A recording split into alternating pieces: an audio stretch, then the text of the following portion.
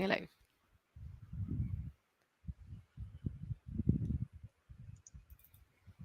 Good morning, everyone. Welcome to the third edition of the largest learning festival for educators, the LearnFest 2023. After two successful editions in 2022, we are back with the most loved online learning event for educators. It's bigger, it's better, it's bolder. Namaskar. I am Rushali Sheth, Google Innovator and Product Head at OrangeSlates. A very warm welcome to each and every educator who has taken out the time to be with us today. My name is Vishal Singh Kutel, and I head the marketing and technology function for OrangeSlates. It's great to see educators joining us from not only all parts of India, but also from Middle East and Southeast Asia as well. Please do comment in the chat where you're joining us today from. For those who still don't know, OrangeSlates is the largest community of like minded educators who like to share their knowledge, hone their skills, and develop attitudes and values we, uh, of truly future ready educators. It is our core belief any change in education has to begin with the educator. Then only we can build systems where change can be affected at scale. You're right, Vishali. It is often said if you educate a woman, you educate a generation. But I think when you educate an educator, you educate all generations. It is with this belief that we started Orange Slates, a place educators can truly call their own, where they learn from each other and help guide each other. If it takes a village to raise a child, it takes a staff room to raise a village. Absolutely. And on this note, here is a brief intro to a short yet amazing Orange Slate's journey so far.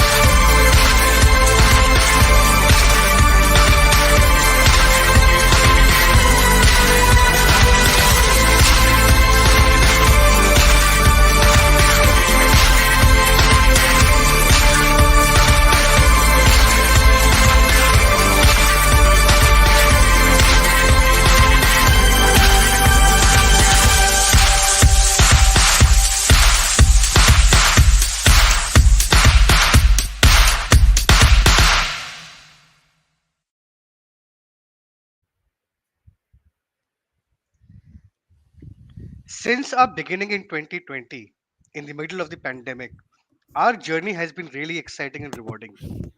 Having upskilled over 50,000 educators across India and beyond, Orange Slates has come a really long way. Our courses have helped teachers across their career stages, starting with teacher trainees, young teachers, experienced teachers, to school leaders as well. You name a challenge, and we have helped educators cross it, and we will continue to do so. With our live, online, face to face, self paced, certificate courses, and customized festivals for school, over 50,000 plus educators have joined our community and are constantly upskilling themselves to become future ready educators. Let us now look at what our participants of one of our courses say about their experience with Orange Slates.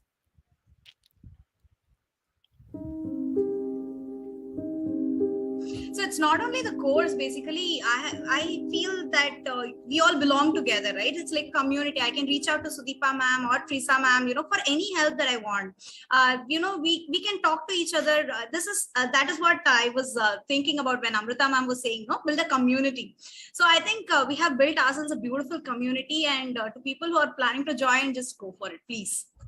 This is something I've been waiting for all the time. One thing I would like to add for the better execution and for delivery of online classes. So, and if you want to keep up the pace with the technology, you must join this course. So, Thank you.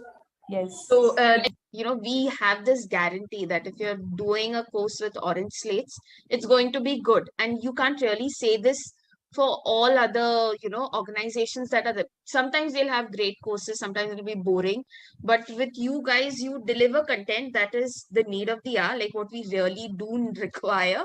And you deliver it in such a way that, we as teachers, though we go to our classes, come back and get tired, and we are still excited to sit and attend that session as well. Superb. Thank you. It's so heartening to listen to all this.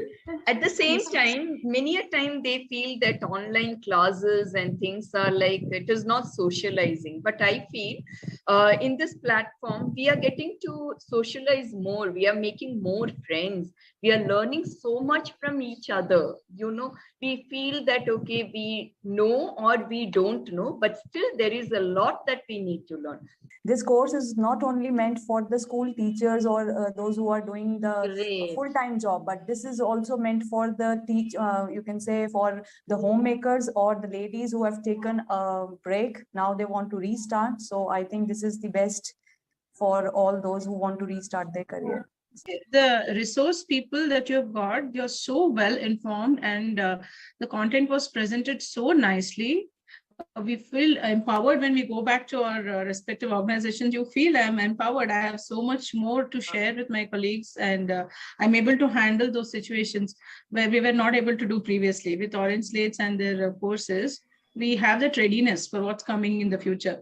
That's why I chose the CEOT program, because we don't know where we are getting into after this hybrid and all that. The future might be this, we don't know.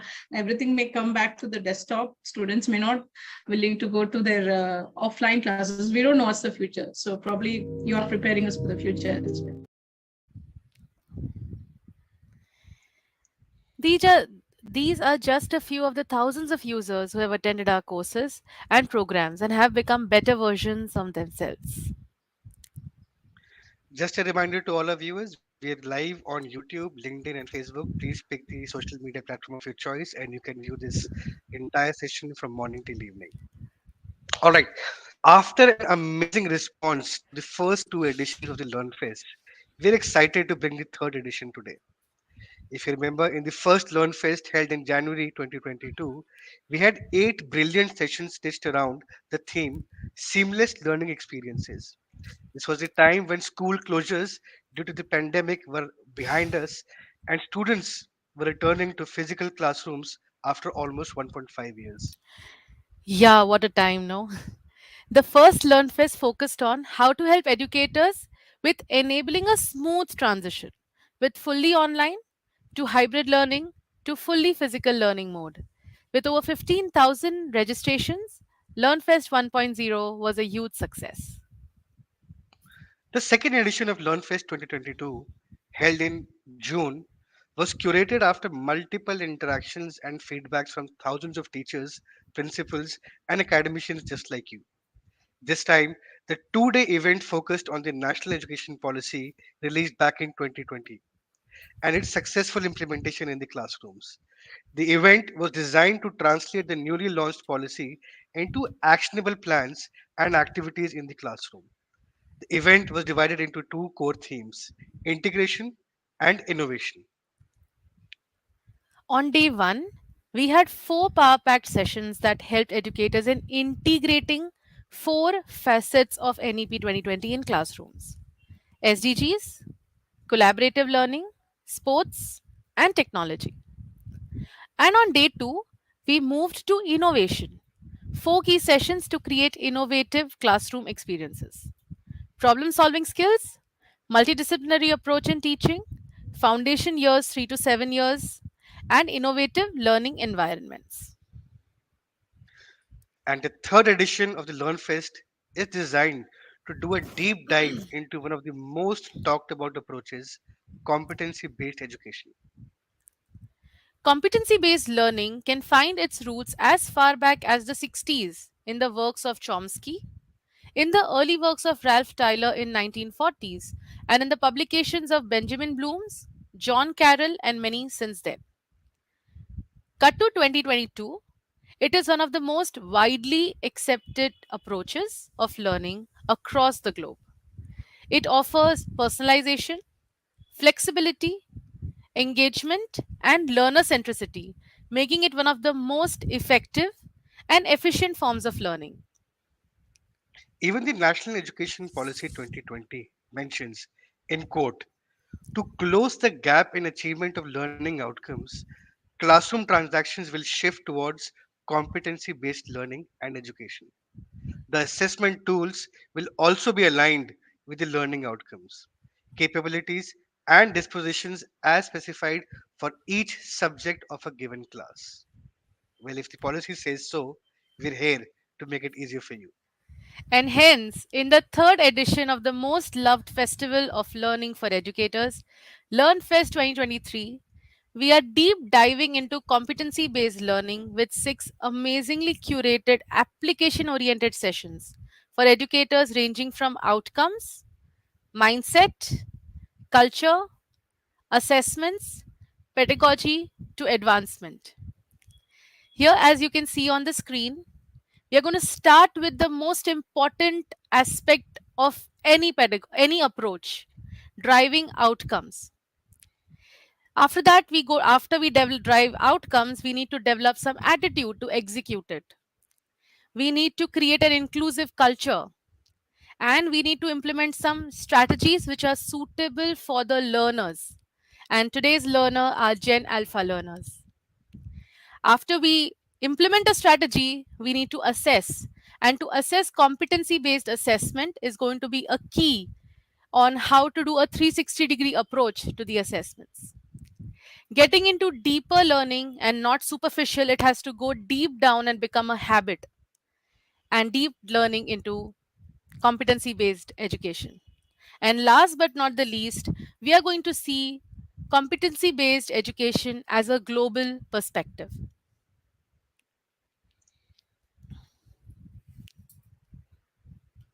Vishali, you'd agree that in order to organize an event at this scale, it requires many hands and heads to work together.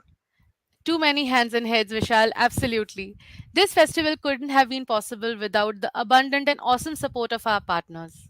We would like to thank our partners, All India Educators Forum, Acadesia, Rahul College of Education, Carpe Diem EdSci Consultancy, Academat Solutions, and our ever growing OrangeSlates community. All right, before we start diving into the sessions, a few hygiene points for all our viewers. All those who are live on either YouTube, Facebook, or LinkedIn, please keep commenting. Please keep adding your comments and views on the chats. We will pick all those comments and start highlighting them on the screen. Any questions, please wait till the end of the session, and the trainers will wait for all the Q&As to also happen. All of you who have not applied for the certificate and the resources as yet, you can still do so. We will add the comment, the link in the chat. This is a certification that is available to all the viewers who have paid for it. If you still haven't paid for it, we have kept the fees still nominal at 499. Shali, can you please add the link in the chat so people can apply, who those who still haven't?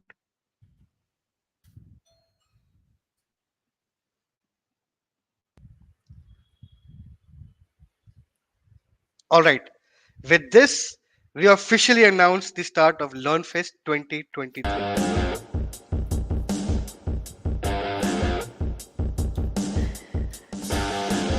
All right, we start with Rockway. All right. So before we begin, before we deep dive into the sessions and get into details about with our eminent speakers, I would like you all to think and answer, when you heard about competency based education, what came in your mind? What do you think and what do you understand about competency? If you can write it in the chat. Yes, and a very good morning and thank you so much for being here with us. Thank you. I see people joining from all over. Meerut, Mumbai, Delhi, Saket. Very nice. Yeah, so all of you, please put it in the chat. What do you understand from competency based education? Some simple words, simple terms that you understand about competency, simple meaning that you understand of about the word competency.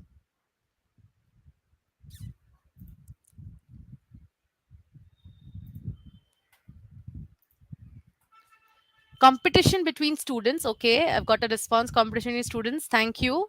Skill based education. Okay, I take this. Thank you. Skills that make students ready to take on the world. Awesome. Take on the world. Yeah, we are ready to compete. Great. Case based MCQs. All right. Learning something new way. New way. Yes, it's a new approach. New way. Questions. Direct questions. All right. Knowledge abilities. Okay, we are getting to the definition now. Students caliber with being considered skill based, skills included. Awesome. So there are skills, knowledge, attitude, there is competition, there is questioning. Awesome. Thank you so much. Thank you so much. You can keep responding. We'll move ahead. So I'll be sharing my screen. Just hold on a second.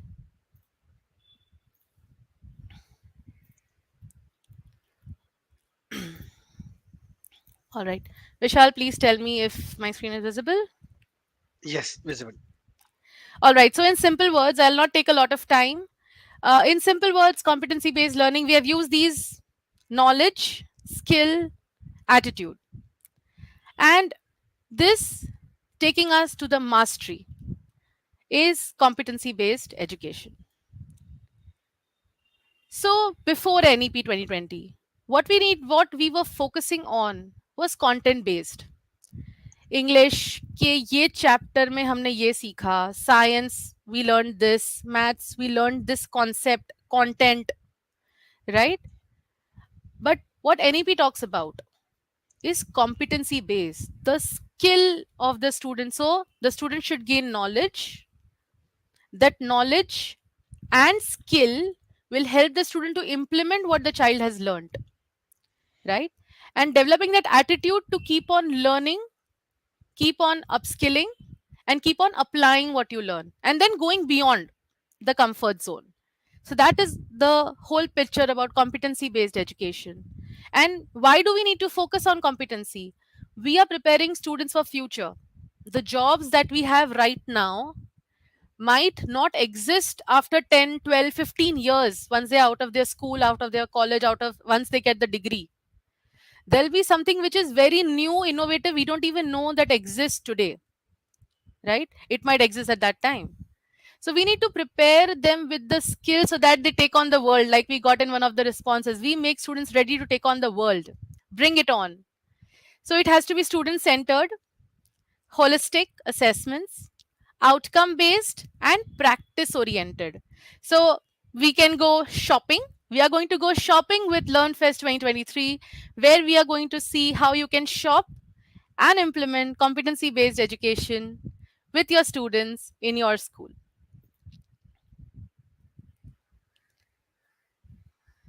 So All that right, was, Roshali, wonderful. That was yeah. brilliant context setting for the entire day. Now, with this, let's deep dive into our first session. All right. In his immensely popular book, The Seven Habits of Highly Effective People, Dr. Stephen Covey talks about the second habit, beginning with the end in mind.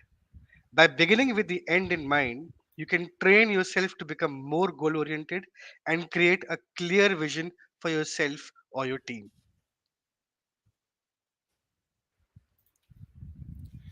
This focus on keeping the outcome in mind serves very well in the learning process as well. With the same philosophy, we will begin our journey of exploring, explaining, and exemplifying competency based learning by beginning with the end in our minds. Our first session is driving outcomes in competency education. In this session, we will be discussing the various strategies and techniques for driving successful outcomes in competency based education. We will explore the key components of effective CBE, including the development of clear and measurable learning objectives, assessment and evaluation methods, and also the use of technology to support student progress and success. We will also delve into the importance of continuous improvement and data driven decision making in driving successful outcomes in competency based education. We will discuss how to evaluate and assess student progress and how to use data to inform instructional decisions and improve student outcomes. We encourage interactivity and discussions to help you apply these concepts and strategies to your own context. So get ready to roll up your sleeves and dive into the world of competency based education. We're excited to have you with us and look forward to exploring this important topic together. So just one more reminder. We are live on all the social media. We are live on Facebook, YouTube, and LinkedIn. You can put your question in the chat and we'll take up with the trainer towards the end. Keep interacting with the trainer. There are a lot of opportunities where you will get the trainer will be asking you and you will be getting opportunity to respond. Please respond in the chat, and yeah, let's let the learning begin. So on that note, we'd like to welcome the first speaker of the day, Ms. Jigna Khoyani. Ms. Jigna is one of our most renowned trainers who has conducted multiple trainings, sessions, and programs for teachers at OrangeSlates. In her current role, she is shaping young futures as vice principal in Radcliffe Group of Schools. She is skilled in lesson planning with micro planning and integration, digital integration and transformation of school, operational planning, public speaking, administration, creative writing, teacher training, team building, and so on. Jigna ma'am, it's really a pleasure to have you, and to start the session with you is like a bang that we need. So thank you so much for being here, and thank you so much for agreeing It's to do LearnFest program. it's always a pleasure and a pride to be on Orange Slates. My journey of a trainer began with Orange Slates and still continues. The topic today, very very close to my heart, because when I do learning outcomes and I do lesson planning, I understand where it comes from. And looking at the chat today morning, it was so overwhelming that yes, we want to talk about knowledge, content, and attitude. And yes, what more could Orange Slates do for any one of us, where we have so much of knowledge sharing happening and so many things going on. So this, I think, is the best platform for anybody to go and grab as much knowledge as possible. And Roshali, with you heading it, and Miss Sindhu, even, I think it's just the justice done to any teacher who wants to take training truly to her heart. Thank you. Thank you so much. It's very, really nice of you. Thank you. So over to you. I'm going off stage. You let me know if you need any support. You can start. Yeah, I'll go. you'll be sharing the PPT, right? Yeah, just hold on a second.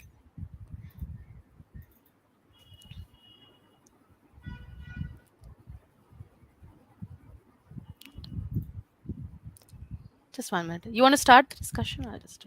Yeah. Okay. I just quickly want, before we go on to the PPT, what is it that you think is the learning outcome of a competency based lesson plan? So if you could quickly just put it in 2 or 3 words into the chat, and I really want to see what we are up to right now. And with what mindset have we come to today's training?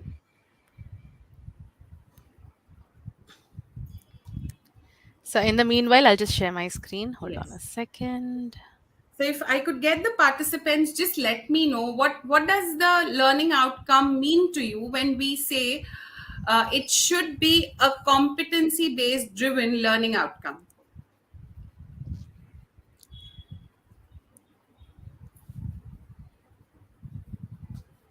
No answers in the chat as of yet. It will come. It will come.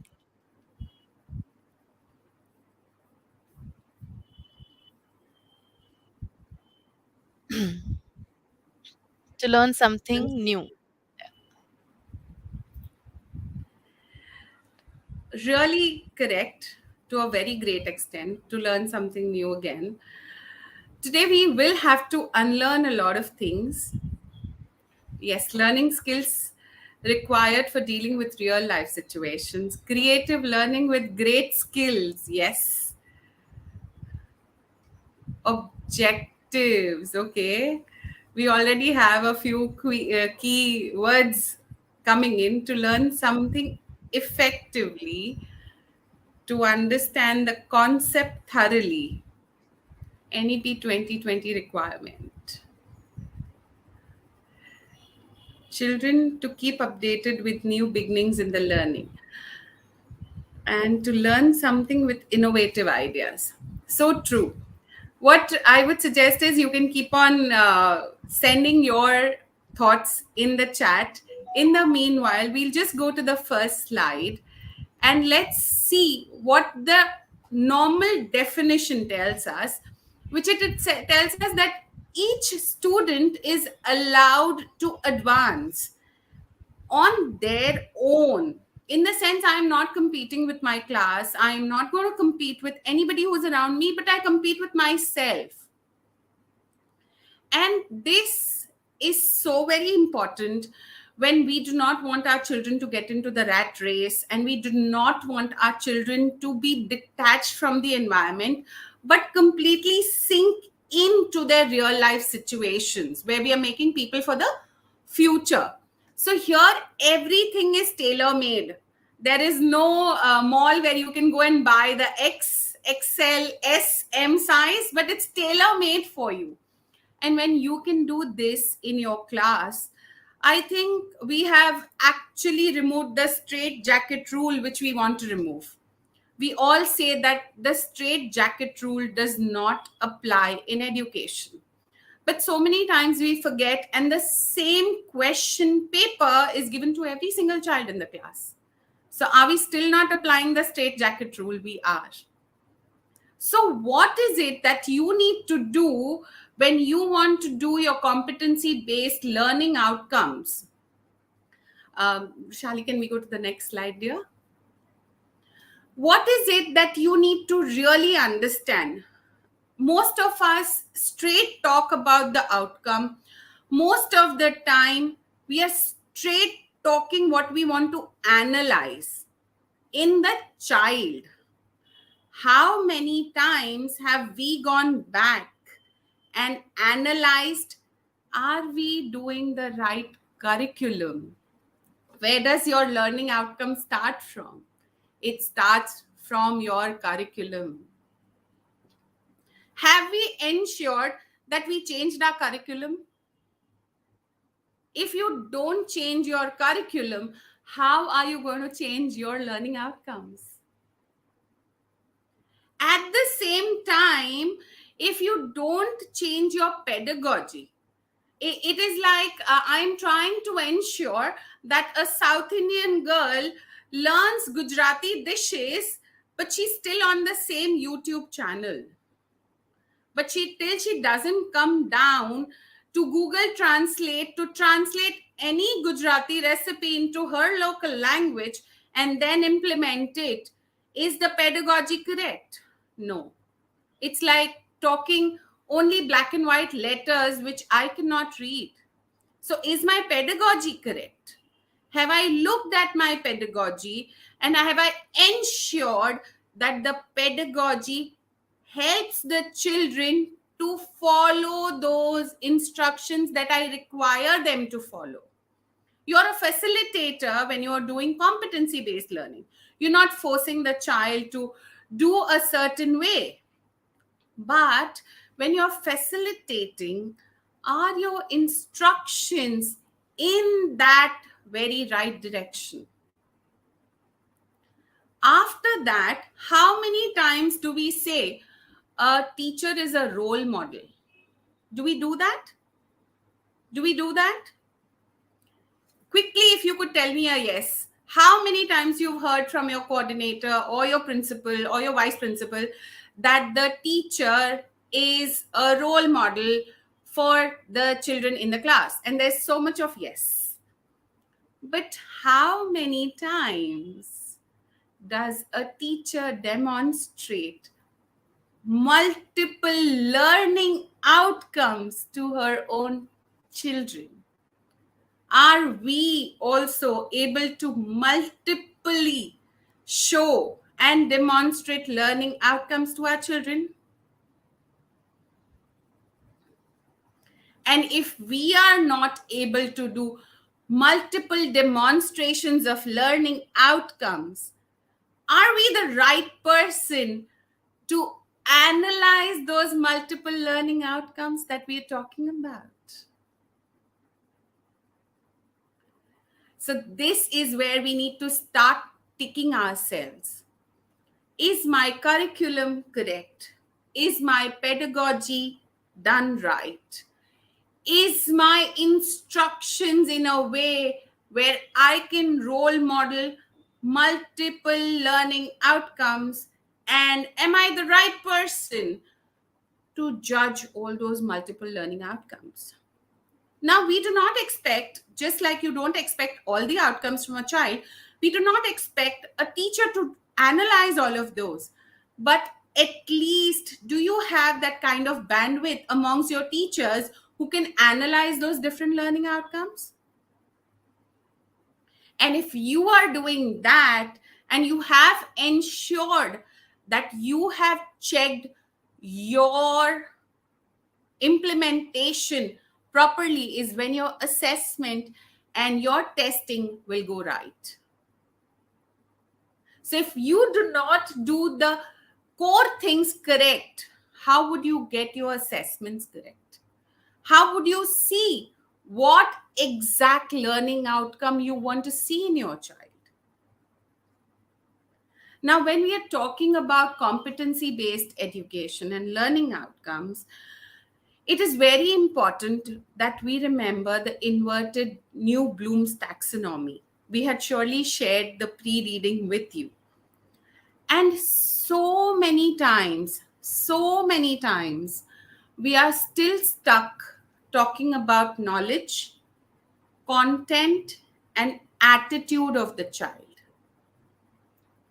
At the same time, if we do not talk about action, which COVID taught us. Believe me, COVID taught us something which was completely hidden in our children. How many of us knew that for making videos, there is so many different softwares? And because of their softwares, there were malwares which were detected. The parents could understand the importance of having an antivirus scan. We all just hooked up to any online platform that we could reach our children at that point in time, be it Microsoft Teams, be it Zoom, be it Google. And we realized later on that sharing that link in public or putting it on our status is incorrect. Anybody could enter our room. And when anybody could enter our rooms, our children's privacy was at stake, and there was such a big learning, a live, real life learning that we had. So till we understand that what core is required, like we say, agar hamare masale theek nahi hue, will our end product, the cooking, really taste good? So many times we say we need those raw spices, bake them at home, actually grind them at home, and then the aroma is going to grow. It's the same thing for our learning outcomes. If you have the right curriculum, you have the right pedagogy, and you know that your teachers are enabled to ensure to give proper instructions and role model multitasking and multiple dimensional assessments. Can we go to the next slide, Vishali? Now, how would you do this? And how exactly can you achieve a curriculum or a pedagogy or a role modeling when you are making it? It is very, very important. We at the first thing need to understand what exactly are we looking forward when it comes to a clear and concise statement of the skills. You as a school need to understand what kind of competencies that you want to look into your children. What kind of pedagogy are you going to use so that those skills are visible in your children? You will then be able to observe those skills and measure them.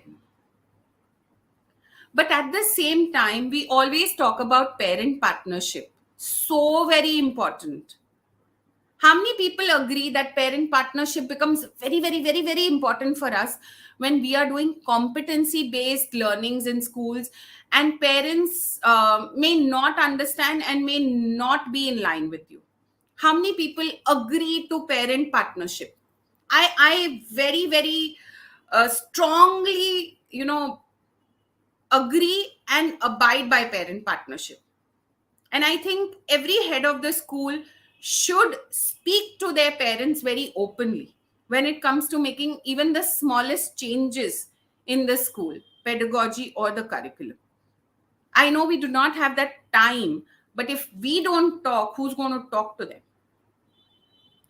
So, till every stakeholder of yours, whether it be your non-teaching staff, be it your parents, be it your teachers, understands that what is it exactly that we are looking forward to, it's not going to be achievable.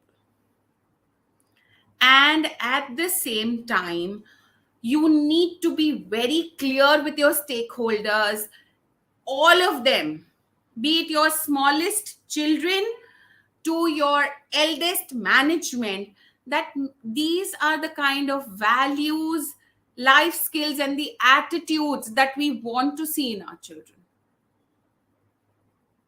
Now, if you've not integrated all of this into your curriculum, then how will your teachers know what is the content that they need to deliver?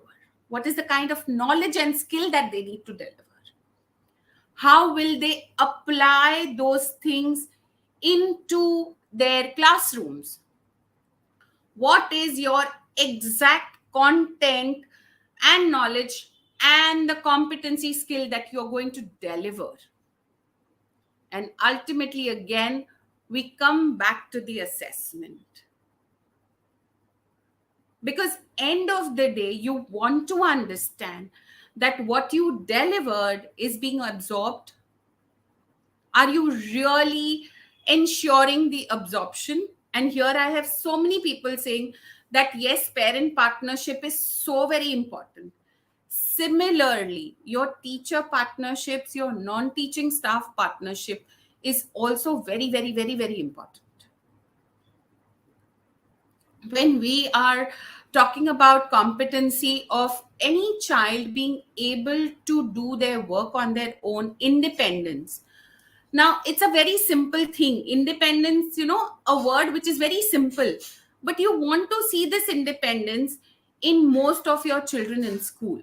A very, very big competency that I would like to talk about. We all say we want to make independent citizens. We want to do this. We want to do that. How many times have you ensured training your non-teaching staff that even my pre-primary child, after a month or two, should be able to go to the washroom on their own? But we being overprotective, over possessive, what will the parents say if something happens to the child? No, my parents are very protective and I need to be very protective. Nothing can go wrong with the child. But if proper observation skills are inculcated into your non-teaching ancillary staff, you think at home the mother does not try sending the child to the washroom on their own? Yes, we do. But how many times have we trained that into our ancillary staff and they're always scared? बच्चे को कुछ हो गया तो मुझे बहुत डांट पड़ेगी. I'll be shouted at if anything happens to the child. But till you have spoken that independence to your staff and your stakeholders, and at the same time tell your parents you're going to potty train your children, the pre-primary is going to go through it. At the same time, when you're doing career counseling for your grade 8, 9, and 10, ensure you talk to your parents not to pressurize the children, because you're not going to do that in school. So till you and your stakeholders, be it your pre-primary parents, your primary or your secondary parents, are on the same platform, the competency-based learning outcome is not going to come out. 3 major points to be taken from here. clearly understood learning outcomes by all stakeholders. Very, very important. What are the kind of values, the life skills and attitudes that you want to see? And ultimately reflect on what kind of curriculum that you've built. If you have taken care of these 3 points, your other points automatically set into the rhythm.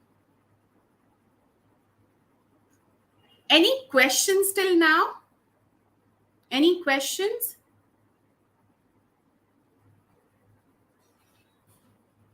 No questions that we see. We could move to the next slide. Okay, now like we come, so many times we say, ma'am, we actually write the learning outcomes, but वो होता नहीं है. It doesn't happen. There is nothing that happens. So many times I write my learning outcomes. I'll just like to give a simple example. You know, when we're doing this chemistry in grade 6, 7, 8, and you write a learning outcome wherein you're saying the child, your learning objective is the child should be able to understand the chemical formula or the atomic structure of water. You finish doing that and your objective is so set. What is your learning outcome? You said the child will be able to write the atomic structure of water. And you're done as a teacher? You think you've justified? Proper learning objective, proper learning outcome, perfect. Atomic structure of water is what the child was supposed to understand and learn, and he is able to replicate. My job is done. Right, Roshali, I'm done. I wrote the learning outcome. I wrote the learning objective, and so clear. But where is the true competency of Bloom's taxonomy? The child should be able to dissect the atomic structure and make compound chemical equations when water reacts with other metals. Is this the competency that we want to see in our child? Where will the chemical engineers come from? A simple question, where will the chemical engineers come from? He understands the atomic structure, but agar usse pata nahi hai, what am I supposed to do with the atomic structure? What am I supposed to do? Did you tell the child? Did you make a critic out of that child? Criticism when positive. Very, very, very, very important. Did you ask the child to categorize the atomic structure of water? Did you actually tell that grade 8, 9, and 10 child that the atomic structure of water when reacting with metals and non-metals changes? This is the purpose of teaching those chemistry equations to our children. And if a child can make a new chemical formula, I think you've achieved the best. And how many times do we see children making new chemical formulas or fumbling to make something new? Create a safe environment. When we were in school, I'm sure all these people who are here teachers, we did not have virtual labs. So making mistakes with chemicals was not a in thing. But today we have virtual labs where the child can actually mix incorrect ingredients, see the hazard online, which is still so safe. And we still just forget. And what is to be done in the lab? Journal completion, my practical over. I understand your competencies take a setback when it comes to portion completion. But if today is not the change that we want to make, when is the change? There will be speakers who are going to speak on strategies. I just told you one of the strategy that, how you want to see a learning outcome. We're going to have an entire session on different strategies and see the real ones also.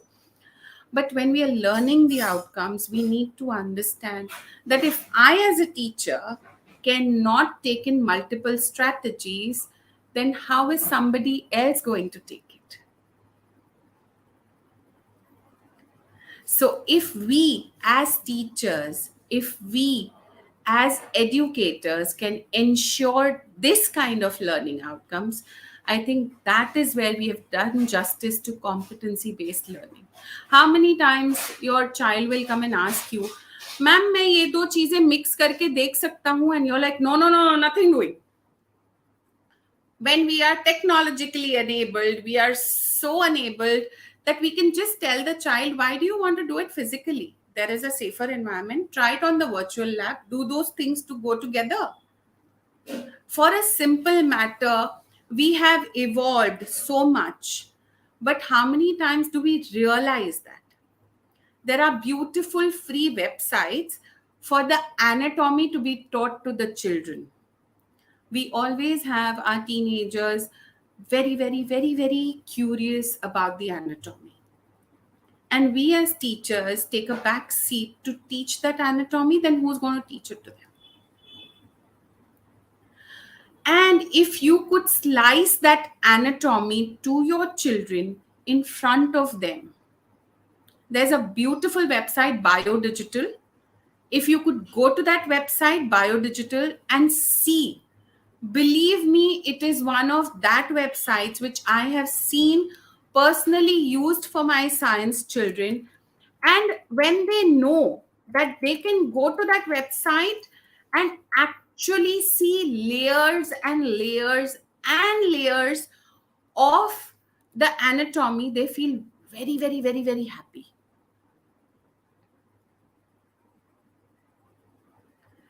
And could I actually show it to them, Rishali? Should I just present it? Because it's a very, very beautiful website, which most of the people here can, see. And if they can see it, it's going to be one of the beautiful things. They'll be able to do it with their What is the children. name, Jyoti ma'am? I'll do it. What is the name? Okay.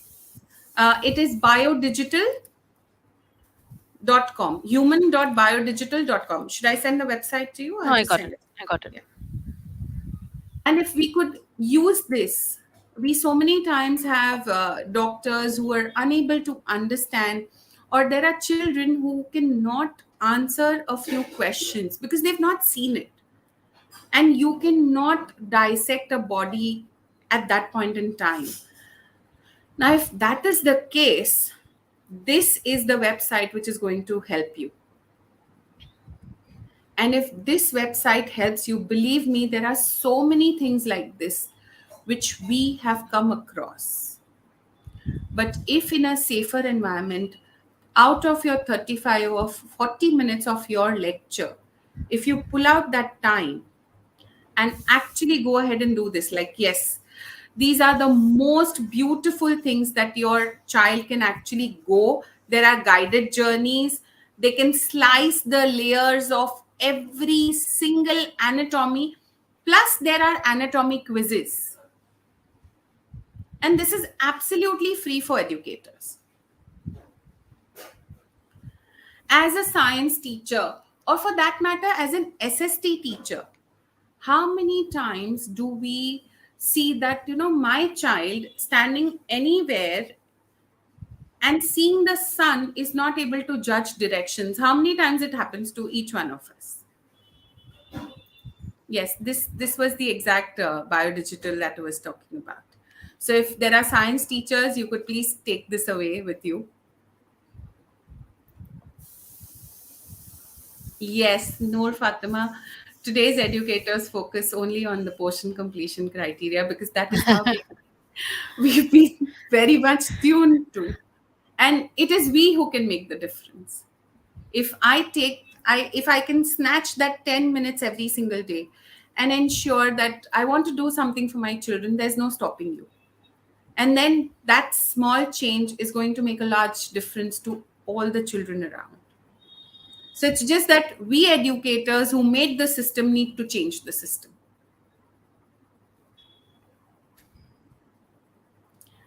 And don't worry, we'll be putting this in the e-goodie bag that you that Yes. so you'll be receiving this link, and we've already Yes. shared the link here. So thank you.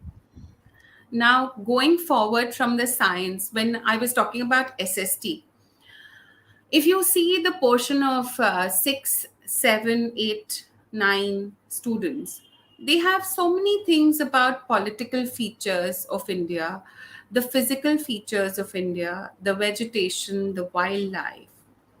Now, this all just makes up a lot of knowledge for any child, whether it is worldwide or it is in India. And when we are trying to teach this, how many times as an SST teacher you've just said, this is rabi crop, this is kharif crop, this grows here, this grows there, and that's about it. But why? Why have we not put it across to our children? Can you tell me that this rabi crop, why does it grow in this region? Where is the sense of the weather? How many times have we told our children that distinguish between the weather conditions of the rabi crop and the kharif crop? Our children know mango will come in the summer season, that's about it. But if I go back and ask that child, when is that exact time the seed for the mango will be sown, how many children will be able to answer? Or for that matter, we get wheat and rice. Most of us go ahead and uh, actually just want to store stuff, and we buy it in the summer season. So why do the new harvest come in the summer season? And to understand all of these physical features, the weather conditions, is where we integrate science. Nehal Christian said, this is science, but this is subject integration. Is our life compartmentalized? Once you're out of school, is your life, this is science in my life, this is going to be geography in my life, this is going to be history in my life? No. But what happens is we integrate all the subjects together when we are living in real life conditions. And this, if we could do, is where you are doing competency based learning outcomes. Your complete outcomes are driven by competency, because there will be so many children who understand weather well. There will be children who come from different terrains and understand that, okay, my father had a transfer from here, Tab, in the month of January, it was this cold there. But now where I'm living in the month of January, it's not that cold. But how many times as an educator do I have the time to listen to that child? I would suggest, if we could have our curriculum sliced. When you want to do competency based, you will say, ma'am, does that mean we want to change everything? Are we going to make huge changes to our pedagogy? Do you really think as educators we need to do all of that? Or small changes, small steps can lead to a bigger outcome? So, Vrishali, could you share the PPT again and the next slide in the PPT? So, what are we all talking about? Like, ma'am, we have to complete the portion. Ma'am, we have to ensure that practicals are done. Where is the time for beyond the book? Where is the time for real life integration? So, what will you do if you see as a teacher that your learning outcome was not achieved? You wanted to see a competency based driven learning outcome and you couldn't achieve it. What do you think? I want the educators to answer before we show you the answer. What do you think you could have done? Or what do you think you need to do?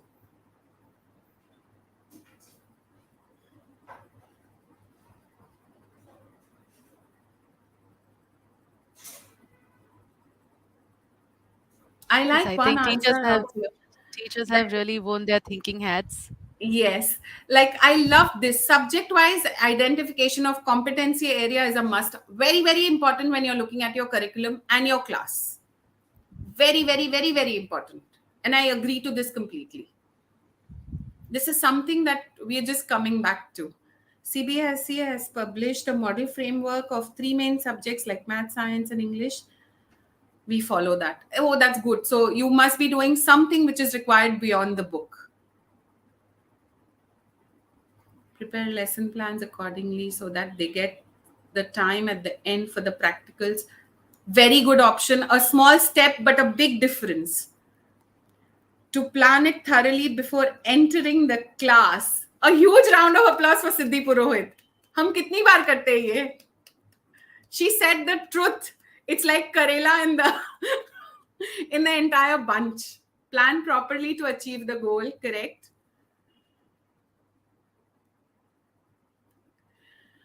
So yes. Now, if your learning outcome fails, हम क्या करते हैं? You need to make the U-turn. मुझे वापस आना पड़ेगा. I have to come back. I have to see what I did not do. Self-reflection. Very, very important, teachers. I know you're bound by curriculum. I know you're bound by time. But till you take this step of taking a U-turn, it's not going to happen. I want to take 1 minute and ask, all the teachers here at one point in time have given a demo lecture for taking the job. Am I correct? Am I correct? After that, through your journey in that particular school, have you ever done a demo lecture of your lesson plan?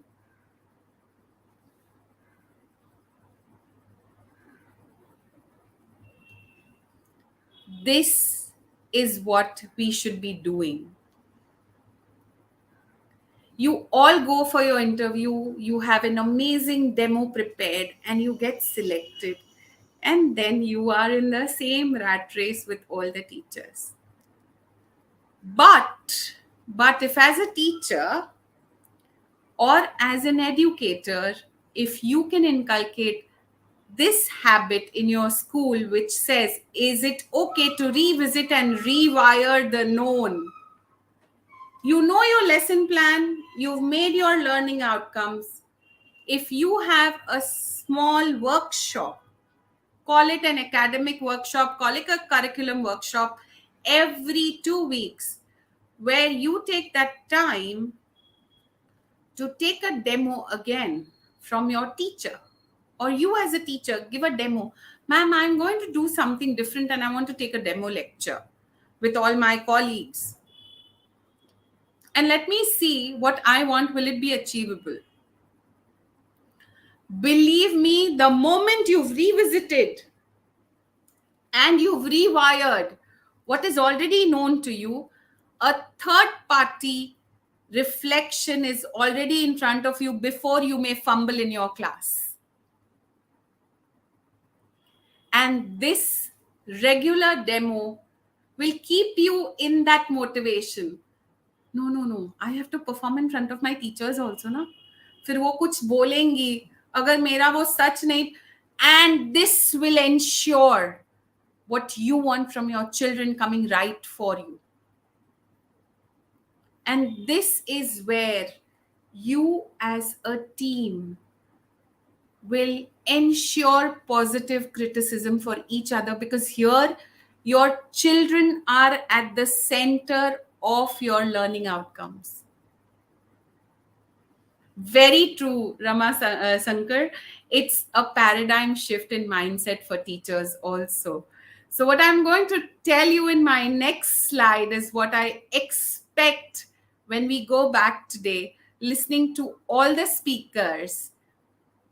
I want children to do adaptive learning, right? हम बहुत चाहते हैं वो सारे adaptations कर ले, मैं जो changes बोलूं मेरा बच्चा immediate. I have said this, my child should do it. I expected this, my child should do it.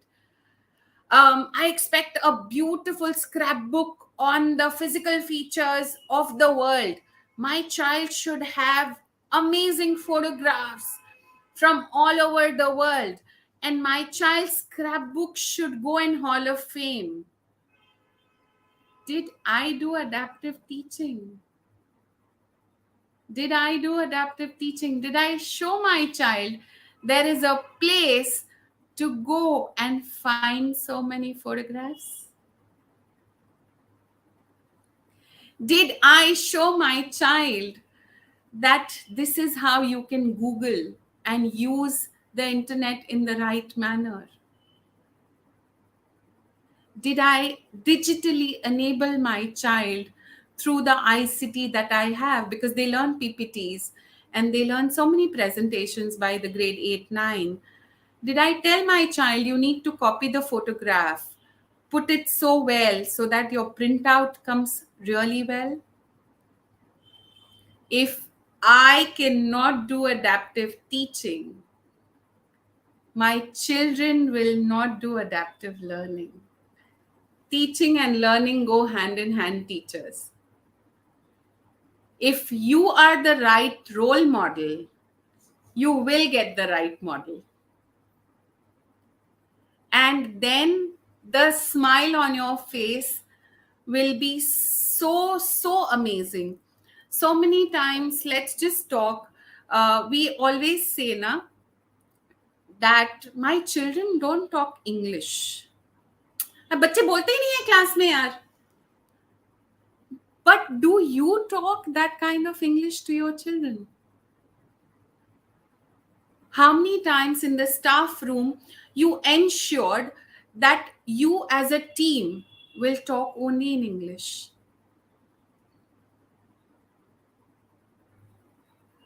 Yes, non-interesting topics. Very true. Very true. Workshop for non. And how interesting you can make it. You will see so many strategies today in competency-based learning for the future speakers. How many times have we thought, ये यार history मुझे पढ़ाना पड़ता है. I don't know why I became an SST teacher. How many times do we feel this? Yes, so true. Miss Vasudevan, I think yes. Generally, we assume ICT skills are to be learned from the computer teacher only. क्यों भाई? मैं भी तो एक teacher हूँ, मैं भी तो presentations करती हूँ. I ensure that I go with a proper PPT in my class. I ensure so many times that I have to do this in the best possible video that I can show to my children. So if I as a teacher am not adapting, I am not unlearning and relearning what is required, how can I expect my children to do it? How can I expect my parents to do it? It's my humble request to every teacher here to ensure that they go back and do adaptive teaching so that they can get adaptive learning outcomes. Yes, yes, very beautifully said by Balaji Yadugiri. Self-motivation to change from fixed mindset to growth mindset. So true. I want to grow and I will ensure growth for myself and my students. If that is the case, मुझे मेरे बच्चों को पढ़ाना है? No. I want to teach them. They will learn what they're supposed to learn. But I want to help my children grow. If that is the mindset, then you've done adaptive teaching. You will automatically get adaptive learners. Meera Survey said, go back to your lesson plan and incorporate the changes required. So true. We need to take that U-turn. I know lesson plans is something we are so scared of. Oh my God, अब ये बना के submit करना है, approve नहीं हुआ तो more than the approval. If I am that growth mindset teacher, if I am an adaptive teacher, what I will think is जो लिखा है वो होगा. What I have written as the learning outcome, will I see it in my children? And if your demo of that chapter, which you're going to do innovatively, goes correct with your colleagues, believe me, you will do wonders in your class because you will be motivated. You've already seen what you've missed on with your colleagues, with your peers. There is good peer pressure. You've wonderfully performed in front of your peers, and you will perform much, much, much better in front of your children.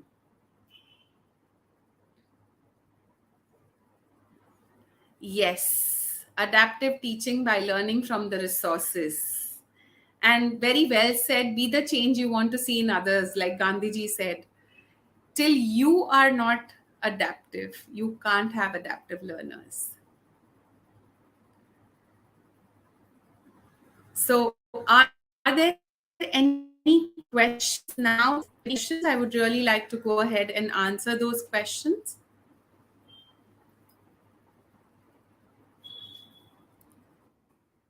No questions yet. I think they're just trying to comprehend what you're saying and how they can implement.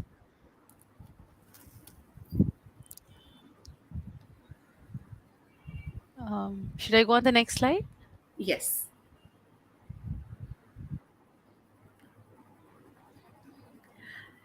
Now, teachers, you will say that, ma'am, assessments and evaluations, how do we ensure that we complete our portion? We ensure that we have more time to assess our children in the way we want. What happens is, normally in any school, you have 220 to 260 working days. Am I correct? We already have reduced portions from all the boards that we are catering to. Now, if we as educators are doing the learning outcomes in this fashion, where measurable outcomes with desired performance criteria, like I told you for the atomic structure of water, do you want the child only to learn and replicate the atomic structure of water, or the child should understand the changes that the atomic structure of water will go through when comes in contact with metals and non-metals? Behavior activity, very, very, very, very, very important.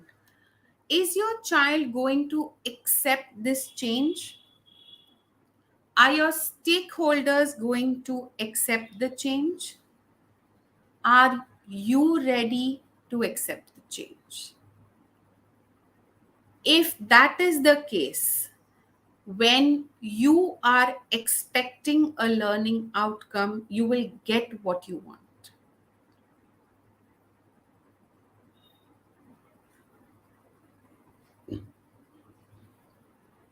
I will surely answer the questions. I see a few questions in the chat. I will surely answer those. Linked to the teaching and learning methods, like somebody also said, that teaching and learning styles need to blend together. As I said, if you are an adaptive teacher, can you produce adaptive learners? My curriculum is something and my activities are something, and then I am trying to find where is my dish which I wanted. It's never going to come in because there was no sync ever, and we need that sync. So till your teaching style, your curriculum, your pedagogy is correct, your instructions are in flow, if you are clear and concise in your linking between the teaching and the learning, and please understand, children always are confused because they are new learners. So many times, as a teacher, you may go to the class and you may feel, अरे यार इनको ये नहीं आता है, why can they not comprehend what I am saying? It is because you have forgotten you need to go down to that age 12, 13, 14, 15, who's sitting in your class. They need to be spoken in their language. We do not realize sometimes that we need to understand them rather than they understanding us. I need to understand them. I need to be very clear, very concise, absolutely unambiguous language. When you're writing, write it to the T. Re-paraphrase it. Take your time to understand, have I written correctly? Take a third party opinion. So many times as teachers or educators or being in higher authority, we are so close to taking suggestions, or for that matter, a good advice. We are like, mujhe pata hai, you keep it to yourself. I did my job. But what is the harm looking at it from a third party perspective? You talk to yourself in a certain language. People hear your language in a different way. To remove this unambiguity, if you can take a third party understanding, you will do a lot of justice to your lesson planning outcomes. Now, but what if a teacher wants to make change, but she's unable to do due to higher authorities? Neelam Parihar. Very true. So many times there are restrictions from higher authorities. So what will you do? I'll give you a very classical example of a teacher of mine. I was in a school, and that time even I was a senior teacher only. But this teacher, she kept her lesson plans very crisp. She kept her learning outcomes very crisp. And what she did is she used to take away 5 to 7 minutes from her everyday class. See, when you're in your class, you are the entire king of your class or the queen of your class. There's nobody who's going to come in unless we are going to come and observe, right? And no higher authority till now I have seen who would reject innovation in teaching. And what innovation she did in teaching is, every single day when she would start the class, she had 2 GK questions given to the children the previous day, just at the start of the class, relating to those topics. And she made a GK question book related to that very subject. And I was very surprised that she was an English SST teacher who used to actually drive GK in classes. And what she used to do is, in that 5 to 7 minutes, the first thing she would do is ask the answer to those GK questions and then give 2 more questions for the next day. And believe me, through this, she got children who would speak much better real life connections. So teachers, there is no stopping you. If you can, it does not, like I said, you don't need to make too many big changes. Small steps making larger differences. Yes, children should implicate it. But how will they implicate it unless you motivate them?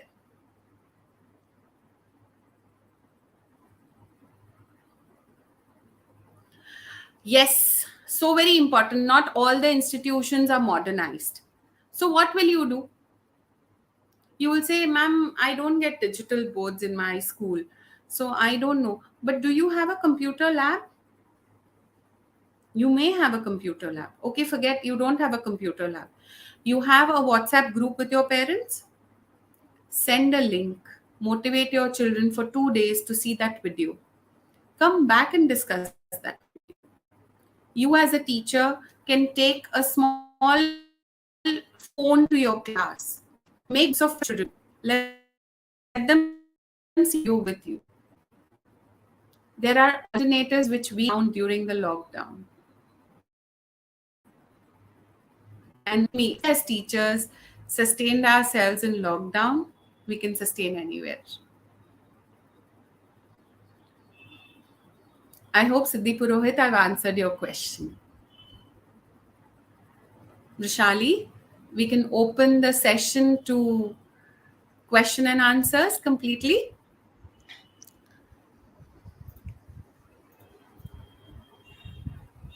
Sure, it is. The floor is open if you have any questions.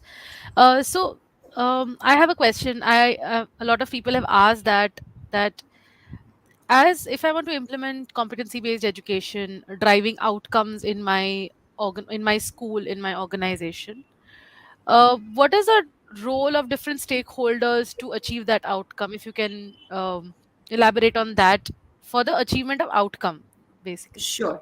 Like I said, that the first thing that will happen is how enabled your teachers are to first and foremost understand the kind of competencies and the students in their class.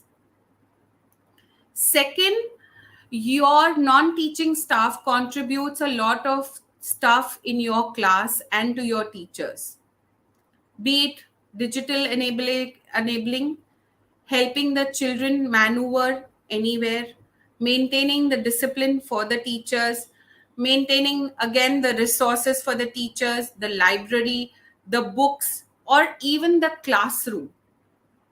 So if those stakeholders do not know what exactly the teacher is going to do tomorrow, a simple example, I'm going to do competency based learning, and for tomorrow I am going to see the outcomes, wherein I have 5 children in my class who are going to make a scrapbook. I have 3 children who will make a chart. I have another set of children who are going to go ahead and make a video. So they may be using the computer lab. And I have a few children who are going to make a 3D model. Now, in such a case, what happens is your teacher is thinking, I will go to this area tomorrow. I'll go to that area and it'll be done. But sometimes she forgets to understand I need to book the computer lab. I need to tell my ancillary staff that open area where I have kept clay and sand, my children are going to come and make a 3D model. I may have left chart papers and pens, sketch pens and scrapbooks in my class, which do not need to be taken away as extra stationery left in the class. At the same time, have I sent the right circulars to my parents? Because how will the parents send the material which is required unless they know that this chapter is going to be assessed on competency based of their children? And that means one circular is not going to suffice. You need to have your groups maintained. You need to understand that these children understand audio visual learning, so the outcome will be an audio visual learning product. I understand these children can talk well, so there will be a podcast. These children can write well, there can be an essay on the topic. And if I have not kept my stakeholders informed, for that matter, even my higher authorities informed, and that is where all the stakeholders come into the picture. I hope, Rushali, that answers your question. Absolutely. Thank you so much. There's one more question. Would like to know whether this current assessment is suitable for all children, and I think especially because we are talking about outcomes and how the assessment of the outcomes, while creating the outcomes, like we say, the end should be in the mind in the beginning. So if you can elaborate on that as well. So The current assessment is suitable for all children. Like I said, one question paper trying to assess everybody. Absolute no. Till you found the competencies of your children, how will you assess them? And I, as an educator, always feel we may have a half yearly assessment because that is required still in our system, but we all understand that we have formative assessments, we can have concept assessments.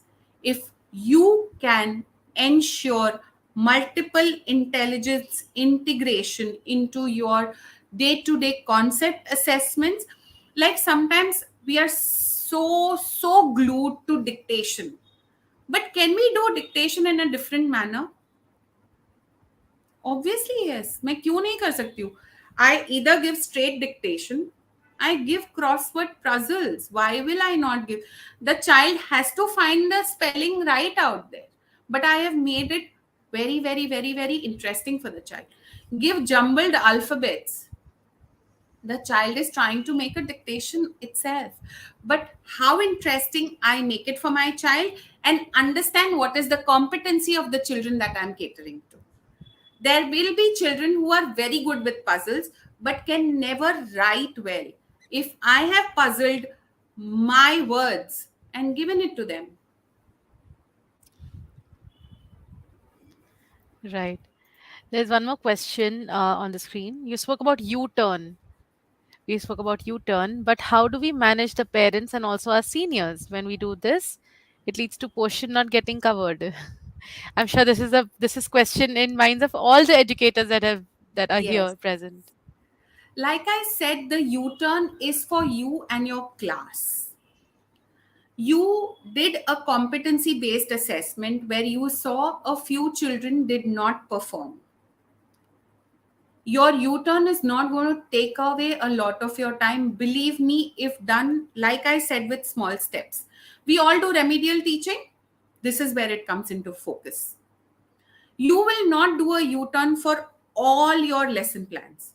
But for that particular concept, you go back and just check. When I wrote this lesson plan, what was in my mind? Did I not realize my under average children were not covered?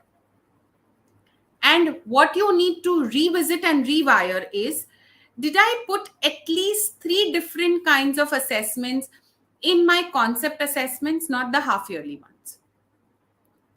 Take your time and just tweak the assessment that you gave. Give it in a different method, like we just spoke about dictation. You gave a dictation and everybody did not do the dictation. Can I not go back to jumbled words? Can I not go back to crosswords? Can I not go back to the word Sudoku? There is a word Sudoku. Ensure that you introduce this to your teachers, and that will help better remedials, better learning outcomes, and you will have ensured that you are doing competency based adaptive teaching to have adaptive learning happen. That I think that's the best approach. Creating objective, the main objective, defining it very clearly, execution, planning, strategies, assessment, and then reflecting whether all this is taking you here. Yes. And whenever you take a U turn, please ensure you're not taking too many emotional setbacks. You need to be very clear when you're taking your U turn. Keep the end in mind again. There is what is the role of school management and leadership in CBE coming to the norm? Curriculum, pedagogy, instructions. What is it that your school wants to drive? Values, morals, and attitude and skills that they want to see. The most important, that is where it all starts. It starts with the management. Absolutely. Yes, participants, if you have any more questions, you can continue putting in the chat. Any last bits? So, any tips that you want that okay, teachers should do it from tomorrow? They can do this very easily, and yet they can see results effectively? Any tips, quick tips? Like I said, adaptive teaching. Today, you will get a lot of strategies. Please hold on to those strategies. You have already got a tip of keeping unambiguous language, very simple language, no rocket science that we want to do. We have a lot of words in our vocabulary. How many times do you think all the children or all the teachers who come to you know that vocabulary? Just because I want to show, अरे मेरी तो ज्ञान की गंगा बहुत बड़ी है. That is, keep it to you.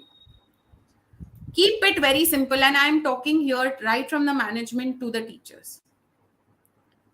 Unambiguous language, simple, and communicate with anybody and everybody you come across. Sharing of ideas. Like I said, every stakeholder will be very important. If a teacher wants a presentation from her children in a certain subject, she better talk to her ICT teacher and tell, you know what, when you're doing the PPT, na, instead of giving any other project, can you just give this project? Can they do this with you? And you're already integrating.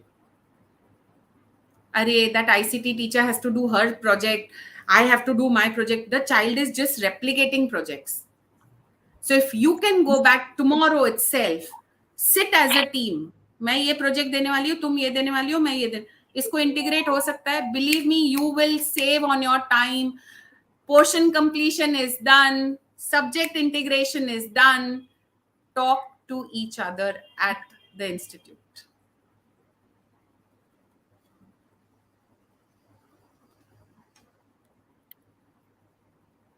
Yes, that's, I think, a mantra we all should start with.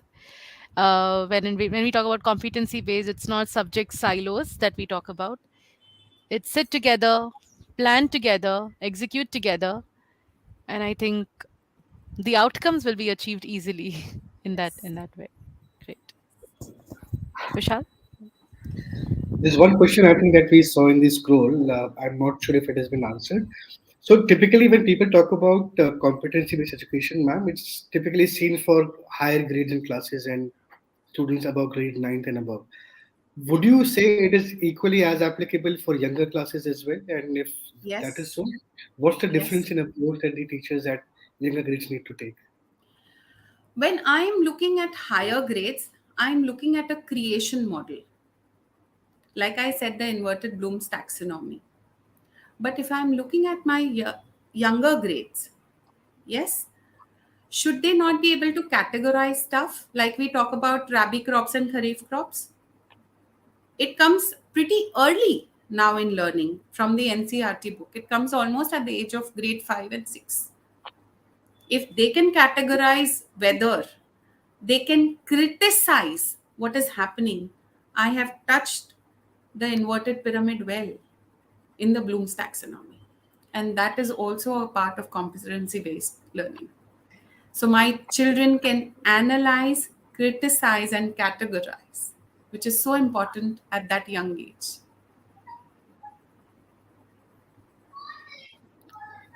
Got it. Brilliant. Great. Wonderful, ma'am. Thank you, Jagna, ma'am. This is, I think, a perfect start to today's LearnFest. I think now we can all say that we understand competency-based learning is actually a student-centered approach to education that focuses on demonstrating of knowledge and skills rather than just spending time in a classroom. And outcomes are crucial in this method of learning because they provide a clear and measurable benchmark for progress and achievement. I think you've captured all these points brilliantly, and we couldn't have asked for a better start to today's LearnFest. Thank you Thank you so much. so much. Thank you so much. Thank you so much, Jigna ma'am. So, yes, we learned about how outcomes help to define the specific knowledge and skills that students are expected to acquire, and they serve on the basis of for evaluating student performance. Also, great to see that outcomes provide a clear roadmap for the instruction, allowing educators to tailor their teaching methods to the specific needs of their students. Ultimately, the emphasis on all outcomes in competency based learning helps to ensure that students are truly mastering the material Mastering is the key here, which is essential for the long term success in their chosen field. We hope this session has helped you to gain some clarity on the outcomes, the planning of the outcomes, the role of educators in overall curriculum aspect and competency based outcomes aspect, and the role of outcomes is so critical for all of us. So yes, this is about the start.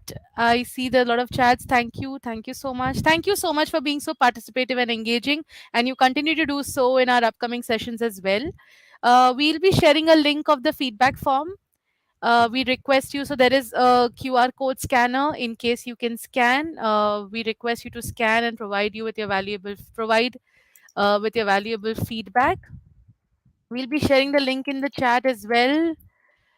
We request you to click on the link and provide valuable feedback so that we can continue bringing the best to you. You can also follow us on social media platforms. You can search @OrangeSlates. If you like what you are learning, you can showcase your learning on social media platforms, tag OrangeSlates and put hashtag LearnFest 2023.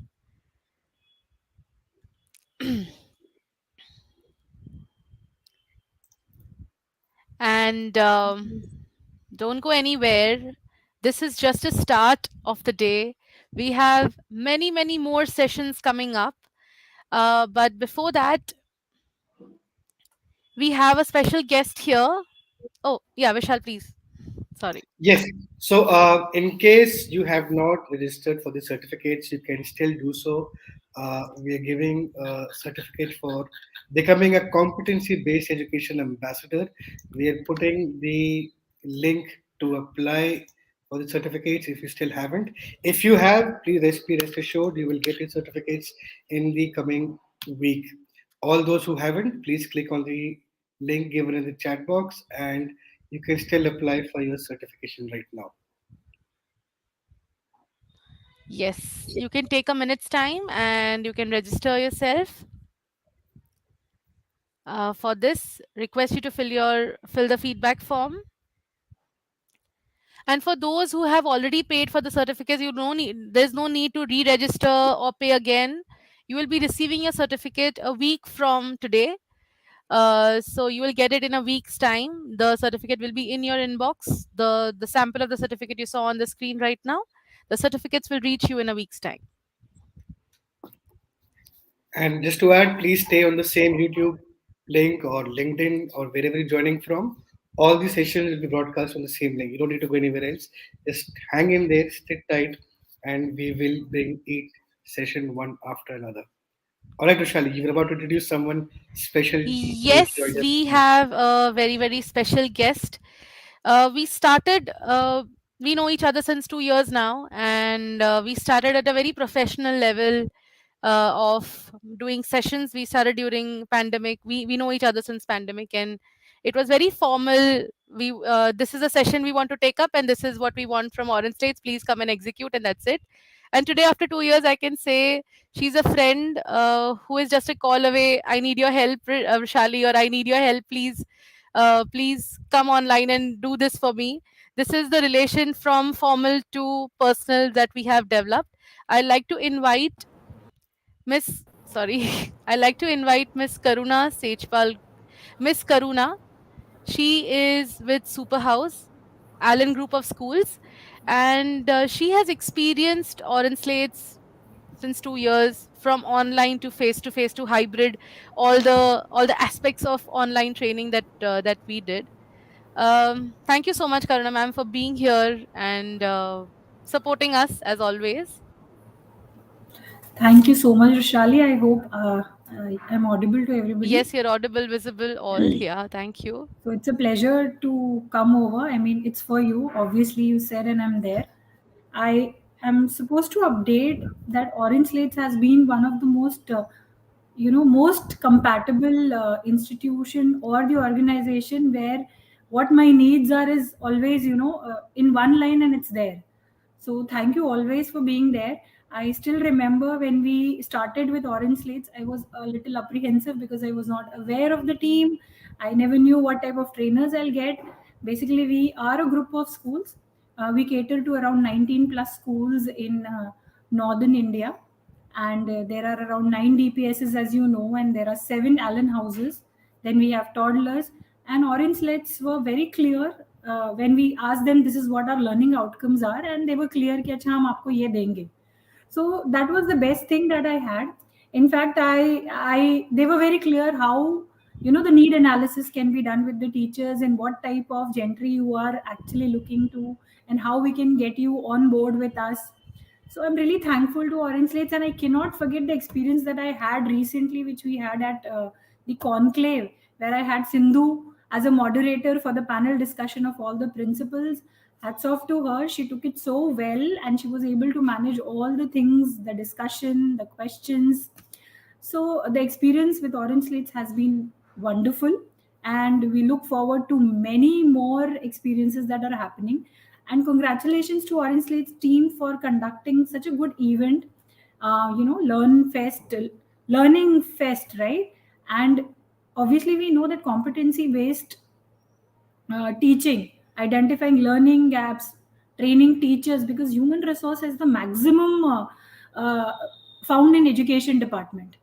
And the knack of handling these human resource, and how to train and develop, and how to get them as per the generation need, and as per the need what demands India has, basically. So thank you so much, and Rishali, Sindhu, all the best. May you keep having such sessions all the time. And I look forward to many more associations with you. In fact, I have few more plans, because as summer vacations are approaching, students are going to be on leave, and my teachers are going to be, ready for the next session again to take up some trainings. We are going to get back so we can decide for few more learning and development of the teachers. Thank you so much, Perfect. I'm booking Vishali. my flight tickets now. Sure, sure, absolutely. Great. Thank you Okay. so much. Thank you so much for sharing your experience. Thank you so much for giving this opportunity. Like you said earlier, you had apprehension, but still you trusted us. And thankfully, we were able to deliver. And thank you once again for always being there as a support system. Thank you so much, Karuna ma'am. Thank you for Thank you, giving us Vishali. this Thank you. opportunity. Thank you. Thank you. Thank you.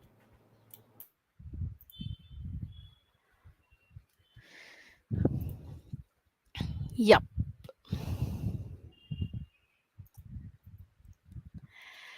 So yes. All right, moving along.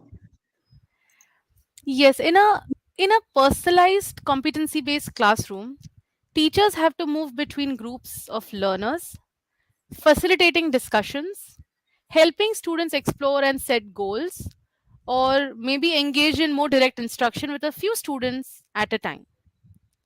Their classroom may offer flexible seating. Students participate in discussions about how and where they learn. They may also be working independently or in a group based on what they're working on.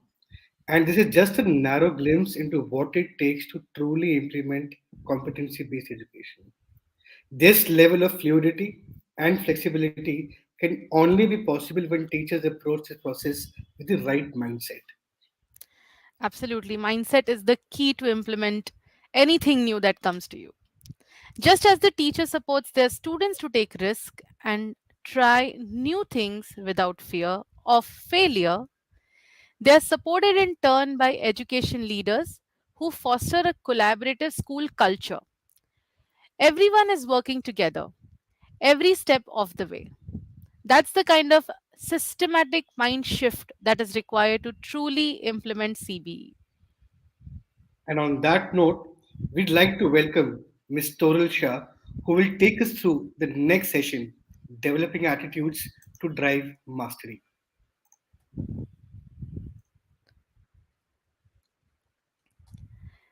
Toral ma'am is founder at Drishya and principal of Dominic's group of educational institutions.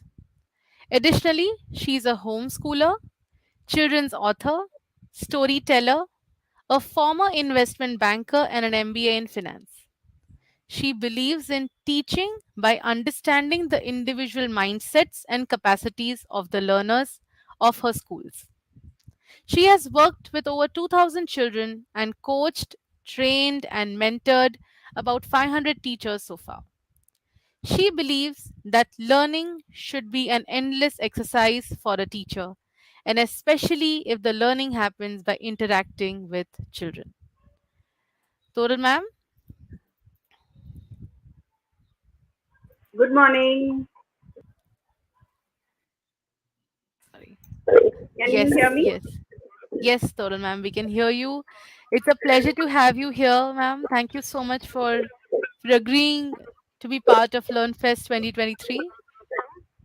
Thank you so much for having me here. And I must say that whatever this initiative taken by Orange Slate is just the need of the hour, where everything is changing at a rapid pace and it's so dynamic. And this is what teachers need at this point of time, to hear and also express what they are feeling from all of us and to get their responses. So it's a lovely initiative, and I'm so glad to be here. Thank you. Thank you, Total, ma'am. So over to you. I'll just add the presentation on screen. Yeah. Okay. A very good morning, all of you present here, all the educators, all the learners, the teachers. My very good morning, a warm welcome to all of you. So I would like to begin the session by lot of interaction. So when I was talking to Vrishali, she told me it's going to be streaming on. So I said, oh, okay, if I get responses from all of you, that would be great. So let's start with this particular session on attitude and developing attitude to drive mastery by way of by some questions, by some interaction. So let's get started. So Vrishali, if you can go to the next slide. Yeah. So this is a very important question that we all need to ask ourselves at the beginning of the day and at the end of the day. So let's take some seconds, say 4 to 5 seconds, to know how you are feeling today. And you can enter your responses on the chat. I have And also then we will shared the discuss. Menti link. Yeah, I've also shared the Menti link on this question and the next one. Yeah.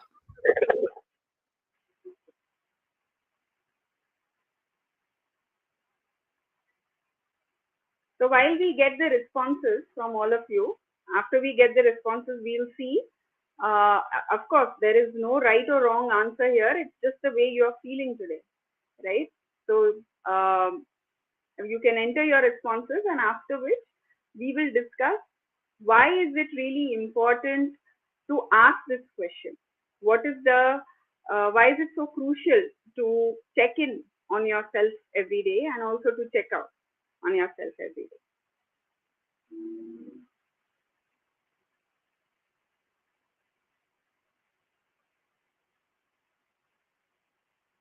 Okay, a couple of responses. Fine, great. Any more? I hope you do ask this question to your children in school or your family members as well. So basically asking this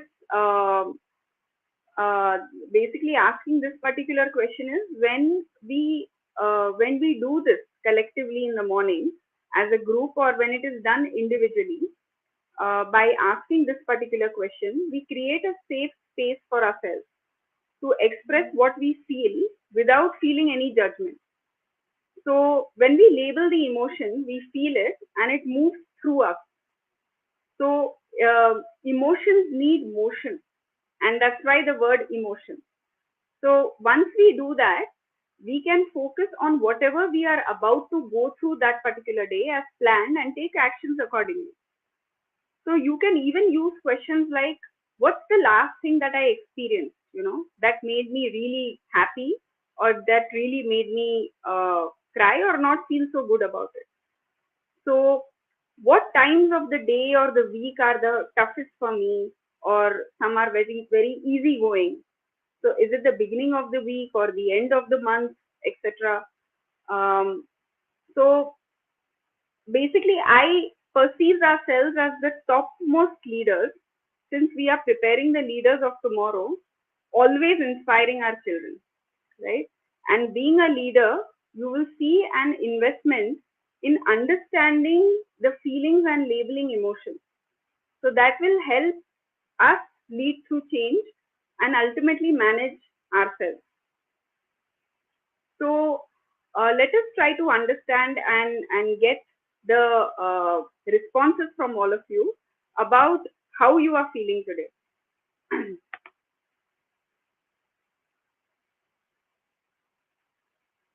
Okay, it is good that you are skeptical in a way that what's going to happen in this session, because that's the suspense that I am creating for you all. Okay, and I see that there is one more response coming up. Too excited to learn the unknown. Yeah. So when you watch a movie, for example, and especially if it is a suspense movie, you really don't know what's going to happen next. So that's what the session is going to be about. Too excited to or too curious to know what's going to happen, right? Okay. So as you can see, all the responses here, most of them are positive. Positive, negative doesn't matter as long as you have recognized what your emotion is, right? So now I have the second question for you. So do you do some kind of planning? What have you really planned for yourself today? Have you given that a thought? Do you start your day by first of all asking your a question? How are you feeling today? Am I up for today? And am I up for doing whatever I have planned? Right? So depending upon what you are feeling, am I ready to execute my plan? So if I have to ask you, how have you planned your Saturday today? After this particular session, what is it that you have planned for yourself? Or perhaps what have you planned for tomorrow over the weekend?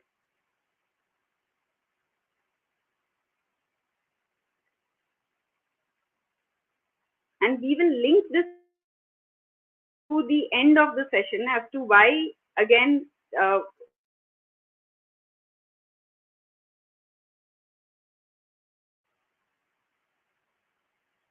I audible? Yes, Toral ma'am, you're audible. Okay.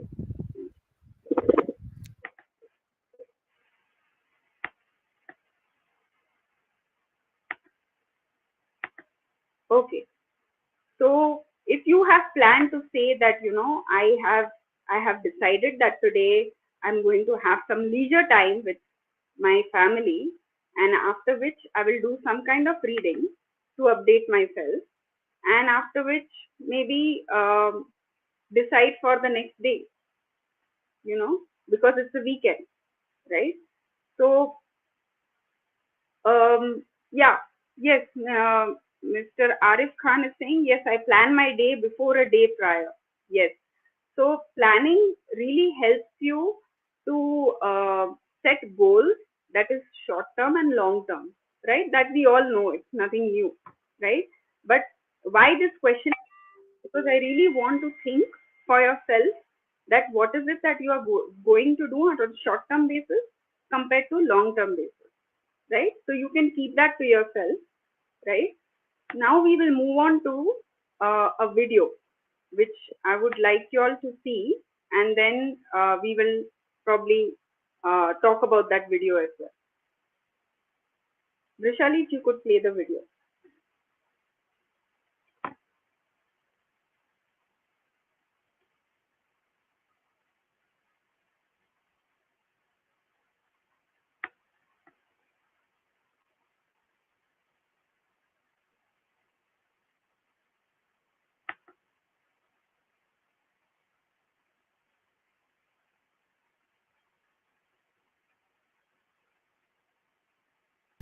In the meanwhile, Toral ma'am, can you talk about that video? We'll be uploading it in a minute. Yeah.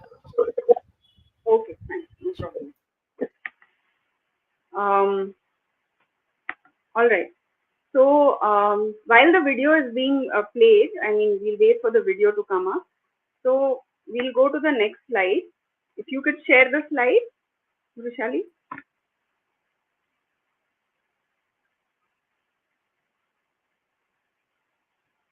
Okay, so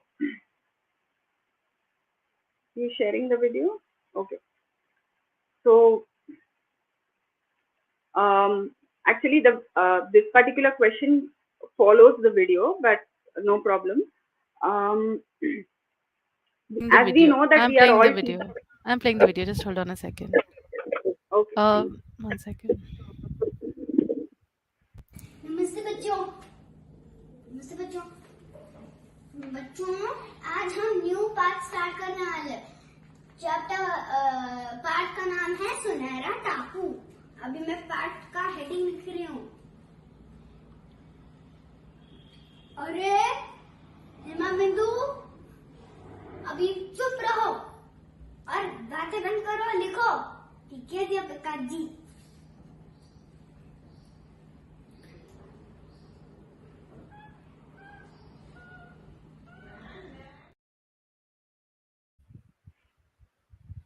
Okay, thank you. So you saw that a small child over there is doing something, is imitating her teacher maybe, and happens to be a Hindi teacher. And she comes back home and she wants to do that every day. And this is what she really enjoys. So when I asked her that why don't you take a break, why is it that you want to do something and get back to studies? It's important that you take a break. But she says no, this is what I enjoy, because this is what I really like to probably emulate whatever my teacher does the whole day. I see her every day, right? I because I see her every day, I want to be like her. I like the way she dresses up, I like the way she speaks, and I want to be like her. So this is a question to all of you, because we all are role models here. Brishali is a role model. One of you here is a role model, because we are here to inspire the. What is it that you would want your students to learn from you? Have you given that a thought? That I should be known for this, or I want myself to be like this, and then ultimately I want my students to know me about probably, say for example, as an energetic person, or a person with lot of patience, a person with lot of discipline. So what is it that you want your students to learn from you? As we saw in the video, the girl is really wanting to be like her, that I should write properly on the board, for example. I should make sure that my handwriting is very good, because my teacher writes very well. So I should really learn that from her, right? So what is it that you want your students to learn and remember about you? Okay, so Krupa says ethics and kindness. Okay, totally energetic to unlearn and learn more. Yes, unlearning is even more difficult than to learn, because what you have already learned is already there in your mind and psyche, right? To get it out of your system takes a lot of time, and especially at the age at what we are. Yeah, punctuality. Okay,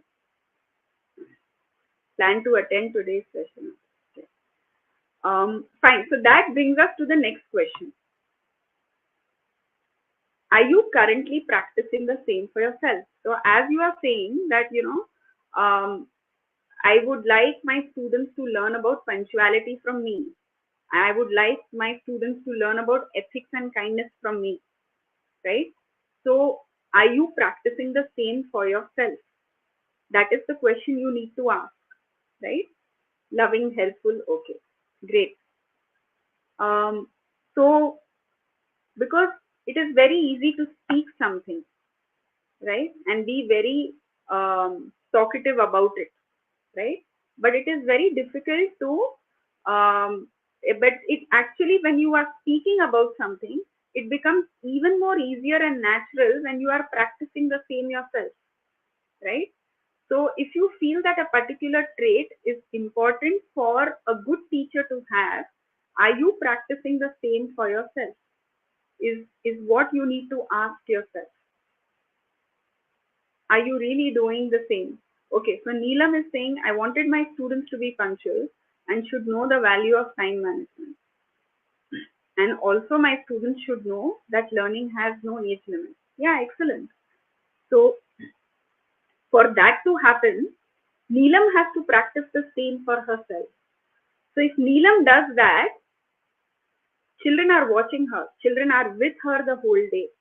So when a young individual is with the child experiencing that, he is subconsciously learning the same. So that is what we need to explain to the children about, and everything doesn't necessarily be told verbally. You can also tell, by experiencing things, and that you will experience because you are in that environment with your parents and teachers the whole day. And children are absolutely a reflection of the environment. The environment consists of your home, family, and the school. Okay, so that brings us to the next question. Would you like to add this to your routine for this year? So the goals that we are talking about, the previous slide that spoke about that, what is your short-term goal? What is it that I am doing today? Is that related to building up the goal for my entire year? And is that something of probably being punctual, as one of you said, that I want to instill discipline or punctuality or kindness in children? What is it that I am doing for instilling kindness in myself first, to the routine, to my routine? Yeah, what is it that I am doing every day so that I am practicing it myself? Children would imbibe it from me, and that becomes a part of my routine. Yes, action definitely speaks louder than words, right? You don't want somebody to tell you that, come on, get ready, be on time, be disciplined. By saying something like that would not help. But what would you do to instill discipline? So you have to first of all be disciplined yourself, right? Yeah. So as Jesslyn is saying, children learn through imitation. So that was exactly the video that was shown to you, where a child is imitating every bit, even the way she was speaking, the accent, everything. Children pick up like this from their teachers. So we should be cognizant of everything that we are doing time and again. Every time, even the way we dress up, the way we look, the way we talk, even when we say, yes, you may go to the washroom, the way you greet, the smallest of thing matters. And that is why we say that teachers are leaders. Teachers are definitely the leaders, and being a teacher is not merely a job at all. It is your calling. It is a privilege, and it is a quest and an opportunity to deeply impact lives.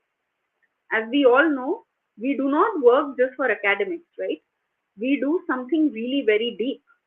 We build life, nurture them, and get them to blossom at their own pace in their way. So our students look up to us for love, care, comfort, guidance, and most importantly, a good listener to get them to know them better. Because outside of teaching content, we are tasked with guiding and counseling the students about life and relationships, and walking them through the past, present, and future, and helping them make sense of their struggles. Or it could be setbacks or heartbreaks, even joys and celebrations, all of that, right? So teachers are asked to walk students through some of their most difficult years of life, which is why quite often they are the greatest influence in a student's life, more than the parents also. So knowing the fact that we all play a very important role in so many young people's lives, so being a teacher is definitely our calling, and that's uh, how should we have this kind of a mindset, or how should we get ourselves to be at our best When we keep saying, many schools talk about bring out the best in your child's potential, you know. So and I'm very happy that OrangeSlates has taken this up, where we are nurturing teachers. We are getting together and we are learning from each other. And that is what is required, because sharing of knowledge is what knowledge is. Knowledge is no longer just information that is got from the internet anyway, right? We are gathered here today to express and share and exchange our knowledge with each other. And that actually is the best thing that is happening right now, because knowledge is definitely not something that can be transferred. Knowledge is something that is experienced, and it is very, very personal. And for that, we need to really know, for this session, what is our goal. Because I've been talking about goal. What is our daily goal? What is our yearly goal? Are we having the routine in our goal? Have we identified that to be the best of ourselves? What is the attitude that we should be adopting to achieve mastery in CBSE? So that is what this session is going to be about, and it is about mindset and attitude. Can we go on to the next slide? Yes. So I would like to ask some of you that, and you can put it in chat as well, that if I have to ask you, what are the important things, as you can see on the screen, what are the important things in these 5 categories for a teacher to have? For a teacher, according to you, knowledge-wise, experience. See, these are the 5 parameters for the teacher to really develop herself to be her best. Okay. So amongst these, which are the ones which you feel are the most important? All of them are very important, but which strikes you the most, and which strikes you that, okay, according to me, skills. Now, in this particular day and age, skills is something everybody is talking about. 21st century skills. So what are these 21st century skills? Am I really do I really have these skills? Do I really know that I should be building on these skills experience wise? Do I need to have 8-9 years of experience? So what is it that is important for you is what I want to know. Okay, so Arish Khan is saying good attitude. Okay, values. Krupa is saying values, skills and values. Okay, experience. So in skills, as Toshika Sharma is saying skills, what skills and values do you think are very important for you? Because there are so many skills that we are talking about, right? We are talking about creativity skills and collaboration, communication. These are the 21st century skills. Adaptability. How are you adapting to new situations? Are you flexible enough? Because in this day and age, again, you have to be extremely agile, extremely nimble to move on from one place to another. Now, see, we all being educators here, we are in this situation where the curriculum, whether we are in CBSE, IB, IGCSE, it doesn't change overnight, and it doesn't change even over the years. It takes time. But we live in a dynamic world which is changing at such a rapid pace that how do we juggle between the two? What is it that we require so that one that is kind of static, that is the curriculum, and something in the environment is continuously changing? So how do we juggle between the two and present ourselves to be the best for our students and deliver an excellent um, lesson plan and deliver an excellent lesson to our children so that everything works out best? So in this case, okay, quite a few responses here. Skills, critical skills, okay. Skills of being a good teacher to bring the utmost from the children, those things.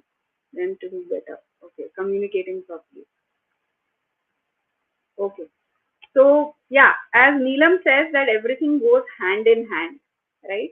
So we are not, everything is interdependent and we can't do without each other, right? You need some knowledge, right, to be a teacher. You cannot just come and start teaching. You need to have some knowledge, right? Similarly, experience and skills and values and attitudes. Now we will know if, yeah, the next slide.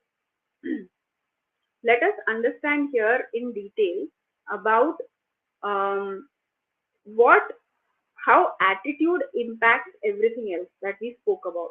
Knowledge also, your abilities, your experience, and all of that, right? So let's talk a little bit about self-efficacy. Basically, self-efficacy is an individual's belief um, in their capacity to act in the way to reach a particular goal. So, for example, if I believe that I have the necessary skills to do well in school, and I also believe that am using those skills to excel. So, first of all, I have the skills, number one, and number two, I can use those skills, right? Then I have a high self-efficacy, okay? And the idea that one's belief about oneself impacts the behaviors, actions, and subsequently one's performance is self-efficacy, right? So self-efficacy is positively related to your performance. So if you really believe that I can do it and you are working towards it, that means you are really, you can be really efficient in it, and that really impacts your effectiveness also. So this is kind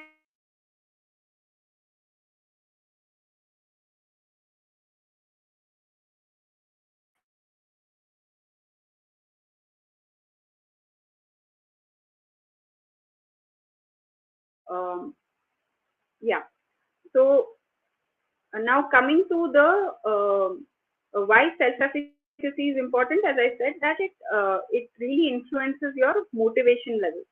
Now coming to the motivation level, as you can see the one in the orange, there is a formula there which really brings about to know as we are talking about competency, what is the formula for competency?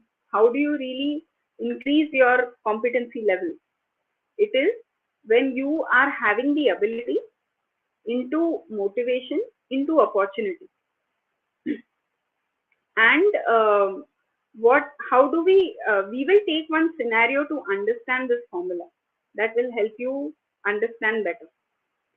So say for example, you are a teacher in a school and there is an opportunity that there is some festival, there is a event in the school. For example, there is a literary fest. So that is an opportunity. And you have the ability, say your ability is you are a multitasker, you are quite versatile, and you have great public speaking skills and managerial skills also, right? But however, so that has taken care of the opportunity part and the ability part. Now you happen to be a math teacher, and this is a literary fest. So you are not kind of motivated enough to being a math teacher to take up something which is completely off track, which is something to do with literature, songs, poems, prose, etc. Right? You are not motivated enough because it is not your subject. Probably that could be one of the reasons your motivation level is down to take up this particular opportunity that has come your way. Right? What will happen? You will obviously not perform well, and that will also reflect onto the students, right? Now let's take the second scenario where the motivation is there and the opportunity is there. So the opportunity remains the same, which is the literary fest, right? And the motivation is also there because you have the attitude or the mindset that it's okay, even though I'm a math teacher, even though I don't have the ability here. So in the second scenario, I don't have uh, the ability. Like I'm not a multitasker, or I am not I don't have good public speaking skills, and I'm quite an introverted person, right? But I am quite motivated. I have the inner drive in me that I want to learn. It's okay, even if it is not related to math. It's okay. I am willing to learn. Okay. In that case, what happens is, as we all know, even though I don't have the ability, but I have the opportunity and the motivation, I will be very, very much willing to take it up. Probably not at the level of being a complete in charge of the literary fest, but probably I could be guided by a mentor or a senior teacher or anybody, or probably the head of department, to take me through it. And when you do that, you, even though you don't have much of the ability, your competence, that's why you are developing your competency, right? So that was the second scenario. Now let's take the third scenario, where you have the ability and the motivation, but not the opportunity. So for example, there is no literary fest that is going on, but you have those abilities of managerial skills and being a multitasker, etc. And you are highly self-motivated person. Um, but the opportunity is not there. Now here again, your attitude comes into picture again. Why does your attitude come into the picture even if the opportunity is not there? So if you are one of the progressive teachers, right, and that progressive teachers meaning that every day is a new day for me, right? I don't have to look for opportunities that way. Every day in the school is a new day for me. Even though my lesson plans are set, even though my daily tasks are set, what I do in the classroom is something completely new. I give so much of flexibility to my children that I get to hear and listen to them everything that is new, right? I give that kind of opportunity and some flexibility in my class where I do less talking and I get to hear more from my children. So that is an opportunity that I'm creating for myself every day, right? So what I'm trying to get at is, by explaining these three scenarios, by removing each of these components, that is ability, motivation, and opportunity, only when we removed motivation is when we saw the competency went down, right? You can't hear me? Am I audible? Yes, yes, ma'am, you're audible. Ma'am, if you're facing any audio issue, if you can check the system.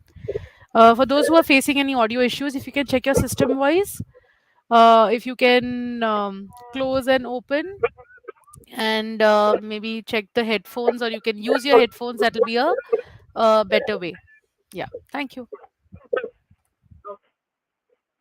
So we saw that only when we removed the component of motivation from the formula is when we saw the competency going down. Not to say that ability and opportunity are not important, they should be there, okay?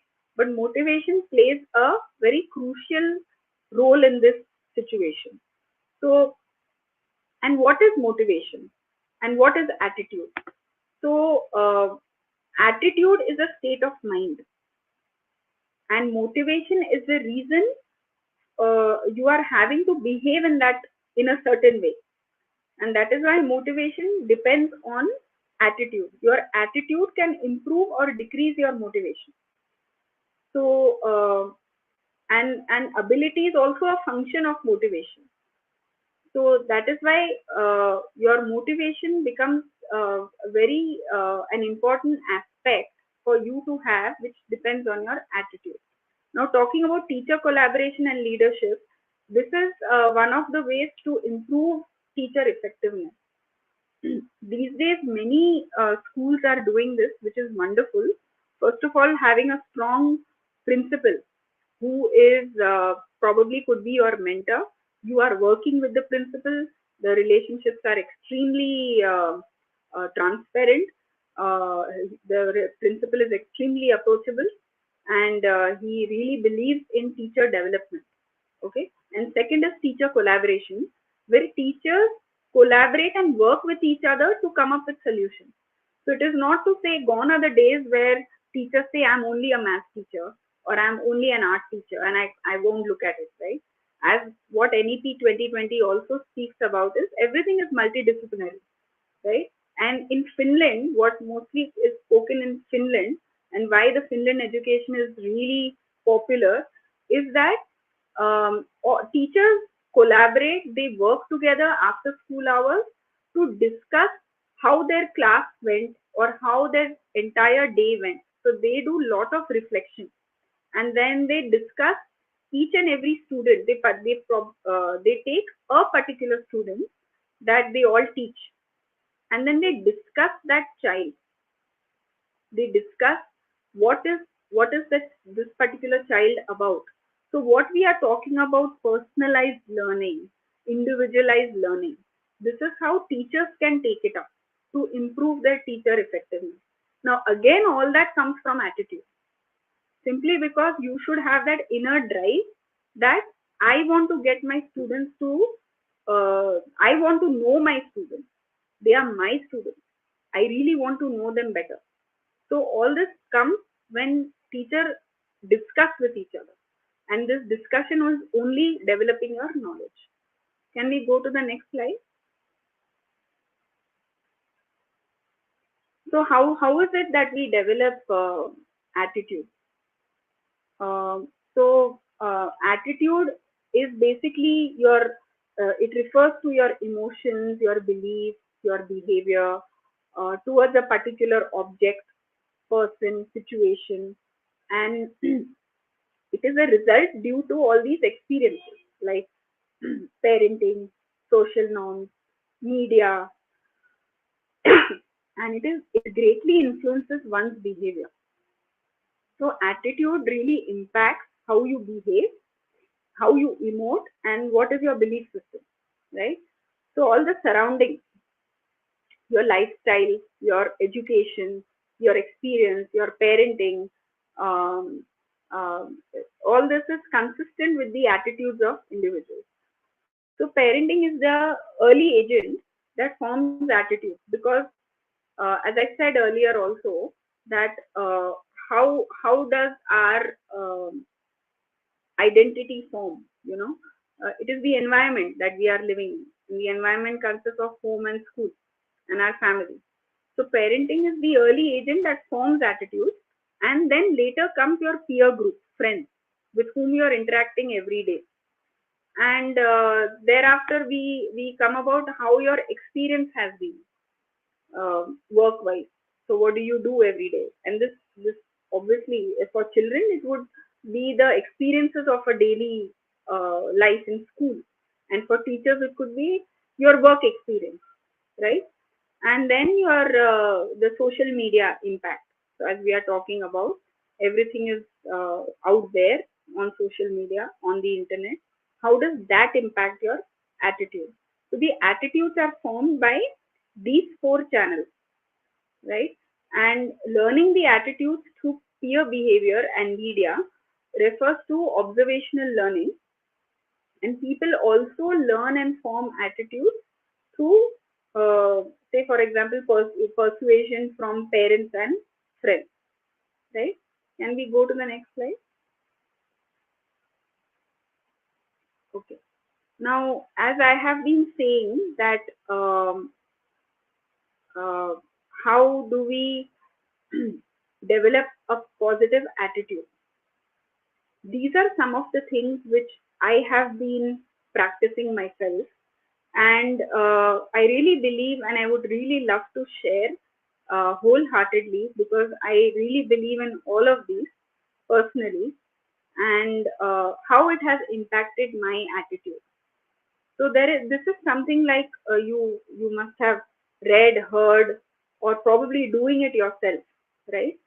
So um, affirmations, when you do affirmations for somebody or even for yourself, right, you start taking care. There is self care caring attitude that you develop in yourself, right? With affirmation, you really develop that attitude of love for that person. And that is what affirmation has given me, that caring attitude.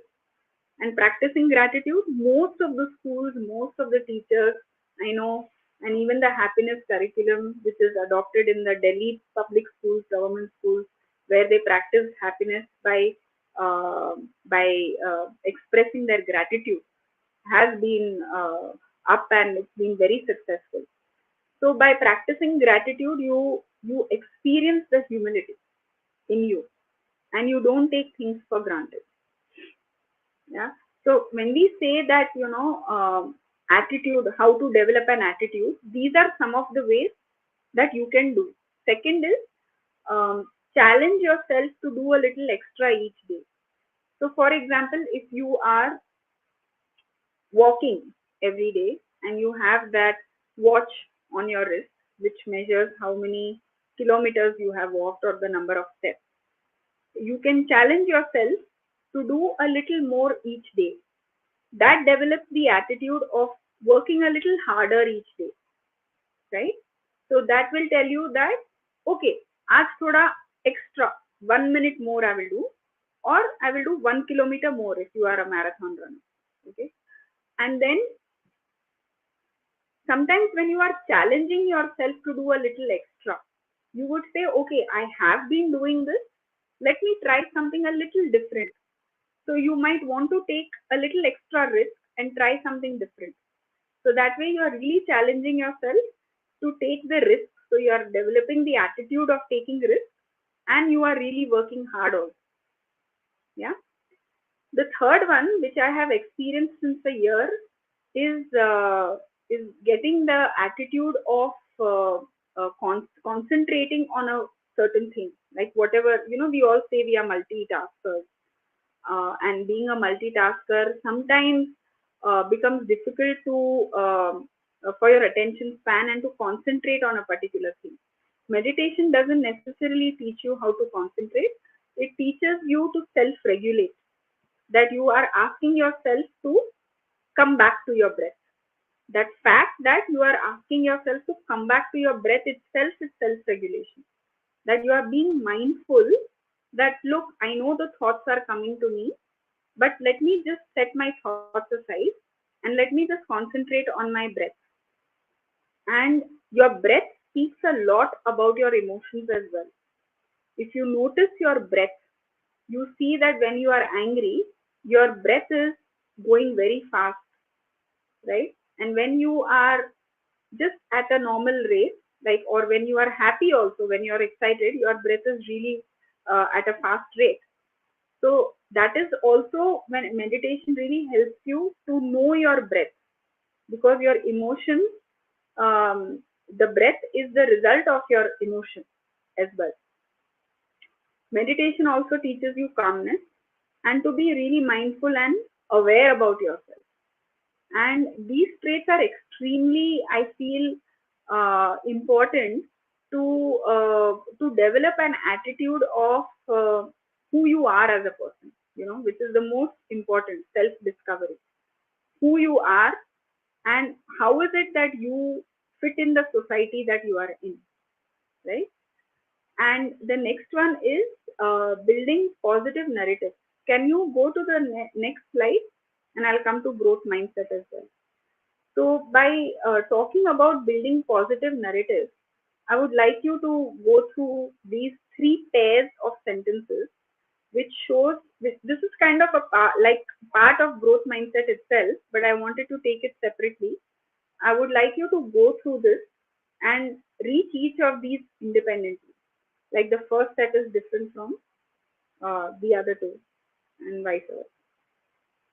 So in the first one, if you see, if I'm a teacher, I would say hardly any parents came because of rain. Right? How was your PTM? If the question is how was your PTM today? So I would say hardly any parents came because of the rain. Right?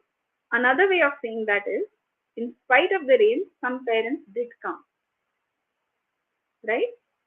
So This is the way you build positive narrative about what has just happened. Yeah. The second is she has if it is your result day. Yeah. She has got a B grade. She has to work much more. And see the second one. She has come a long way and improved.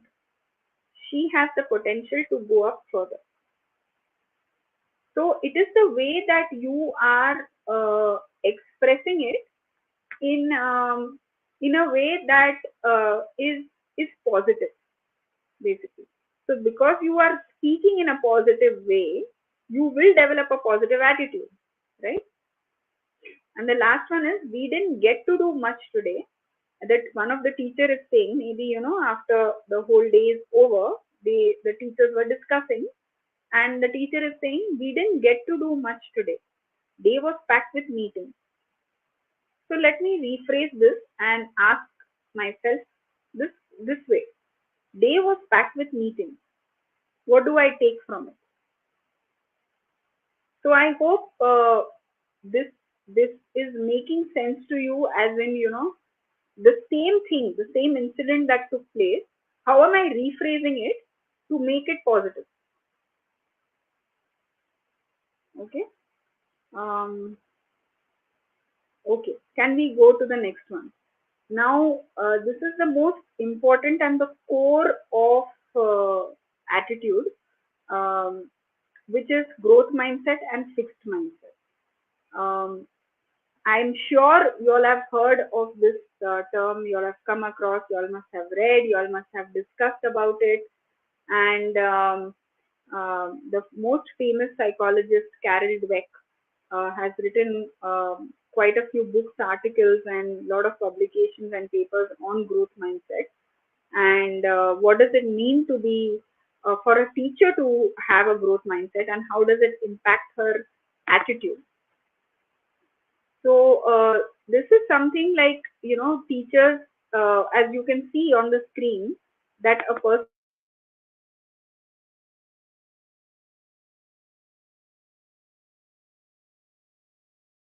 growth mindset believes that ability can change as a result of effort, hard work, perseverance, grit, and learning. So many of us have come across a situation, if you ask a question like, so those questions that are asked before has to do with growth mindset. Now, if I give you another example, a teacher who's having a fixed mindset will say something like, few children didn't understand what I taught today,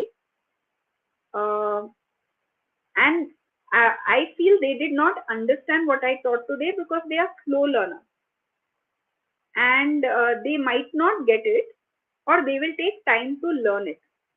That is what a fixed mindset teacher might say.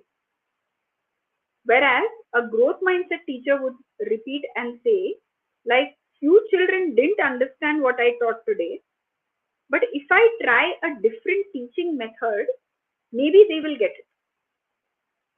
So I hope you are seeing the difference between the two. Like, a growth mindset person is thinking from the child's point of view in this particular case, and a fixed mindset person believes that I am right, I have delivered my best, the child is not understanding. So that is the child's problem. Maybe if I give extra practice and all, he will get it. Okay. So this is the difference between a growth mindset and a fixed mindset.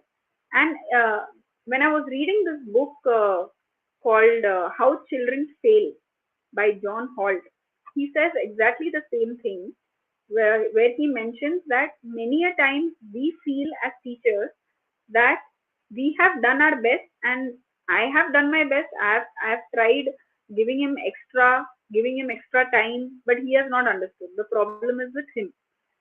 But teachers have to get to the level of that child, of knowing where he is coming from, what is he understanding, what is it that he really likes. Probably starting from there. What is it that he understands best. So starting from where the child is, and then getting to know his thought process and probably changing your style of teaching or your methodology of teaching, right? So that is a growth mindset teacher who really takes up the challenge of really knowing how her child is learning. And that's when teachers collaborate and they discuss that this particular child, oh, really likes art, because in my class I'm an art teacher, he does art very well. Then the math teacher would probably say that, okay, so let me just think how to teach him division in an arts method by drawing or something, right? So, as we are talking a lot about integration of subjects and all, maybe when the teachers discuss amongst themselves and they feel that I have the right attitude to make my child learn the way he understands best, let me do it. So that is having the growth mindset. So how do you practice this? Uh, and first of all, what else does a teacher need to, what does it mean for a teacher to have growth mindset? Basically, she is the kind of person who's always wanting to learn and never saying that I've had enough, this is it, and I think I'm a PhD and I've got it. Second is, she embraces challenges and she's willing to face setbacks, come out of it, be a resilient person, come out of his setback and face it boldly, right? It's easier said than done, but I'm just illustrating the qualities of a growth mindset person. And then valuing the process over the result, as this there's this diagram below, focusing more on the process rather than the result, right?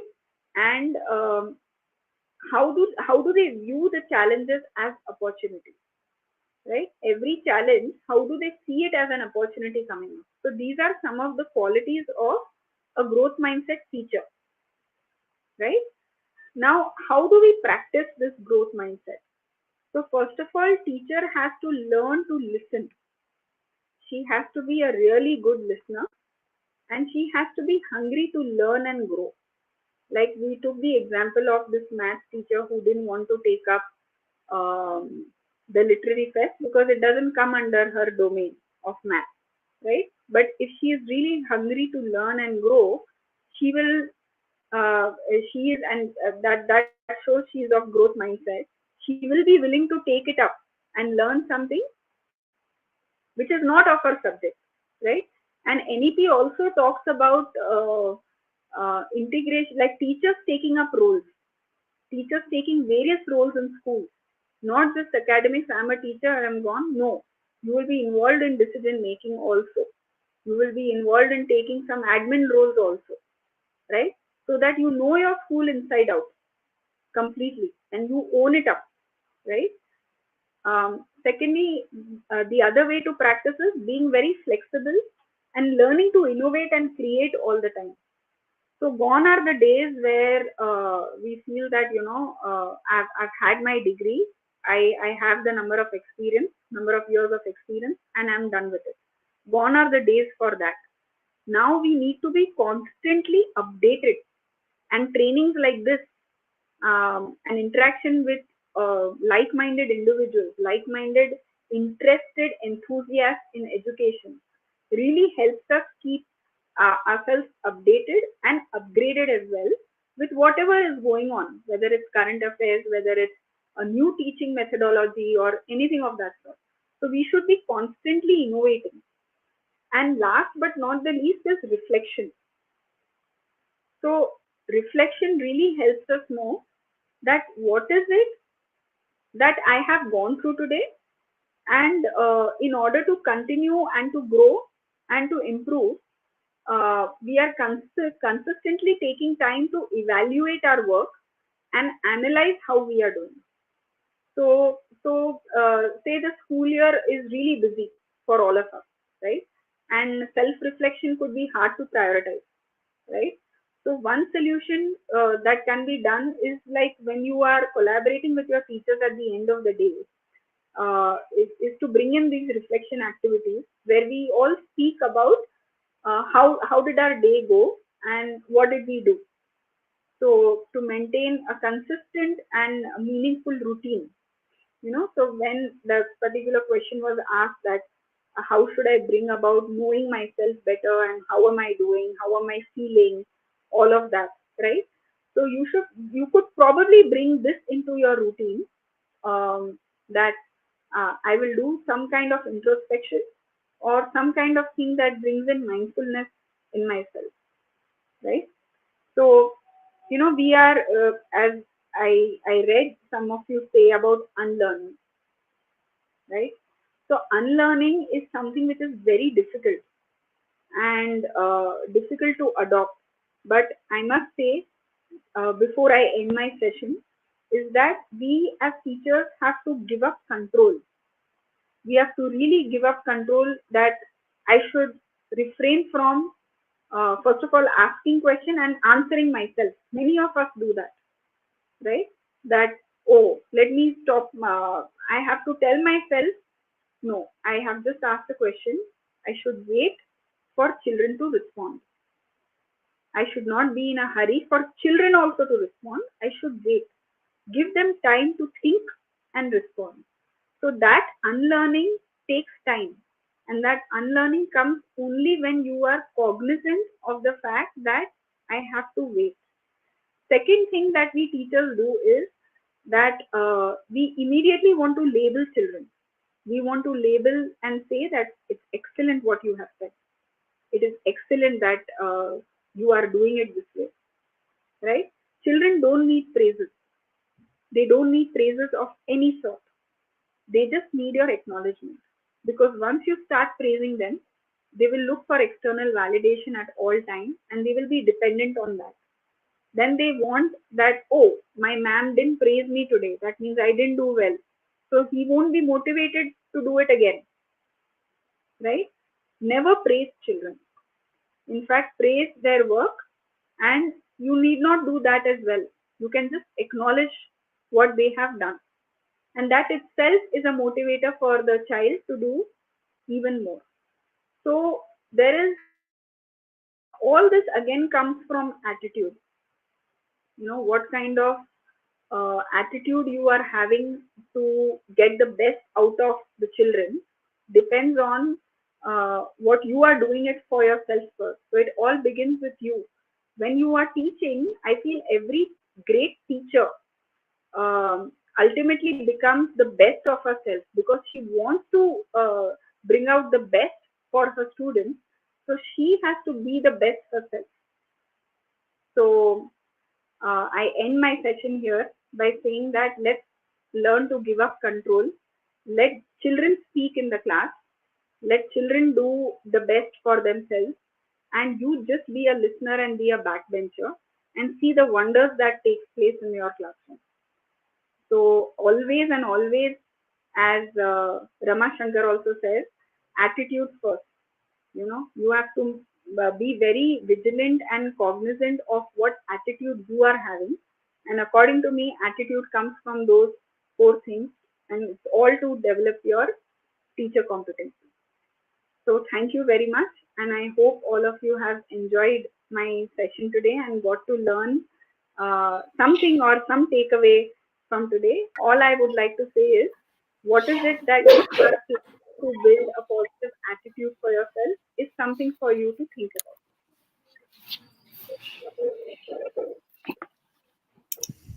Thank you, Yes. Toral ma'am. Before we end the session, we do have some questions here.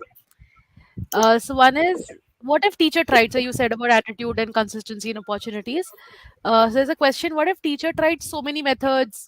She's trying to uh, make the child understand. The child understood, went home, but didn't practice, and he fails to answer the next day. What should we do as a teacher? Yeah. See, that's where the perseverance comes into picture. It's like, first of all, labeling the child and saying that, oh, he's a slow learner or a bloomer. We have stopped doing it in our school completely. In fact, we as teachers and individuals fail to understand where the child is coming from. Probably he has a much higher IQ and that IQ is not matched with ours, and that's why we label him or label her as saying that isko to kuch bhi nahi aata.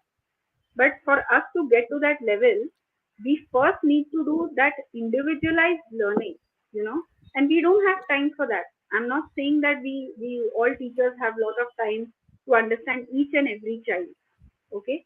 But what I'm trying to say is that uh, these teacher clubs at the end of the day help a lot.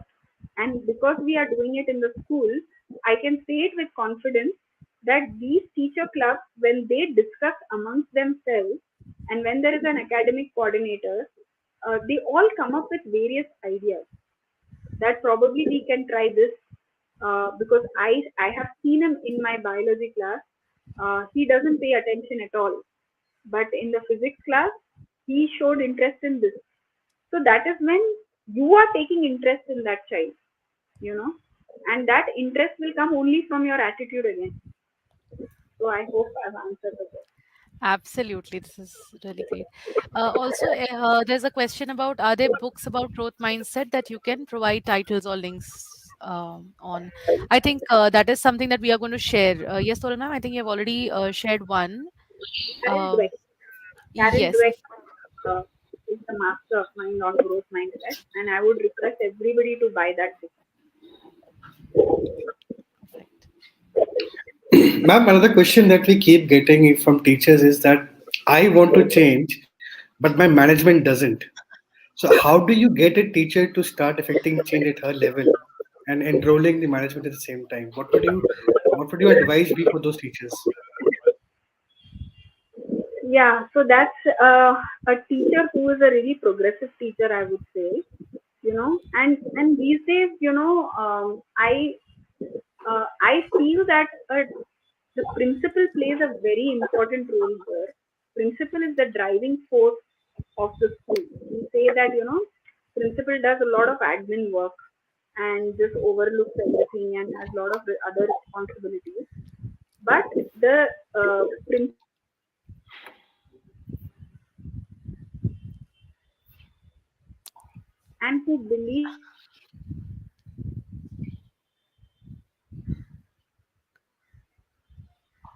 I think there's some network.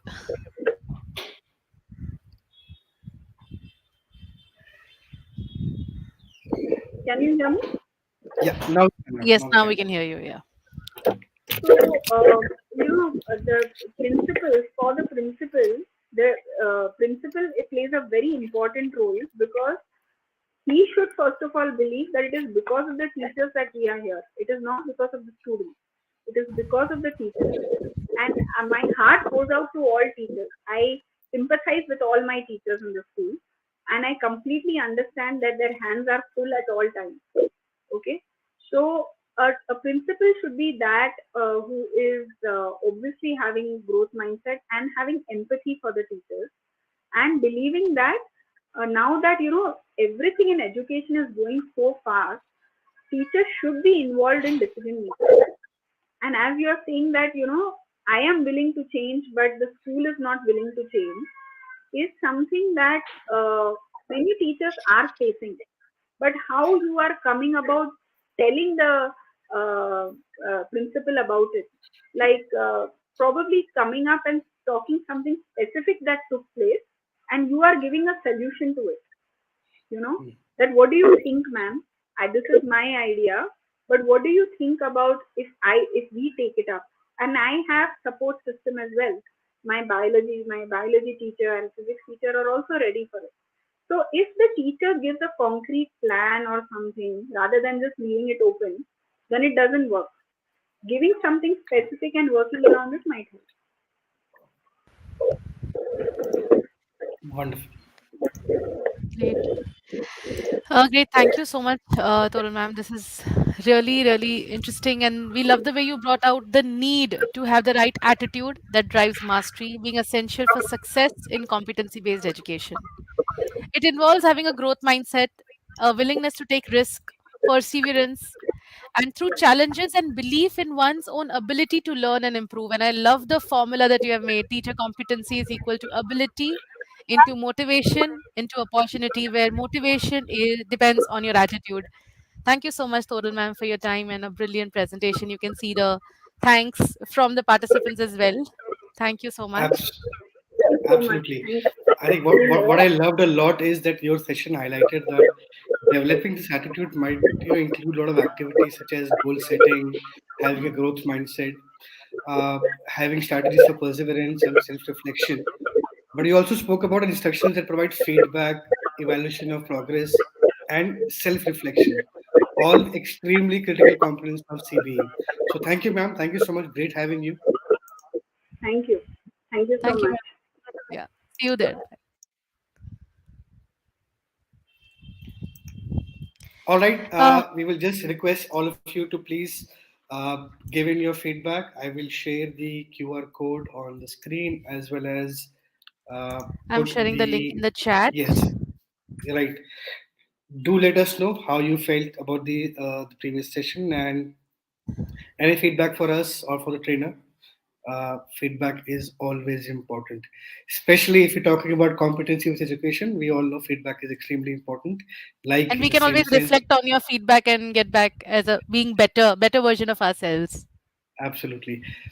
Also, just a reminder to all of you, if in case you haven't applied for the certifications for today's LearnFest and you still want to, I am also sharing those links in the chat box. Take a couple of minutes, click on the link, uh, apply for these certifications and the resources and templates that go along with all of these sessions, right? Also, adding a quick link, all of you who want to join the OrangeSlates community, we have thousands of teachers who learn from each other, share with each other, and it's as easy as just clicking and joining the group. So, hoping to see all of you join the community as well. All right, Yeah, moving and so along. for those who have already applied for the certificates, don't worry. You will be getting your certificates once this LearnFest gets over today. You will get it in a week's time. In between this week, you will be getting your certificates. So don't panic if you don't get it on Sunday or Monday. Don't panic. You will be getting your certificates in week's time from today. So I think there was a question about certificate. Yes, ma'am. This is we have shared a link where if you have applied, you will get it in a week's time. If you have not, the link is shared here. You can register for your certificate right now. So, yes, Vishal, moving ahead, we have a very special guest here with us who is going to talk about a very different experience and different application of competency based learning, competency education. And we are going to see a very new perspective on how competency based education is really a lifelong learning and not a superficial learning. Vishal, I would like you to introduce our special Yes, guest. I'm truly privileged and honored to welcome and introduce Brigadier Sanjoy Ghosh, who has taken over the duties of Group Commander NCC Bhopal from July 2020. He has 32 years of experience in the Army and being commissioned into the Regiment of Artillery. The officer has commanded an Assam Rifle Battalion in the Northeast as a commanding officer, while also commanding a brigade in Arunachal Pradesh. The Bhopal Group NCC has almost 22,000 cadets from class ninth onwards to college students of senior division who are undergo the undergraduate courses.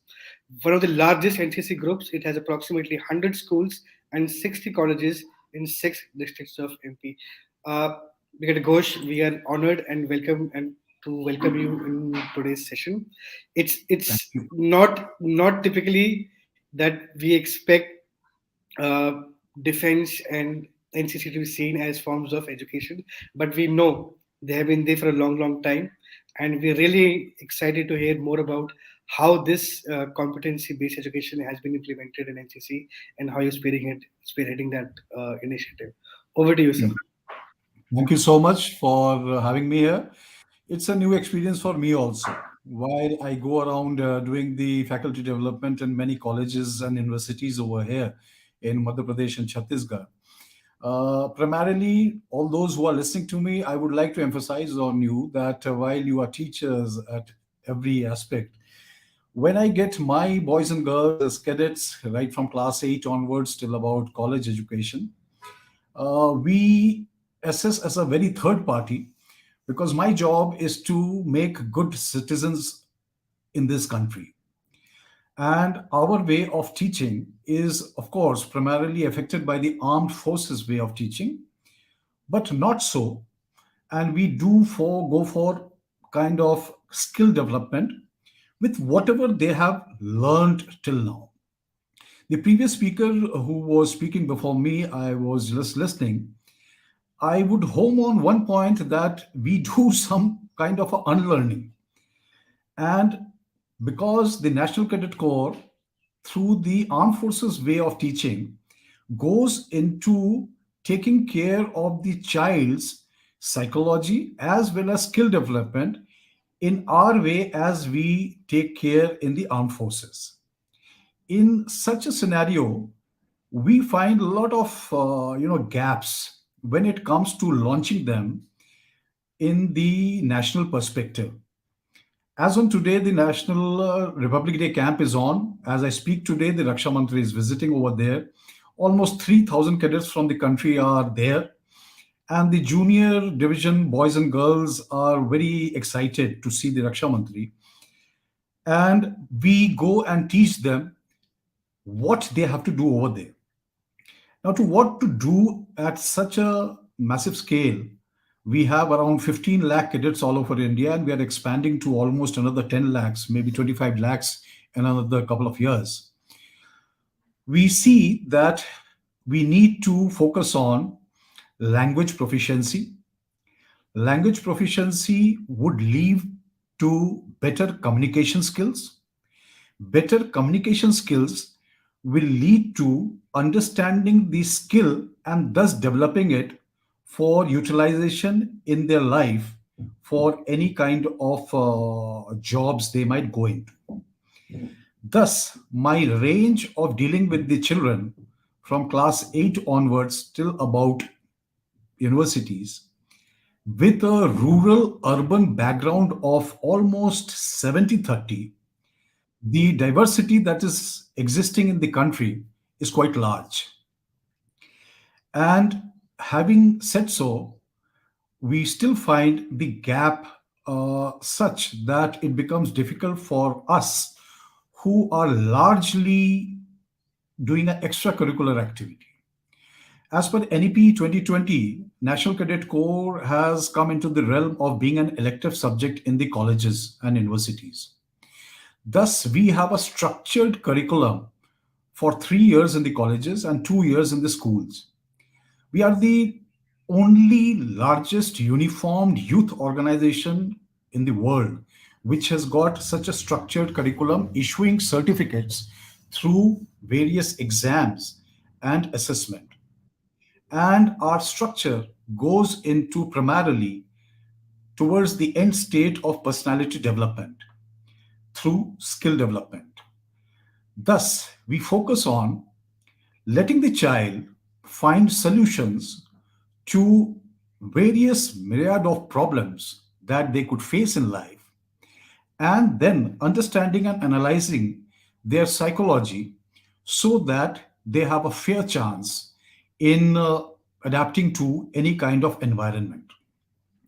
As you would all know, the armed forces has the most strictest of the entrance exam, where we go in testing a child's psychology for almost 4 days in the SSB centers in the country, along with various written tests and physical tests. So we are more focused to understanding the kind of skill a child would really be having by understanding their psychology. And the psychology should be such that they are reflecting their positive nature in adapting to the environment as taking on new challenges. Having said so, I do not have much time as Rishali has not given me more than 10-12 minutes. I would emphasize, if you all teachers are teaching the children in whichever standard you are, see to it that what exactly on ground they would need to do. Primarily, when it comes to these children coming up to the level where we are molding them to be better citizens and professionals. The points I enumerated before, I would like all of you to take note of that. I mean, that is all I wish to say in my few minutes that I have being a guest, and I would thank you all for listening to me. Over to you, Rushali. Thank you so much, Sanjay sir. It's really crisp and really action oriented instructions. I won't say instructions, but tips for the educators that they can take back and actually implement it on the ground in the school. And thank you so much for agreeing to be here. And I really apologize for the short constraint that I had given you of time. But this is just a start. I'm sure there'll be many more interactions that we can have with our educators, a longer duration interaction that we can have. Thank you. Thank you once again for being here. It's a pleasure to have you for No, LearnFest. Thank you. absolutely, absolutely. We've seen the corporate world learn most of its strategies from defense and the army as such. I think it's high time we bring in that sort of a discipline approach to life skills, how to be not only a student but as a, like sir said, a great citizen in schools and colleges as well. And I think NCC has done tremendous job over the years in this regard.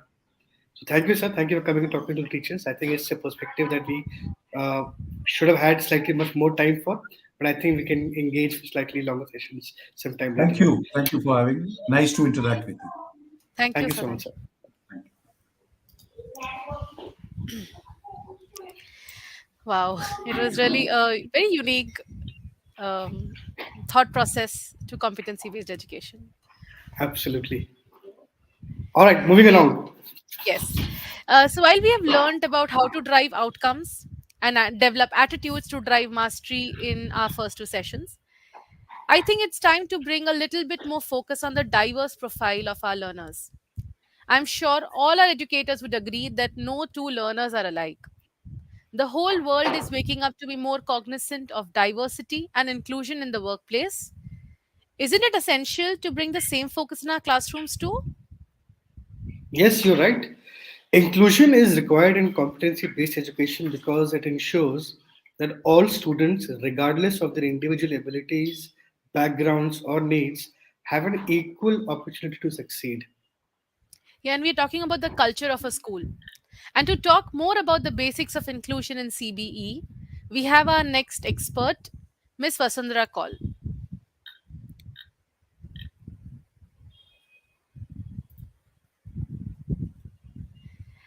Welcome, Miss Vasundhara. Hi, Rishali. Apart Hi, from being, Rishali. hello, ma'am, great to have you again here. Apart from being a key part of all our LearnFests, Ms. Vasundhara is the co-founder of Carpe Diem and Psych Consultancy. She's a trainer and mental health practitioner with over 16 years of rich experience across various sectors, educational institutions of various geographies. Her research interests include pedagogy, curriculum, and continuous professional development, and she is the happiest while conducting workshops and blended courses for teachers. She believes that learning must never stop for an educator, and she practices what she preaches. We couldn't agree with you anymore, ma'am. Thank you so much for being here. Whenever this topic comes in mind, Vasundhara is the only similar name that comes to all of us at Orange States, and I'm sure a lot of educators would agree who are part of Orange States community. Inclusion, differentiation, equity, Vasundhara. Vasundhara, over to you. Will not take a lot of time. Thank you so much. Thank you so much, Roshali. And I think I can say the same. I pretty much feel part of the Orange Slates family. Of course, I'm following some very big footsteps. So I was remembering my father's NCC stories, when Brigadier Ghosh was talking about them. And I loved the fact that how he kind of ended his talk in crisp 9.5 minutes. So I think that is the kind of discipline that we all need to, learn. And that is the kind of culture I think the armed forces bring in. So True. it's really nice that you could bring in someone so different. We keep talking to each other, but when you hear a different perspective, it's really nice.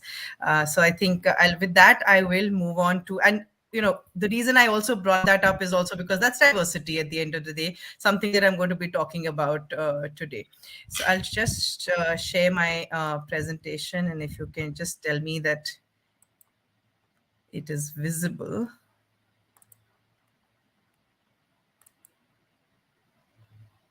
Okay, I've got a screen has hung for some reason. Yeah. Is this visible for you? Not yet. The screen is not yet shared. 1 second. Okay. Some reason.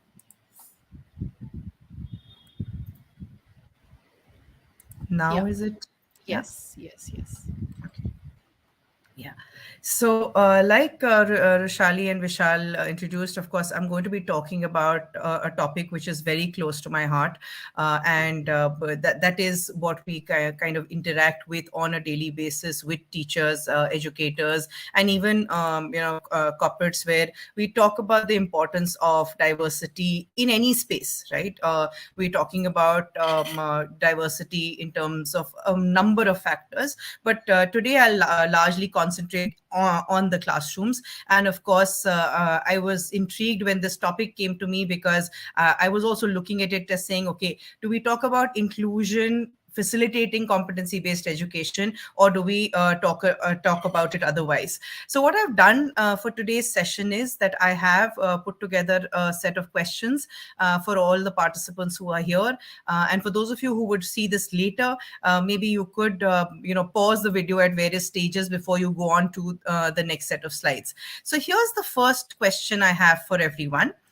What I want everyone to look at is, just think of your classrooms. If you are in schools today, think of the classroom around, look around, see the differences that are there in your classrooms. If you are at home and attending this from home, or attending this while you are traveling, go back to your classrooms and think, what is the diversity that you can really see in your classrooms? What are the differences you see? On what basis do you look at those differences? And if you can put that down on chat for me, that'll be really nice. So I'll give you a couple of minutes, and you can put it down on chat. What are the differences that you see in your classroom, right? It could be any characteristic that you feel is different for one child to another child. Go ahead and share that on chat.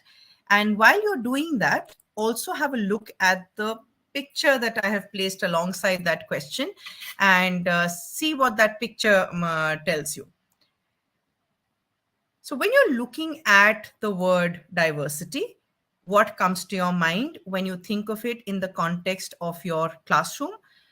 It could be any characteristic. It could be, like, for example, I could give you one example which says, okay, gender is a characteristic of diversity.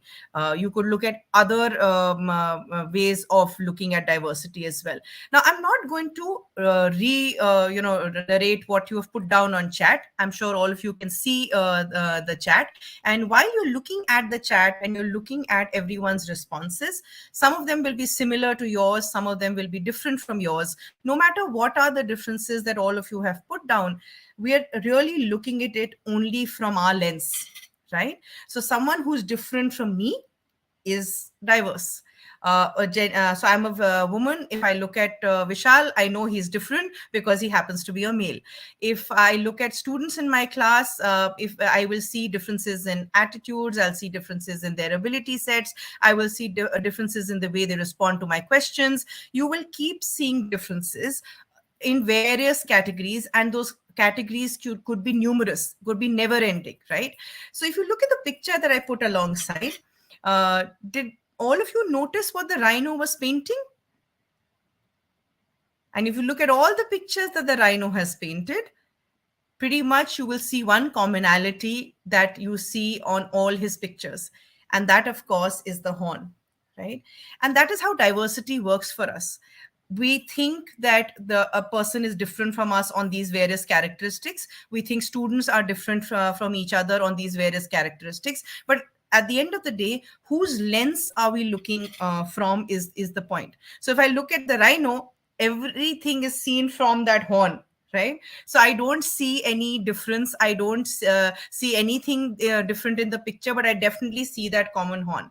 So the first thing I invite all the teachers to think of is, are you being able to let go of all the judgments that we have as, as human beings? We are a race who are judgmental. We look at what someone is wearing, and whether you say the person is looking very nice or you say, oh, the dress doesn't suit the person, you are going to be judgmental. So the basic premise of you being able to set up the culture of an inclusive classroom would be to simply say that diversity exists, people are different, every person is unique, and that uniqueness will contribute to what you do in the classroom. So you don't look at it as saying, I have normal children and then I have others, right? Really, who is normal? If I define normality, it'll be my definition. If someone else defines it, it'll be their definition. So you have to look at it as saying, I have different people in my classroom, and I then need to plan for those differences in the classroom.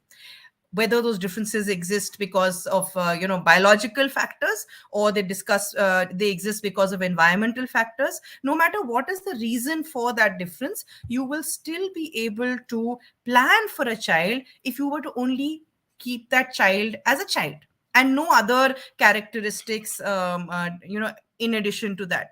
So very often I hear, in the space that we are in, very often we hear of conversations which say, certain children just learn more slowly, or they don't learn as fast as others.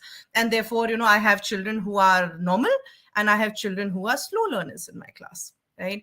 And for those of you who attended my sessions earlier, you will remember that I always say that if you can use the term slow learner, typically you should also, if you walk slowly, you should say, I'm a slow walker. And if you cook slowly, are you a slow cooker? And I'll leave that thought with you, right? So again, just the bit that I want you to take back is, your diversity in the classroom, the differences in the classroom are a given. Just live, keep them as the environment that you have, and move on from there to the way you plan. Okay. I'm going to ask Roshali to play a video for us shortly.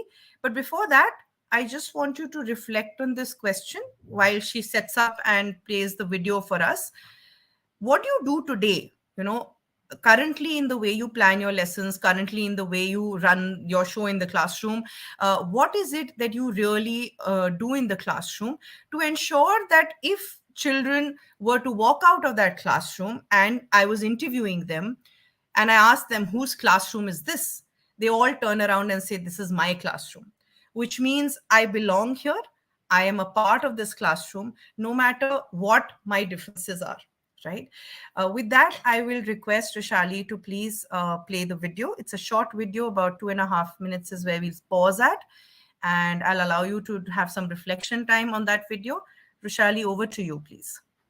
I have a lot of memories from when I was a child. One that's always stuck out to me, though, was when I was about 10 years old and I was in school and I struggled. And I didn't struggle with English, math, or science. I struggled holding still. And I would try to listen and focus and process ideas, but I couldn't help myself.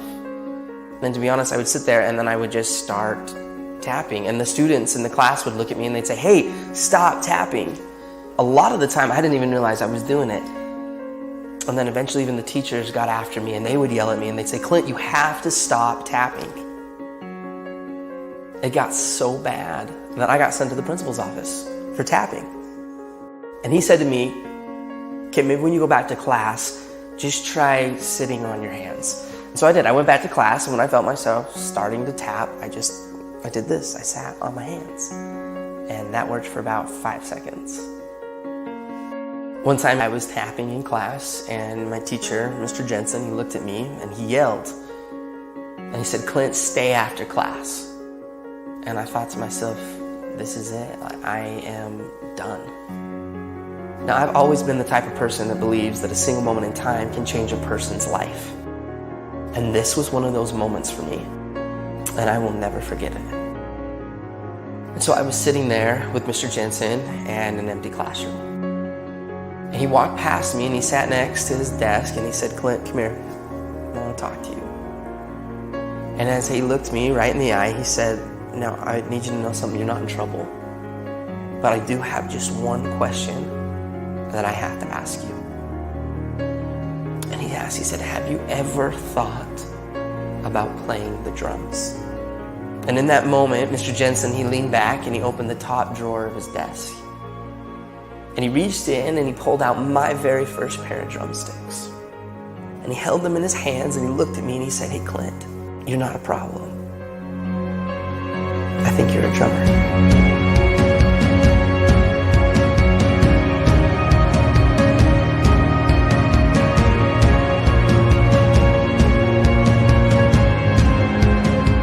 From that moment on, I've never put those sticks down.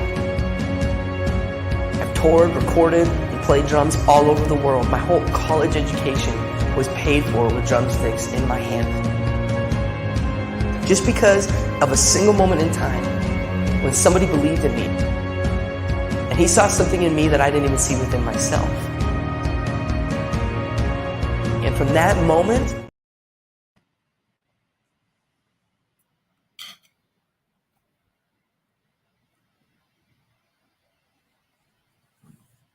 All right. Thank you so much, Roshali, for sharing that video. I'll now request everyone in chat any thoughts that you had while you were watching the video. Also, you could answer that question. What do you do today to ensure that every child walking out of that classroom says, "This is my classroom"? So give you a little while to process that and also put down on chat, what were your thoughts while you were watching the video?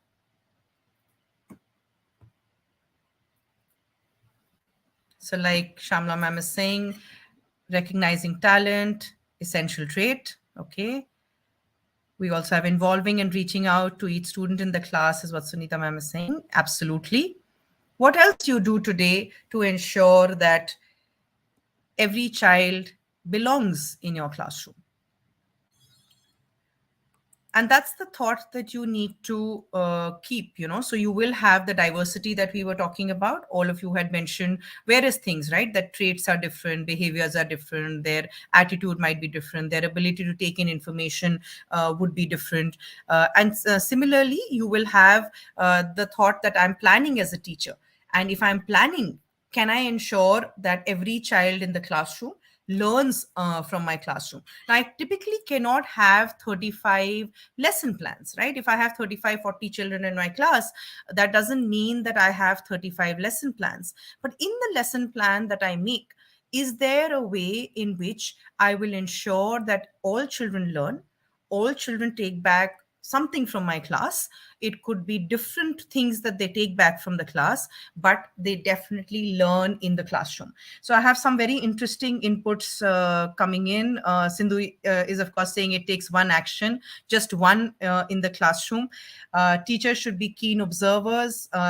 I think that's a common thing that a lot of you are saying. So whether it's Balaji or Ishrat or all of you are saying that, yes, absolutely. That observation is key, that figuring out what do children need. Facial expressions tell us a lot when we are teachers, whether a child has understood something, is confused, is not feeling well today, all of that comes in. And really, I was also listening to Torul ma'am a little while ago, and she was, sharing with us in terms of the growth mindset. Can teachers have the growth mindset? And it reminded me of a story, right? So typically, we all get bogged down by the fact that I cannot do this because I'm not the decision maker in my school. I'm not the decision maker in the institute I work, and I'm only a teacher. You're not only a teacher. You are the teacher. You are that change maker who can make that difference. And the story I was going to narrate is the story of this little boy who was throwing starfish back into the water, right? And when he threw each starfish, there was a very judgmental adult who walked past and said, "There are 10,000 starfish. How are you going to possibly save all the lives of all the starfish that you're throwing back?"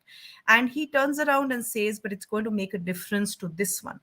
So just as Mr. Jensen made a difference to that one child, and that one child at a time is what makes the difference, you will have differences in the classroom. And let's understand that we're not only talking about deficits.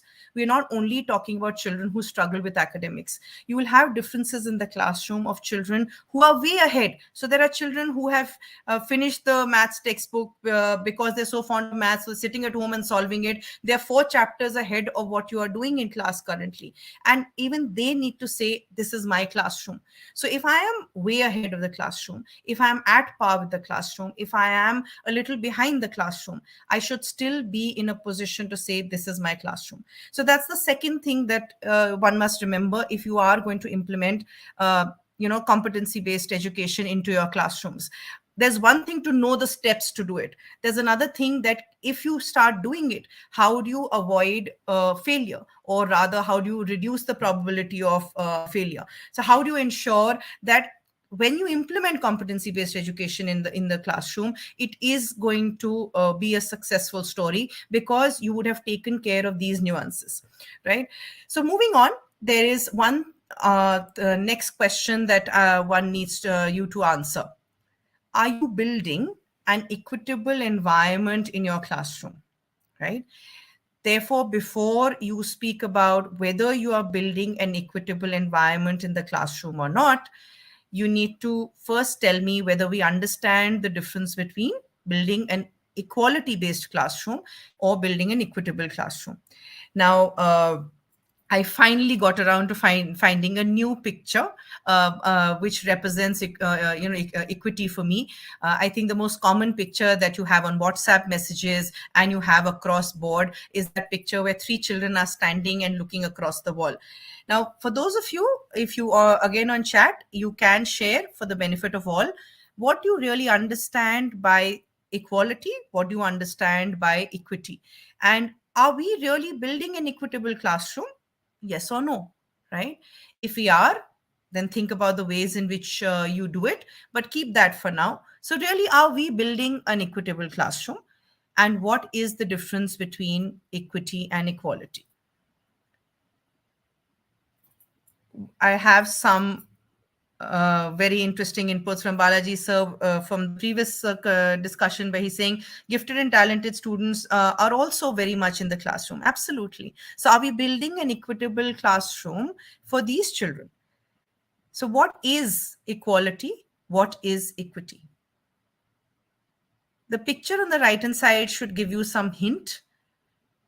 That is a picture which represents an equitable environment, right? So the way I look at it, and the way I always look at equity versus equality is, equality is like how so my mother were also taught for about 40 years of her life, and I'll take you back to this one story that is part of my memory system. So it was that year where she happened to be my chemistry teacher as well, right?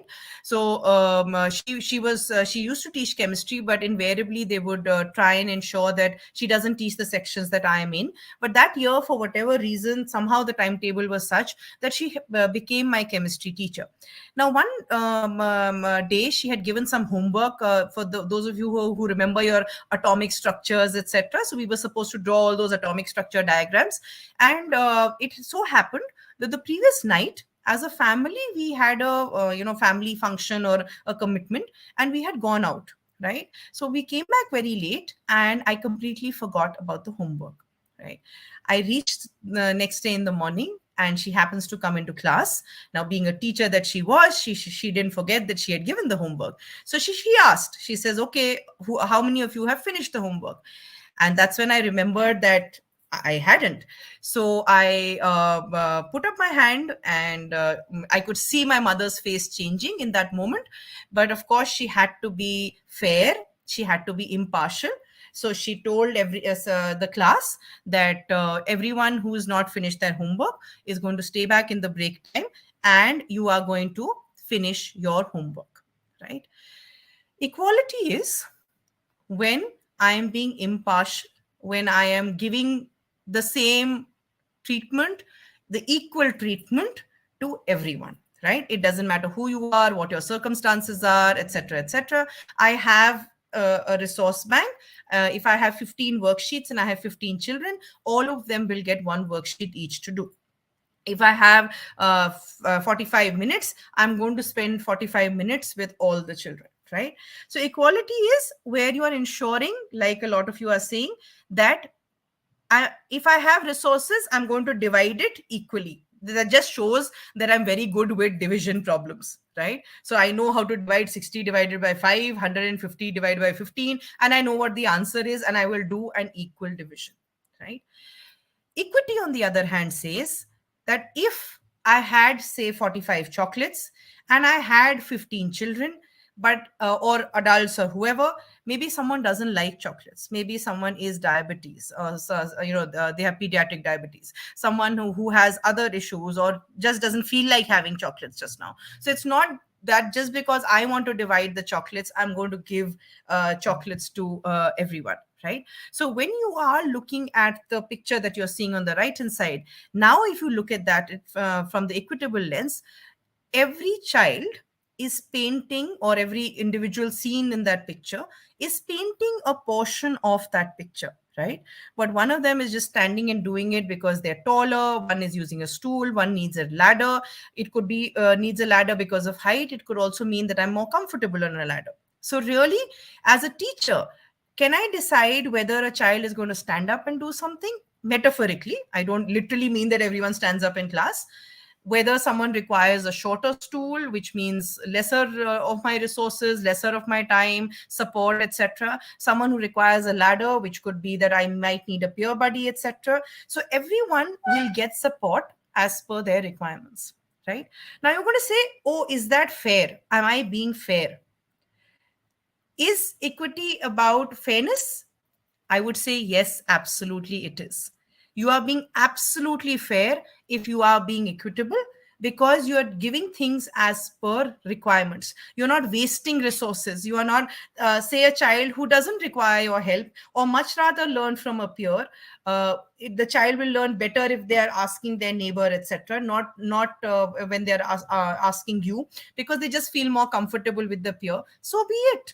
Right? It's not in any way reducing your ability set. It's only ensuring that your students are going to be able to take away from the classroom what they are able to take away, right? Or they need to take away. Now, if you look at that picture again, what if you had given the same height stools or ladders or whatever to everyone, or not given anything at all? Eventually you would have a picture which is only half done, right? Which is only done to a certain extent. In this case, at least all children will do one complete part of the picture. So I'm sure a lot of you are then going to say, what happens to be my syllabus? What happens to my curriculum? Again, I go back to the picture. Is it better that children know 10 chapters out of 20 and know those 10 chapters really well? Therefore, they have the ability to apply that knowledge that they have in the real world or in other scenarios for those 10 chapters really well? Or is it better for them to know 24 or 25 chapters up to a 10%, 20% extent? If you are able to answer that question, you will be able to understand why I'm saying that you will need an equitable environment for you to be able to implement competency-based education for sure, right? So keep in mind the three things that we've spoken about. Diversity is a given. Every child must belong. And as a facilitator or an educator, are you being able to build an equitable environment, right? And then I'm going to switch a little bit and talk to you about this concept called the map is not a territory, right? Can you see the picture here? Are some of you familiar with that story? You could go back and refer back to figuring out what that story is. It's about the 5 or the 6 blind men, and all of them touched a part of the elephant and described that part and said, this is a fan, this is a rope, this is a tree, depending on what part of the elephant they were touching, right? So typically when you are only looking at it from one lens, you will only see one aspect. Now, the map is not a territory, is coming in from a slightly different space. The map is not a territory, is coming in from my NLP practitioner space. So in NLP, which is neuro-linguistic programming, we have this concept called the map is not a territory because every individual is unique, right? That's the complete sentence. So the way you look at it is, if you're looking at it only from that one lens, right? So if you are being the rhino as the educator, you will see it only from one perspective. You will see it only from your perspective, and you don't see what other benefits there can be if there's diversity in the classroom. So if there's diversity or differences, which is a given in the classroom, and you are able to give an equitable environment, you will automatically be able to set up an inclusive classroom. You don't need to do these things independently if it is the culture that you live with. So your diversity is not a choice. Your diversity is given. The choice that you're making is, I'm going to set up an equitable environment so that I'm able to include all children and make all children belong to the environment that I'm setting up, right? Now, the reason why you also need to do this is because we've been speaking about competency since the morning, and you've been speaking about that in the chat just now, where there will be children at different levels. There will be children who learn differently. There'll be children in your classroom who take in information in different ways. And unless we take cognizance of the fact, we will never have children who will be able to learn in our classrooms. Now, I know the set of teachers who come into the OrangeSlates LearnFest are all very, very passionate teachers. So I don't need to tell you this. The only reason I spend so much time on this is that, can I link this up to competency-based education? Can I understand that unless I do this, my competency-based education implementation could nearly be a tick mark exercise. So I will know all the steps, but unless I build a culture which supports those steps, I will never be able to get it right. Right. So that's the piece that you need to remember. Now, moving on, I'm going to take you through a small concept of really how you can build that mastery that we are talking about, right? How do you ensure that in your subject that you're teaching, whatever you are bringing to the classroom, how does a student develop that mastery, which means knows that subject, knows that topic, knows that unit very, very well, right? So this is one of the models of competency where you break it up into these 4 steps. Right now, the 4 steps, let's just go through it together, and then I will also explain the concept to you. Some of you may be familiar with it. Feel free to put down your thoughts on chat as we move along. So when you're looking at this model, look at it as the 4 steps: the unconscious incompetence, the conscious incompetence, conscious competence, unconscious competence. Oh my God, too much of a tongue twister, right? So it all sounds the same, but so let's just break that up. Okay, so typically when you learn anything, right? So say, for example, a lot of us learned cooking during the lockdown. Okay, some of us were not cooking earlier, but then we looked at YouTube and we looked at asked a few friends for recipes on WhatsApp, etc., and started doing cooking. So let's look at that example. Okay, supposing I was a person who before the pandemic and lockdown was not very fond of cooking. Okay, so I was not very aware of whether I will be able to cook, whether I cook well. I may not have ever tried it out also. So I'm in a state of unconscious incompetence. I don't even know. I'm a novice, right? I don't even know whether when I try it out, will I do a good job with it, a pathetic job with it, a brilliant job with it. I have no understanding of that, right? Now, when I started doing it because of initially purely because of compulsion, I had no help at home, no one was there to cook. So eventually I do need to eat food, right? So I cook something out. I cook a dal, a chawal, a rice, whatever I'm making. I decide to make some simple things, and I may fail very badly at it, or I may do an average job with it. By some fluke, I may also do a decent job with it, right? But I realize that I'm consciously aware of my incompetence or my lack of ability in doing something, right? So I become consciously aware that, oh, this is not as simple as I thought. I thought I could just put a kadhai or a pressure cooker on the gas, put some oil, put some vegetables, and I'll be done. But it is not as easy as I imagined it to be, right? So what did some of you do when a situation like this comes?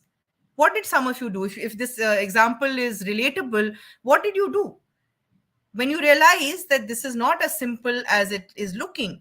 When you realize that, oh, I need more help, I definitely need more support, what did some of you do? And for those of you who were not cooking then, are not cooking now, think of any example. Say, for example, when you learned how to drive a car, when you learned how to teach for the first time you entered the classroom, it was an absolute disaster, or it was difficult, even if it was not a disaster. And you realize that, oh, I do need to work on this, right? So what were the things you did? Anyone? At that stage of realization that I'm not good at something, or I don't think I'm excelling in this, where all did you reach out? What all did you do? Did you reach out for support? If yes, then in what manner? Did you try and do it all over again? Okay. What else did you do? So Neelam ma'am did a lot of practice. She also took some classes from experts or looked at classes from experts. What else did some of you do? Okay. So ask for help or give it a retry. Absolutely.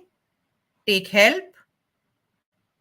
So all of you are seeking help, right? Now that help, depending on what you are seeking help for, can be from another expert, can be from a friend, can be from a family member, can be from social media, can be from like, depending if it was something to do with teaching or learning or whatever, maybe from the library, from some kind of resource material, from OrangeSlates. I see a lot of those messages coming on your WhatsApp groups, where right from I think the recent one I saw was right from asking for support for how a KG program can be conducted, to what videos can be used for a particular topic, to how can a particular topic be taught, etc. I think that group is buzzing with people asking for support, help, etc. And everyone's really kind and generous, I would say, in giving that support as well, right? So when that support comes into me and I start getting that support, I start becoming better and better at what I'm doing, right?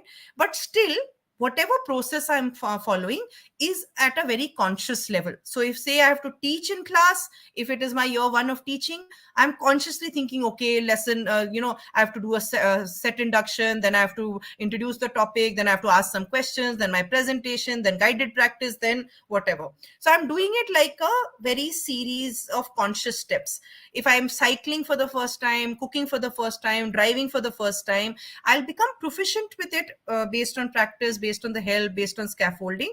But I will do all those steps very, very consciously. Step 1 is this, step 2 is this, step 3 is this, step 4 is this. And that stage of mine lasts for a little while, right? Now, the option is that I don't come into this stage. There is a possibility that I realize that I'm incompetent in something and I just give it up. Okay. Which means I will never move from that advanced beginner stage to a proficient stage. Okay. The other alternative is, for life, I do this very, very consciously, which means I do this step 1, step 2, step 3, step 4. Every time I have to do that task. Okay. But if I have internalized whatever my learning was, if I have become very good with whatever my learning was, it's like how all of us who've been cooking for many years typically are doing things on auto mode, right? If you have to cook breakfast in the morning, if you cook some poha or cook some upma, etc., or make Christmas cakes like Sindhu does every winter, like, I'm sure she's a master, right? If I or Ashali have to start making those cakes, or any of us are trying to make those cakes, we are going to be at that unconscious competence or conscious incompetence stage. But a person who's an expert in their skill would not have to do this consciously, right? Which means you know exactly what the process is subconsciously, and therefore you reach that expert stage and you reach that unconscious competence stage.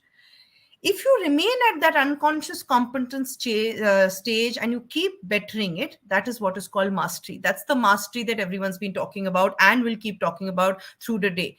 That how do I attain that mastery in that one topic, in that one unit, in that one question, in that one chapter, one subject, right? How do I become so good that I don't have to depend on anyone? I also apply it correctly. I also am able to transfer that learning to all other environments. That mastery is important, because then it doesn't, like how we tell our students, right? Don't learn only for the exams. If you are not a master of the topic and you're not a competent person in your subject, you will continue to do things consciously, which means you'll give a exam paper, you'll get marks in it, and that's it. It doesn't become learning for life. If on the other hand, we want our students to be lifelong learners, to be able to replicate things that we've taught in their real world, to be able to apply things that they learn in the classroom in the real world, the mastery and the competence building will have to be encouraged, right? And you will have to be the facilitators of that. So you cannot be that, okay, I'm okay if the child remains at the conscious incompetent stage, because it's okay to be at that stage. But what we kind of need to look at is, out of everything that we have to teach them, in what parts of that subject, in what parts of that curriculum are they truly attaining that mastery. And unless they master, say, the previous topic, they don't move on to the next topic, because eventually it's not going to work out for anyone, right? Because, for example, if I were teaching multiplication tables in a particular grade, right? Next year I'm going to teach them, or next term I'm going to teach them factors and multiples. Then I'm going to teach them HCF, LCM, and then I'm going to make them apply HCF, LCM in various contexts, etc. And I want them to be able to apply that in real life as well, right? Imagine if the child has not mastered multiplication tables, not mastered factors and multiples. That's where you see the continuous struggle in children, because they've remained at the novice or the advanced beginner stage in those topics. So unless they kind of reach the mastery stage in the previous knowledge, it makes no sense for you to push them to move on to the next topic, next topic, next topic, next topic. Because it's again that picture you will see. Everyone's painted only 10% of the picture, and either way, is not even a part of the picture is painted in its totality. Right? So that's the piece where you kind of need to be the biggest facilitators. There are two parts to this. Okay, so the two shifts that have to happen. One is the shift that has to happen from the conscious incompetence to the conscious competence. Okay, now what is that shift?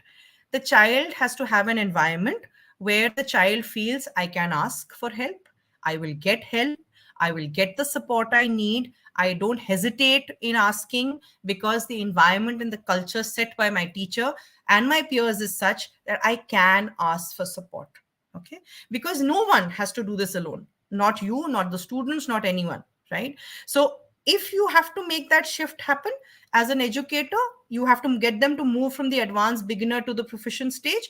You need to have that culture where they feel comfortable in asking questions, where they feel comfortable that if we ask even what are called the silly doubts, right, they will have an answer to those silly doubts. Because if the child gets stuck at that so-called silly doubt, you will not have that child moving on, right? And the second shift, and the second cultural shift that you have to make, is that it is not good enough, if I may say so for the lack of a better word, to be at that conscious competence stage. I've become proficient in something. I'm good at writing answers. I've understood how I have to write the difference between two topics. So supposing I have to write the difference between goods and services, right? I'm consciously competent, which means I have the ability to draw a line. I have the ability to understand that if a question of differences is coming, I have to write one topic on one side, write the other topic on one side, and write the answer. I'm proficient, right? I will only be a master if I understand the application of goods and services. So in the future, if 10 years later or 5 years later, I go and work in a company which is a service-oriented company, and I'm the marketing manager of that company, okay, I understand what is the difference in not having a goods to market versus having a service to market. So how do I market a company, or how do I sell the service, or how do I go ahead and talk to my clients about the service? Because I understand and have mastered the difference between goods and services. So that shift of mastering what they have learned and them being able to apply that is the second facilitation that we have to do as educators. So I'm going to leave you 10 seconds with this slide in case you do want to just take it all in. Happy to do that. And in the end, once we are done, if any of you still have doubts, happy to take those doubts as well. Right? So you're looking at a long-term process. You are not looking at doing this in one class. Okay, you're looking at setting the stage for a longer period of time to ensure that there is performance mastery. That was what you are doing as an educator. Okay, moving on. You don't need to read all the sentences that are there on the slide. You'll be surprised because this is a very text heavy slide compared to what I've been doing earlier. But because I've sourced this as is why I wanted it there. So these are essentially 7 components of how the Aurora Institute defines competency-based education. They have a lot of material on the net, and if you want to read, they are a very good source for you to read up and find out more information. But what I found relevant to today's discussion was the very first component, right, which says students are empowered daily to make important decisions about their learning experiences, how they will create and apply knowledge, and how they will demonstrate their learning. Okay, now that's the first step to doing everything else. Yes, there have to be changes in assessments. Yes, there have to be changes in the way you deliver. There has to be differentiated instruction and all of that, right? All of the components and the steps, etc. But the most important aspect is, are we empowering our students on a daily basis, right?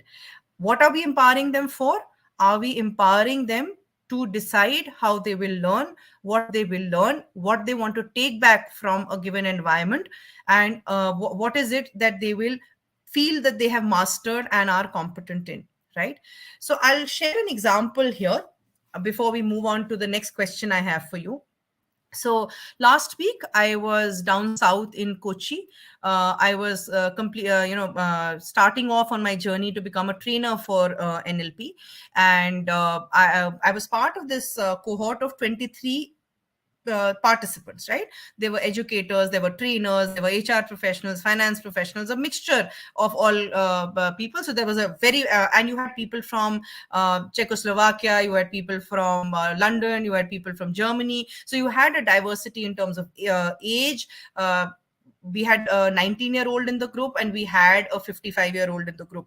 So we had gender diversity, we had age diversity, we had ability diversity, industry specialization diversity. We had all of that. And on top of that, this group of 23 there were some of us, some of the people in the group who had never heard of neurolinguistic programming. They were coming to learn about it for the first time. Then there were the what are known as the master practitioners. So the people who have done a foundation course and are wanting to come in and master the subject.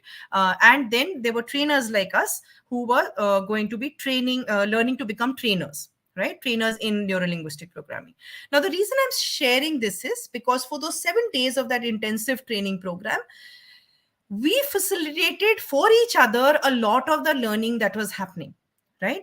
So because we had people who were at 3 different levels of competency, the people who were hearing concepts for the first time would ask questions, which would be like, which would result in us going back, trying to remember, what we had learned in the past, etc., and bringing it back. There were others who were trying to master the skill, etc., and therefore all of us were there as their models, and they could use us to practice, etc. And as trainers, we were going to be delivering training, so we knew firsthand how the training is going to impact people, etc. Now, if you look at your classroom like that, and you design a classroom where you're okay to have these multiple kind of differences like we were talking about, initially all of us were apprehensive of the learning that we'll take back, okay? But our trainers were not apprehensive at all. They were very confident that it's the diversity which will result in the maximum amount of learning. It is these differences which will result in the maximum amount of learning for each of us. And also each of us can take back from that space whatever we find ourselves reaching. So there was no compulsion on reaching this X level. Now you're going to say this is outside territory, right? This is not in a school setting. But to be very honest, it's all about the mindset. It's all about the culture we set. Yeah. Yes, we do have the syllabus. Yes, we do have the curriculum to finish. But the question is, how many of us studied cover to cover, did all 55 topics of every subject that was there when we studied as students as well?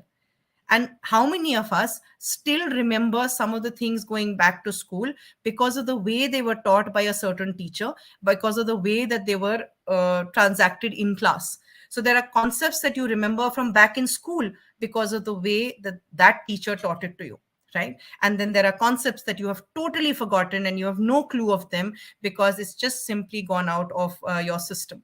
So it's better that you are able to help children internalize their concepts and reach that mastery.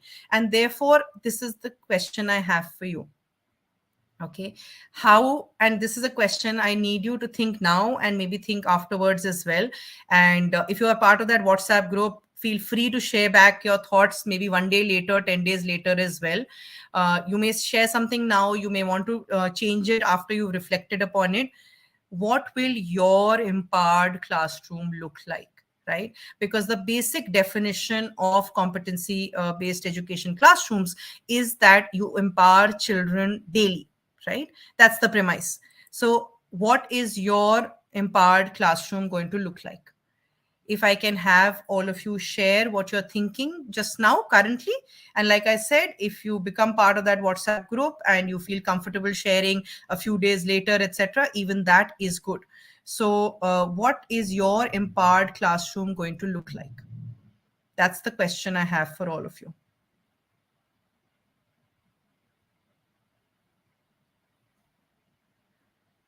How are you going to ensure that your children feel that they belong to the class, that their diversity is accepted, and they are very much there? What are you going to do?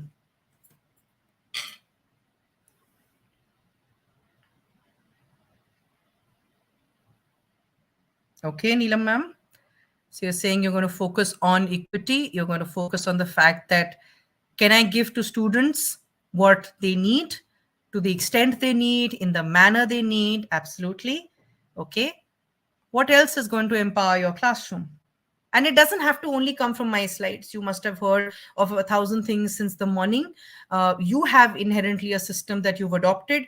If you share it here, others will benefit from it if they haven't adopted it themselves. I like that, Toshika ma'am. Brainstorm with children. They have some fantastic answers to give you. So that brings me to another memory that I have, and I'll share that while all of you are thinking. So Chaitanya, my son, he's 13 and a half now.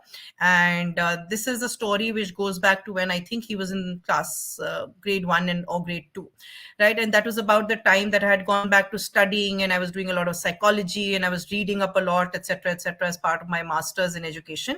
And I wanted to apply behavior modifications, etc., at home.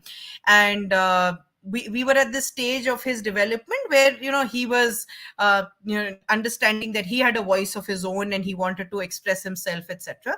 So one day we had this big tussle, and I told him that, I said, okay, if you think that, we're going to do this any differently, or you feel I should, be communicating to you any differently, why don't you make some rules for mom? Okay. And I cannot forget that day at all, because this is a child in grade 1. He goes on to his desk, he takes out a sheet of paper, and he writes 5 rules for me. Okay. The others are not relevant just now, so I'm not going to take that up. But the first one he said was, Mama, if you want me to do something for you, or you want to call at least 5 times before reacting. I might be doing something important. Okay. And that brought a smile to my face. And later when I was thinking about it, I said, yeah, why not? So there are two aspects to this story. One is, if I had written down a bunch of rules, I might not have done such a good job.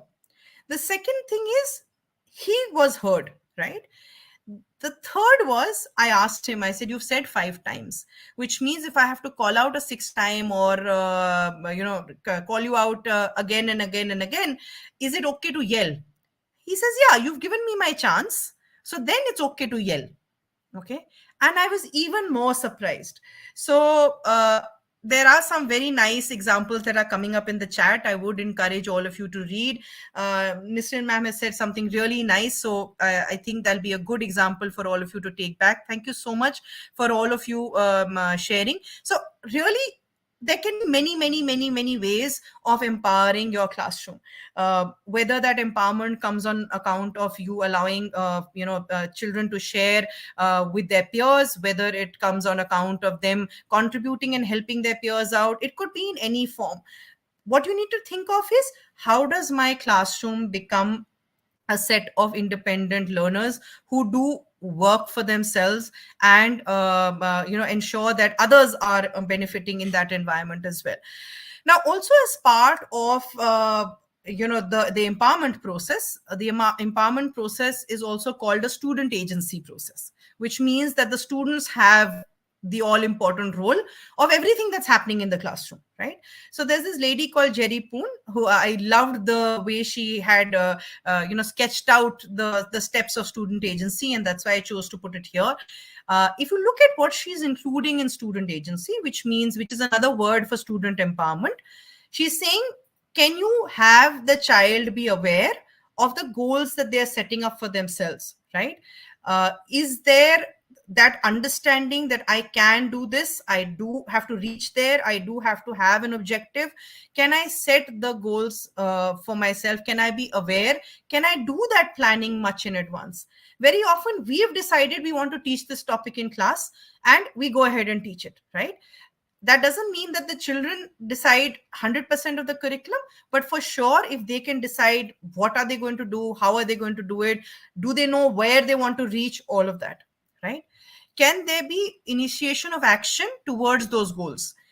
It says choice, voice, free will, and all of that, which means, can you allow them to choose what assignment they want? Can you allow them to choose what activity they're doing in class? Can they suggest how they want to do an activity? The level of autonomy that you can give to students. I'm sure a lot of you will have that question. I can do that with secondary. They can think a lot, but what happens with pre-primary, primary? I'm only going to invite you to try it, okay, and then come back and share what happened. You will be surprised with the inputs that you get when children are have the autonomy to think.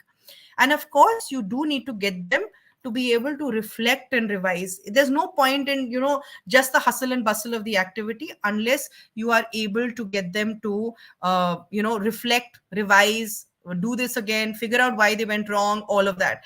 That sense of self-discipline that we were talking about when Colonel Ghosh was also, Brigadier Ghosh, sorry, was also talking about it, that they be mindful of what they're doing.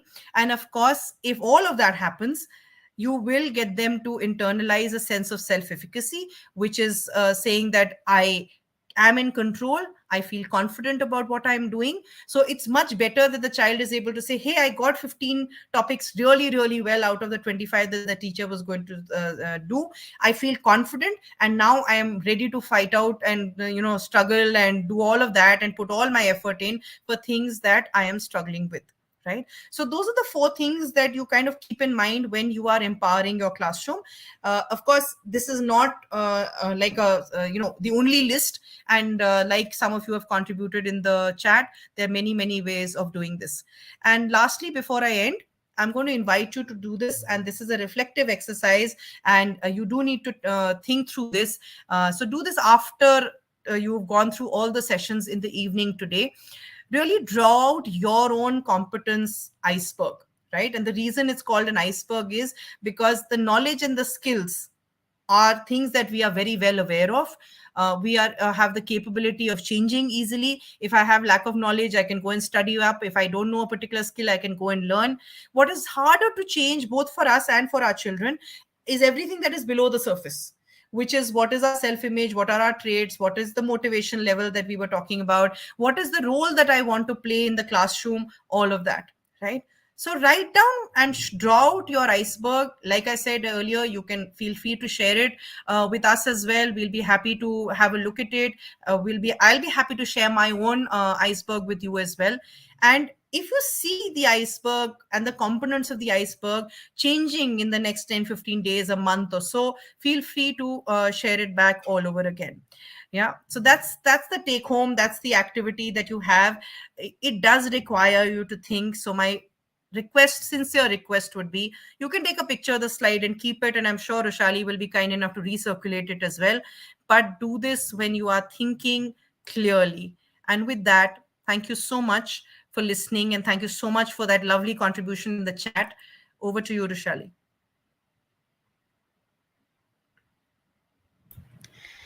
Thank you so much, ma'am. This was really, really, really, really an eye opener. And as we can see in the chat, teachers have shared such beautiful experiences.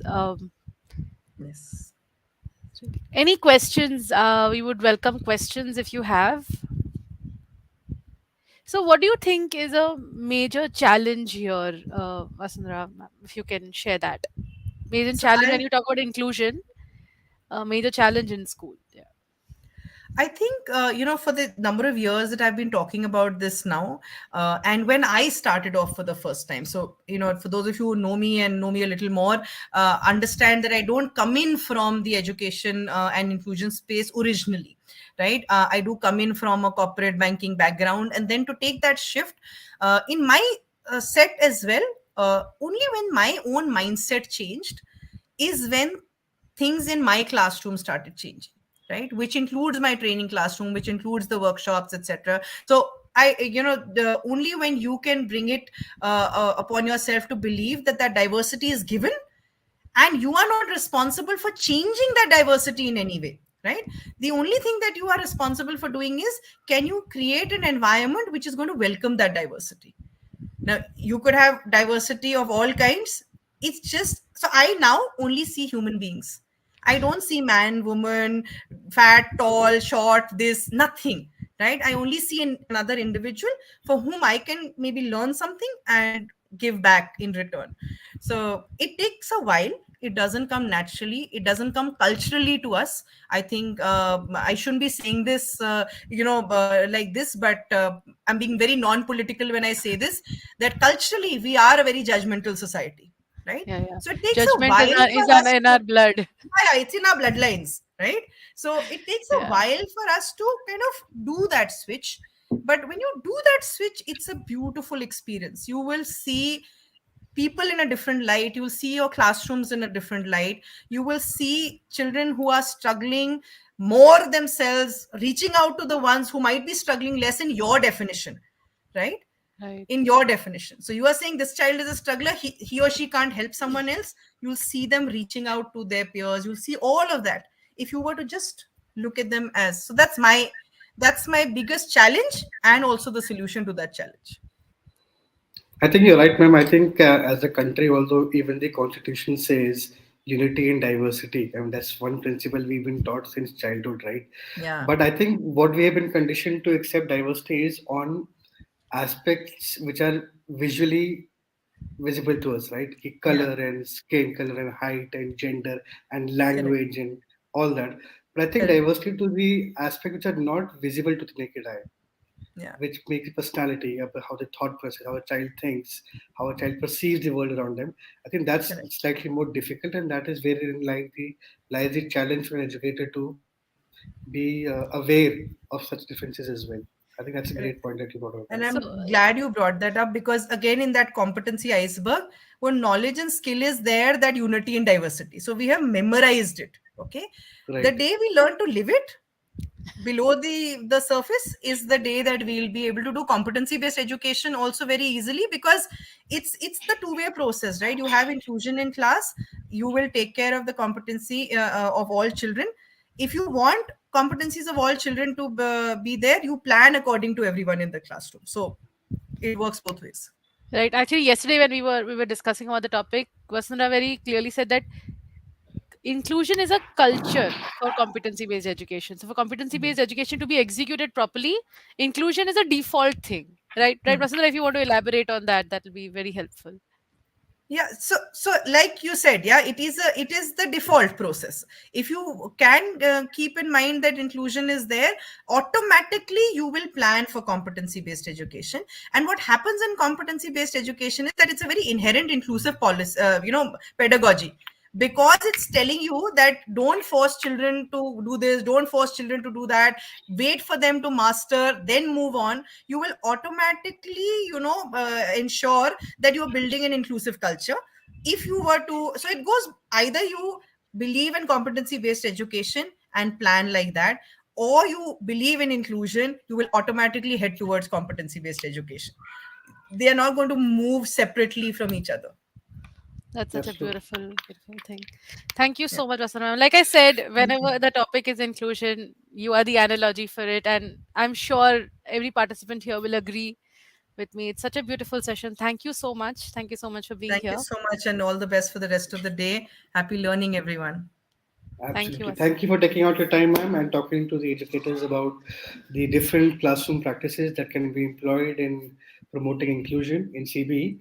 I'm sure this will surely promote diversity and equity, which can lead to a more inclusive and equitable learning environment for all students. Thank you so much. Thank you so much, Vishal. Especially what we learned is on how, by a culture of inclusivity, teachers can help to foster a sense of belonging and acceptance among all students, which can help to improve their engagement, motivation, and overall well being. Really stood out for us. All right, great. So, Shali, while we appreciate how crucial and sensitive diversity is, I just can't help but remembering how, as when we were students, all we cared was about unity. Unity while mass bunking, but it never Did worked, it work sadly. for But you? yeah, It never never worked. worked for us as well. There is always that one student who wants to go and attend the session. So, no unity there. But And yes. that's the diversity we never really liked as students. But great. I think it was a brilliant session. For all the viewers, again, please put in your feedbacks. I'm sharing the QR code. We would love to hear from you how you perceived, how you felt about the session that we just had on inclusion in CBE. And I'll also put in I put the link. the I put the link. link in the chat. Yes, And also, you can follow us on all social media platforms. You can search for us at the rate OrangeSlates. And yeah, you can also, if you want to share your learning with your peers on social media, you can tag us at OrangeSlates and put a hashtag LearnFest 2023. And it's such a right. beautiful journey that we started with today, Vishal. We started with the importance of objective, setting up a goal, which is a broader umbrella. Then we got into, to achieve that goal, I need to have that right mindset, right True. motivation, right attitude, right? And then creating a culture where you are allowed to express the you're allowed to express yourself, you're allowed to say what you understand, what you think, and behave in the manner that helps you to grow and learn. So You're right. that's the beauty of competency. Yeah. The reason I think, Vishali, we've spent this entire LearnFest on CBE alone is because it's just not a shift in curriculum or an approach. It requires changes at multiple levels, how teachers uh, approach this topic, how they need to change internally, and how they look at students differently. So it takes a lot. It takes the whole school to come together and to understand each one has a role to play in this. And that is the reason we said this Learn Fest we will dedicate only and only on CBE because that's what the entire world is shifting towards, and that's what also the Absolutely. policy is asking us to start looking at as NEP talks very clearly about CBE. And just to repeat the formula that we learned in Toral Ma'am's session about ability, motivation, and opportunity. So the policy has given us the opportunity to change, to grow, to make the classroom different. Now it's on the attitude, the motivation that we have to bring the best to the students in whatever small way possible. Start small, then we can take step by step. We can move ahead. Absolutely. Just a reminder for everyone: in case you have applied for these certificates, you will get them within 1 week. Those of you who are joining and haven't applied, we put in the chat the link in the chat. Please, you can go and apply for the certificates Yeah, and this the is a resources certificate. even now. Yes. Yes. This is a certificate that you will get a 6 hours live training on competency based education on 21st June 2023. If you want to apply for the certificates, the link is shared in the chat. You can still register for the certificate and you will receive it in a week's time. So do not worry, we are not going anywhere unless we send you the certificate for sure. Right. And those of you who have not, please do join the OrangeSlates community. Learning should happen always. That's what the community is for. We have brilliant teachers, academicians, school principals, leaders who are there sharing their experiences and guide learners, educators as learners all day long. All right. So moving Yeah. along. Yes. So what we're going to do is, I know it's afternoon, I know it's lunchtime, I know you're having lunch. I don't know whether you have cooked or Swiggy or Uber Eats or Zomato has got a lot of orders from you. What we're going to do is, yes, so we learned about inclusion and inclusion being a culture of the school. Next, what we are going to learn is the strategies. We learn the objectives, we learn the mindset, the classroom is ready, the culture is created, the opportunities are given to students. But now we have to identify the pedagogy that can help the learners actually become masters, gain that mastery, gain that step towards mastery.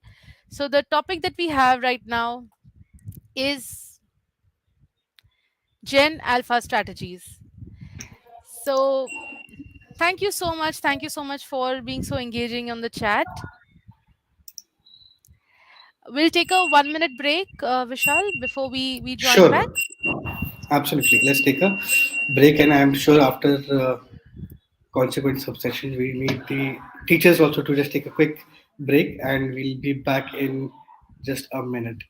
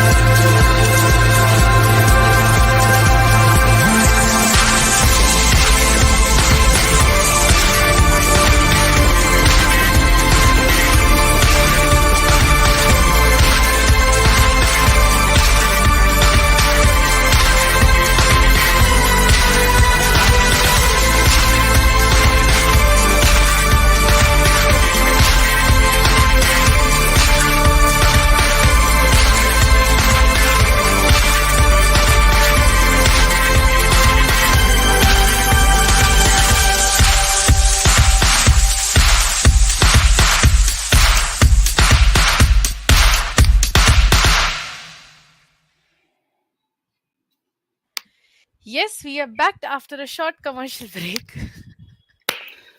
Right. Okay, Vishal, so I want to ask you a question. What comes to your mind when I say Gen Alpha?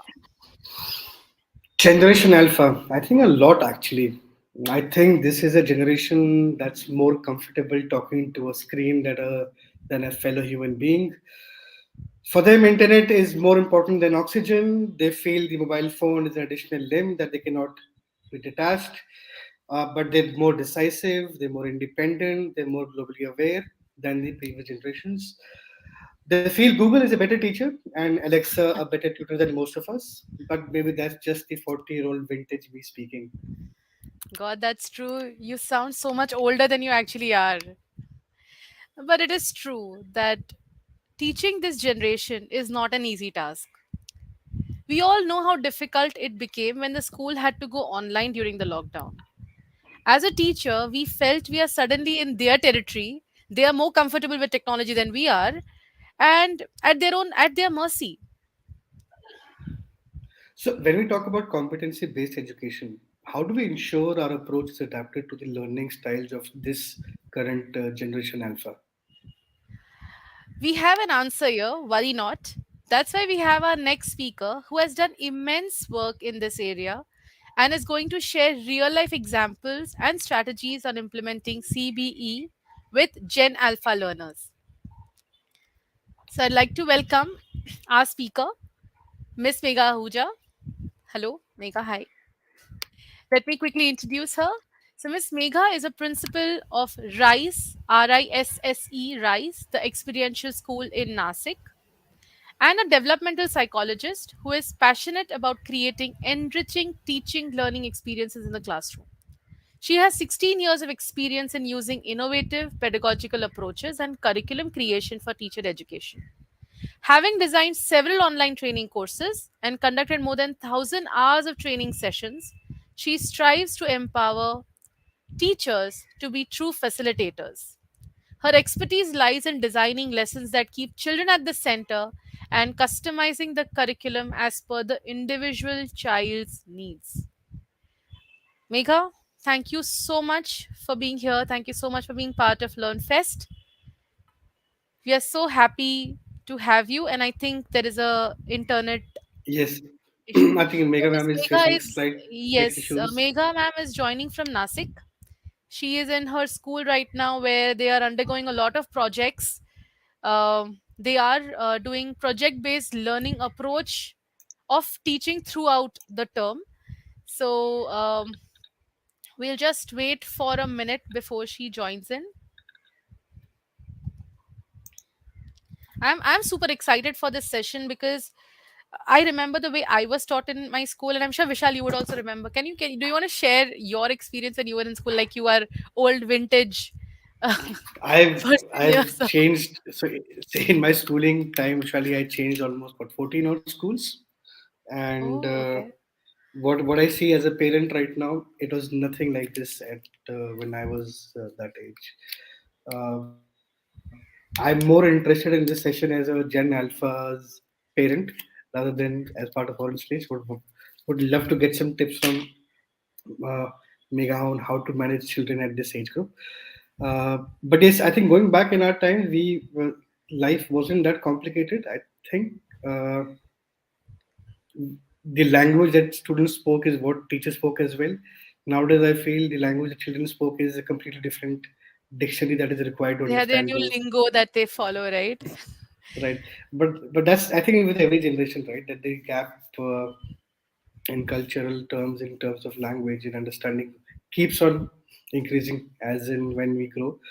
But I do empathize with educators nowadays. I think the pace at which this generation is growing, the access to information that they have, the access to newer technologies that they have, it is very difficult for educators to keep up.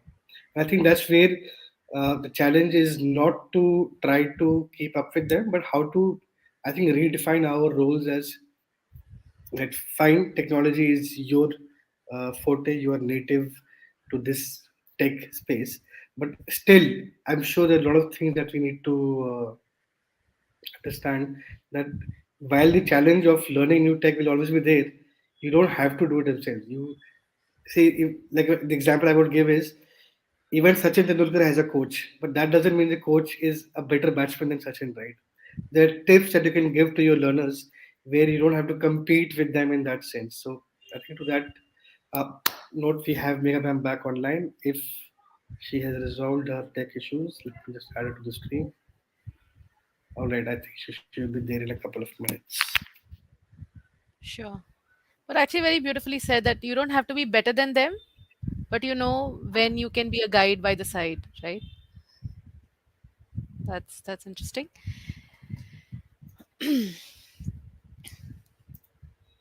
Actually, we all have faced this during the lockdown. Can you see me? Can you hear me more? So I think technology has its own way of behaving. It's not in our control. So we'll just give 30 seconds to Megha ma'am to sort this out and join back. In the I meanwhile, if think, you, yeah. I'll just ask participants any new lingo words that you have learned from your students, the Gen Alpha teachers. We all have Gen Alpha teachers here. So, any new language that you have learned from your students, language as in the lingos. So, I'll just give you an example. BRB. BRB is very commonly used by students, and BRB means be right back. Hmm. Any other abbreviations that you have learned? Anything else that you would like to share with us? Let's have fun and chat. In the meanwhile, Megha ma'am will join us. FOMO and YOLO. Very nice. So, what is FOMO and what is YOLO? I'll just. FOMO is fear of missing out. I know that. YOLO is. Vishal, do you know what is I YOLO? think you only live once. Ah, you only live. Ah, right. I I'm not think a Gen that's Alpha person. Shit. I'm old. I'm old now. Yes, yes. What else? Teachers? You only live once. Yeah.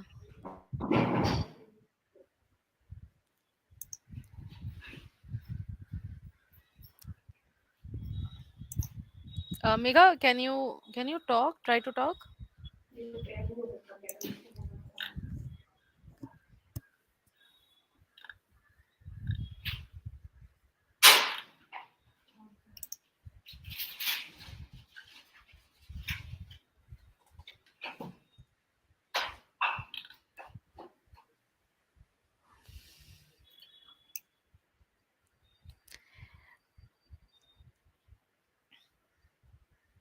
I'm sure you'll also know LOL.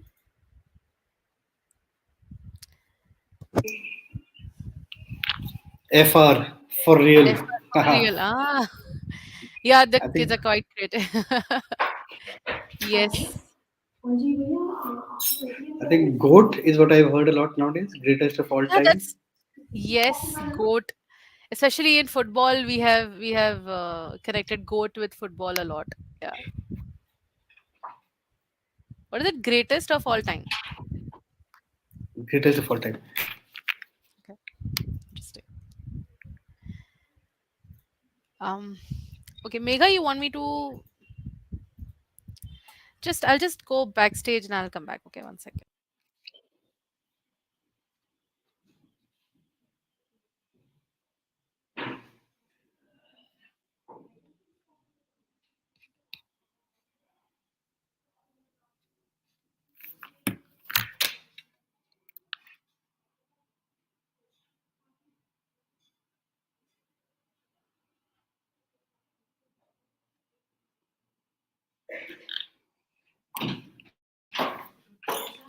I think we'll use this time. Any questions or any uh, challenges that you're facing in a classroom while managing this new Gen Alpha learners? I think it'll be great if you can just put them in chat over here. So we don't spend any more time at the end. Any expectations that you have, any issues that you would want the trainer to focus on, please keep adding them in chat box and we will share to the trainer as soon as we're able to resolve the tech issues.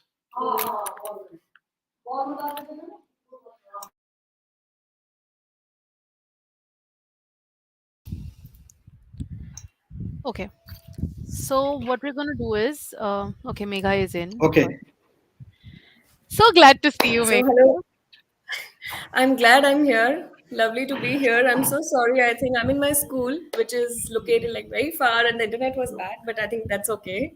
Till the And time I I'm think it's No the here. best worries. example for teachers that even if you are at a place where this is a challenge, still you are executing such brilliant strategies and brilliant applications. I am sure this is a great start to that and showcasing how the location geography area doesn't matter if you want to execute something great. So Thank you so much, Roshali. Would you like me to get started? Yes, please go Please, ahead. yes. Perfect.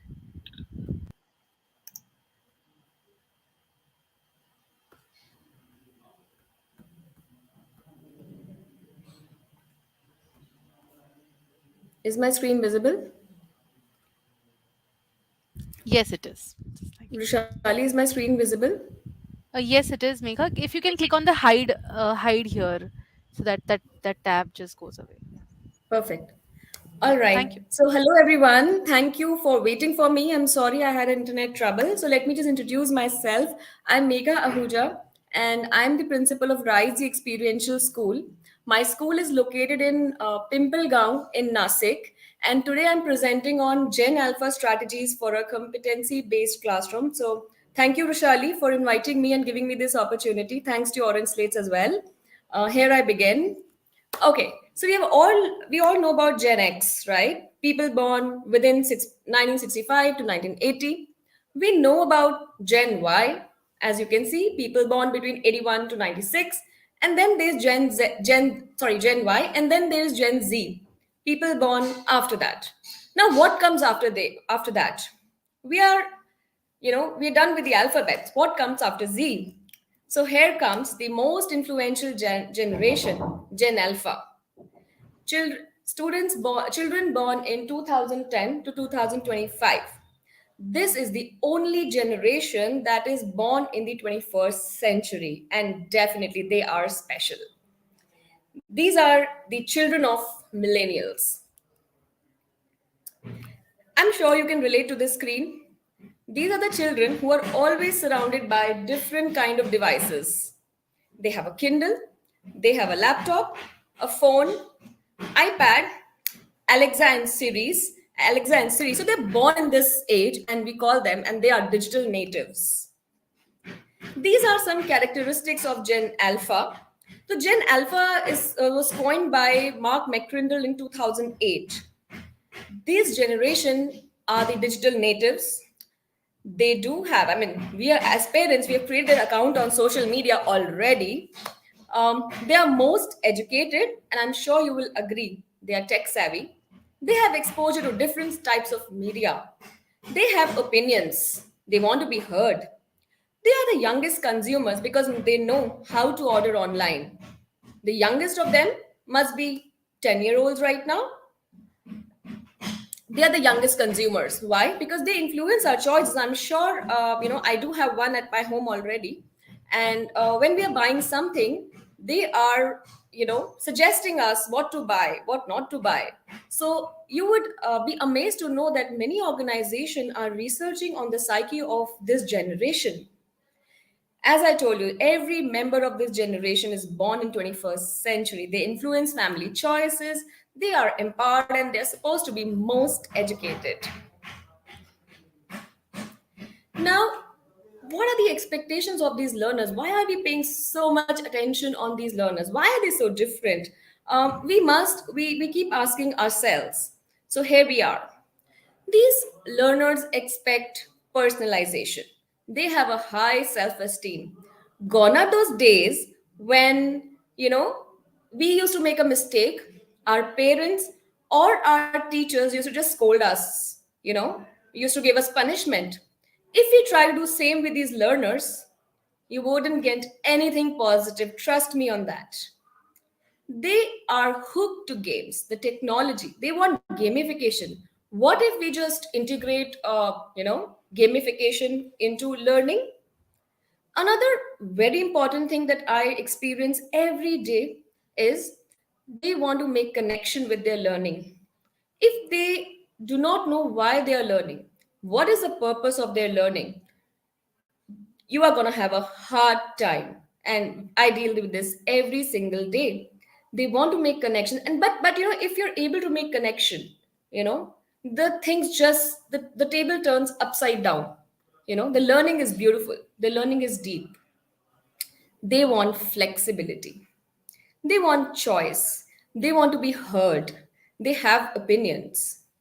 They enjoy working in groups and learning from each other. They want to interact. They are social animals. And As human beings, we all are social animals, but yes, they want to work with each other.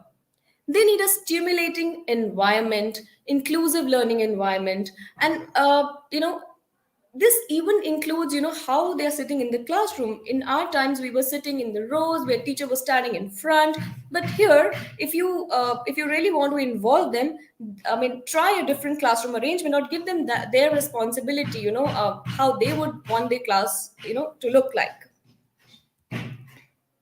Now, now we know what are who are Gen Alpha learners, what are their expectations. Now, what is the implication on designing their learning experiences for us as educators? What do we do about them?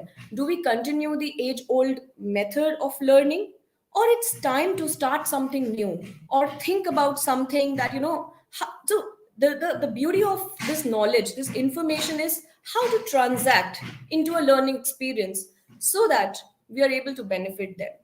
So the first is rapid response system of learning to meet the dynamic needs of this tech savvy generation. I'm sure you will all agree that technology is changing every day.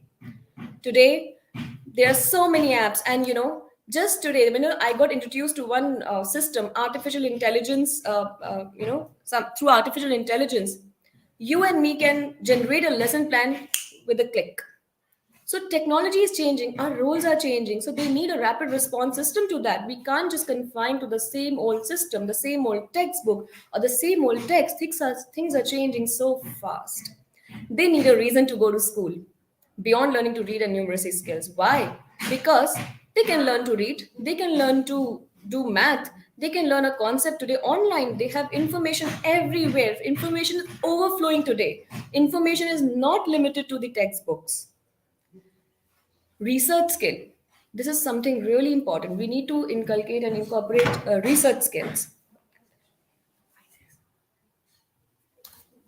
Have information.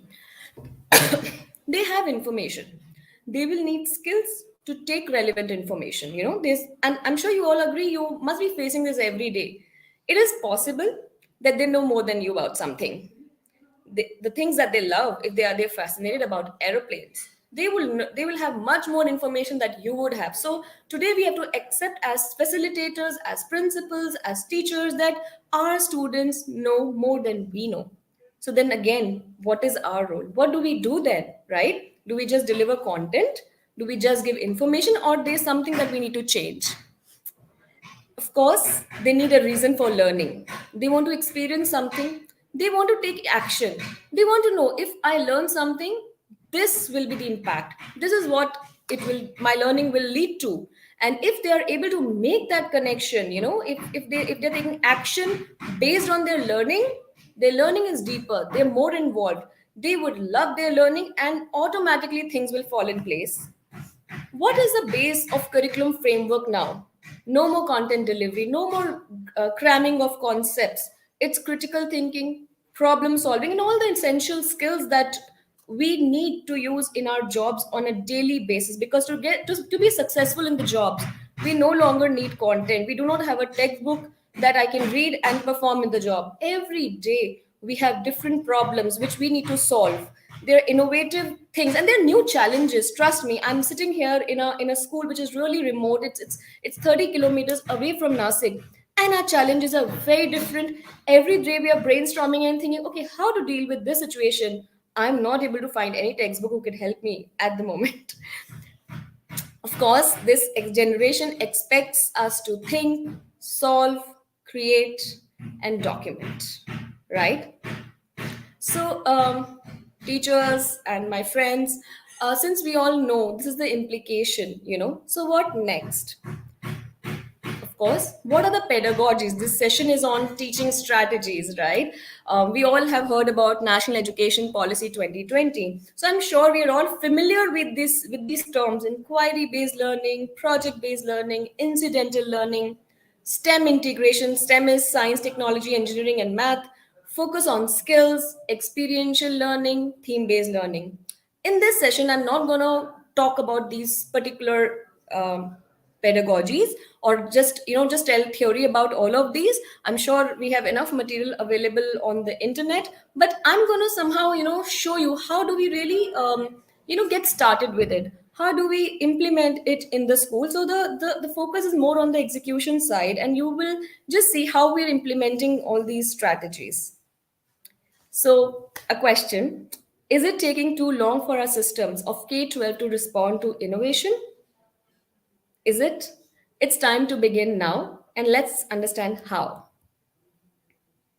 Now, let me show you how I tried. I wouldn't say that I'm perfect or our school is perfect or we have reached what we want to reach, but we just thought, it was a first year of physical school this academic year after 2 years of COVID. And we just thought, let's begin. It's time to do something. It's never too late. And we're open to make mistakes. So I'll just share example of a month where we chose a particular theme. I'll just give you a rationale why we chose that theme and how we went about that. So this is the curriculum. In the month of April, that was the first month of our school, where we just thought we'll do a theme based approach, right? So we decided theme: save soil movement. Now, why did I choose this theme?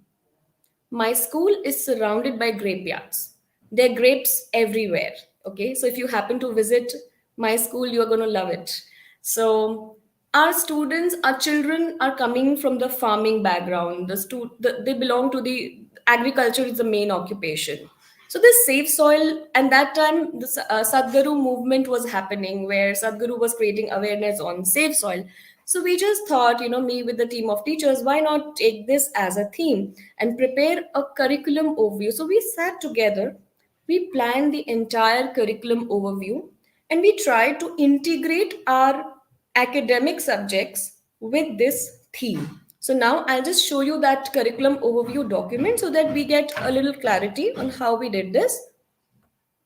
Okay. This is a curriculum document of April month. It says Safe Soil. Now this document we planned and we even shared with the parents well in advance. So you can see it has a little write-up on Safe Soil movement. There is a link of a nice site, a YouTube link, which tells about the Safe Soil thing. Now, Elga is English for us. So how we integrated English? We included letter writing. So in English, we thought, okay, students will write a letter to Honorable Prime Minister as a part of State Safe Soil Initiative. Now, this was one of the tasks on the Safe Soil website. So we picked it up and we integrated it with English because we do letter writing all the time. Then comes the math. In math, our students thought of, understanding and finding the percentage of soil that's getting affected. And we just incorporated statistics here. In science, okay, in grade 6, we included these two chapters: food, where does it come from, and components of soil. These are two chapters in a CBSE school, and it's there in NCERT. So we just picked those themes and incorporated it in the curriculum overview. In social science, you can see it's Earth in the solar system. Then similarly, we picked up similar themes in Hindi, Marathi. In ICT, we just chose, okay, students will document their work in the form of Google Slides. So again, there was connection. The subjects were talking to each other now. Okay. Then we also did a research project, which was a separate project, which was like a Safe Soil project by Isha Foundation, where we invited people from Isha Foundation for a guest lecture with our students. We also gave them some research work, and for research work, we did not ask them, okay, go and research on this topic, because we don't want them to scroll and just take information from any random website. So we just chose, we verified the content, we chose this site. So we gave a link of this site, which has wonderful information about soil, why it needs to be saved, why is it the quality is getting, why is it degrading. And it has beautiful information in the form of reading material as well as wonderful videos. And based on the research, we gave them a choice to present their research work in the form of anything like a letter, poster, skit, speech, dance, song, whatever they wish to do. So if you see that there was some element of student choice, then of course we planned different forms of assessment for each of the subjects. And art, dance, music honestly was really easy to integrate, because our students actually painted the school to spread awareness on the theme of safe soil. They prepared a dance on this theme. And of course, in the music, they prepared a band with musical instruments. So this is how a curriculum framework looks like. I've just shown you one document, and we did the same exercise across grades, right? 6, 7, 8, depending on their topic. And trust me, food, soil, these topics were so relevant that when we open our NCERT textbook, we could find connection. There were lessons related to that topic, and this was something easy. And as a team, we all agreed and we felt, yeah, it's good to go and we should do it. Now let me just show you how it was done. It will give you some insights. This is a Google site. We'll just share how you'll be able to see the work. Okay, give me a second. Yeah. So this is how we displayed the work, and I'll just show you the work on the safe soil. So you can see this. Now this was the video on safe soil. So if you just notice here, the information, I mean, of course they are studying about food from their textbook, but they are getting extra knowledge from the beautiful videos, the beautiful website of safe soil, because this information was latest, right? It was not outdated, because the textbook that we are studying, they are written years back. We don't change them every year. But if you look at this website, this video, this information, the percentage, like 52% of agricultural soil are already degraded. It's very, like, it's latest, it's not outdated. So we incorporated this information. So learning went beyond textbook and it was related to them. So they were like really connected. So I'm just showing you some pictures on how do we executed that curriculum overview document that I just shown you. This is a guest lecture by the volunteers of Isha Foundation. This is a part of awareness campaign here. Then you can see, I would just like to talk more about this. So now you can see these students, and these are volunteers from Isha Foundation who were there on in our school for the guest lecture. Now these are the students from grade 6. They're actually interviewing these students about their favorite food, and then these students are going to find out the ingredients of the food and the nutrient value. And this activity, you can just go back and check, it's the activity of NCERT textbook, that the students are supposed to do this survey and interview, and then they are going to find the components of food item. So we just divided students in pairs. They just went all around the school. We laid clear expectations. So the lesson was happening where students were moving around. They were in pairs. They had a time, okay, they have 40 minutes, they have to complete their survey and come back to their classes. And to our surprise, students were seriously doing this thing. We were not after them whether they are giggling or they're laughing or they're talking. No, they were discussing. They were serious discussion. They were running around to get more and more responses. So there was somewhere, you can say, student agency over here, and there was a lot of ownership.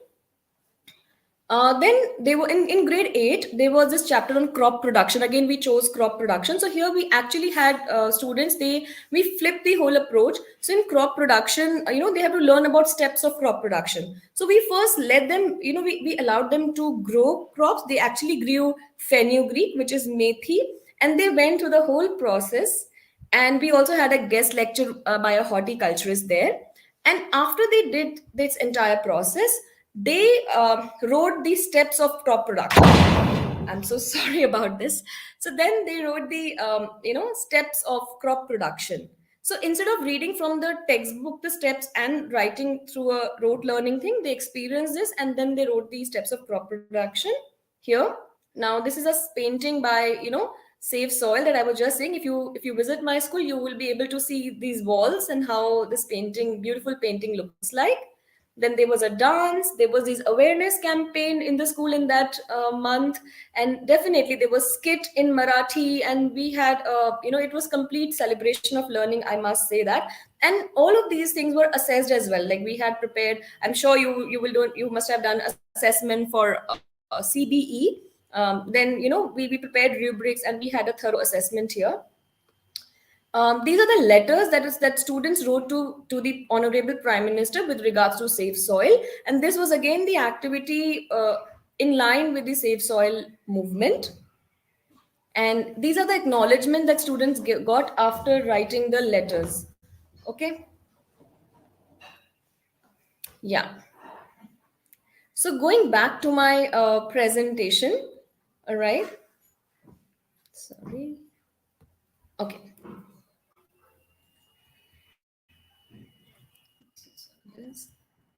Yeah. So now, what is happening here? As we'll just go through the documentation process as well. So there was a theme that we selected. We prepared a curriculum overview document that comes under planning, because planning is most important. So as teachers, our job becomes, we have to be perfect. We have to plan a lesson very well. We have to arrange resources, communicate our intention. Because if we plan and use integrated learning, I think planning is a very important step.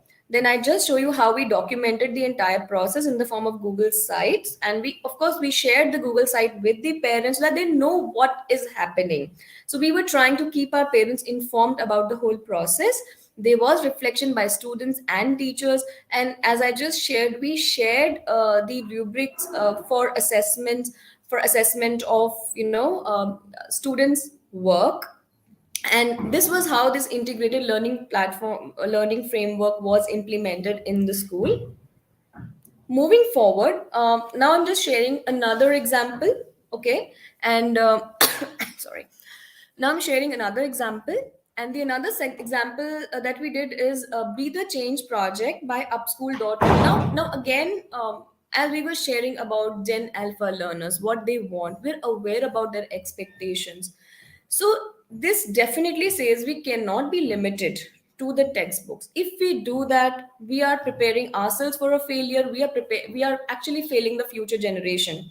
And if we say that students are not learning, they're not paying attention, my understanding is that, even, we as as principals, as teachers, as coordinators, it's we who have to change. It's not the student.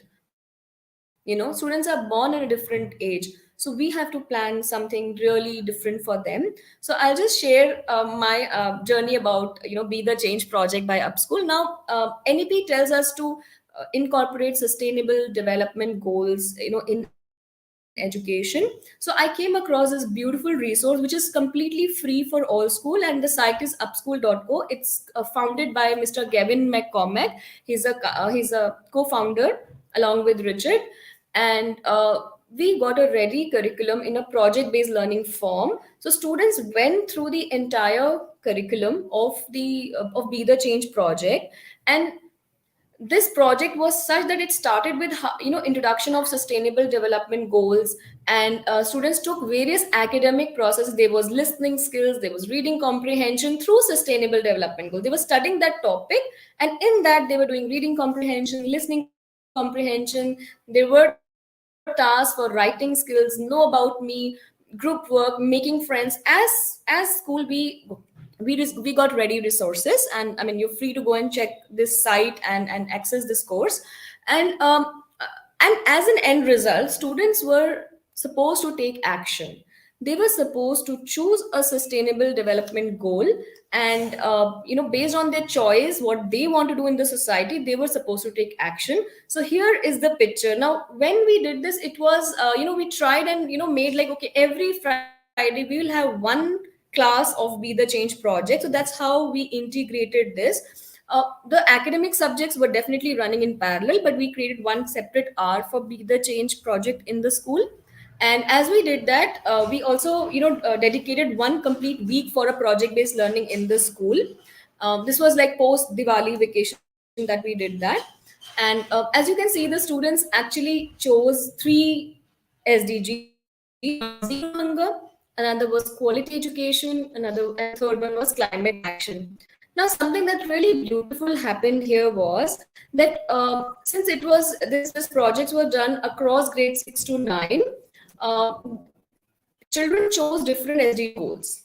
This gave us opportunity to group them, based on the goal that they have chosen. So now we had mixed age groups. Now in one group, say suppose there's zero hunger, we had students of grade 6, 7, 8, and 9. It was a mixed age group classroom. Okay. Likewise, for quality education and climate action. Now, if you can see, there is student choice. Okay.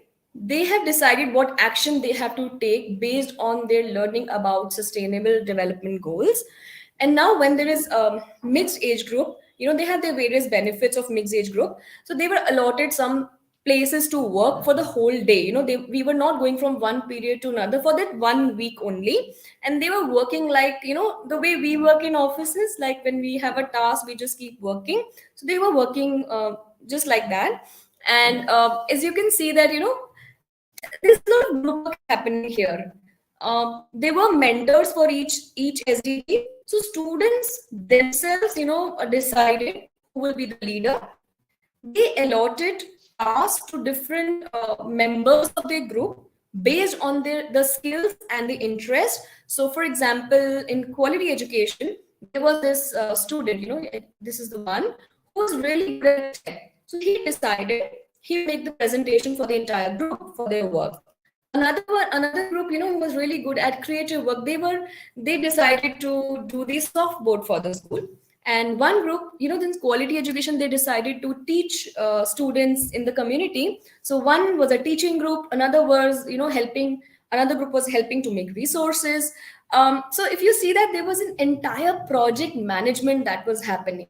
There was a leader, there was a technical manager, there was a creative manager, and they were just working like, collaboratively. We had facilitators, and, initially we thought there will be a chaos, but to our surprise, they were actually seriously working towards their goal, because they were somewhere kind of healthy competition amongst different groups, and everyone wanted to be the best. So you can see, if they needed help, they were approaching their mentors, they were talking to each other. So you can see this group actually worked for the softboard. This group is having a conversation about, how to go about. And here again, there's some technical help going on. If you see this, Kevin Sung is the founder of Upschool. He also gave our students a guest session, a speaker session, a specialist session, how to make a task card, how to make a lesson plan. So now students were getting, I would say, vocational training on how to learn a skill. Through the project, I would just go through the points now. They used Canva, which is ICT integration. Canva is a designing tool that we use for our school, and most of us are using Canva. They were using Google Sheets to, for the work allocation, like who's doing what, and they were tracking their project, what is happening, and there were timelines and how they're going about. As I just shared, there was a mixed age group who was working on the project, and you can just Google, there are a lot of benefits of, learning in mixed age group. There was student choice, right? We just learned that as student as expectations. So you can see here, students got their choice because they were free to choose SDG that they want to learn with. Megha ma'am, Again, student, as we just learned about, student need purpose, while they're learning a particular thing. So there's action, because students, as a final action, students were supposed to do community work. There were clear goals. During this whole 1 week, something was evident. The skills that were developing were collaboration, decision making. There was problem solving, leadership skills, and one thing that I've not written here: conflict resolution. There were conflicts among members. There were things, that came up to us. But this, don't you think this happens in real workforce all the time? So this was something very positive, and it was a scenario that really.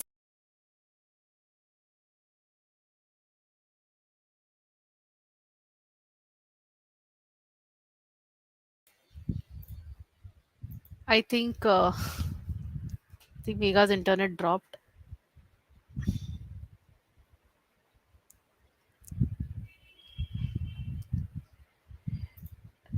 Right, so we saw how Megha will join back in a minute. So we saw how a school, like we can see the technical difficulties, real life technical difficulty that she might be facing with technology, but still how planning, meticulous planning by the teachers, by the management getting involved, principal getting involved, even including parents as a stakeholder getting involved in the planning phase, and how the topic that was chosen was so close to the heart of children, because soil, loving soil, they are, most of them are have background of farmers in the family, and how taking that and taking into picture the real life application of their learning. The students are actually going beyond the book and learning much more than a child who is actually going through the curriculum, syllabus, activities of that. So there's a difference here. Real life application, and the child will be thorough with it, deep learning taking place, and the child knows it for life. And knowing from the book, appearing for the exam, writing the answer, and then forgetting it. Right? So this becomes a very, very crucial thing. So we can see the project based approach. But the most important thing of all this is planning phase. We need to plan meticulously about what we expect from our learners. That expectation has to be clearly communicated to the parents. The expectation have to be clearly communicated to the students as well, because students should know what they're expected to do in the end.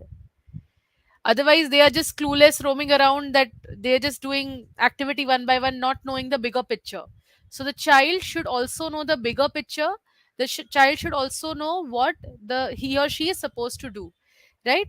So this becomes a very critical part of planning any strategy for Gen Alpha.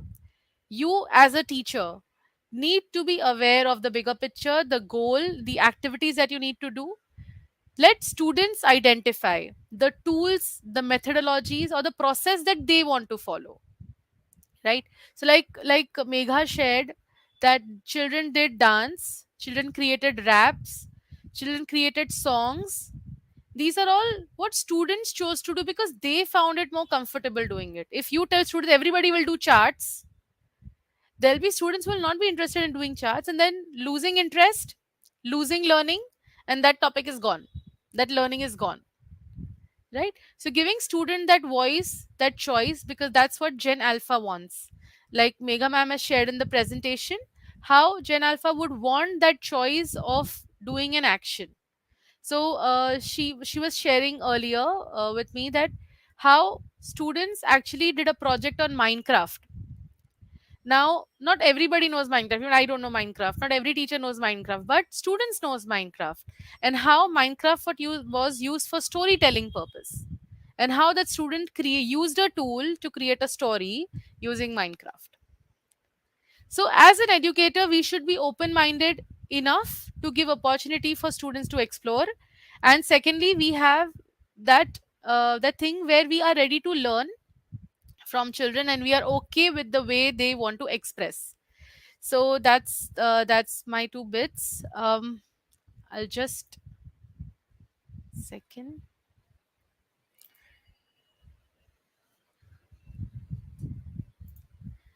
So I'll just share my screen. Hold on a second.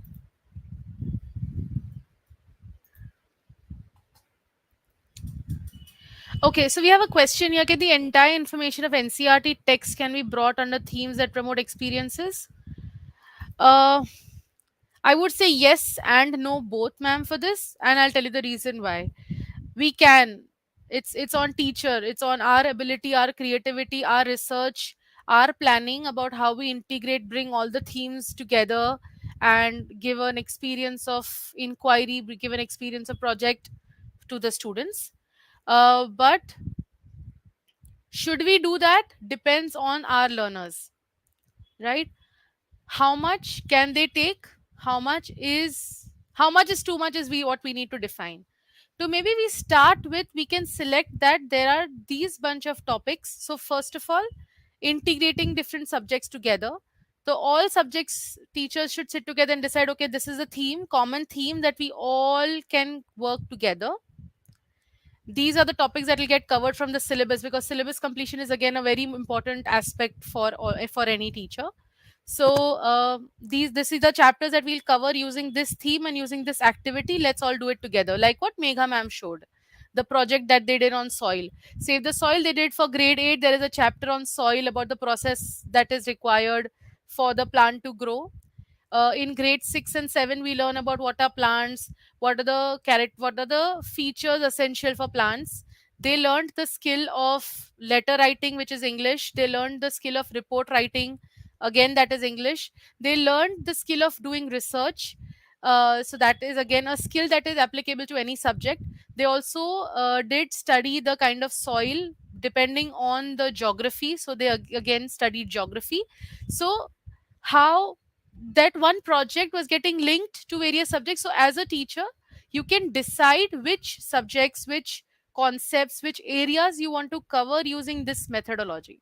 What happens is, if you continue doing so, in the skill development in the learners will take place, and then you will be able to use this approach multiple times. So it's like you use this as a skill development, what can I say, journey, and this skill you will be able to then replicate in other topics also, right? If that answers your question. We also have Sindhu in, so I'll just add Sindhu on the screen.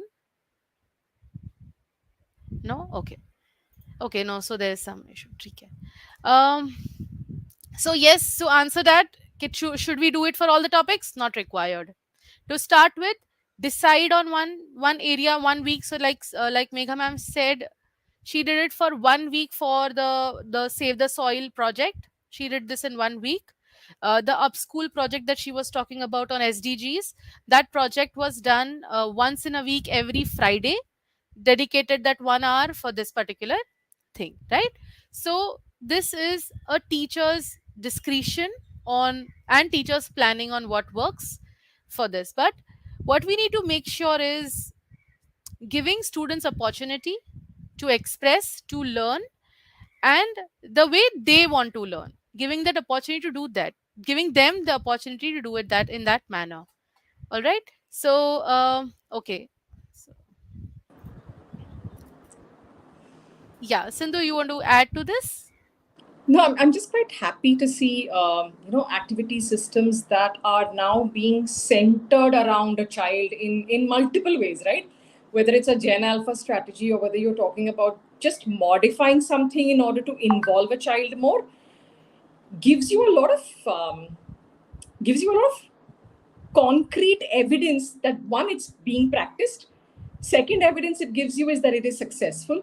And the third evidence, and the brilliant thing is, where Megha brought in a huge difference is being practiced even in the smallest of schools, which are not necessarily a metro indication and not necessarily, having the whole bunch of facilities that, anyone perceives you should have. So when you're trying to build a competency, contextual got done because it's soil and it's very close to their hearts and there's grapes all around, and that got done. Bringing in children, bringing in technology, bringing in challenges, all of it got done, and that's probably my two bits on how it can work. Evidence that it's successful. Assessments got done also based on what the child could do. It's against a standard. It's against an evidence which the child presented of the activity, of the learning. It's actually very heartwarming to see competency in action. I think that's all I really wanted to say.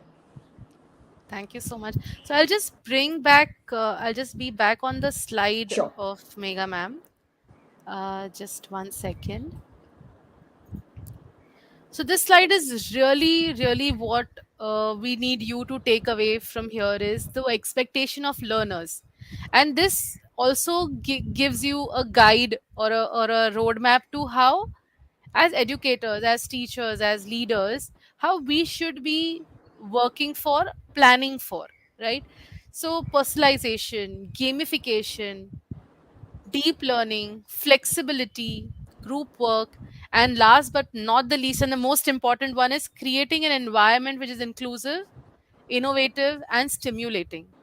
Right? So this is really, really a very important takeaway for all the educators here, that today's generation, the Gen Alpha that we are calling, the digital natives that we are calling, trust me, they have access to so much of information. And when we say this, we all agree that free access to information using Google, maybe YouTube. Now there are tools like Chat GTP, where you can search and you get answers in multiple versions, not only one version, multiple versions, right?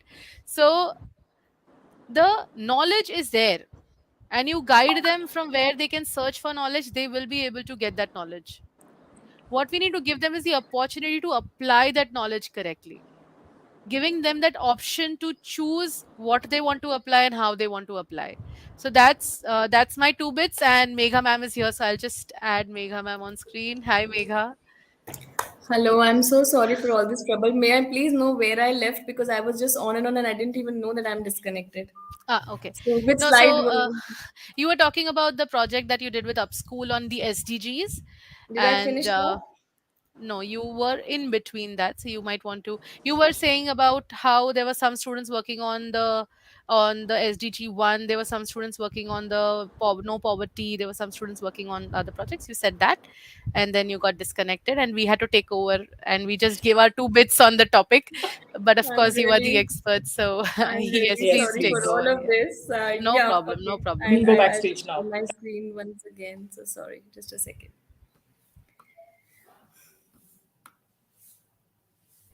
Okay. So yeah, so the project was okay.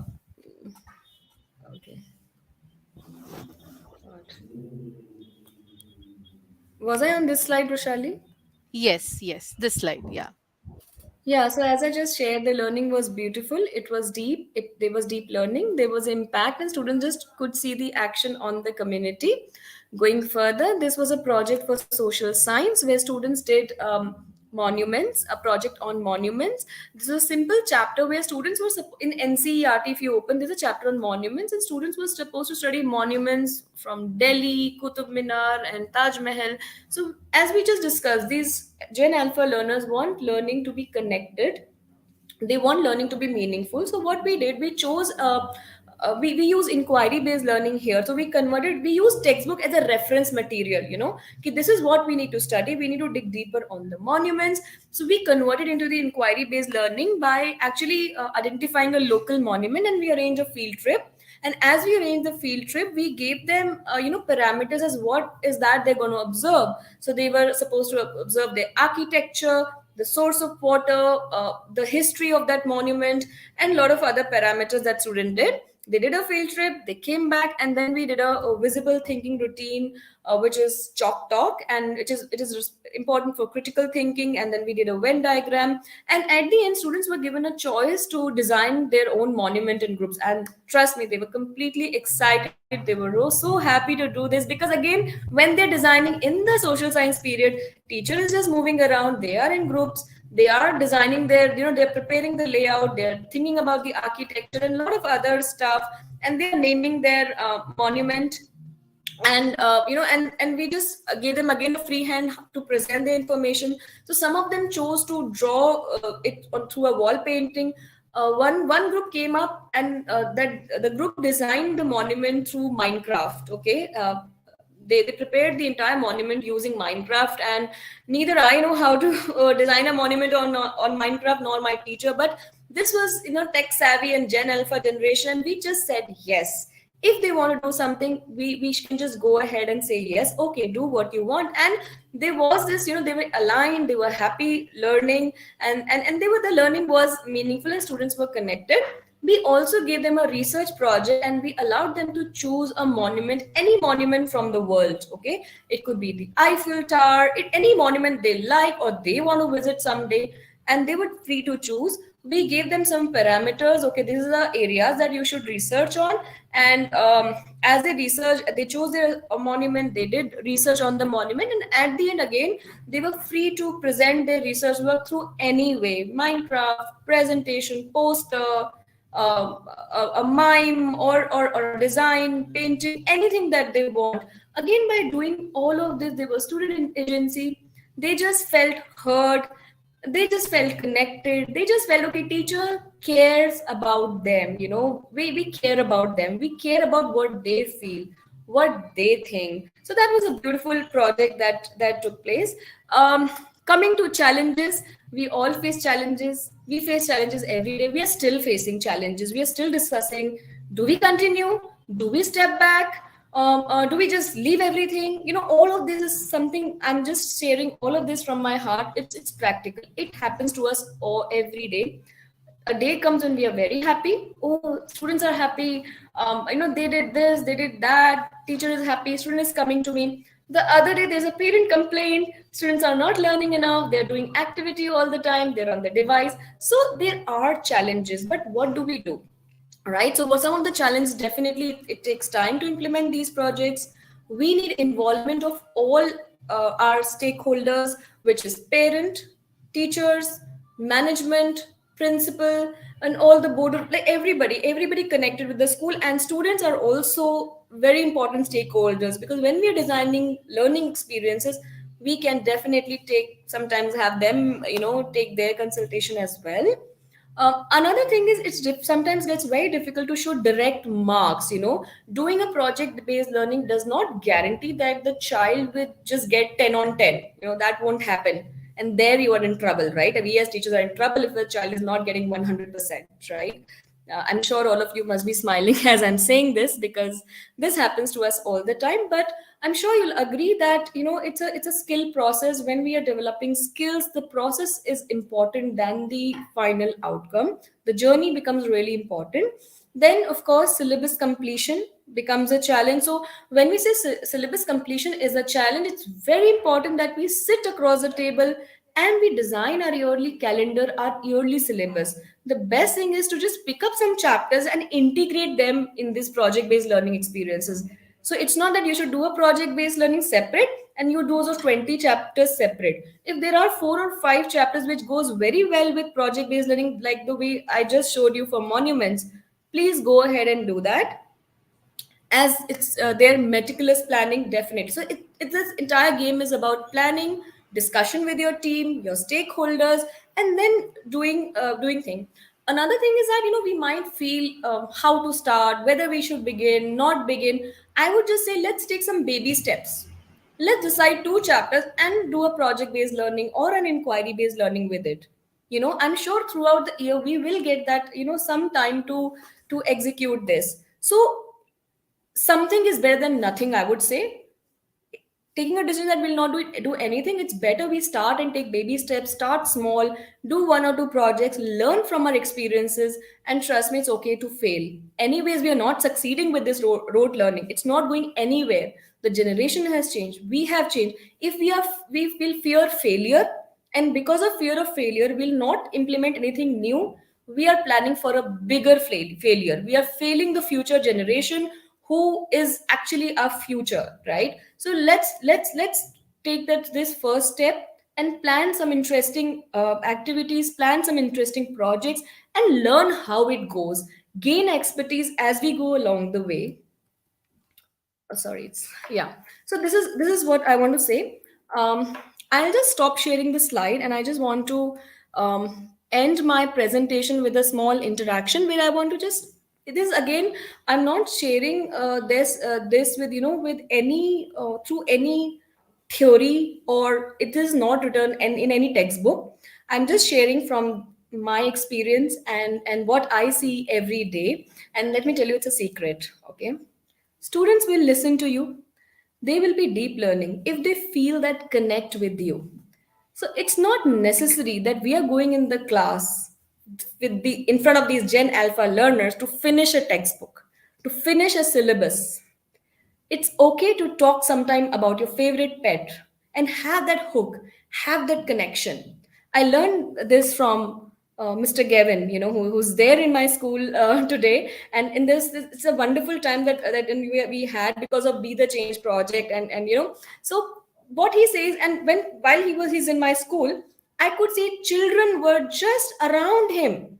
They were not ready to leave him, and the way he was making a connection with them. So I was just curious to see, what is he interacting, what is he talking to them. So in one interaction, he was just discussing about his cat, and the other child just stood up, a child who actually is not very interested, I would say, in academics. His handwriting is not very good, but he was the only one who stood up, okay, and shared about his cat.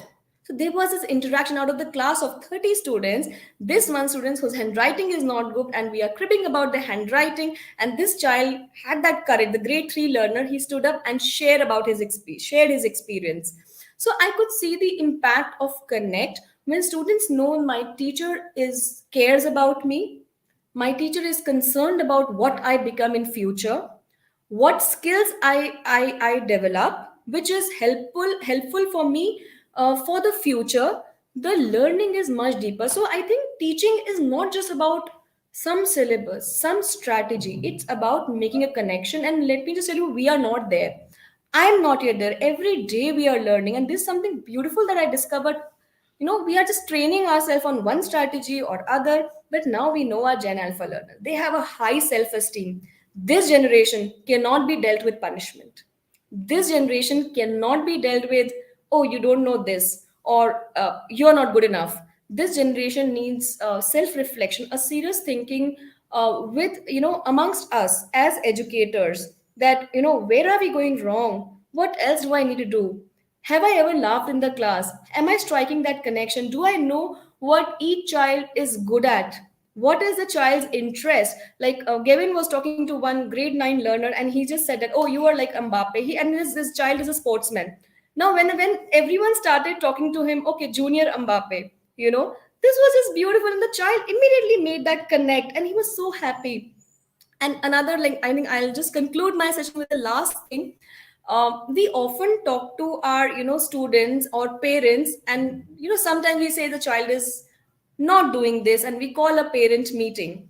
Instead, if we connect with our parents with an email for something nice that happened in a school, right? Something that the child did very nicely. Sometimes, okay, a child took leadership responsibility, and I will just write an email to this parent. Hello, Mr. So and so, and I'm really glad to inform you that the child took leadership in this task. I'm really impressed with his behavior. And the child goes home, and the parent says, oh, I got an email from your school. And the child is scared. Okay, what happened? What have I done now? But the parent, like, oh, wow, you did this, and I'm so glad. And the child comes back the next day, he's motivated to do even better. And I just learned this in 3 days this time, and it's beautiful. And I, as an educator, I plan to do it right from today, and I'm on this journey. So with this, I'd like to just conclude my session. And this is Gen Alpha learners, and these are different strategies as school that we implemented. We need mastery. We need them to have a deeper learning, make connection. And I think as teachers, we need to think from our heart. We need to think, is the child really not interested? Okay, let me do what the child wants right now. So we need to be that flexible. If we are doing this, I think we are preparing ourselves for success. And please don't be scared of anything. Take those risks. Nothing will happen. Nothing will go wrong. We learn from our mistakes. Let children also make mistakes, and we learn from them. So that's all about Gen Alpha strategies. Rushali, are you planning to join me? Yes, I'm all here. I'm all ears to what you said. And this is an amazing experience that you're sharing with us. This is really helpful for all the educators here. I understand that we are short of time, but there's just one question that I would like you to address, because that's something which all teachers think that what to do about my subject. Right. So this is something I want really, you should take this up and respond to this. How can I use this knowledge in my Hindi language classroom is what is asked. But I'm sure there are teachers who will be asking what I can do in maths, what I can do in science. So maybe you want to have a common response for them. That will be really helpful. Yes. Now we need to suppose we've designed a project-based learning experience. Suppose let's go back to the safe soil movement, and it's a safe soil. Just open your textbook, just see Hindi chapters that are relevant to soil theme. There would be something, koi to part hoga, koi to chapter hoga where which is talking about soil, food. Use those lessons, incorporate those lessons in Hindi. Hindi में letter writing भी होता है. So students can write letter in Hindi to the Prime Minister to save soil, right? Then usi letter mein they can also learn about Sanghya. So it's how we need to connect. So we have a curriculum, have it in front, bucket them out under themes. That's one way. Another way could be like, just say we're doing these SDG projects, right? So our students are visiting this school, which is a nearby school. So when they're coming back, why they just don't have a brainstorming session in Hindi, how to do 5 things for these children, or how to make their classrooms more interactive. So they have a group discussion, they're doing group learning, and they're discussing, and they're writing their feedback in Hindi. इसमें उनके the way they have visited, they can do even report writing on that. So there are a lot of content curricular links that we can find out. Again, I'm saying, yeah, debate. I think Shamla ma'am has just said students can debate. Wonderful. I think so. You have all the answers. It's not me who knows everything. So yeah, so you know it all. That's how it just Thank we just need to sometimes use our common sense and that heart element. We can't forget our heart because we are teachers. Absolutely, and I think it's just the creativity. You need to dig. The creativity is all here. You just need to dig and bring it out, and you can implement it. Thank you so much in all your busy schedule that you have right now going in your school. Megha, you have been really, really kind to be presenting at LearnFest. Thank you so much for being here. And you were able to complete it successfully even after the glitches that we had. So thank you. Thank you for that. I'm really sorry for all of that. I know people coming from All back, good, they all would good. know You were it, but able I to just thought, get the guys, gist. go ahead. I just keep going. Thank you so much. Thank you everyone for joining me. Thanks. Vishal, you're on mute. If there is one group that will understand and empathize with tech issues, please trust me, it will be the teachers who are attending today. So you don't need to feel bad about that, right? Yeah, these are all COVID Thank you, teachers, Miss. if I could call. Right.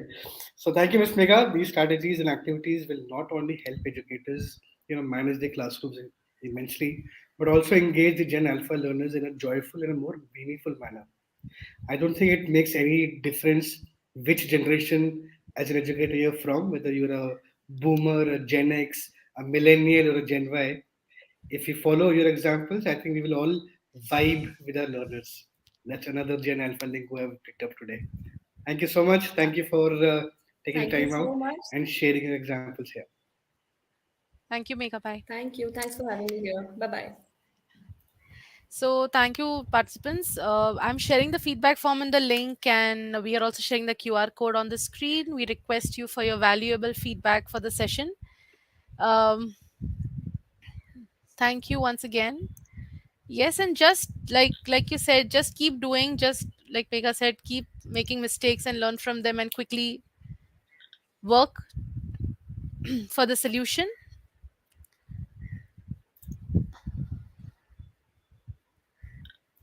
All right. For All those right. who have those who Yes. want to apply for the certificate now, if you think that after such an intense discussion and immensely important strategy that we learned about, if you are interested in for the certificates, sharing the link in the chat, you can register now.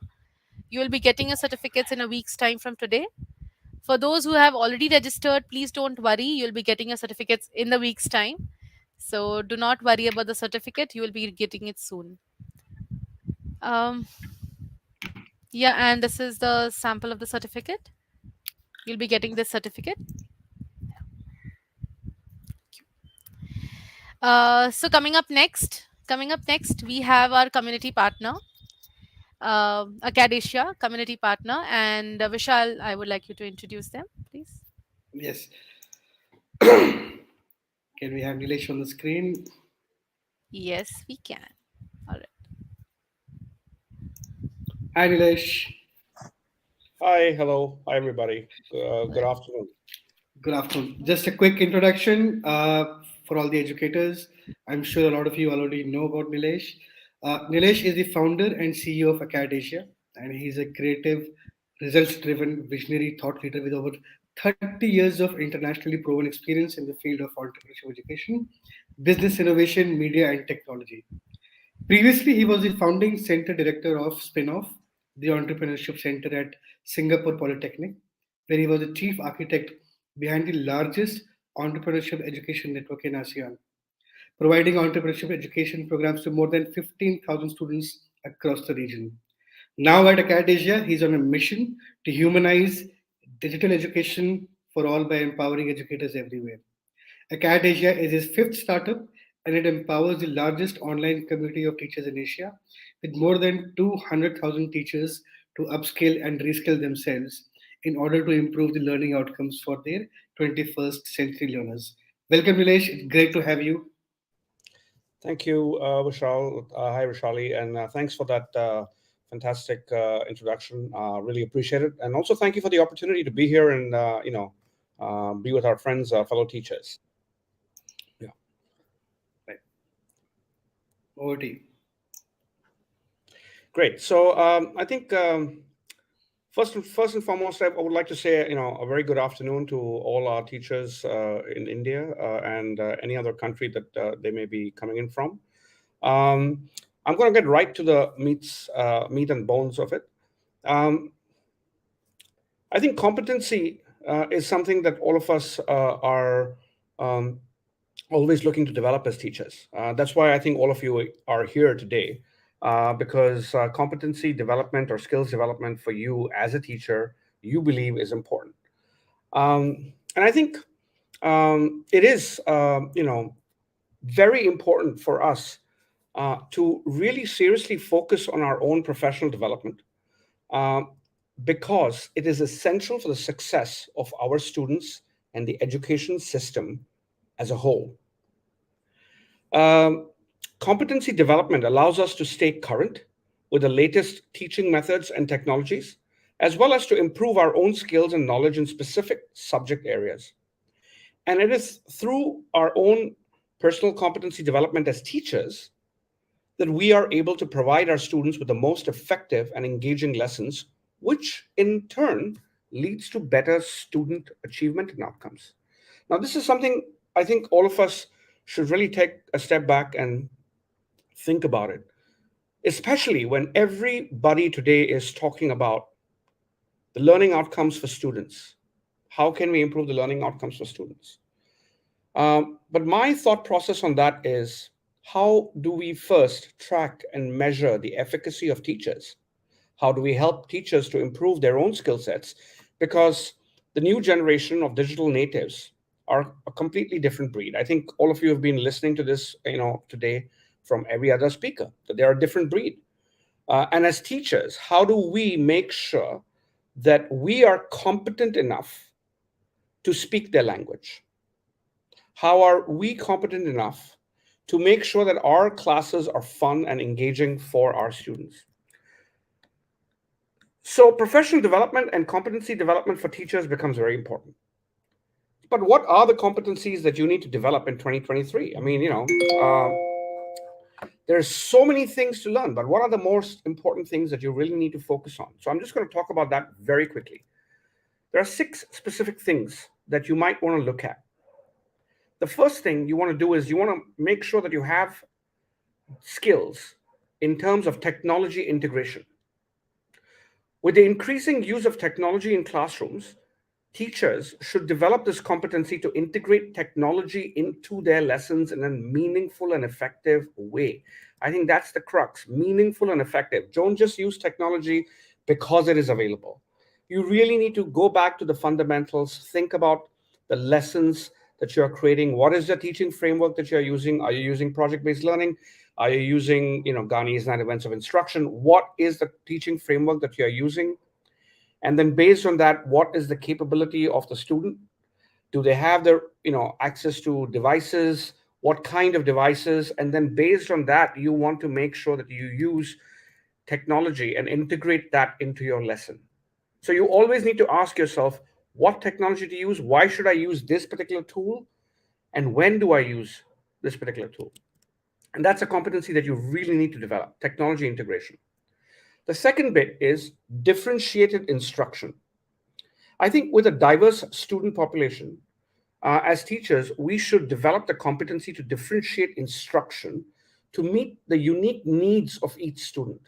And this includes understanding how to adjust instruction to meet the needs of students with different learning styles, abilities, and backgrounds.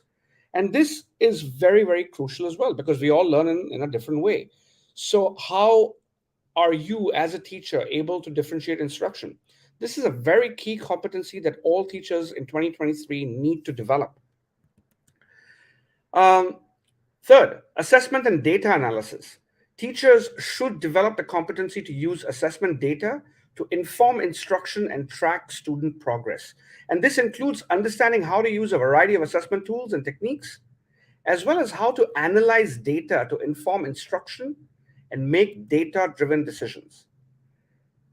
Now, this is a whole new ballgame. I meet teachers almost, every single day across Asia, and unfortunately, it is very, very few teachers who are actually taking advantage of data analytics to actually build student engagement and also to improve student learning outcomes. And this is a key skill that all teachers need to have in 2023. So this is something else that you might want to consider building up for yourself. Number 4 is cultural responsiveness and equity. With the increasing diversity in classrooms, teachers should develop the competency to create an inclusive and equitable classroom environment for all. And this includes understanding how to create a culturally responsive curriculum and how to identify and address bias in instruction. As human beings, we are all, we all kind of slip to our own biases at some point. And we need to be very careful on how we design lessons. What are we saying to students? How are we instructing them? So this is, again, a competency that is very, very crucial in order for us to develop in ourselves as teachers, so that we can make sure that our students have these skills when they grow up, that they understand that it is important to be equitable and inclusive in society. Number 5, mental health and well-being support. I think all teachers are pretty stressed, and I'm sure all of you will agree that there's a lot of admin work, a lot of deadlines, a lot of grading, which, again, as human beings, we get stressed about. So this is another competency that teachers really need to, get on top of, because if you do not have the competency of understanding the signs of, understanding and identifying signs of distress, or how to provide support, then how are you going to help your students, more than yourselves? You have to help yourself, but you also need to have these skills in order to help your students. And the last competency that you really need to kind of look at is online and distance learning. I mean, with the current context of pandemics and potential, natural disasters in the future or whatever, I find it very shocking that a lot of teachers have just gone back to classroom without really focusing on what they can do to make sure that what catastrophe that happened 2 years ago does not repeat itself. Teachers need to be skilled in how to develop engaging online content, not just running a session on Zoom or on WhatsApp or on Facebook, but really how to develop an online course which is very engaging, is blended or hybrid or whatever else you might want to call it, but there is a skill to it. And all teachers really, really need that competency. So, of course, for administrators, the challenge is, how do I do this? How do I build all these competencies in my teachers and do it at scale? How do I do it effectively? How do I do it in a manner that is affordable and in a manner that allows me to also see whether the teachers are actually learning something and are they able to apply that knowledge in their own coursework or their lesson design? And this is exactly where ACAD Asia comes in. So for ACAD Asia, let me just kind of share my screen really quickly. Yeah. So this is ACAD Asia's platform, and I would invite all of you to seriously think about joining the platform as members. It's a free membership, and here you will get access to all the competencies that we spoke about. The platform works in different languages, so it actually works in Hindi as well. And it also comes with CPD certification from the United Kingdom. Here you will find quite a few different things available to you. First and foremost, you will get access to something called CollabEd, which allows you to interact with teachers from all around the world and learn from each other. So you will find a lot of communities of teaching practice. In fact, there is a whole range of communities that you can join based on what you are interested in learning. In fact, OrangeSlates also has a community here. You can learn about project-based learning, design thinking, assessment design, you name it, data literacy. Again, it really is up to you as a teacher as to what are you interested in. And you can join these public communities and learn from other teachers all around the world who are sharing ideas and lesson plans and so on and so forth.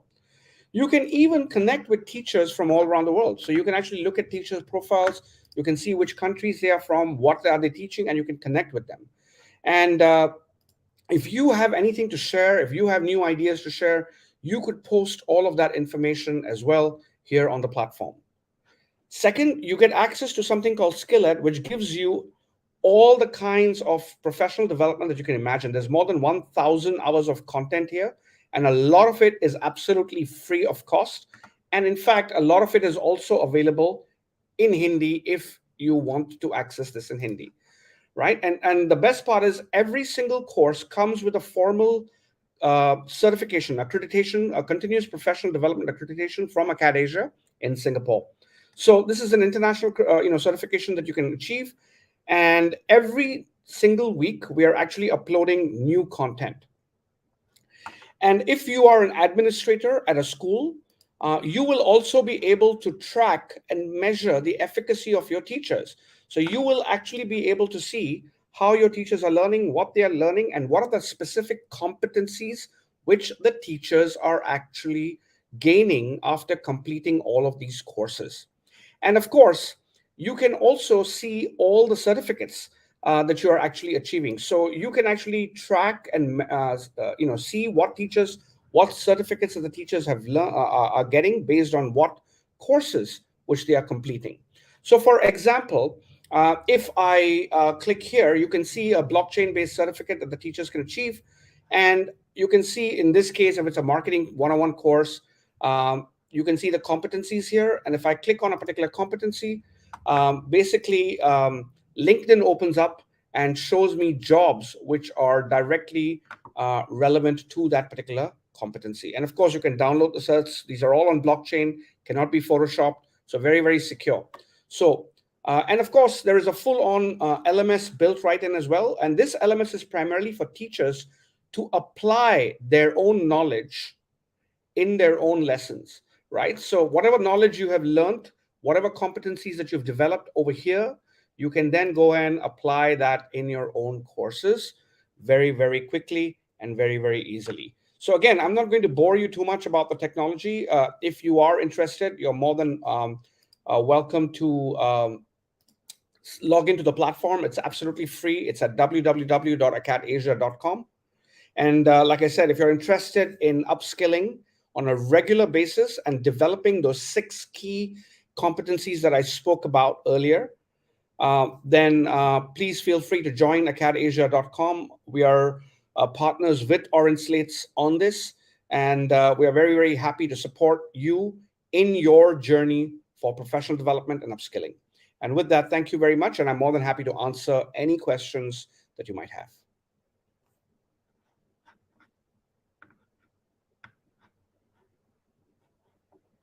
Yeah.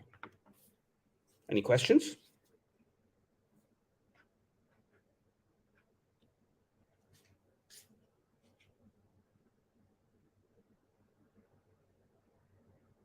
Vishal, you're on mute. I think you've explained it beautifully. I don't think there's anything remaining to be asked, but thank you for coming over, Nilesh, and spending this time with us and talking to the educators about ACAD-Asia. We're proud to partner with ACAD-Asia to take our courses across Southeast Asia and all the teachers out there as well. Thank you so much, and lovely having you. Thanks, Vishal, to all of you at OrangeSlates, and also to the teachers. Thank you very much. And we look forward to continue to work with you guys. Thank you. Thank you. Thank you, Nilesh. Thank you, Nilesh. Bye.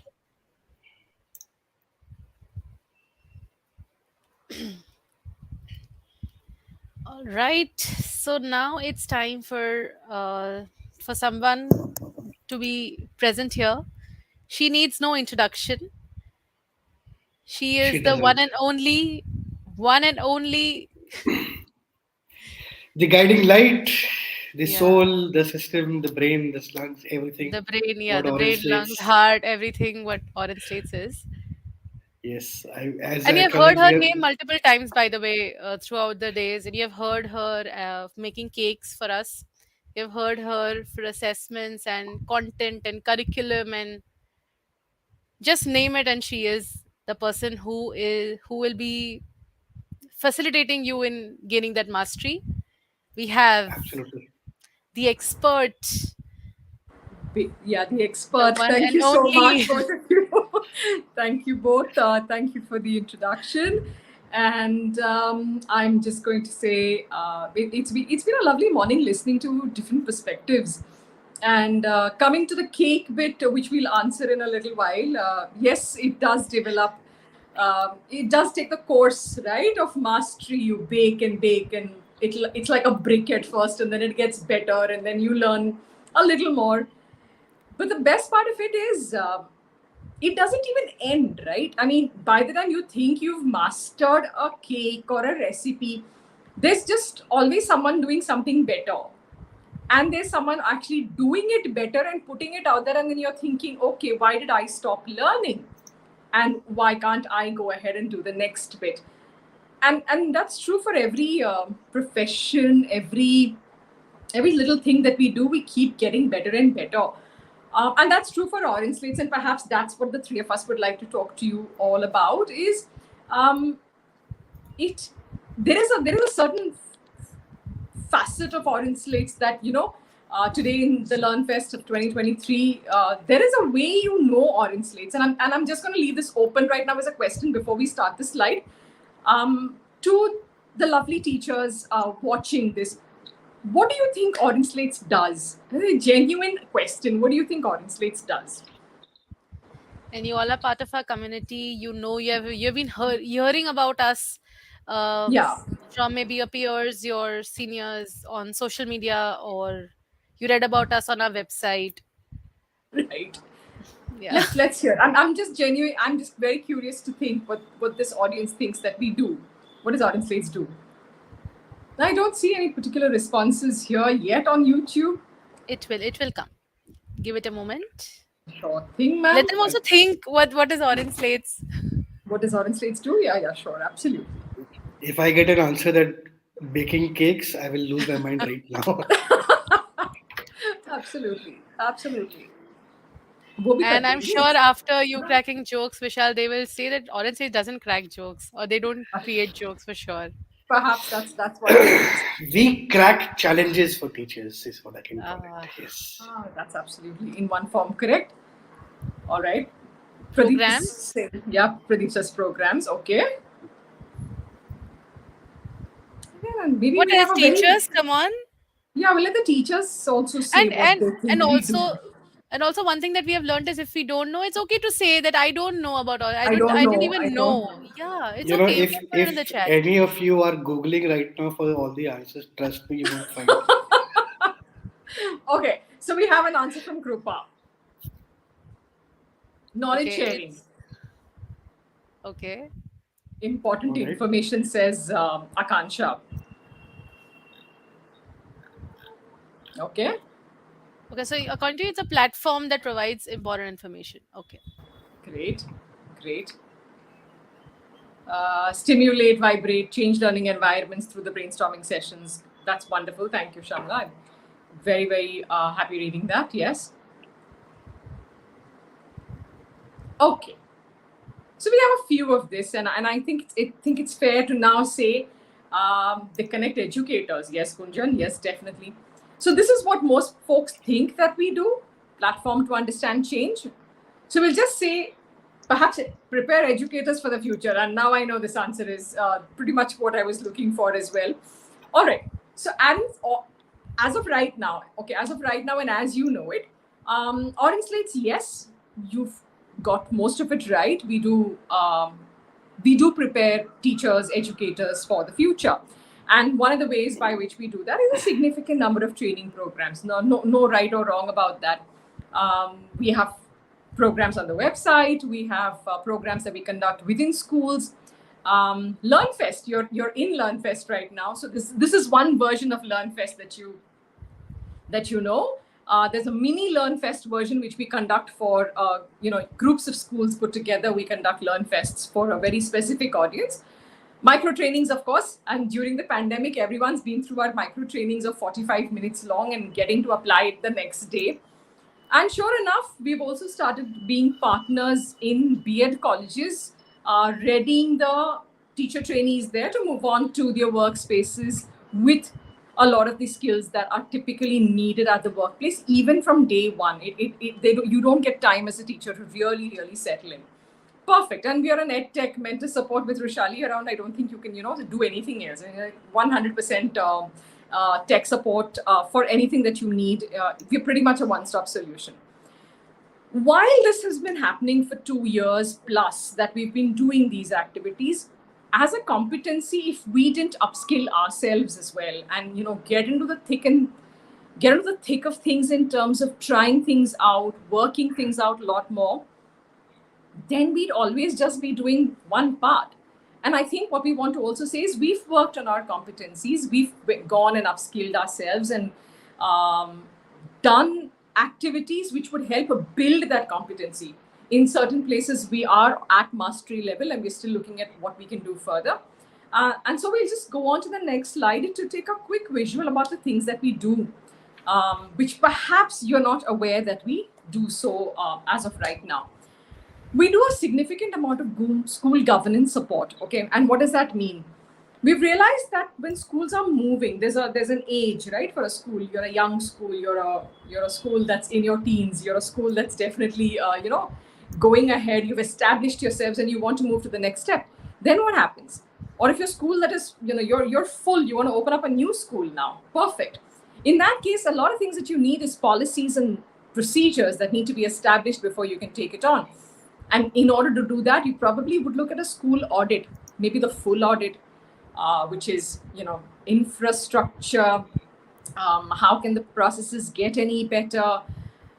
You could also look at teaching learning processes as an individual area that you want to focus on in an audit. And obviously, the teaching learning audit becomes the key to any school's success. And how did we go about doing this? We prepared ourselves. We attended workshops. We went and did new workshops. We went and did refreshers. We went and did the audits of schools. And we said, okay, we're back to being prepared fully and fledged, ready to go. When we do some of that, we also realize our community reaches out to us and says, do you have lesson plans for this? Or do you have activities and worksheets for this? And while you do, there are certain limitations which happen. Is that when you prepare content for a given school or a given school chain, you can't share that content with anybody else. And sometimes we feel really, really tough on, because we can't share it. We can share a certain number of things, but not everything, right? So then what we learned is also that this is another huge skill set that we have. And this is thanks to the community that you are. There are so many of the teachers within the community that we have who have now become expert content creators. And they work with us on both curriculum planning, because you want to map it to an NEP standard, you want to build a lovely vertical and a horizontal progression, and you're working on that. Teachers who have worked with us now over these past 2 years on building lesson plans, because they've learned very well how to make them happen, and they're turning out beautifully well. Along with that, they also develop student-related content. So it's really nice to see the kind of growth that we have, because we have this fantastic community that's also involved and is also upskilling itself. So here's a little bit perhaps that you didn't know about OrangeSlates. So if you'd like to partner with us for training, you'd like to partner with us for content development at any point of time, we're open at any point of time for us to understand how we can best work together. And if you're a school, please do look at us as a one-stop solution for anything that a school might need. And do reach out to us. Wishing you all the very best. Thank you. So it's good to know that there are educators who are not aware about it, but now they are here and they feel empowered by being here. So it's a great thing. Thank you so much. Thank you so much for sharing that. I think we've been talking about the iceberg. I think we've just revealed the entire OrangeSlates iceberg today. The past that you saw and the past that you didn't know about. I think this is so the core theme has always been about empowering educators. I think most of the educators have got the answer right. It can happen in many forms. It can happen in forms of trainings, short, long term. It can happen in forms of certification courses for teachers who want to take their career to the next level. Or, like Sindhu said, it could happen in forms of coming and helping the entire school improve its SOPs, policies, in turn, basically helping teachers perform better at school. Or it could happen in forms of resources that teachers use. So that's what we are there for. At the core, we remain a very, very educator focused platform. That's who we think about, dream about, plan about, and work around. That's all that we do. It's very clear for us. You impact one teacher, you're almost impacting 1,000 students. So that's the level of scale that we try to come and have a change at. Thank you, Sindhu. Thank you so much. And like I said, showing the entire Orange Slates iceberg to everyone and the Thank competencies you. that we've taken some time to develop and hoping to help as many schools and teachers in their careers and their work. Thank you. Thank you, Sindhu. Thank you so much. All right. Moving ahead.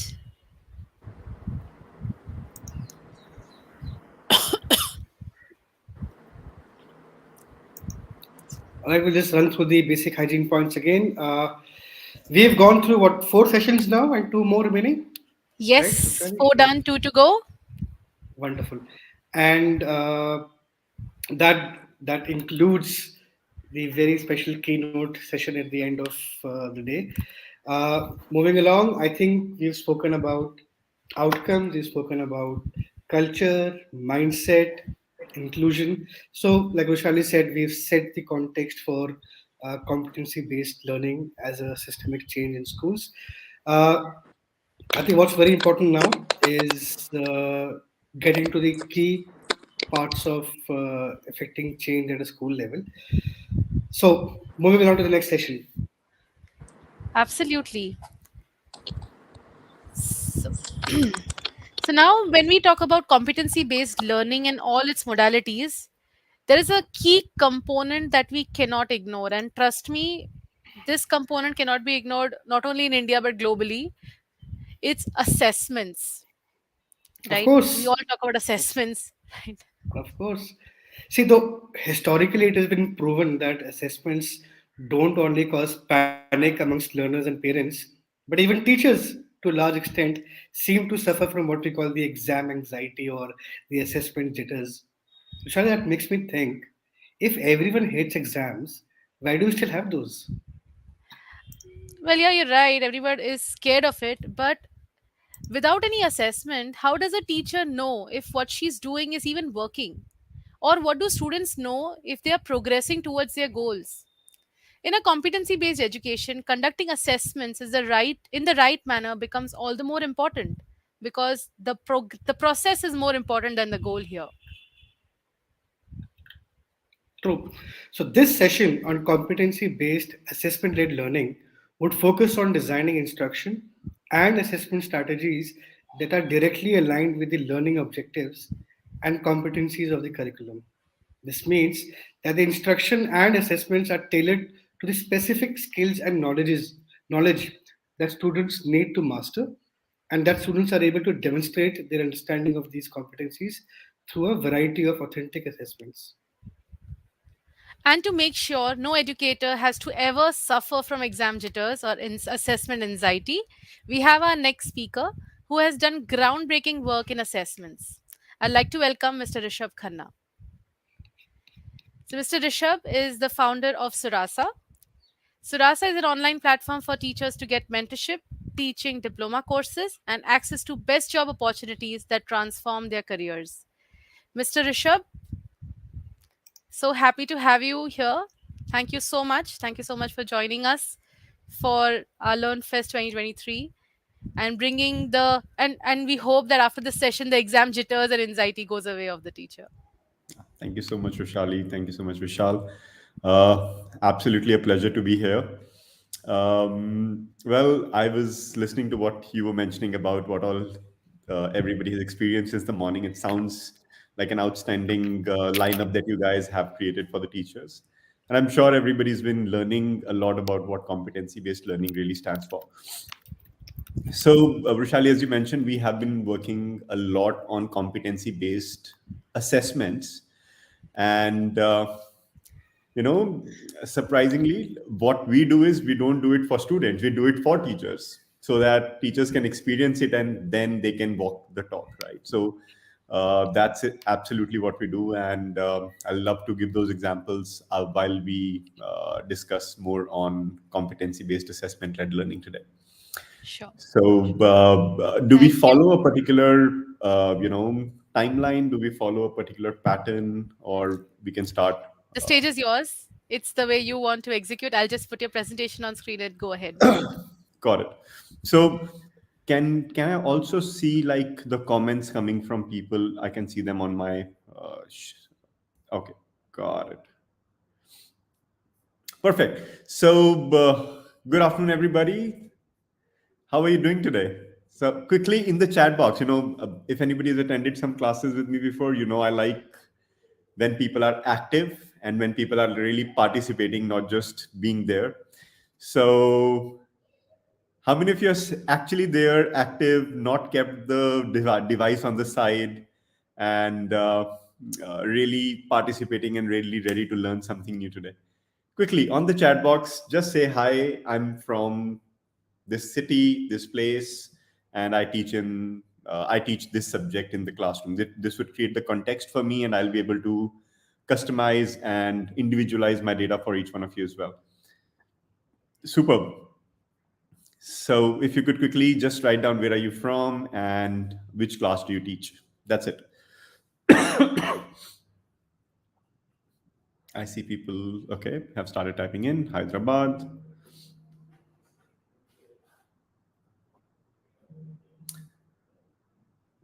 Somebody's been waving their hand again and again, and waving back to you. Lucknow, Kerala, nice. Bhopal, EVS, social science, English. Wonderful. Science, Navi Mumbai. Vice president in a CBSE, no, vice principal. Vice principal. VP is the vice principal when it is school's context. It's not vice president, vice principal. Note to self. So I have somebody from Chandigarh, Ambala, a lot of Haryana as well, Hyderabad, so Telangana. I think we have people from all over the country. Super. And how many of you have been attending other sessions since the morning? If you could just say yes or no. Yes means that you have been attending other sessions since the morning, and no means you just came in the last session or you haven't attended all the sessions since the morning. Very important for me to know, because I'm going to be talking about how do we implement competency-based assessment-led learning, and there'll be many things which will be based on what you've done since the morning. So if you haven't attended the session since the morning, I'm going to be creating some context whenever I'm talking about things. But if you have, then I would just be able to move faster. Okay, so I see a lot of people are writing no's, so we'll build accordingly. Perfect. Just came from school. Me too, believe me. Alrighty. So what I'll do is I'll just create a baseline of what is competency-based learning all about. I'll not get into technical details that the speakers before me would have already done. I'll keep it very colloquial, try to tell it to you like a story, and then we build everything around that. So, well, for everybody, I'll keep asking these simple questions. Please keep typing so that we all keep engaged, right? So if you had to measure distance, what is the unit to measure distance? Can you quickly type in the chat box? What's the unit to measure distance? How do you measure distance? Any one unit is fine. We can mention any one unit. What is the unit to measure distance?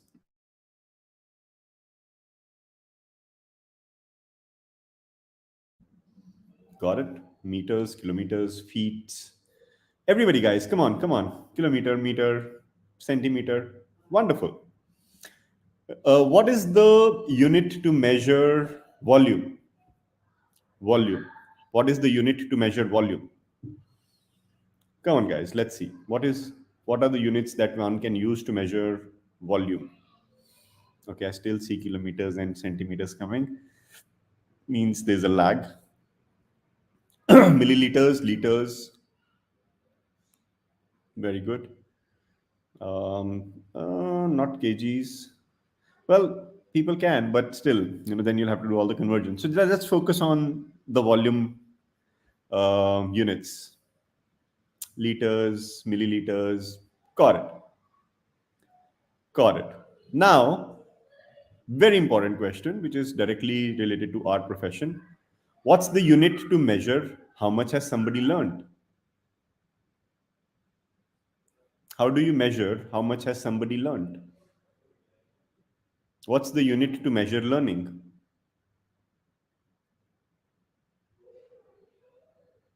If you type marks, I'll come to that side and I'll tell you what it is. Marks cannot be that, right? What is the unit? What is the standardized unit which you can use to measure? Look, test is a medium, exam is a medium. What is the unit? When I said what is the unit for distance, you said meters, and for that you use a measuring tape. So measuring tape is the tool, right? Unit is meters or kilometers, and you measure distance. Exams or activities that you do, debates, discussions, all of these are tools. Outcome that we want to measure is learning. But what is the unit? Yeah, people are writing cubic meter. I hope this is for volume still. It's not for learning. So guys, millions of teachers around the world, and if you ask them this one question, what is the unit to measure learning, you still find people having jitters and people are not able to really answer this question. Competency-based learning is basically about creating that answer. It's about identifying how we can measure learning, how we can track how much has somebody learned and then measure the growth in that. Now, that's the most basic background work that we need to understand what is competency-based learning, right? It is a structure of learning which creates learning measurable, which makes learning measurable. Now, here's a question for all of you. Would you want to have a tool which can help you in knowing exactly where does every single student of your class stand on the subject that you're trying to teach, and what should you be doing next with them? Would you want to have a tool like that? How many of you want to know that, okay, I really want to know where is my student right now and how can he reach the target that we want them to reach? Just write down, yes, I want. This is important stuff, right? I want you to be participating. Yes, of course, I know.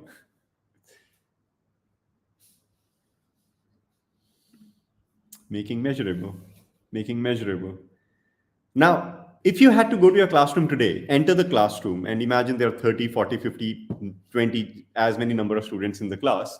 You enter the class and we have our intuitions, right? We know this learner is going to be serious. This learner is going to be taking more of my attention. This learner, ants in the pants syndrome. This learner maybe has ADHD, but don't know what to do with that. We have all those intuitions. But most of these things, right from tagging somebody as ADHD or tagging somebody as ants in the pants or tagging somebody as this guy would be interested, is all very abstract. Many times teachers meet me and they're like, I have these 5 ADHD learners. And I said, okay, did you get them tested? No, I can look at their faces and I can tell they have ADHD. Wow, all those psychologists spending years in getting those degrees and learning how to do ADHD assessments wasted all their time, right? No, it doesn't work like that. There have to be specific tools to be able to do that, and that is what makes it scientific.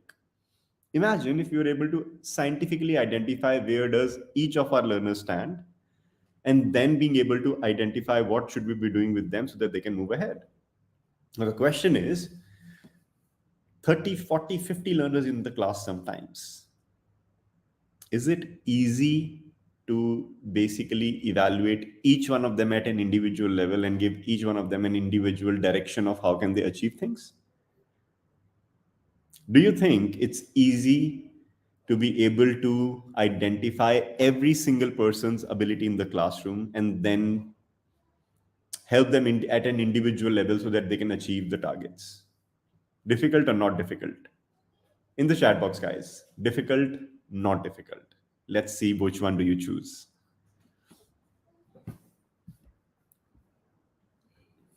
Difficult, not difficult.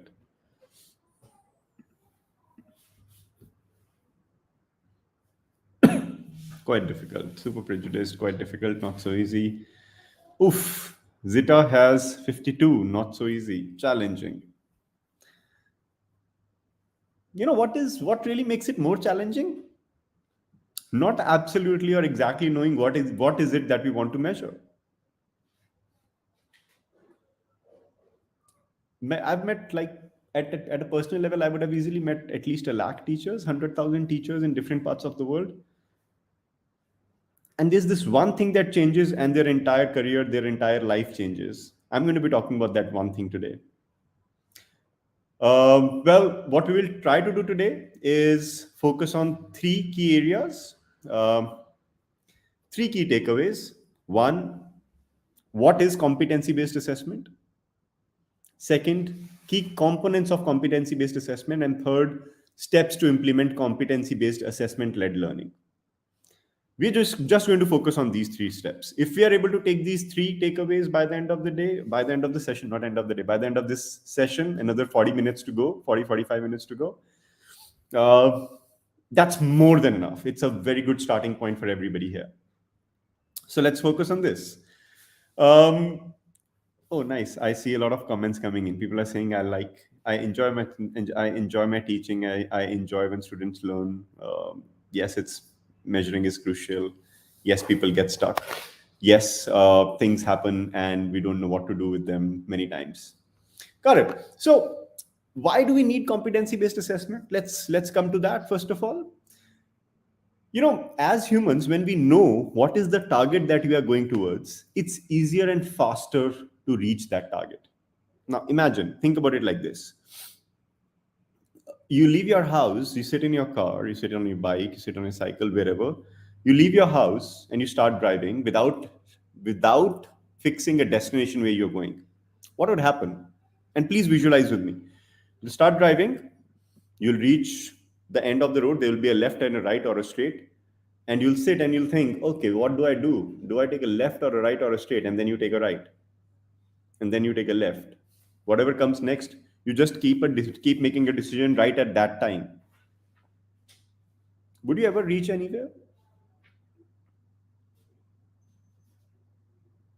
We won't reach anywhere, right? You'll just be on the road, struggling, moving around. And after, say, a couple of hours, we'll be so tired and we would want to give up. And we would say, why am I doing all this? I'm not reaching anywhere. Believe me, that's what most of the teachers feel almost on an everyday basis when they're in the classrooms. They're doing so many things. They're making so much effort. They're taking right, they're taking left, they're going straight. But many times they're not reaching anywhere. Do you agree with this? That many teachers do a lot of hard work, try to do many things, but they're not able to reach anywhere. Yes or no? Yes, not able to reach anywhere. No, don't agree.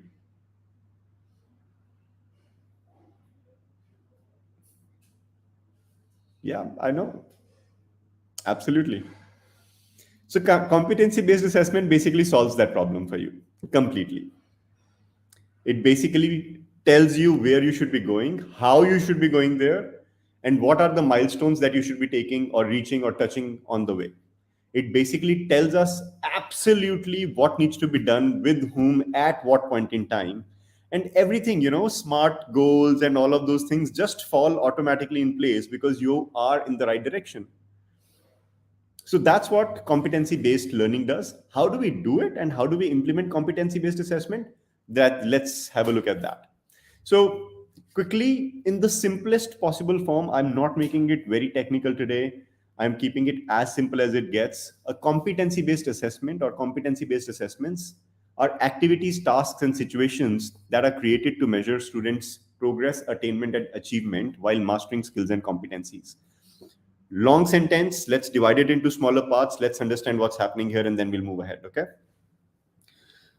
Okay, before I explain this, what do you understand by competency-based assessment right now? Because once I explain this, this will change your perspective completely. But then, what do you know at an individual level? What do you think is a competency-based assessment? Can you put it in the chat? What, according to you, is competency-based assessment? What is competency-based assessment?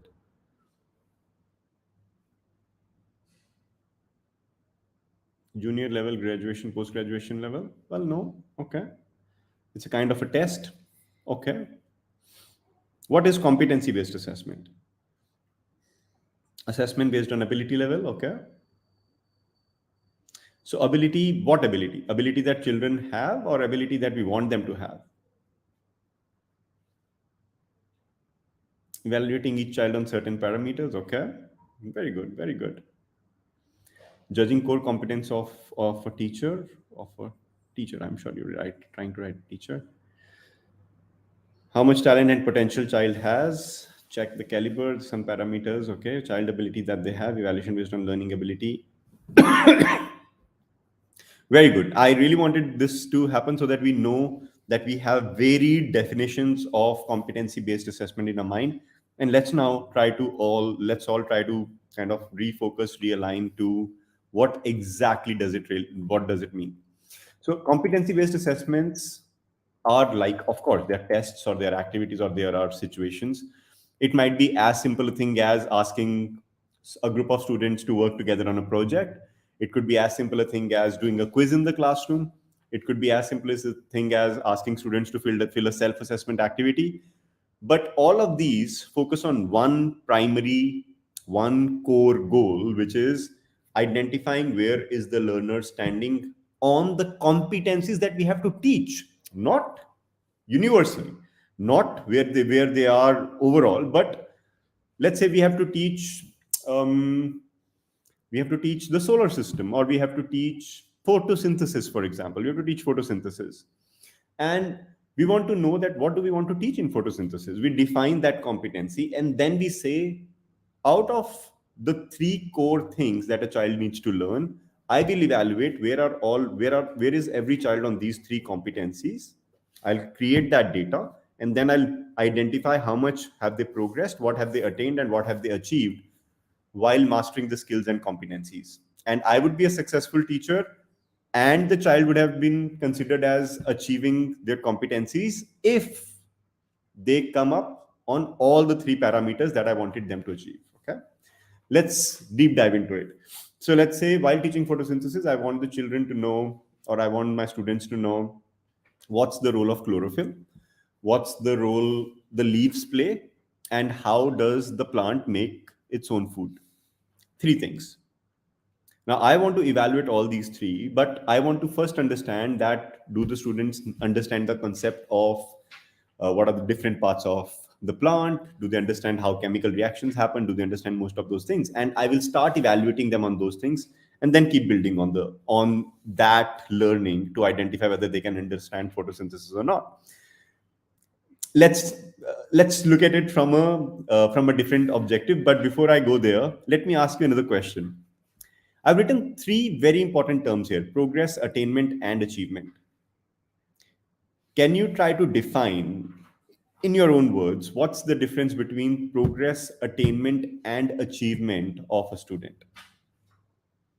What's the difference between progress, attainment, and achievement? Now, while you are trying to answer that, let me tell you, if you are able to successfully define what is the difference between progress, attainment, and achievement, 99% you would have already learned about competency-based assessment. How are these three things different from each other? What is progress? What is attainment? What is achievement?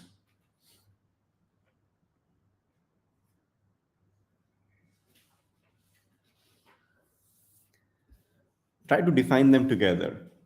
No, progress does not mean achievement. Achievement is separate. Progress is separate. Attainment is separate.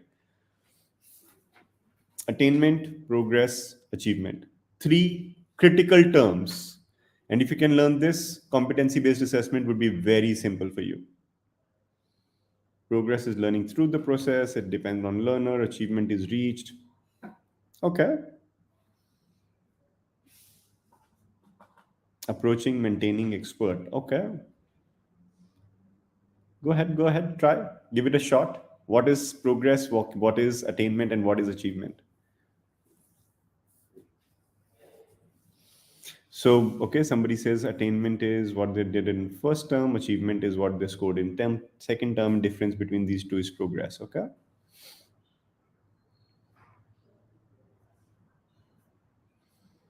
All three are continuous. Progress, how much student learn, how he utilizes practices. Got it, let's go ahead.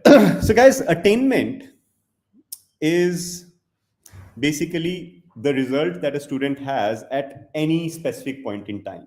Let's say you want the student to reach the level 10. Just let's create, there are levels from 0 to 10. You want the student to reach the level 10. Now you go in the classroom and you do a pre-assessment and you identify that my learner today is standing at 3. So right now his attainment level is 3. You teach in the class something, and after some time you do another unit test or another classroom activity where you want to understand what is their level, and you identify that the level now is 5. So the current attainment level of the learner is 5. The learner has progressed from earlier attainment level. So he's progressed from 3 to 5. So progressed by 2. But your target is 10. So has the learner achieved what was expected out of them? No. So what do I do as a teacher? I keep working with them. I do another attainment activity and identify where have they reached. Let's say the learner has reached the number 7. So progress now is not 3 to 5. Progress now is 3 to 7. But has achievement still happened? No. There is enough progress, but there is not achievement. And then finally, maybe if we have time, we move further with them, we work more with them, we do another attainment activity. The person has reached 9. The progress is from 3 to 9, 6 points of progress. But did achievement happen? If the learner reached 9, did achievement happen?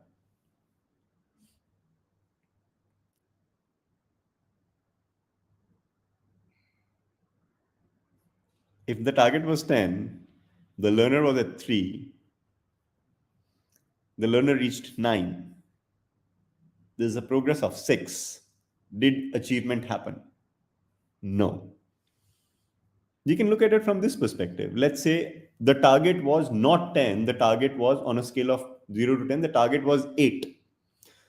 The person started at 3. After learning for some time, the person reached 6.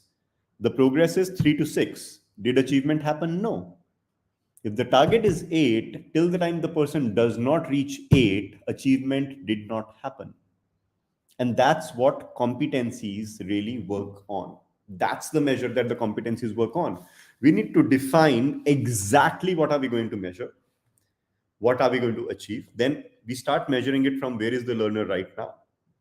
We teach them, work with them, do another assessment, another competency-based assessment, identify what is the progress.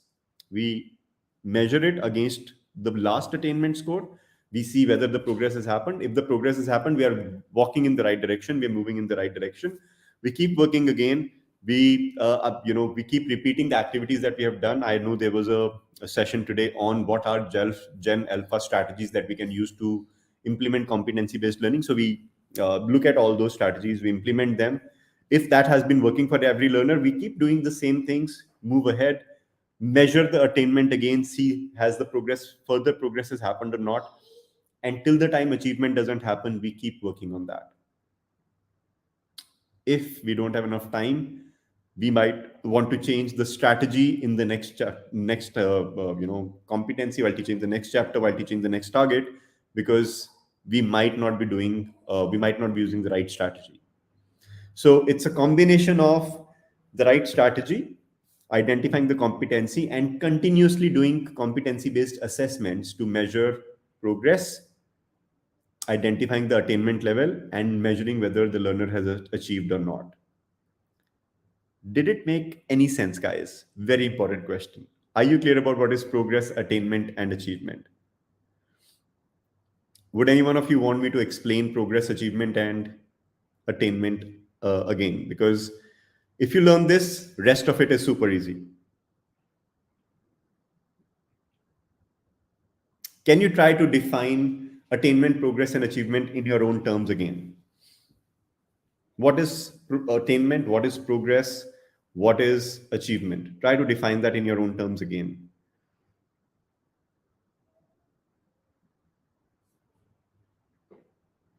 Go ahead, go ahead. Progress is what? Attainment is what? Progress is what? Achievement is what?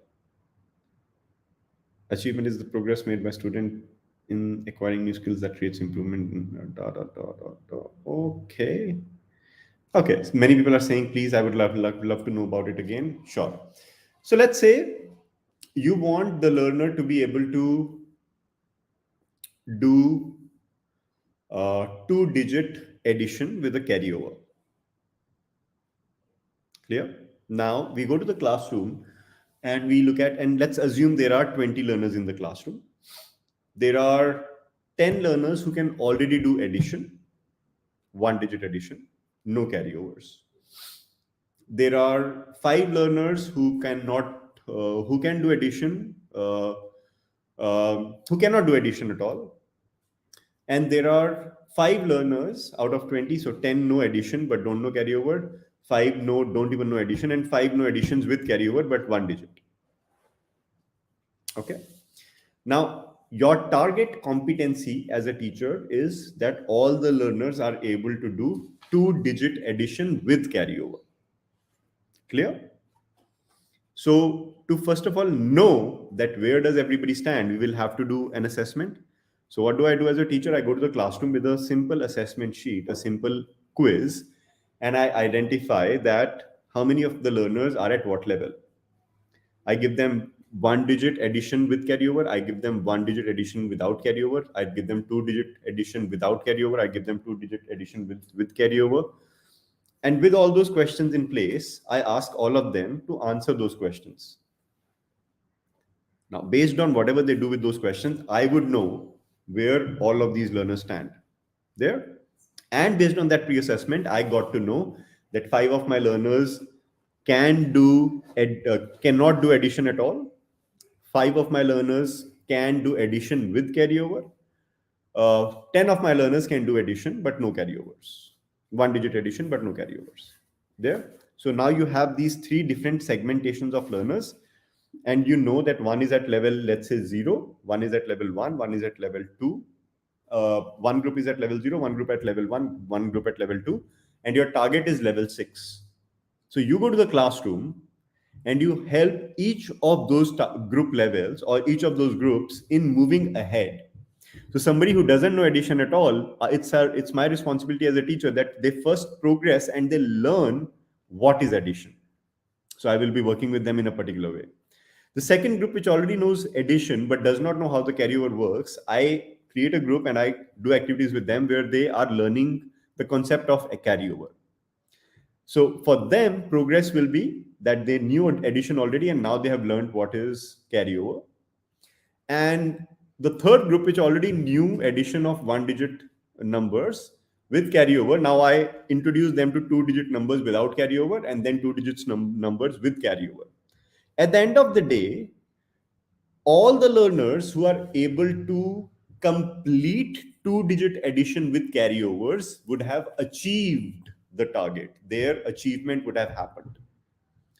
Anybody who would have moved ahead from where they were in the beginning of the class, they would have had some progress. And attainment is the way of identifying where they are at any given point in time. So wherever the person is right now, that's their attainment level. How much have they moved from their last competency to the current competency level? That's their progress. And if they have achieved the target competency level, that's when they say that it's their achievement. Otherwise, they have progressed, but still not achieved the target competency. Focus on this. And if you have done this, you're good to go. You're gold, because the entire competency-based learning and assessment framework works on these 3 terms. Every single Every single international school works on this. Let's go ahead. So to implement this now, we have three key components of competency-based assessment. The first, the most important umbrella term is rubrics. To create the right rubrics, we need to know what are the measurable learning objectives, and we need to define standardized assessment criteria on competencies. Does it make sense? So rubrics, measurable learning objectives, standardized assessment criteria on competencies. So let's start with the first thing, rubrics. What are rubrics? Come on. Can somebody give an example? What are rubrics? And guys, come on, don't go Google and write down the definitions. I want you to tell me, what do you know about rubrics? And if you can just type in the chat, say, I don't know what are rubrics. That's being honest. That's having integrity. And that will guide me as a teacher to be able to explain things to you further. Do you know what a rubric, first of all? If you know yes, try to define what is a rubric. If you don't know what is a rubric, just write down, well, I don't know clearly what is a rubric, so that then I can go ahead and explain that to you. Think about it. Criteria of judgment, criteria of marking, good, better, best, criteria with descriptors, learning objectives, okay, assessment parameters, individual education program parameters. It's the criteria. Very good. Funny Human says, I don't know what is rubrics. Funny Human, I love your name.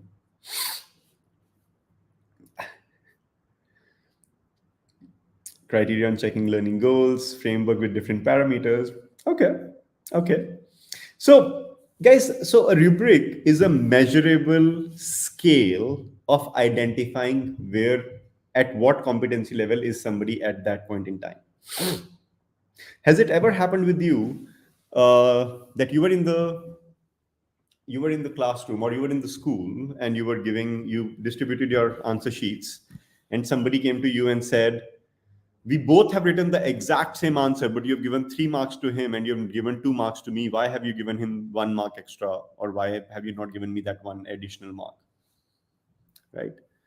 Parents coming and fighting with the teachers that my child knew everything.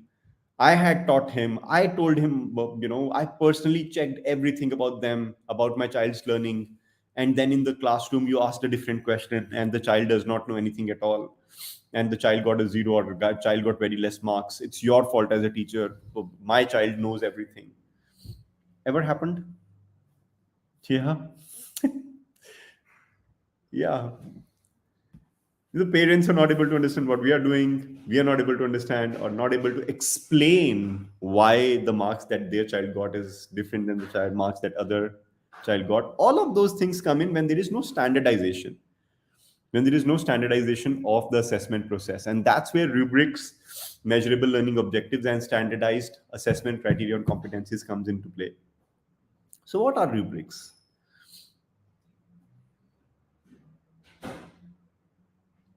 Let's go back to the same example that I gave you, maths, single digit carryover, single digit without any carryover, double digit without carryover, double digit with carryover. Now, the idea of conducting the final assessment of that maths teacher should be to identify how many learners have achieved double-digit addition with carryover. They have achieved the competency of that. But at the same time, the teacher wants to help every learner in identifying where have they reached. Are they still at a place where they don't know addition at all? Are they at a place where the no addition but only single digit without carryover, or single digit with carryover, or double digit without carryover, double digit with carryover? These are like milestones that the learner can achieve. So as a teacher, I would be able to create the correct question paper if I know that I want to measure the learner on these 6 areas, these 6 parameters. So I create a question paper exactly based on that. Maybe I put 1 question each of all of those 6 levels. And then based on the answers that I receive, I'm able to see. So let's say if a person is able to answer 2-digit addition correctly, 2-digit addition with carryover correctly, is able to answer 1-digit addition with carryover correctly, but gets 1-digit addition without carryover wrong, Now the marks might be low, but the child has met the competency, right? Are you getting my point? So that's where the balance of rubrics comes in place. A standard rubric would look something like this. Okay, usually it comes. Yeah. So let's say a child, as a teacher, you are trying to help everybody on fiction story writing, and this is the rubric for that. So as a teacher, you're focusing on 1, 2, 3, 4 criteria, which is the person has created a lead, the person has identified sensory details, there's a conclusion to the story, and there's an evidence of revision and elimination. And the person, as a teacher, you say that, okay, I'm going to be creating enough assessment items in my assessment that I'm able to evaluate all of these areas in the assessment that the learner has done. So when I ask the learners to write a fiction-based story, I will not just say go and write a fiction-based story. I would say define or write a fiction-based story where you create a lead which can be identified. There should be a specific conclusion. There should be sensory details mentioned, and then there should be evidence of revision and elimination. So I really mention all of these criteria. These are my assessment criteria. I mention these assessment criteria to the learners in their assessment so that they can focus on that. Difficult, not difficult? A bit difficult. So think about this. This is a rubric that a learner needs to follow when they are answering their question about, writing a story writing a fictional story for their exam. So this is exactly how multiple things can be achieved. Multiple levels can be achieved by learners, and a teacher can really measure how can they where exactly does the child stand today. So creating a rubric, if a child finally does not create a lead in the story, does not give any evidence of sensory language, there is no conclusion, the story still needs a lot of extensive elimination, you would say that this child is scored 1. And next time, and let's say somebody else has done a formulaic lead, you've given them 2. Now, when a person comes and says, look, my story looks the same as his story, but you've given him 2 and you've given me 1, you have a rubric to show them. You see, this is why the person has got 2, and this is why you have got 1. This is a standard rubric that I follow. If you're not able to define that rubric, every single time you give score to a learner, to a student in your class, the parents are going to come back and going to question you, going to challenge you on why has my child got less marks, and why has somebody else's child got more marks, and things like that. So, this is what rubrics look like. Let me also share another screen and show you something. So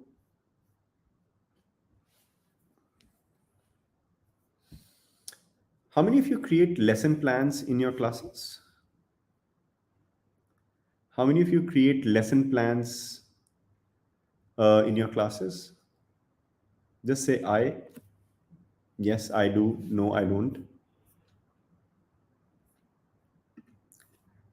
How many of you create lesson plans? Come on, come on.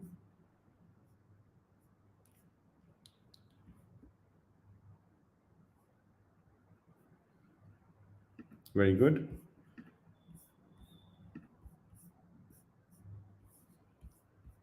Very good, very good, very good. Now here is a rubric to see. Just a second. Can you guys see my screen? I hope yes. Yeah. So here is a rubric to evaluate the quality of a lesson plan. So if a lesson plan has time frames provided for all parts of the lesson so that the learning is completed, in my rubric, I would give them 3 points. If the lesson plan has some time frames for some parts of the lesson, I'll give them 2 points. If the lesson plan does not have any time frame, I'll give them 1 marks. There has to be a presentation and sequence, that how would the entire content be presented and done in the classroom. There will be a lesson plan sequence, that okay, the next lesson after this class, is it built on the students' learning of this class or not? So the sequence of the lesson plan matters. Were the learning taxonomies used or not? Were the learning styles and differentiated instructional strategies used or not? Were instructional goals used or not? Were there enough assessment activities? Was there lesson reflection? Was there actions for improvement? And multiple things. So you see, this is a rubric that we at Surasa use to identify whether the teacher is creating the correct lesson plan or not. And based on this, now this is where the learner really, the teacher really shares their lesson plan, and we evaluate them on this. And based on that lesson, they get guidance from the teachers, from the trainers, on whether they are doing it in the best way or not. So this is where assessment, rubrics of even measuring the impact of your own lesson plans comes in. Does that make sense now, guys? That was a rubric of lesson plan. Superb. So these are your criterias on which the rubric will be made, but these criterias will come out of the exact learning objectives, competencies that you create for the classroom. So that's how this rubric comes into play. Now, we've learned the rubric, we've learned progress, attainment, and achievement. We know that we are going to be measuring progress, attainment, and achievement of all the learners by creating a rubric. Now, how do we really go ahead and implement competency-based assessment in the classroom? Let's look at that. 5 simple steps. I've tried to keep it as simple as possible, because 45 minutes, 1 hour, not enough time to kind of teach competency-based assessment in detail, but I'm sure I want to give you the right direction of how you should be looking at this. Now, whenever as a teacher I start, I first define my objectives and I define my rubrics already in place. I define my assessment criteria. Then I go to the classroom and I do a pre-assessment based on the learning objectives that I had created. There was a session on learning outcomes, competency-based learning outcomes in the morning. If you have seen that, superb. If you have not seen that, try to have a look at that. We don't have that kind of time in this session to talk about how to create competency-based learning outcomes. But if it would be needed, we can create a separate session on that. So pre-assessment, we start in the classroom based on a pre-assessment, just as in the example that I gave you of 2-digit addition with carryover. The pre-assessment had those 5 questions in which teacher got to know who stands where. Based on the pre-assessment scores, you're able to identify the learning needs of the class. You're able to understand which learner has to do what to be able to achieve the competency, the target competency that we want them to achieve. So you focus on creating learning milestones for them. So a learner who did not know any addition, not even single-digit addition, for them the milestones would be learn single-digit addition, learn single-digit addition with carryover, learn double-digit addition, learn double-digit addition with carryover. So 4 milestones. Similarly, the group 2, where the learners already knew addition but did not know carryover, for them the next milestone is learn carryover based decision, then learn 2-digit addition, and then learn carryover based 2-digit addition. So 3 milestones. Similarly, kids who already knew carryover based single-digit addition, for them it's directly 1 milestone, carryover based 2-digit addition. So these are now milestones. So I've created milestones for everybody. Okay, so identify learning needs, create learning milestones, identify learning objectives, create pre-assessment based on learning objectives, identify the learning needs, create the right learning milestones, measure attainment, progress, and achievement continuously by teaching in the classroom, assessing them, teaching in the classroom, assessing them, identifying, okay, this learner or this group started at this level, now they are at this level, and I have to further keep moving them on achievement. The most important question here is, how do I do this on a group of 40 students in my class? How do I do this with 40 students? Doing it with 1, 2, 5 students might be easy, but how do I do all of this with 40 students and help them individually? Can somebody answer that? As a teacher, how would you want to do all of this with 40 students in the classroom? Can you do it with 40 students in the classroom?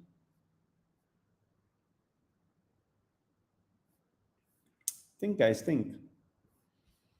How to do this with 40 students in the classroom?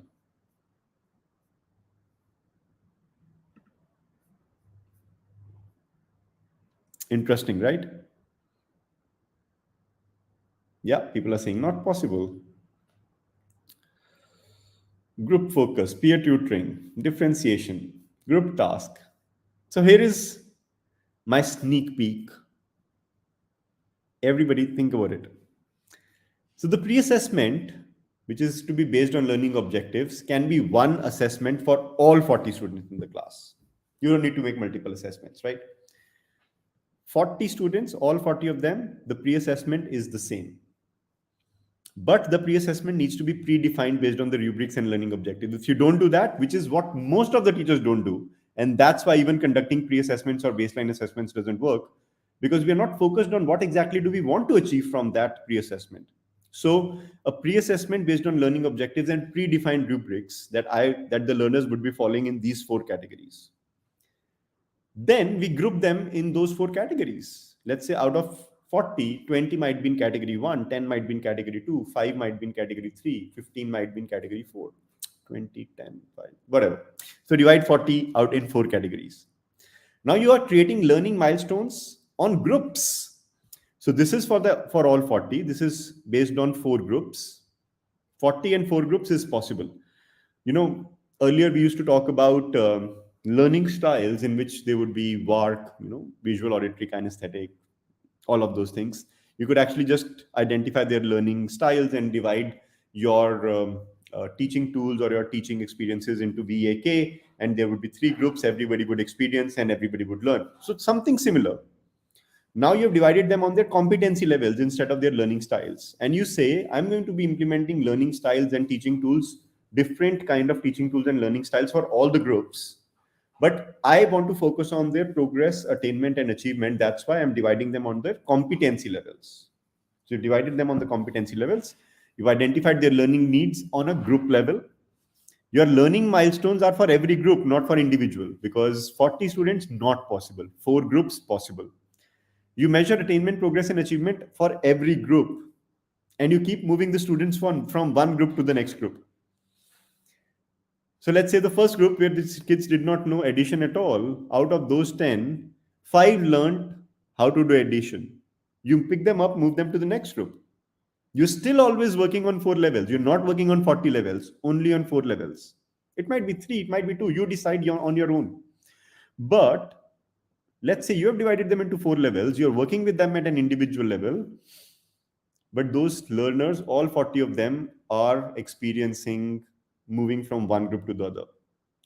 Guys, does that make sense?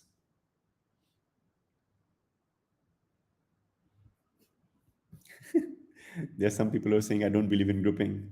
Yeah, there are many people who will stand up and say, I don't believe in God. It's okay, guys. It's not about believing. It's about identifying a way of doing things. It's not dividing based on their ability. It's dividing based on their current competency level. You will be amazed. I have seen students, they reached the competency level classroom and their competencies, they fell in group 1. And the teacher followed the competency-based learning.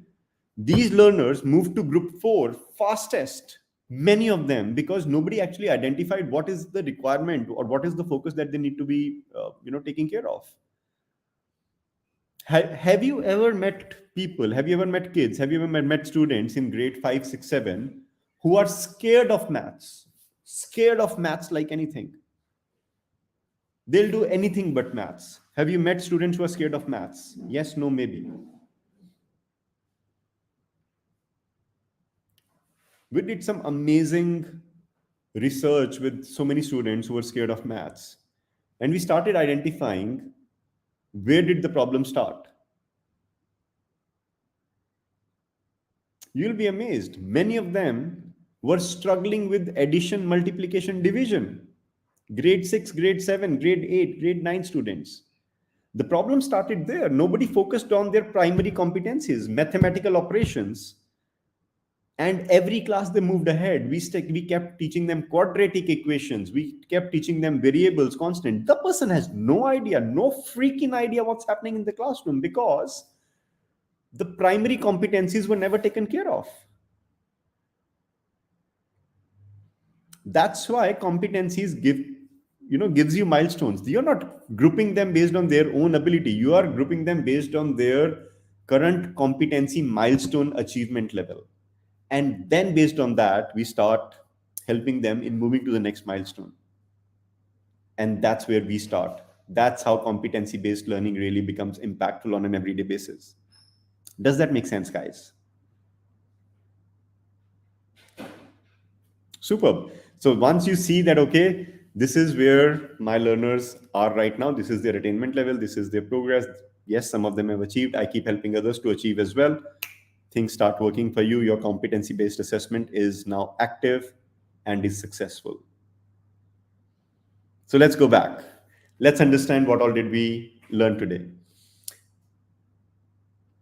Can learning be measurable? Guys, we learned about unit of distance and unit of volume this morning. And I said, can learning be measurable? And many people said no. But my question to you is, can learning be measurable? Yes, no.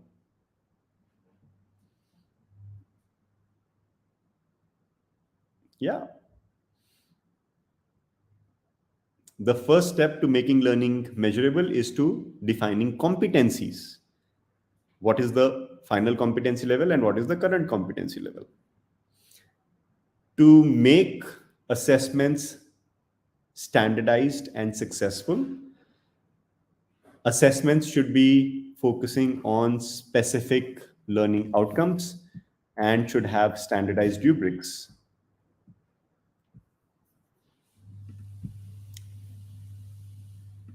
And after we have a standardized rubric, we can focus on attainment, progress, and achievement of the learners. Attainment, progress, achievement. And once we have done that, we can rinse and repeat. Rinse, repeat. And our learners will continuously keep growing and keep enjoying and keep learning. So we had 3 key takeaways today. What is competency-based assessment? Who can define for me what is competency-based assessment? Come on, guys. Everyone in your chat. What is competency-based assessment?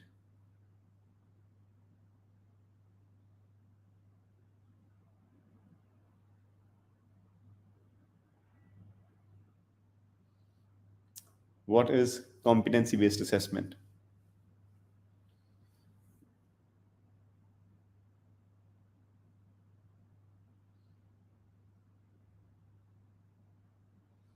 Okay. So we'll spend the last 10 minutes in question answers where I'll guide you on further whatever the questions come in. But let's quickly first finish the session on the key takeaways of the session. Skill-based assessment, progress, attainment, achievement, assessment which gives knowledge about progress, achievement, attainment of the learners. Very good. Let's focus on progress, achievement, attainment of the learners so that they can master the skills and competencies. Very simple.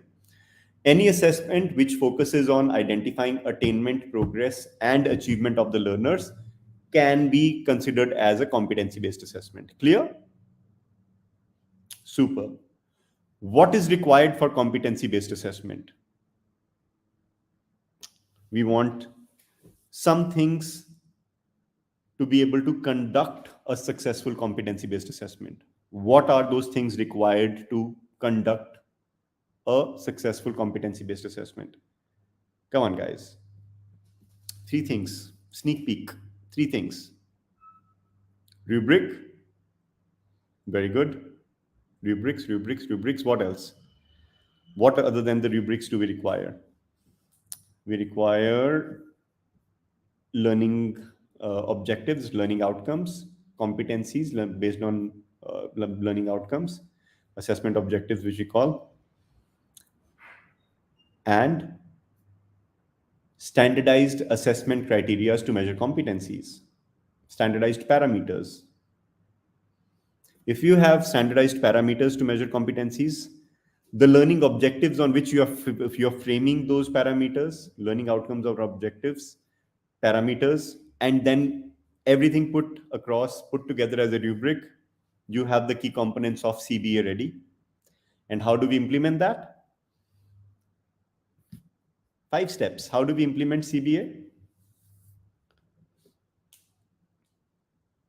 Identifying the current competency level of every learner. Very good.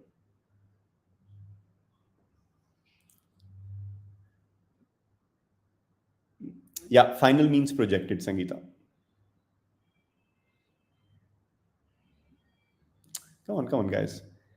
How do we implement? 5 steps.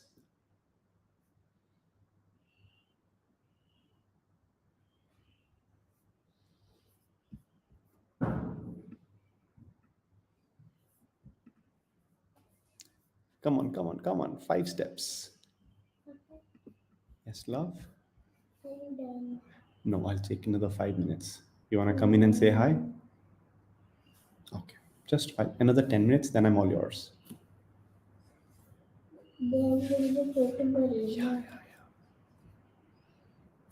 That's my daughter, 5 years old. She wants me now. So 5 steps. How many of you feel comfortable that you have got the 3 key takeaways of the day? How many of you say, I feel comfortable? Say, I feel comfortable.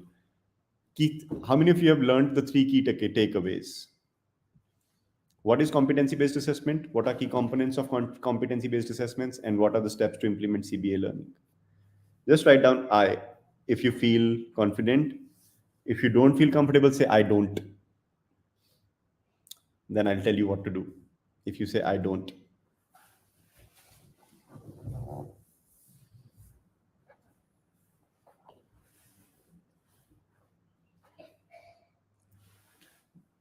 Got it. How many of you don't feel comfortable? Come on, tell me.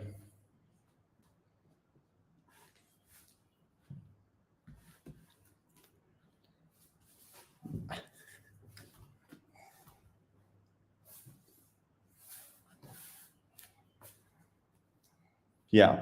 So 99% people feel that they're comfortable. I see a couple of people saying, I don't. Don't worry. This is a link that you have. Please go back, watch this video again. There are enough examples in this video for the entire competency-based assessment system. You could also go and follow YouTube channel Surasa. I try to post a video every week on different topics related to teaching.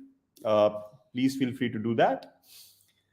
We also do a lot of masterclasses. Please feel free to subscribe to them with OrangeSlates, separately at Surasa. Always there to help the things. But I think in a 45-minute period, this was the maximum that we could have learned. Let's focus on picking up some questions now, and then we'll take it from there. Questions, guys? These are the key three things that you can ask your questions around.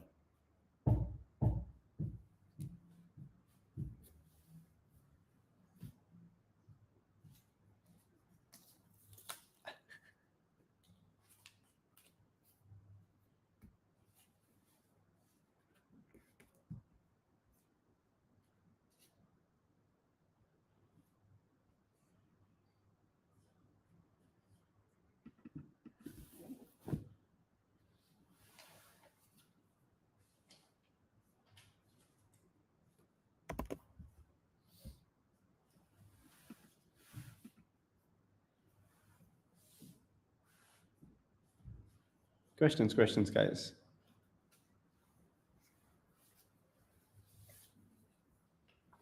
Rushali, Vishal, can you guys help me with the questions? I'm not able to find any. I think it's more of a recollection question. 5 steps of CBS. I think he meant CBA. CBE assessments, yeah. Comprehensive assessments. Yeah. There you go. Five It is all steps to implement reflection. CBA. Yeah. All right. And Another like you Guys, said, question I've most coming of kept up. it them are really comfortable. simple, really Yes. simple. I've tried to make it as simple as it gets, guys. 45 One minutes question is very is, difficult to do assessment. that's true. That's true. How could differentiation be done in assessment? So differentiation, so assessment is usually used for different things. The first thing, of course, is to identify how do we group the learners, or how do we really identify their milestones.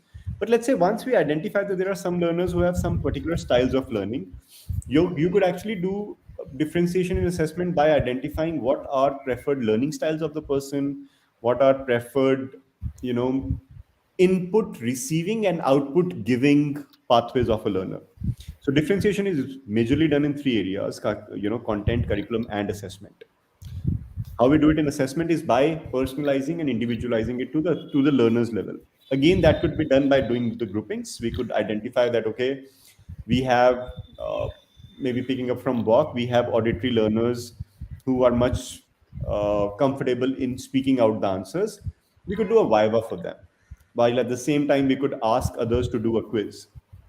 How you could also do that in the everyday classroom to even identify their attainment is you could figure out that, okay, there are these 5 learners who are very comfortable in recording their answers, but there are others who are very quick in reading and responding on the quiz. So you could create a Kahoot quiz. At the same time, you could have some students recording something together. You could have the third group of students, instead of answering on Kahoot, or instead of answering or recording, you could ask them to all sit together and draw something. But your rubric your assessment rubric needs to be standardized.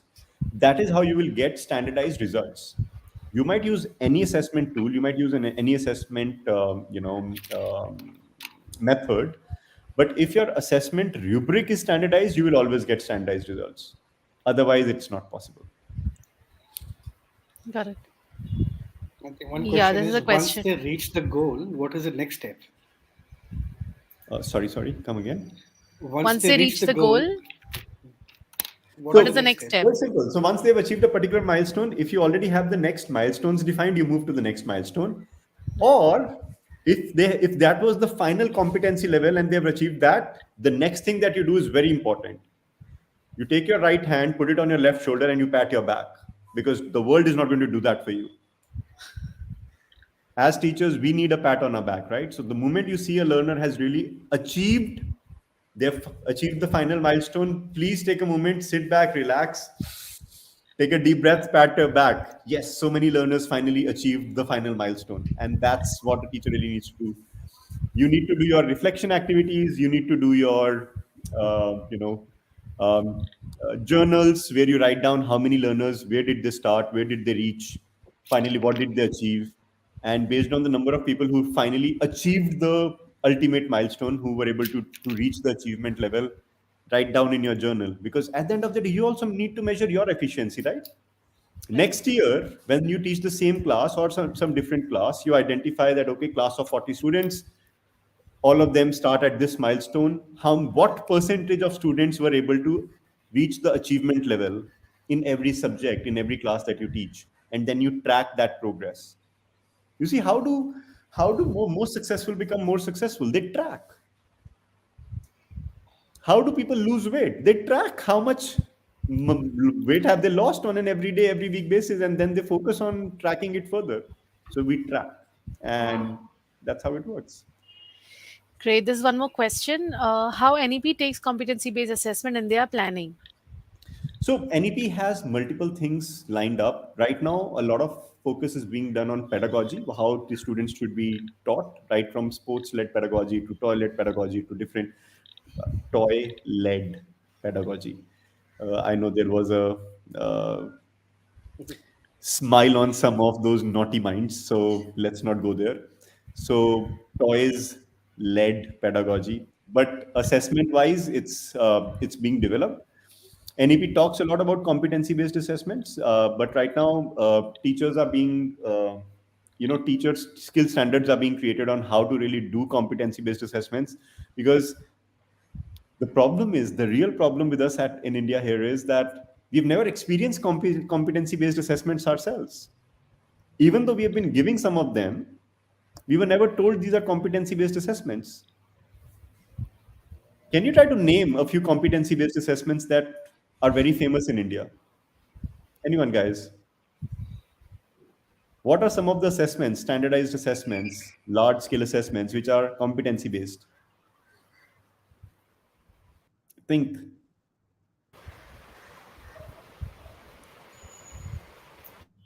I'm talking about large-scale assessments.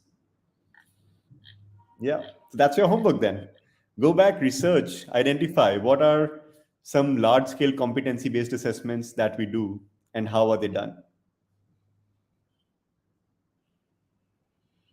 Anybody, teachers, not teachers, people, go ahead and do that. What are those competency-based assessments? I'm not telling you the answer. You got to go back, do your research, and come back.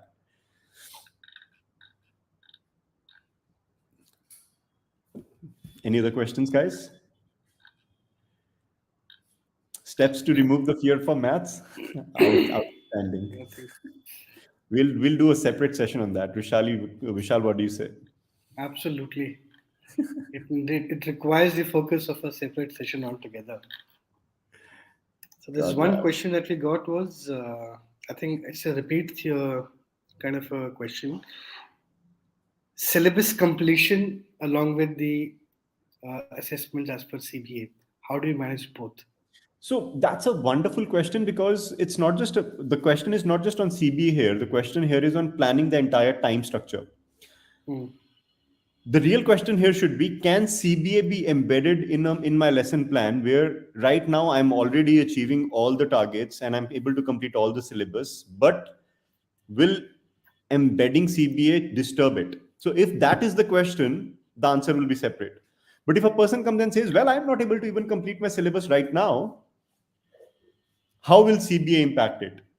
So the first skill that you need to learn there is that how do I plan my classes that I'm able to complete my syllabus? Because that race between do I teach effectively or do I complete my syllabus is, I'm sorry, but it's absurd and bullshit, because any successful teacher knows how to do it. They really know how to complete the syllabus while they are making every student learn. So first, if that is a problem, we need to focus on developing our skill set on identifying the right ways of delivering our classes.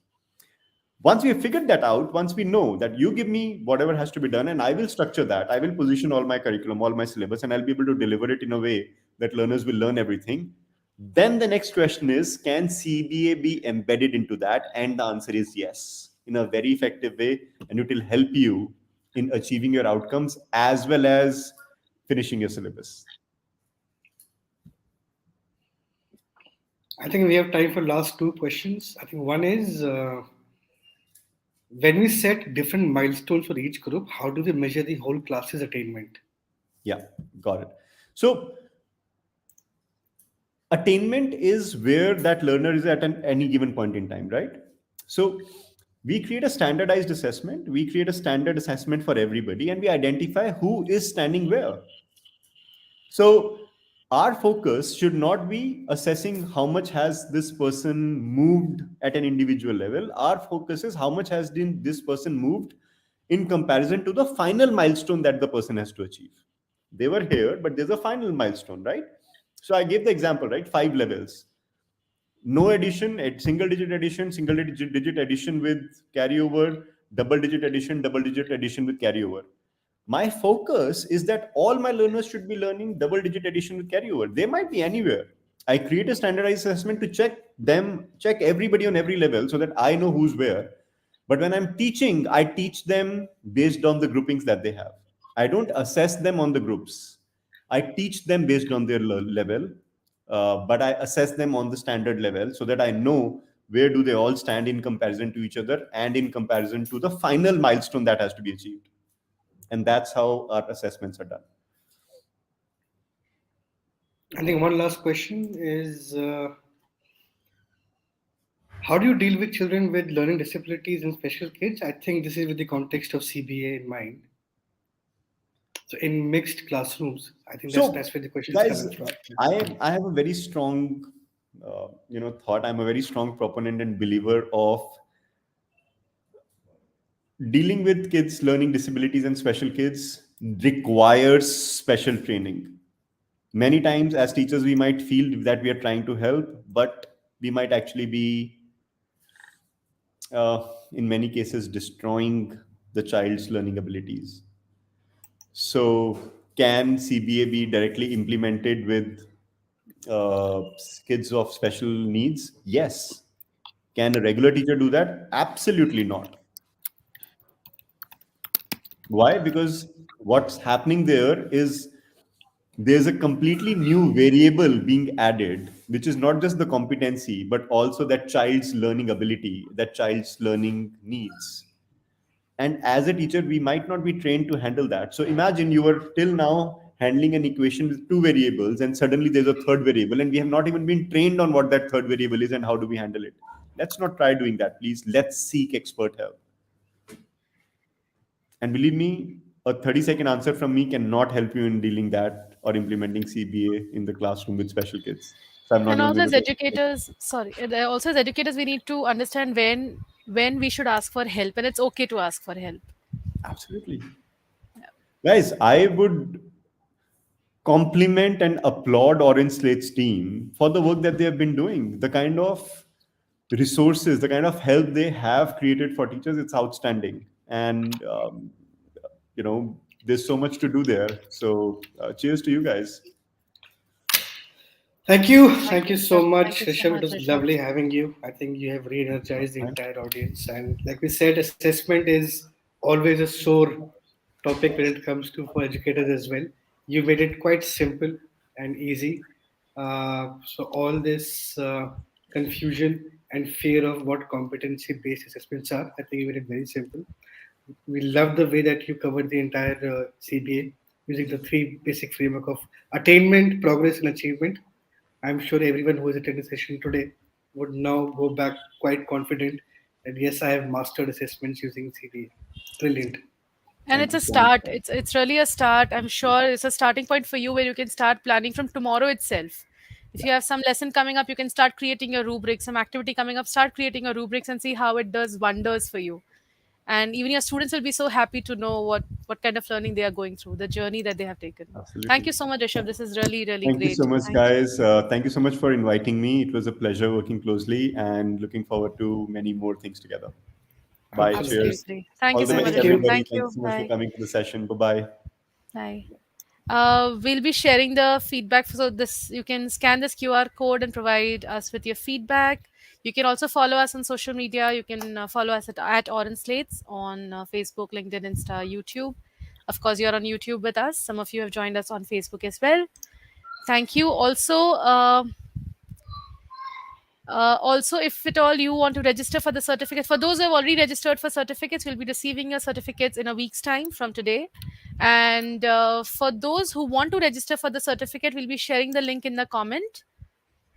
You'll be getting a Yes. certificate. I'll just show you the kind of certificate that you will receive. So this is the certificate sampled here. You'll be receiving a 6 hours live training on competency based education. So if at all you want to register for the certificate, the link is shared in the chat.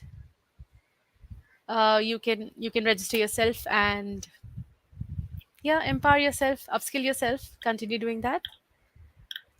Great, thank you so much. Thank you. All right. Five gone, two more to go. And it's great to see educators who've been logged in since morning still there, learning, grasping at every single nugget of information and brilliant insights from all our speakers. Moving along, Absolutely. And I would say it's the best is, of course, we have two more sessions coming up, so please audience, don't go anywhere. Something which is very, very important. So now I'm sure that all of you are a lot more comfortable with assessments and somewhat comfortable about using CB or implementing CB in your classrooms. But can we go deeper? That's the beauty of CBE. There's no limitation to how deep a learner's exploration can go, as long as they get the right resource, right support, right environment, and right encouragement. This sets a powerful context for learners who like to be challenged and redefine their own competencies.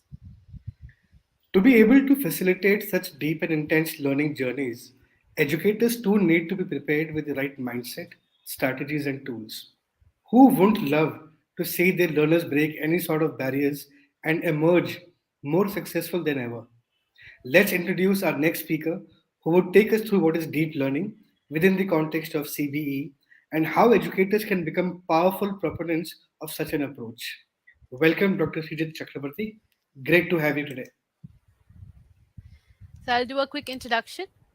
Dr. Sujit Chakravarti is a director for robotics and artificial intelligence at GEMS, Dubai American Academy, the flagship American Academy of GEMS Education, one of the world's largest independent K 12 education providers. He is also the director of the Artificial Intelligence Center of Excellence, a world's first.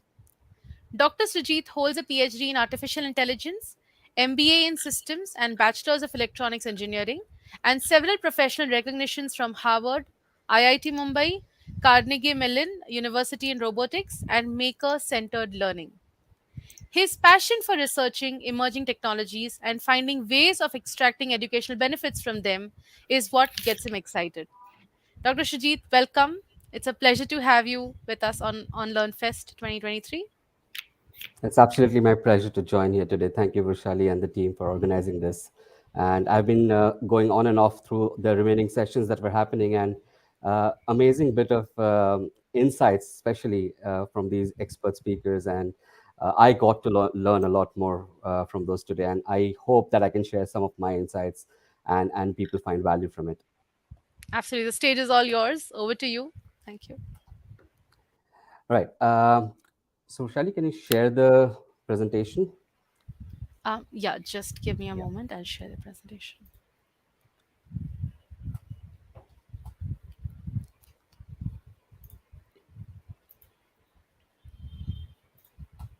Okay, while we are sharing the presentation, let me just introduce what actually my role is at my work and how is it a bit different from any other traditional roles in education. So primarily one of the roles that I have is researching the future, right? Kind of like reverse engineering. And as Roshali mentioned at the beginning of the day today, that when a student enters our system in education, they kind of exit the system after almost like 15 years.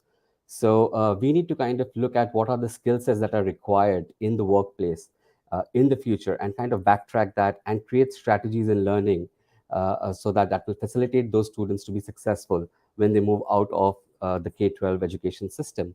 And what I do is also scan the horizon. I also look at what are the new job roles that are coming up, what are the skill sets in terms of hard skills and soft skills along with them are important for the students to learn. So all those things put together gives me kind of a perspective of education in general, is that it's something very personal. Every teacher has his or her own teaching style, and that makes it very difficult sometimes for a student or a group of students to get the same amount of education, let's say from different types of teachers and different teachers in the same classroom. So some of the strategies, some of the challenges that can be addressed are something to look at today. And what I'll try to do is give an overarching view of what deep learning is. I won't go into much detail into it because I don't want to bore you all. It's been a long day already, but I really want you to take something away from this, as in what should be the mindset of the teacher? Like what should be the teacher looking forward to in the teaching in the classroom, and what are the outcomes that they should be looking forward to? And the same thing goes for the learners as well. Why should a student come into the classroom, right? We have to address that why.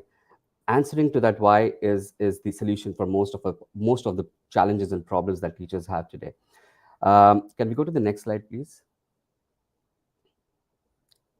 So in terms of the main goals of this session today, of course, I will be going through what deep learning is and how it leverages the aspects that we have seen today in competency-based classroom. and its relevance to the modern education. That is very important. Also, I'll try to share some practical strategies. Of course, these are strategies that I have come across, but these are not the only strategies, and these are not the strategies that will absolutely work for everybody. Every school is different, every classroom is different, every curriculum is different, every student is different, and every teacher is different, right? So try to take at least one or two nugget out of this and see and apply it in your classroom and see if it makes a difference, right? Also, I would try to give you some ideas of stuff that has worked for us, like in the teaching and learning environment that I am from, where we have included some strategies and how it makes a difference. I'll try to share those as well. Next slide, please. All right. So before we begin, I would like to, kind of put this question out on the floor. As a teacher, what makes you successful, right? So what do you think is one or two criteria that would define the job of being a teacher as a success, right? So if you could put it on the chat, I would love to see your comments and we can go forward from there, because the rest of the presentation lies in the answers that you're going to share today.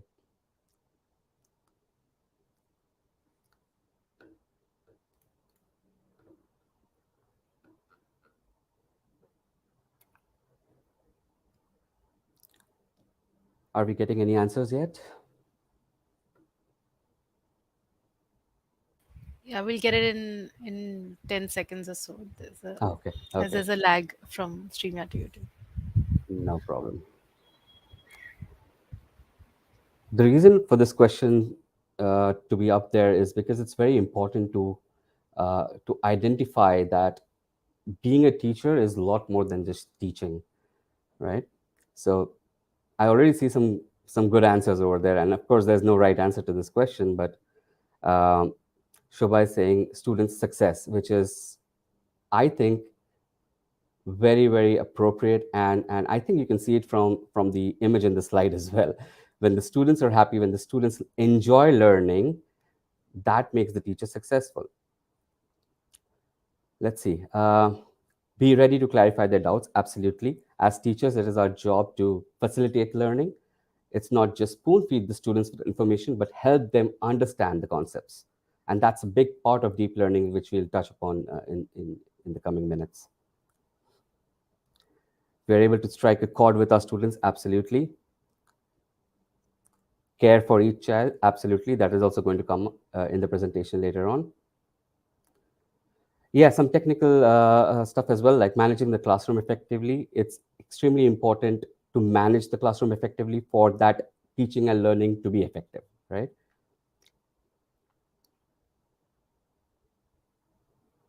Could you repeat the question? The question is up on the screen, is what makes you as a teacher successful? All right, students' ability to take up any challenge. Of course, yes. So that is one important aspect of being a teacher is to promote the risk-taking capacity in the students. And I'm going to touch on that in the future slides as well. Confidence level, yes. All of these are right answers. Thank you so much for the feedback. And we're going to dive a bit deeper into these aspects. And you will see that by the time we finish the presentation, a lot of these concepts are being addressed already. And that's the beauty of this topic that we're learning about today in deep learning, is that we are already aware of what we have to do, right? Sometimes the system, sometimes the process, sometimes history is against us. It does not let us do that. So how can we tackle those situations? How can we change our mindset so that we can effectively integrate these skill sets into our teaching and learning, right? So if you can go to the next slide. Now, this slide is a bit controversial because we've all heard about 21st century learning skills, right? The 4 C's of education, the 4 C's of skill sets that we need: the communication, collaboration, critical thinking, and creativity. And they all hold true right now as well. But as someone who's looking to create some minor changes in the educational system, wherein teachers and students want to be at par with what's going outside the school framework, right? What's going in the industry? How has the technological landscape changed? So there we see that the 22nd century skill sets come into play, which is care, connection, culture, and community. Now, these are not different from the 21st century skill set, but it's kind of an overarching bird's eye view over those skill sets, right? So when I say communication, right, of course, it's imperative for a student to have a good communication skill. Of course, a teacher should have a good communication skill. And the student should also care about what he's communicating and why is the communication happening. So the care has to be in multiple formats. Like the students first has to care that what is the other person thinking, right? So he has to have that in himself so that he communicates effectively, because same type of communication does not work in all places. So you have to communicate in different ways depending on who the audience is. So caring about the audience is extremely important. Connections. We have to create a connect with the audience. We have to create a connect with the person who's on the other end, right? So just collaborating within the group is amazing, but also collaborating with the thought process and with the notion in mind that what is the connection of our work to the outside world? What is the impact it is going to have? That is really important. Culture. Again, creating a culture. Creating a culture is something which is I think utmost important right now, because we're going through a very turbulent times. There's a lot of changes happening in any industry. The rate of change of progression is happening very quickly. So sometimes it becomes difficult for us to keep our ethos, to keep our culture in check. So creating a culture of any of the skill sets that we're talking about is extremely important, like culture of kindness. That's something we practice in our school. Culture of not giving up, resilience, empathy. These are all skill sets that students need to have. And then we see also community. The world is going towards a community-based kind of a ecosystem, right? So we have a lot of power in people who are creating and conversing and sharing their community ideas. So students need to have those skill sets as well. So do teachers. For example, teachers in 10 years to 15 years ago had very limited resources, right? They didn't have the outreach. They didn't have the networking opportunities that teachers have today. So, and this session is an example of that. So creating a community of like-minded people is extremely important. So you see in this slide, we are not focusing too much on the hard skills, but a lot of focus is going on the soft skills as well. So that's where the ecosystem of the workforce is also changing. So maybe we are teaching a lot of coding and robotics and technical subjects in the school, which is extremely important. But in the future, we do not know. We don't know how the next 5 years is going to look like. So maybe the skill sets like coding will become obsolete. We do not know that. So we need to teach our students what should they do with those skill sets rather than just learning the skill sets. So that becomes very important. We already have AI machine learning algorithms today that generate coding, right? So what we do with the coding is very important. So I just wanted to paint this picture in your mind that it's not about taking one specific topic and learning about it and teaching that. It's about taking a bird's eye view of how the education system, what is the impact I'm going to have on the success and failures of my student, right? If we go from that perspective, I think that defines as a successful teacher. When the students are actively learning and when you do not need to teach anymore. When a teacher stops teaching is when that teacher is successful. And when I say teaching, that means you're not stopping the progress of education. It's when the students take the ownership of the learning. That's when a teacher becomes successful, because you have taught the students how to learn rather than just tell them what to learn, right? So that is very important here. All right, can we go to the next slide, please? Right. Now, coming to deep learning, before understanding deep learning, it's very imperative we first break it down, right? We need to know what first learning is, because most of, even adults, like most of the adults do not know what learning is. And it's very important for us to understand how does the human brain learn something?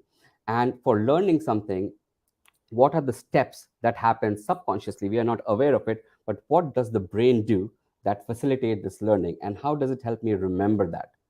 So Rochelle, if you can play a small video over here, that will clarify the process. What's going on in the brain when you learn? In order to learn anything, whether it's math, a foreign language, guitar, or how to dribble a basketball, you need to create and strengthen pathways in your brain. Think about shooting a free throw. Know that feeling when you've got it down and don't even have to think about it? That's muscle memory. Here's the thing. Muscle memory lives in the brain, not the muscles. Your brain controls everything your muscles do, and it does this by activating specific neural pathways for each and every movement. These are functional pathways, neurons working together to achieve a goal. Say you're learning how to shoot a free throw. If it's your first time doing it, you don't yet have a pathway for that movement in your brain. You need to create it. Let's use an analogy to look at what's happening in the brain during this time. When you're first learning, your brain is like a forest full of trees and dense foliage, with no clear pathway between point A and point B. As you learn the mechanics of shooting a free throw, you create a trail through the forest. Now you can shoot the free throw because you've created that pathway in your brain, but you probably don't make many shots because it's so new. The pathway isn't very clear yet. In order to improve your free throw, you need to refine and strengthen the free throw pathway in your brain. The way you do that is through practice. Practice gradually widens the trail through the trees, turning it into a dirt road between A and B. You're starting to get pretty good now. You're making more free throws than not. You don't have to think about the mechanics as much. That's because the pathway gets stronger after each practice rep. And you've done a lot of reps. With even more practice, the dirt road turns into a paved road connecting A and B, allowing information to be transmitted at a faster rate. Now you're a 70% free throw shooter, and when you step up to the line, you don't even have to think about it. Eventually, with enough practice, what started as a trail has become a full-blown highway. Now you're a master, draining almost every free throw, and the movement is completely second nature. Scientists call this plasticity, and it's your brain's innate ability to create and strengthen connections between neurons. These connections are the path through the forest.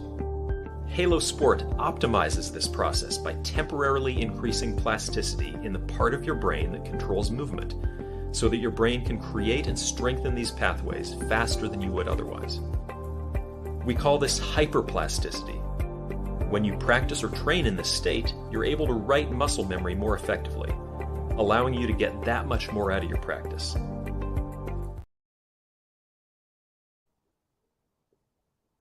All right. So the whole idea of, I mean, the reason I like this video is because it shows a graphical representation of the entire commentary that just happened.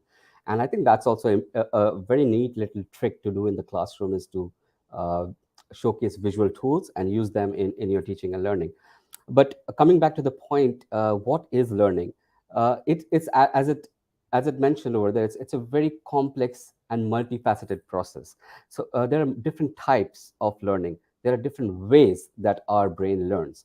And at different stages of our life, we learn differently.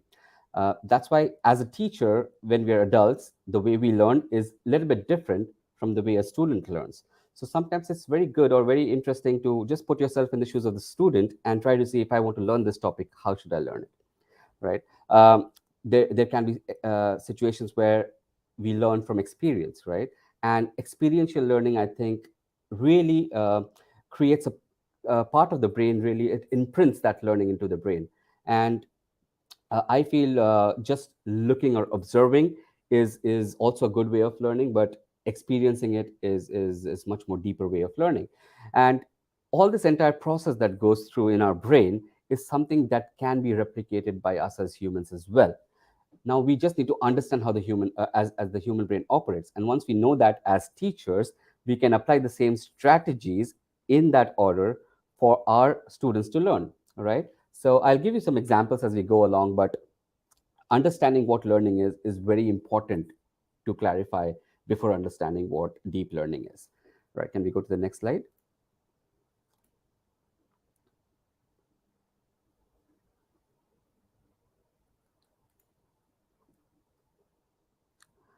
All right, now what is deep learning? I do not want to go into too many jargons today and don't want to make it overcomplicated. I am assuming you are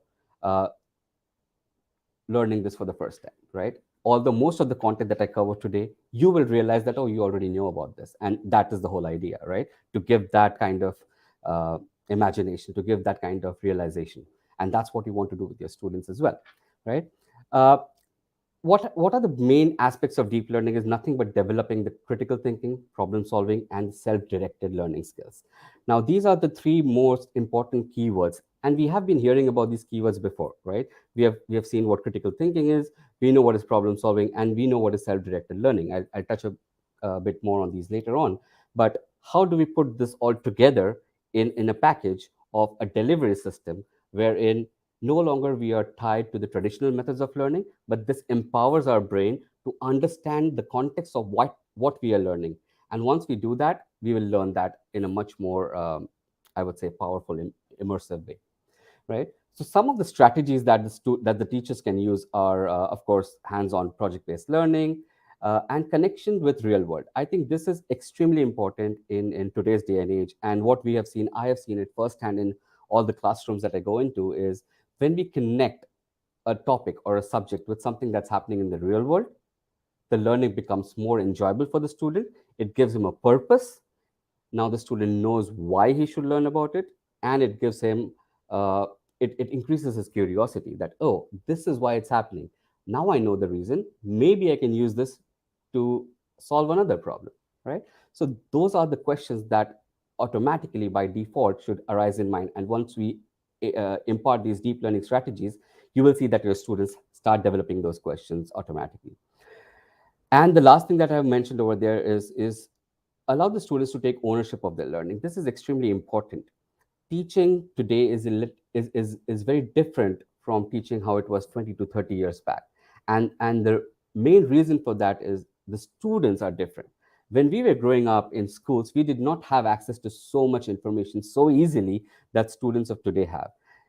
They need to understand the Pythagoras theorem, they'll just Google it, they'll just Wikipedia it, they get the answer. So knowing the definition, knowing what it means is not the purpose of education today, right? It's why is the question, right? Why was Pythagoras theorem needed?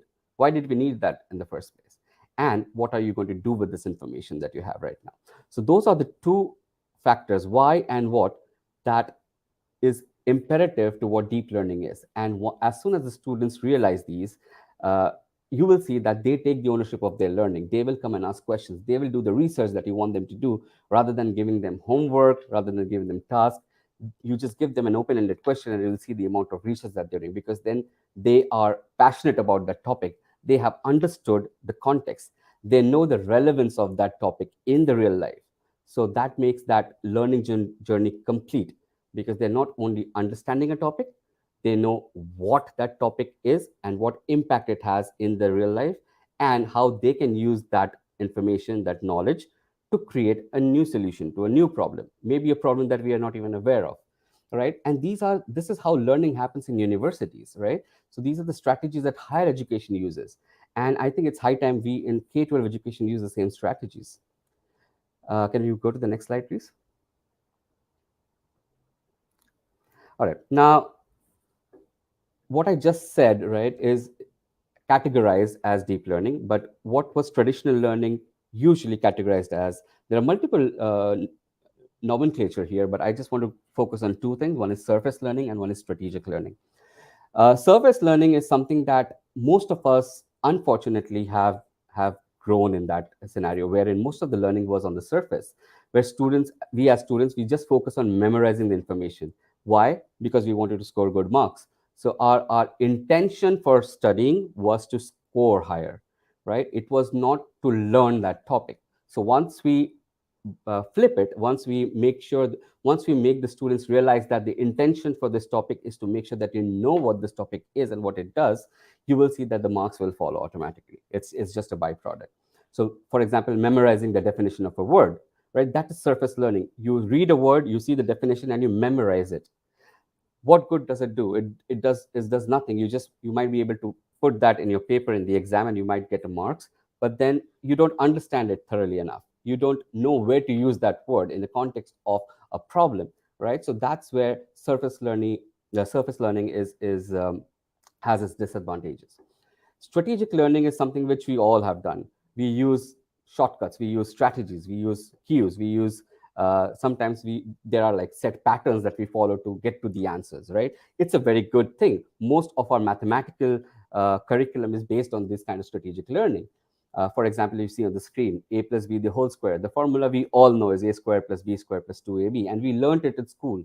But while we were learning at school, most of us did not have the question that why is a plus b the whole square equal to a square plus b square plus 2ab? Is there a reason for this to happen? How is this relevant to me in the real life? What is it actually solving? What is it actually telling me, right? These are the questions we never had that when we were learning, because we just knew that we just took it for granted that a plus b whole square is a square plus b square plus 2ab.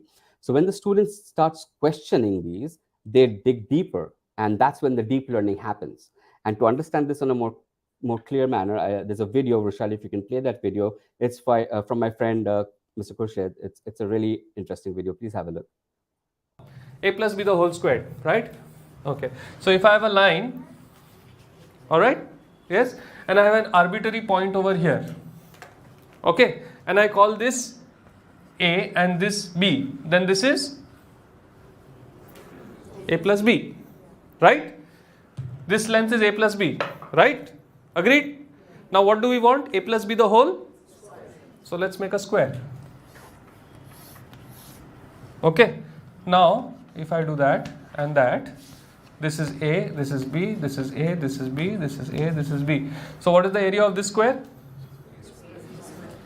What is the area of this square? What are the areas of the rectangles? So what is the area of A plus B the whole squared?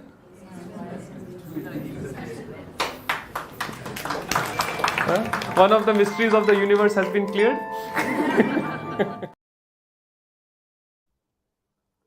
So this is what I mean by deep learning. This is what I mean by questioning what is there. Unless we questioning what we are learning and we just take it for granted, it is not learning. It is just going through something, going through a material, understanding it, maybe memorizing it and putting it out on an exam paper. That is not what education in the future is going to look like. Because if we follow the same trend of education in that sense, there are powerful automation that's happening in the industries. Like there are AI that's just will solve this in a second, right?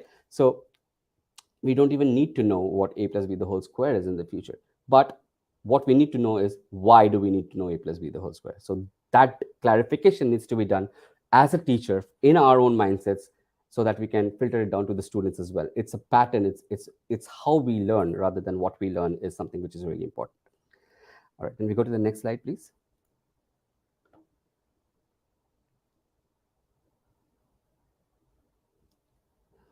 All right, now I like to touch a bit on the theoretical foundations of deep learning. And again, this is just a very surface view of what deep learning is. It's a very intense field, but today we are not there to do a PhD in deep learning. We are just here to understand how we can use deep learning in our day-to-day life, right? And that's what I want, is for teachers to take some at least even one point from this presentation and use it in their classroom.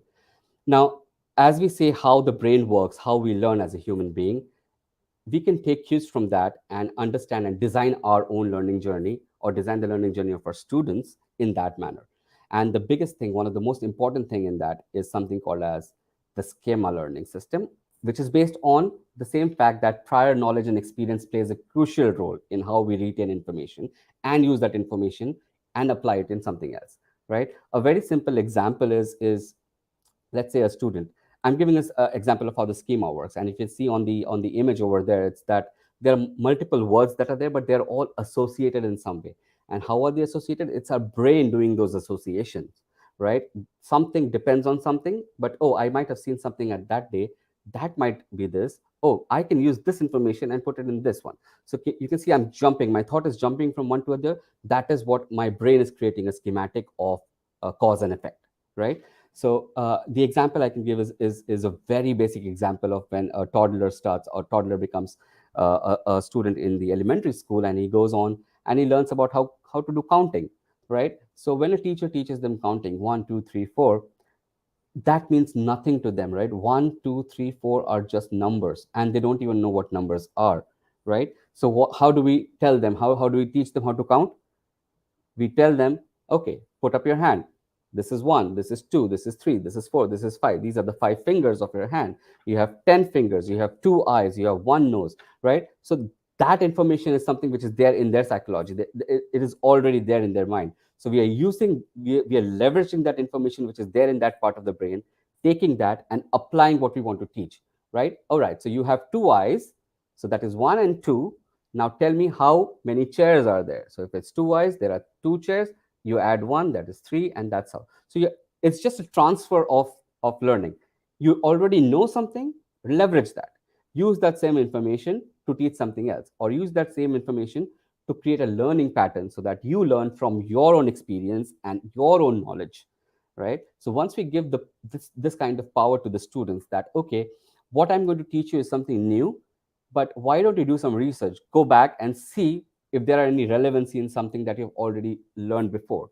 If there's some topic that has a relevancy of this, dig deeper, do that research and see if a pattern emerges, right? That's the foundational theory behind deep learning. And the schema set of learning, you can Google it later on, is really important, and it's a very good effective classroom tool to use in our day-to-day life, and give the ownership to the students. Ask this, instead of as the teacher creating the schema, ask the students to create the schema, ask them to present it to you. You will see that the amount of research and amount of learning that happens is much more deeper. All right, can we go to the next one?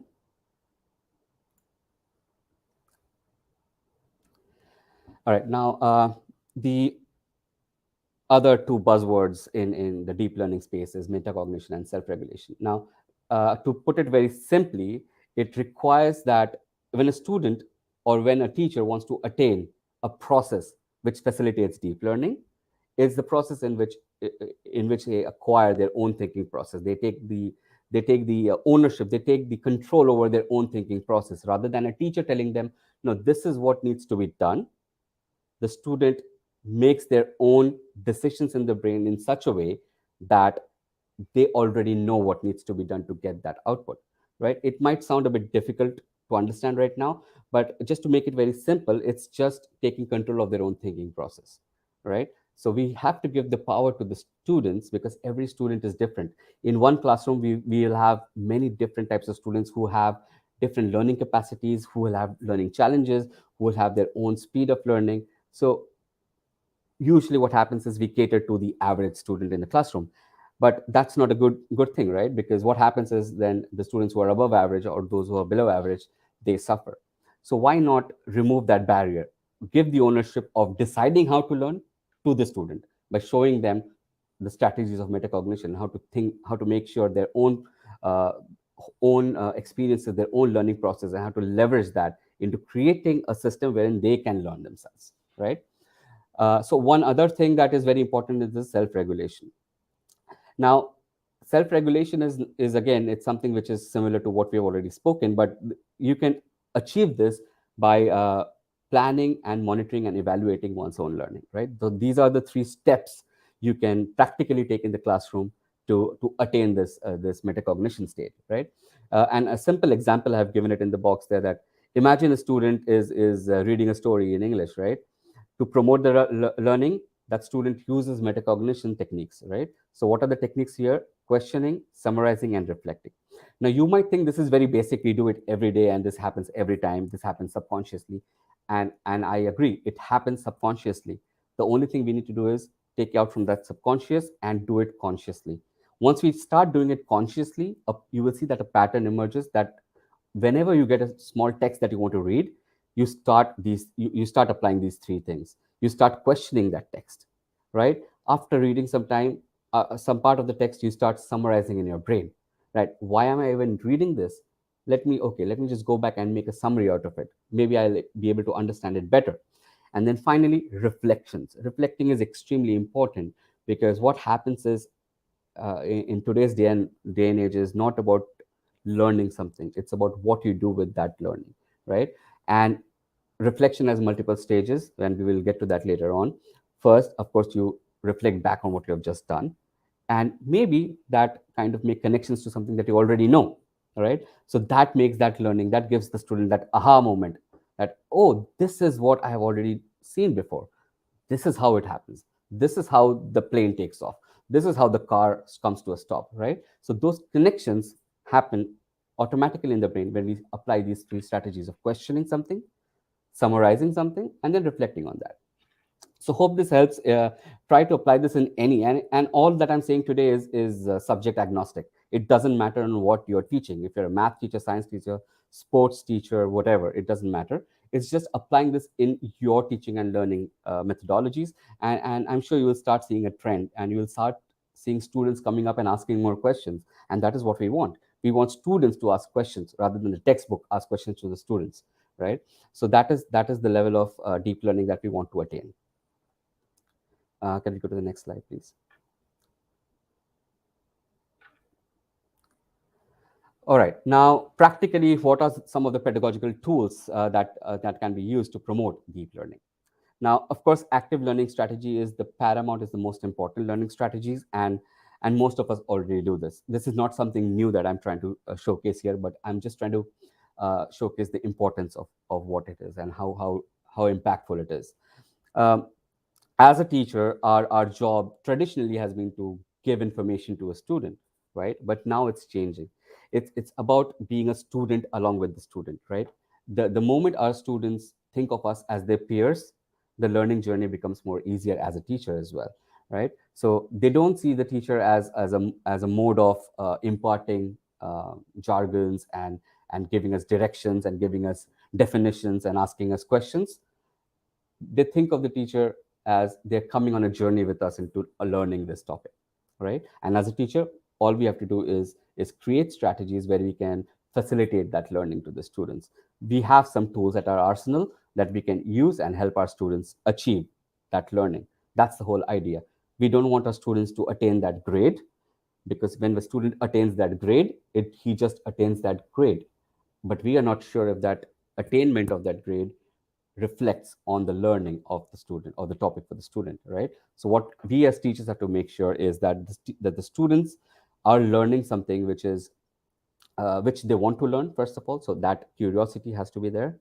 Then they should know how to learn it, and we should also empower the students to find their own strategies to learn, because not all students learn the same way. And make it personal. Make it when I say personal, I mean students nowadays. You will see a lot of them. They are very much more equipped, right? They have a lot of strategies. They have a lot of information. They have a lot of tools at their arsenal. So why not use this thing to create a case study or create a problem statement, right? Make it personal to the student. All right, we are learning about a topic. Maybe the global warming is a topic, and we're talking about the weather cycle. We're talking about the icebergs melting, and that is amazing. But why not make it more personal to the students? What is the effect of global warming and climate change happening to you right now? Maybe in your classroom, maybe in your home, maybe what's happening in the playing field outside, right? So if you can make that personal to the student, you will see that the interest of the student becomes more. He or she can make more immediate connections to the topic, and as a result, the curiosity will go up, and the hunger for the students to learn that topic more automatically arises. So some of the strategies that the teachers can use for active learning are, of course, problem-based learning, inquiry-based learning, and case-based learning, right? So an example of a problem-based learning is given there. Like when we are teaching the topic of photosynthesis, maybe in a middle school setting, instead of just highlighting the word photosynthesis as our topic, start off with a question. How can we increase crop yields in a desert environment? That's a challenge. That's a question given, right? Let the students come up with the answer, right? And when the students come up with the answer, as a teacher, you say, what you just did is photosynthesis, right? What you learned is photosynthesis. Rather than telling them what photosynthesis is, it's better for them to realize what photosynthesis is, right? Uh, the second strategy is inquiry-based learning, which is it's very simple, right? We want our students to research. We do not want them to blindly accept what we tell them, because once they start doing that, what happens is they create a pattern that, okay, whatever the books are telling me is all that I should know, right? They are bound by limitations of what we are telling them. So to remove that limitation is what we do in inquiry base, where we give them a topic, where we give them a question and ask them to do more deeper research into that topic. Once they do that deeper research, they will see that they're uncovering topics already, right? And finally is the case-based learning, wherein we put them a case study. That could be, and when I say a case study, it doesn't have to be like a high school subject. It can be even in an elementary classroom, right? We can give a very simple case study to the student, and we can ask them to reflect on that case study and use that learning and apply it into some other context, right? So that's where the transfer of that learning happens. That's where the deep learning state of the mind takes over, and that's what we want, right? So all these three strategies put together help us as teachers to deliver the content, of course, but also our job as teachers is not just to deliver the content, but to make sure that the content is being delivered and being accepted, being received by the students, right? So these are some of the strategies. When you start applying in your classroom, you will see that as teachers, you're not just covering your curriculum, right? You do not start off by, okay, this is my lesson plan because this is what my curriculum states I have to do. You just flip it. You go on with these problem-based learning questions. You go on with the inquiry-based, you go on with the case-based questions, see the class happening, and then you will realize that, oh, I did not cover the curriculum, but my content uncovered the curriculum from it. So you're not consciously covering the curriculum, but the research, the tools that you've applied is in such fashion that the curriculum is already being uncovered through it. It's been taken care of, right? And that is what education should be. It's not about just putting a check mark. It's about making sure that knowledge has been transferred. I hope that made sense. Can we go to the next slide, please? All right. Some of the other tools that are really, I would say, very fragmented and very, sometimes it's debated a lot, and it is very subjective as well. So collaborative and project-based learning. We know what it is, right? Students working together to investigate something, right? But the key word here is real world problem, right? Instead of giving them a hypothetical situation, why not give them a situation which is actually affecting the real world, maybe in the broader world outside, or maybe their own community or in the school, right? And the students come together and come up with a solution. Now, uh, it, the process of this happening looks very different in different scenarios. Uh, as the company I work for, GEMS Education, we have schools in different curriculums. We have Indian curriculum schools, we have British curriculum schools, we have American curriculum schools, and the way collaborative and project-based learning happens in these classrooms are different from each other, and they have to be, they should be, because no classroom is same.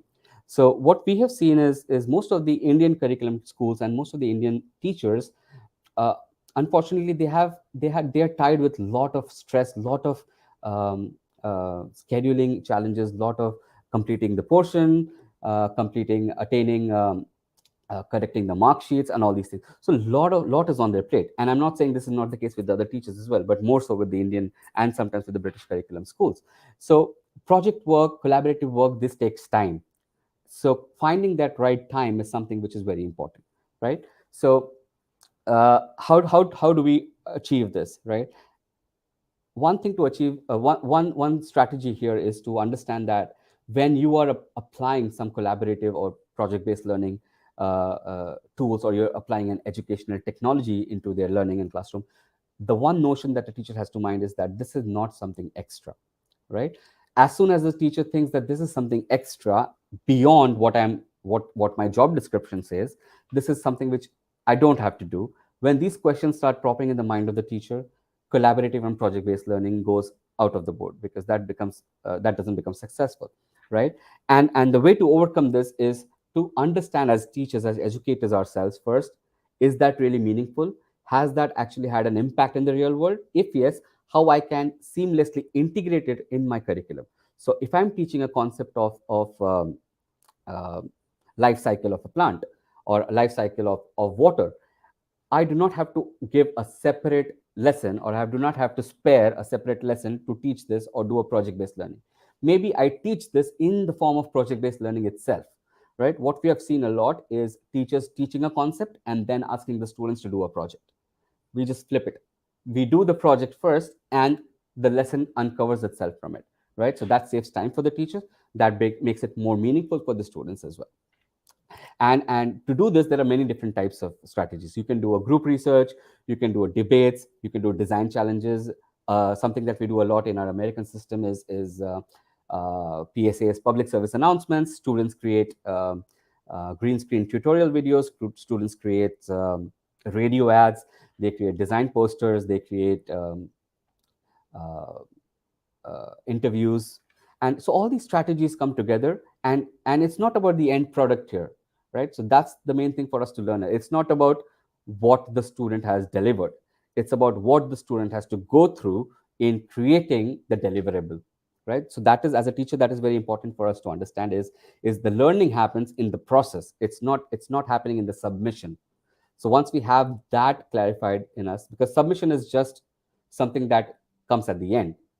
So that is not the learning. The learning happens till the submission happens. So we have to focus on that learning journey of the student, which has led to that particular submission. Why is that submission so good?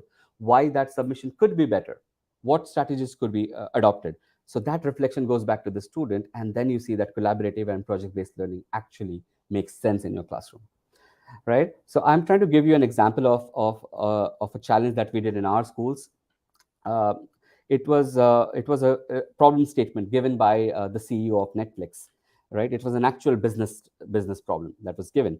So they wanted to, and the problem statement actually doesn't matter in this case, because I want to focus on the procedure, not the actual solution of the problem. So the problem statement was Netflix wants to get into the domain of creating more children's show.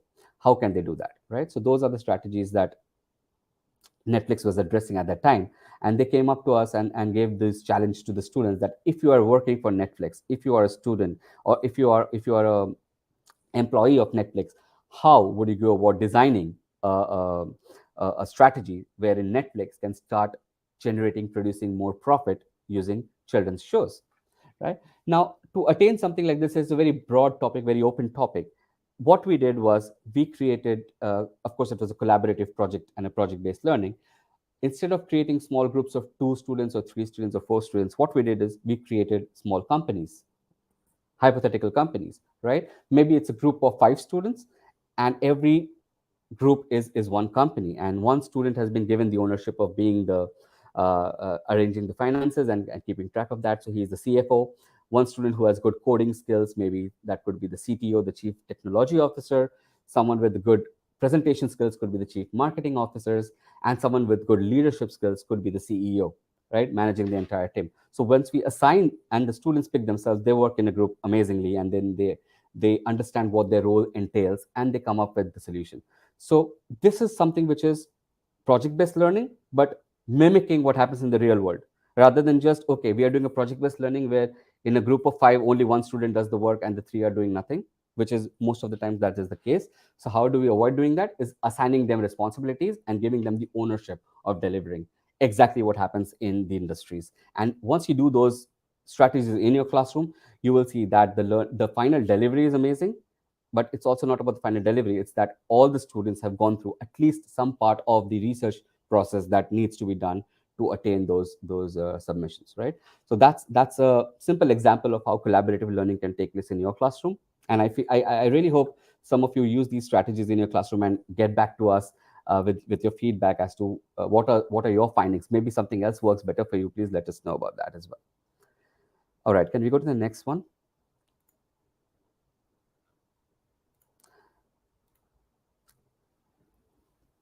All right, now coming to reflections, again, this is a very broad topic, right? And I don't want to delve too much into details into what is the what is the process of how the brain works, and we have done that, right? So what we want to understand right now as teachers, what are some of the tools that you can do to attain the deep learning through reflections or via reflections, right? Now, basically reflections are nothing but it's a process of thinking about your own learning experience, right? So the reflection can be multifaceted, right? It could be subjective, because reflecting on someone's work can take different shape or form depending on what that kind of what the work is, right? What the topic is. There is no blanket rule as to this is what a rubric for a reflection is, this is what a self-assessment rubric is. It is there, but as teachers, we have to be smart enough to understand that not the same rubric doesn't apply to every classroom, to every topic. So some of the reflection terms that you might see are journaling, self-assessment, and group discussions. Now, these are three items which we have all done before, right? But sometimes we have not done this with the thought in mind that, okay, once we do this activity or journaling, or once we do the self assessment, is it just to finish that project off or to finish that chapter and move on to the next one, or to actively realize or to understand what are the pitfalls, what are the wins? We always do in our schools, we do www, like what went well, and we also do even better if, right? So what went well in this process of this project?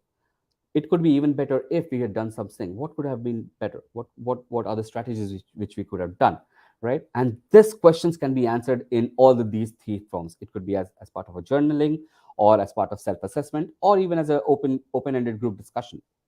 And teachers should encourage this. They should encourage the students to also take ownership of evaluating themselves, right?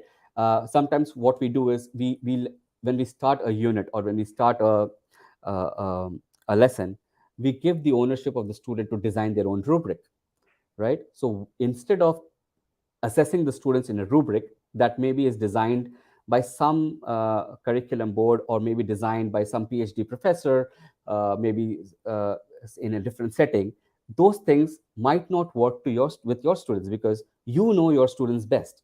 Your students know how well they learn. So why not give them the ownership of creating their own rubrics and assessing themselves, right?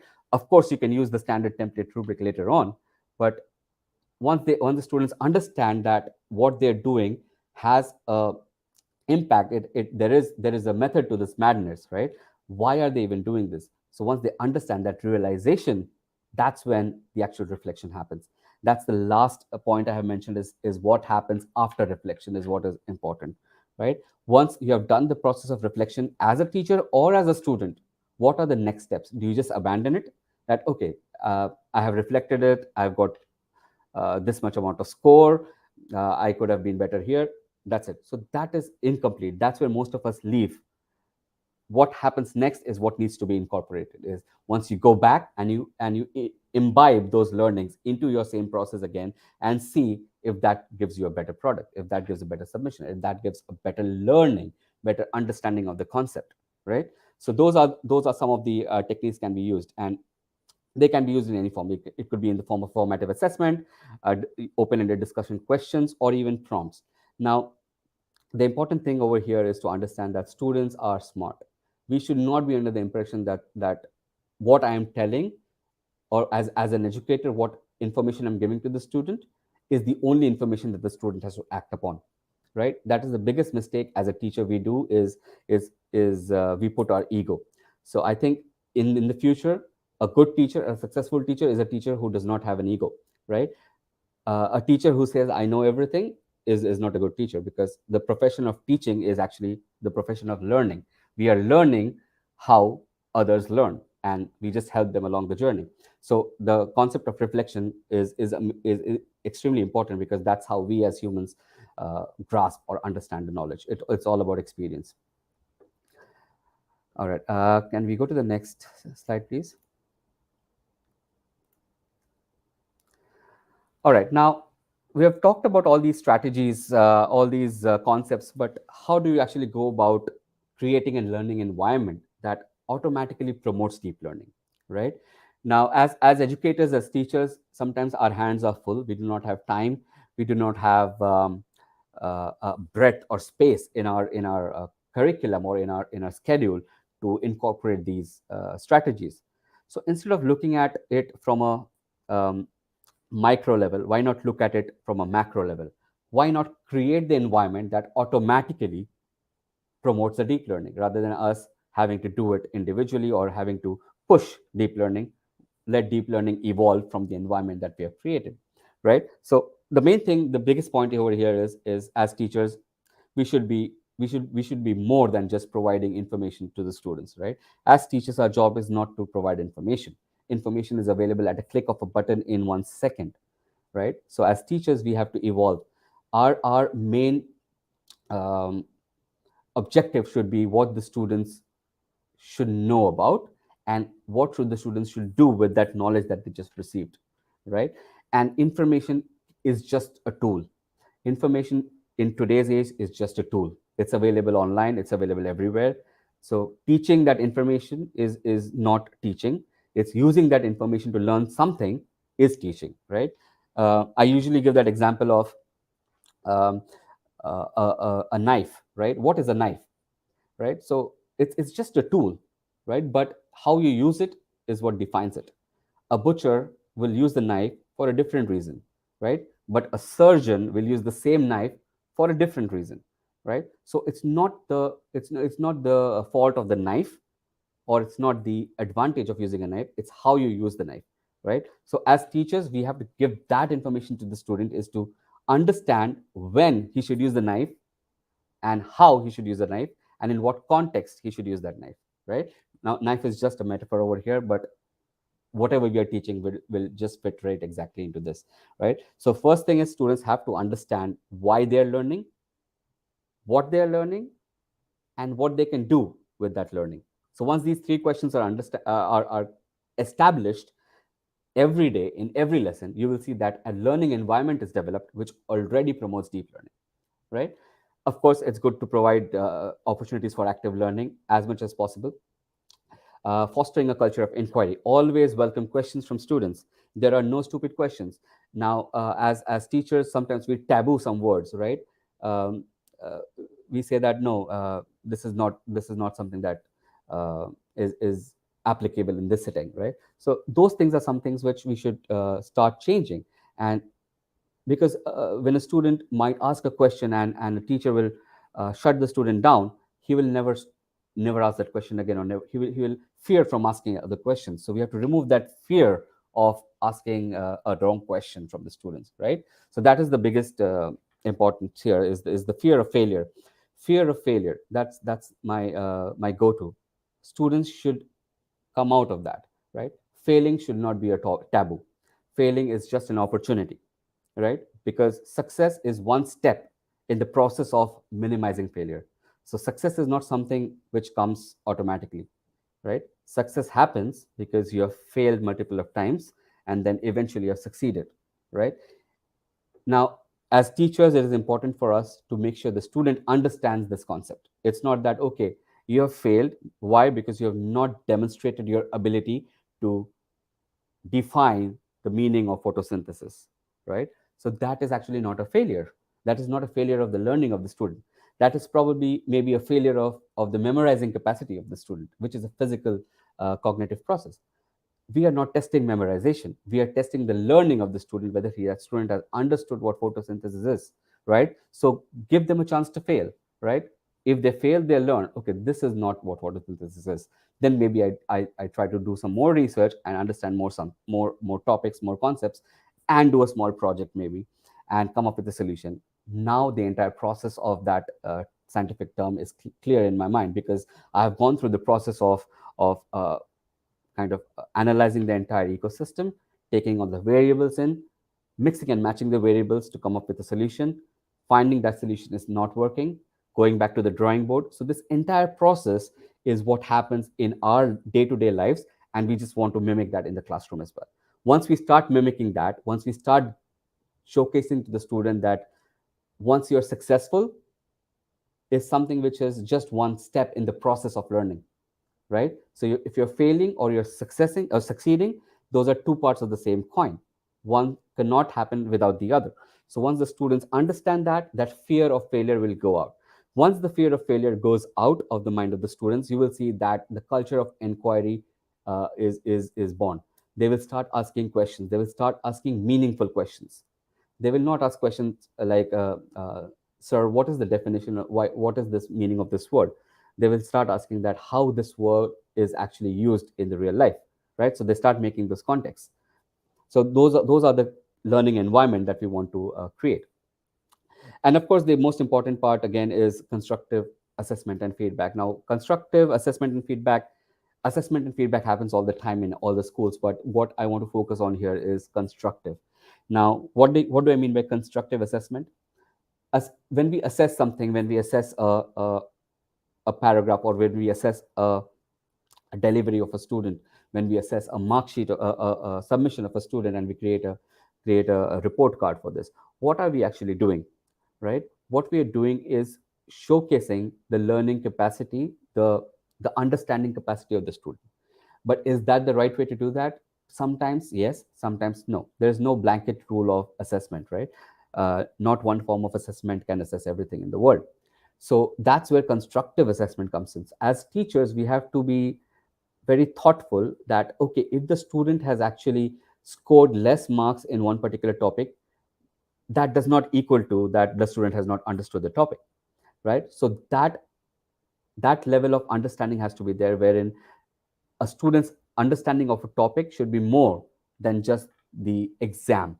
So the assessment style needs to be changed. The assessment needs to happen every single day in the classroom rather than just during the exam, right? So those are the mindsets that slowly will take time to shift, but I'm sure in the coming years, the curriculum boards will also realize, they've already started to realize it right now, and they're already changing the ways testing happens in classrooms. And following that, the assessment and the feedback systems will also change, right? Gone are the days where when we score a bad grade in a classroom, we go to the parent and ask them to sign my report card, and once the father signs the report card, he will shout at the student, study harder, and that journey stops, right? So we do not want that to happen. What we want is the students to reflect that, why did I receive a bad grade in this, and for the teacher to help the student come to an attainment that, okay, the reason is this. Maybe if I would have followed these strategies, I would have learned this in a better way, so that I could have produced my understanding in a much more better way, right? So there are lot of layers. It's like an onion layer. Teaching is like an onion. There are a lot of superficial layers, but then there are a lot of deeper layers that we need to understand, and that's where deep learning comes into the picture. Now, for the last 1 hour, probably I have been boring you a lot, but I hope you took away something from it. In terms of resources, I really would like to learn from all of you and also share some of the resources that has worked with me and on a regular basis. So if you can go to the next slide, please, Roshali. Now over here, of course, I have put my website, which is under construction. My website is not ready yet. But if you go there to my website and just sign up for the newsletter, just put in an email address, I will send you resources that I see in my journey as a teacher and a learner, and maybe that will help you in your classroom curriculum. There is also a Padlet. There's a link to Padlet that we use in our schools. Now, what it does, it showcases how it looks like to give the ownership of learning to the student. Now, this is a very simple test case wherein students, when we want to integrate technology in our classrooms, so we do not expect all our teachers to learn all about robotics and coding and all these technology, right? The students are smart to do that themselves. So what we do is give them a platform to, okay, if you learn something, put it on the Padlet, create building instructions, create learning instructions, create a simple lesson plan, and then leave it up there for someone else to come in, take that content and remix it, right? So this is a for the student, by the student platform, and it keeps on updating. And I have given you editing access to every one of you, so you can make a copy and start editing it and try to make use of it in your own classrooms. And finally, I have put in a YouTube link of some of the innovation videos that we have in our schools. Go through that and you will see that how we are using technology to innovate. And that's also using the elements of deep learning, because we are not using technology because we want to use technology, because we actually have found value of integrating that technology in that particular topic. So you will see that we are using robots, but not to teach robotics or not to teach science. Maybe we are using robots to teach English. We are using robots in the high school to teach poetry, right? We are using coding and green screen technology to teach a concept of math, right? So curriculum subjects are all interdependent on each other, and everything could have overlaps. And as a teacher, we are successful in attaining deep learning once we realize that it's not something that we need to do, it's something that we need to be.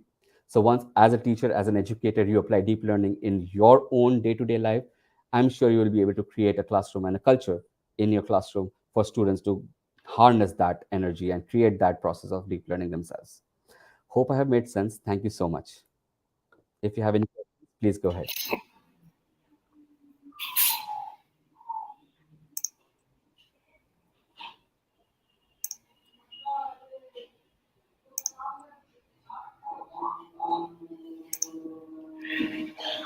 Thank you, Dr. Srijit. I think This was a Sorry, I wonderful was on session. mute. I was on mute, Vishal. 1 second, sorry. Sure. Yeah.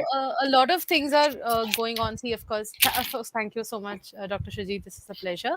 But I want to ask you this. So, a lot of what I can say, a lot of things are going on around chat GTP, right? GTP, right? GPT. GPT. GPT. Yeah. Can you give us some insights on that, and maybe talk a few minutes about it, because a lot of educators would know but would not understand how it works. A lot of them don't even know that this exists and how this is a boon, bane. What do you think? What are your thoughts on AI in education? If you can talk a bit about that, which promotes deeper learning, that will be really helpful.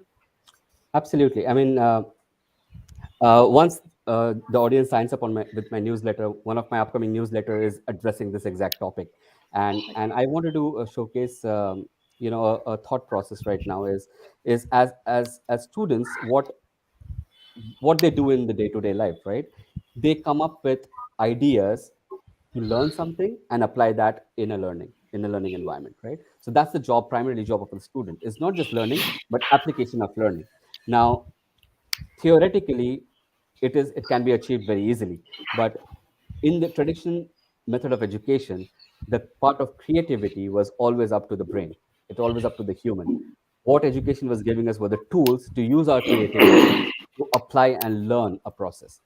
But now, with the advent of machine learning and AI, even AI is getting creative, right? And ChatGPT is one such tool which uses this fact of machines able to understand what humans think like and use it in a conversation to generate content. So it's a content generation platform. And this is a new branch of AI and machine learning called generative AI, wherein you have ChatGPT, which generates text-based content. Then we have something called as Midjourney, which generates images from prompts. Then we have generative voice AI, wherein it generates voice using AI. So all these things are tools that are going to have extremely big impact in every industry, but more so in education as well. As a company, as a school, what we have done is we have actually understood that yes, there's a lot of questions about ChatGPT in the education ecosystem right now. Is this legal? Should we allow the students to use it? Should the teachers ban this? Should the school IT just stop it? So all these things we have realized that it's not going to work because it's something which is on the public domain.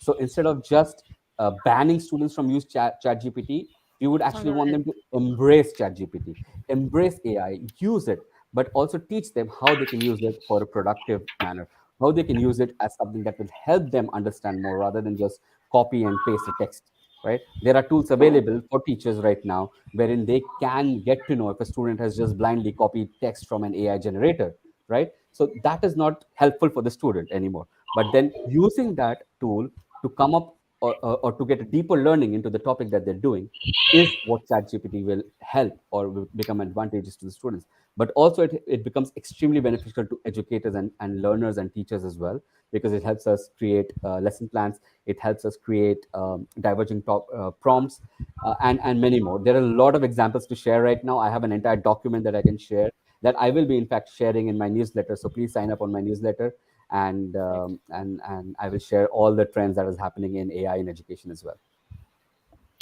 One question for you, Dr. Shejit. We all know traditionally educators have not been the pioneers in technology as such, right? And the fact that the pandemic gave a rude shock to a lot of educators on how to adopt technology, it was just 2 years back. And now you're already talking about deep tech, AI, ML in education. What's your advice for educators that they can cover up this long journey of how to employ tech in education in such short amount of time? Typically, for educators who are not native to technology since their childhood, what's the advice for them? Yeah, and this is a very valid question, right? Because everything comes to education in the end, right? Innovation is the last thing that happens in education, and it's the first thing that happens in the industries. And we want to reverse that process, right? Or we want to be at least catch up on that. What I believe is, as educators or as a school system, and what we have done as well is is try not to attain or try not to attain a level in which all our teachers are experts in using or using coding or using machine learning or robotics or AI or these technical skill sets, right? So rather than making them experts, make them fluent, right? So that's what we want to use. Make the teachers at least understand what topic or what that concept is. Make them do a hands-on activity where they actually realize the benefit of it rather than just seeing a definition of it. So once they do that, they will themselves have that realization that this is something which is very interesting. Maybe I can use one small part of this in my classroom. So that is integration of technology. So it's about integration of technology in teaching your existing subjects rather than teaching the technology. So that is something that needs to be understood by the school boards, by the senior leadership teams of the schools, and giving those opportunities to the teachers to attain those um, professional development sessions, giving them access to attend webinars such as these, so that they can come across these tools and strategies and start applying them in their classroom. So it's a bit shift from the traditional methods of getting a PD done, wherein an education professional can only go to a event which is only for educators. You have to go out of the bubble. You go to tech events, you go to music events, you go to art events. There's a lot to learn from all these events, and as educators, we do not know if our students are going to be, I mean, you don't know anything about our students' future, right? We will have some students who will become artists, who can become cricketers, who can become painters, who can become tech superstars. We do not want to limit their possibilities, or we do not want to limit them with our own limit, right? So that's the main True. thing. The teacher's own limit should not hamper the child's curiosity. So for us as teachers, it's imperative to have a brief understanding of what is happening around us, not to get insight into exact details, but having that understanding and sharing that with the students and giving the freedom to the students to use that in their teaching and learning as well. I think that's the best way to adopt these emerging technologies in education. Yeah, Wonderful. what you I actually nailed it, giving students the choice of choosing the technology and teachers giving that freedom to the students. I think Correct. that's the key to be upgraded faster, because if we sit to learn everything, it's not going to happen any day. Yeah, I'll give you a small example of what we did is when we see like I come from a background wherein we teach emerging technologies like AI, robotics, metaverse, and all these things.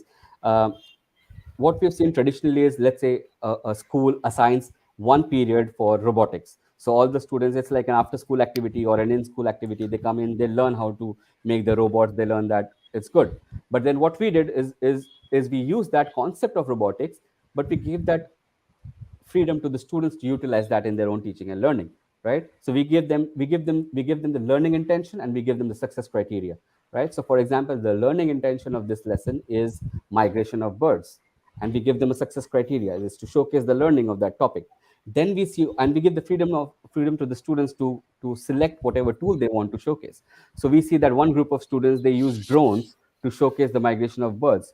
One group of students, they use the virtual reality headset to showcase how the birds would fly.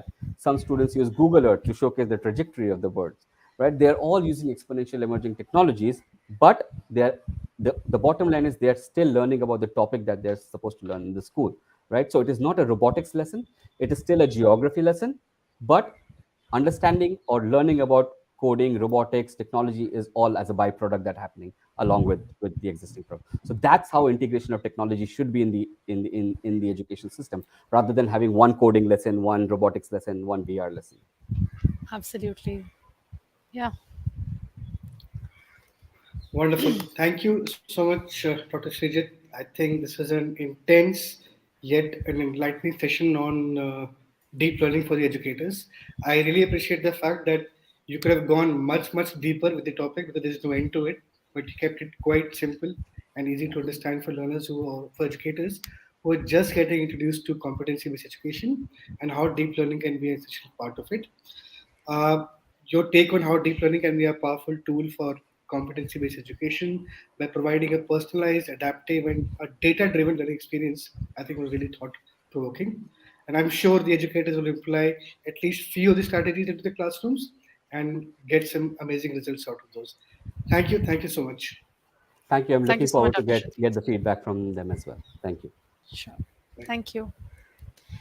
We'll be sharing the feedback form in the link. Like we have been listening since in all our sessions how important it is to give feedback. So I request you to please provide with your valuable feedback so that we can keep on bringing to you the best and giving you the best experience. This is the feedback form link. You can also scan here as shown here. And you can follow us on various social media platforms. Also, subscribe the YouTube channel so that you get notified every time we start a new live video.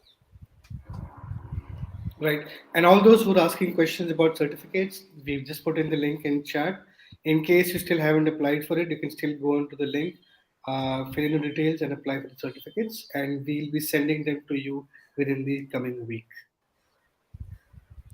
Dr. Shri, thank you so much for being here. My pleasure. Thank you. Well, this brings us to our last session, and haven't we kept the best as the dessert? Since morning, we have gone through 6 sessions that talk about the various aspects of competency based education from various experts and practitioners. It makes all the more sense to have the last session that puts the whole day into the right perspective and especially talks about how CBE as an approach is growing not only in India but across the world. We are extremely privileged and proud to welcome our next speaker, Mr. Mark Neeson. Mark is the head of professional development solutions at Cambridge Partnership for Education, a part of Cambridge University Press and Assessment. Mark has extensive experience in curriculum development and design, education policy review and creation, education technology, teacher CPD, teacher recognition, and resource development to support teaching. He has over 5 years of teaching experience, including school level subject leadership and school level curriculum design, alongside an understanding of the relationship between policy and practice in education through his experience working with national organizations within the UK on science education policy, including actively contributing to the work of the UK Association for the Science Education. Thank you, Mark, for taking out the time today. The stage is yours.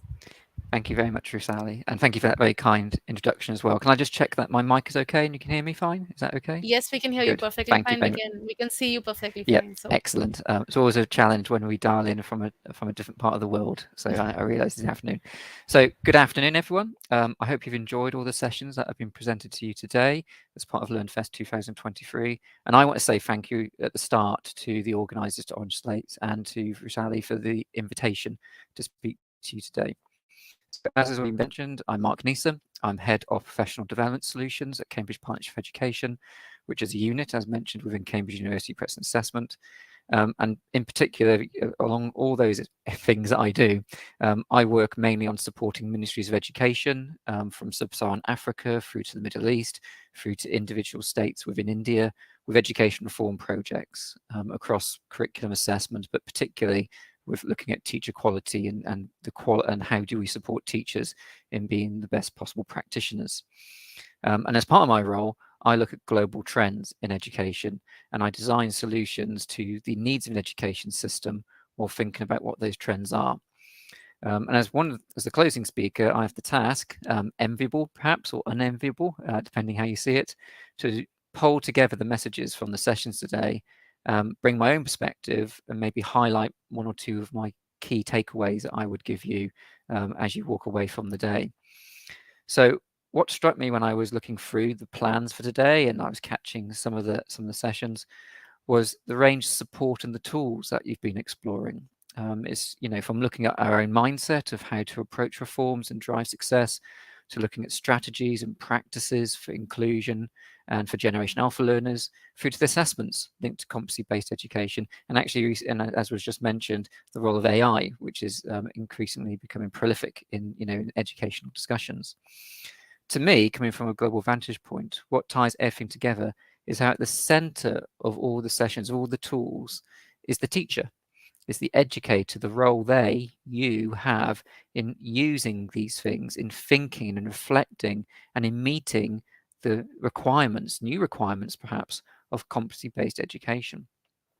And it's interesting when I talked about trends, because one of the trends that's been going on for many times, when I say new, competency-based education has been seeing a surge of interest around the world for many years. It's not necessarily a new idea. The National Education Policy of India, which has been explored today in depth and which has sparked some of this to a certain extent, is going to be 3 years old this year. It's released in 2020 and it's now 2023. It's now starting to trickle down, and we're starting to see impacts such as these events. Ministries, governments are starting to say, what do we need to do at a state level? Boards are starting to think about what does this look like and how we operate. So it's great to see you as teachers and school leaders, hopefully also present, thinking about this. But also, the history goes back further. In 2016, the Brookings Institution examined the breadth of skills movement across education systems and found many countries reflect skills, attitudes, and competencies as part of their driving forces of their education systems. These might be represented through curriculum statements, it might be through national policy aspirations, but many countries have got this baked into their systems. And then going further back into the early 2000s, a lot of conversations around 21st century skills into the late 90s as well. Are we preparing learners for the future? And organizations like OECD, who run a lot of webinars on competencies and digital literacies, came on board around that time. And the idea of education reform focusing on creating a learning society through skill development was sort of looked at in the 80s over in the United States of America. So competency-based education has been on this big journey over nearly 40 years to get to the point where it's now being embedded, it's now happening, and it's seen as what we're doing. But question is what does teaching and learning look like in this? What does it mean for assessments, which are traditionally knowledge-focused? How do you assess collaboration or creativity? So the argument around what is competency-based education, that competencies are valid skills, has to a certain extent been won. I think the discussions are now, rightly, moving to well, what are we doing about it? We've been talking about it in many countries, in many global communities for quite a long time. What does this look like? What does this feel like? And how does that vary depending on your context? What competency-based education will look like in India should look and feel different to what competency-based education looks like in a European country or looks like in sub-Saharan Africa, where a lot of countries are also doing competency-based curriculum reviews. But the ideas have basically been circulating for a while, and there's been much research and work going on to it. And a lot of it is sensible. Of course we want people to be resilient. The answer to that's going to be yes. And of course we want them to be collaborative. Yes, of course we want them to be creative. You ask anyone, what do we want our learners to be? And they'll say these things. And as has been mentioned, it's linked to wider issues like economic resilience and the evolving job market and future jobs. The line that there will be jobs in 10 years we don't know exist have been said for nearly 20 years or more. There's always been this forward future looking. And part of the pressure, part of the issue, which is why this question of what do we do about it, is because education systems are historically really hard to reform. Because if you were introducing a new curriculum today, the learners who experience that curriculum will not be leaving the education system if you start it all the way down at, say, age 5. They won't be leaving the education system for good 13 years. So you're trying to predict with curriculum reform and competency-based education reforms something that is going to happen in 13 years' time while catching up all the other years and catching up the students already in the system as well as already at the beginning. And historically what happens is systems reform quicker than that timeline. So we see, in my role, I see countries reform their education systems sometimes several times in a decade. But you haven't had a whole cohort go through your system to start with. So you've always got the sense of chasing, which answers to questions like load and how do you make sure the teachers are trained appropriately. And that's part of the challenge of how do you teach this question? When do you stop and start thinking about it? When you start thinking about how do we timetable these reforms? And that's a big part of my role. That's a big part of what I look at when I talk to ministries and we talk to, we go to global events. We talk about how do we structure this? How do we think about this? And where do the different stakeholders, the different people in the system come in? And for me, it's about these sessions are providing a forum for reflection. And it's great looking at new tools and it's great putting the teachers first because teachers are a key stakeholder, a key part of the system, which sometimes don't get the time to think around these policy changes and these implications on practices. But in the background of all this is sort of a common truth for competency-based education. Even before, we started talking about 21st century skills, and before we started about, the NEP, competencies have always been needed, and they've always been developed. Education before competency-based education was producing, if you want to use that language, people who were collaborative, creative, courageous, and critical thinkers, and a whole range of other competencies. The difference now to what we had before was it's explicit. There's a really explicit focus on our education systems here for competency creation as well as knowledge and skills. And that explicit focus means we're moving away from what historically has happened, where the teacher would be with a class of children teaching a lesson, but there'll be a few side conversations. Then you've got discussions with the learners as they leave the class. Then you've got the extracurricular activities, or you've got in primary education in particular, things like the plays or the performances to parents that's related to specific festivities and activities like that. All of that surrounding activity that goes into schools, that's where a lot of competencies were developed. The hidden side of the school, not the written, not what the governments or the ministers are mandating, but all of that activity. That is being brought into the light. That's what competency-based education is really about, saying all this stuff that schools have historically been doing, as and when, and based on the ethos of a school, we now need to formalize. We need to bring it so everyone has those opportunities, so everyone can develop their creativity, everyone can develop their collaboration skills, rather than being in pockets, just depending on the teachers you've got, or the schools you've got, or the activities those particular schools are doing by choice. Because not all children have had a teacher who they connect with and who model the behaviors and attitudes they want. Some children don't have that experience. So how can they develop competencies if you don't formalize it? And the reason I mention this is because we're not starting from a blank piece of paper, but we're starting from a place of reflection, a place of intent, and we're starting from a place where you already do know a lot about competencies. You've already had conversations, or you've thought about, how do I get this child just to open up to be more collaborative?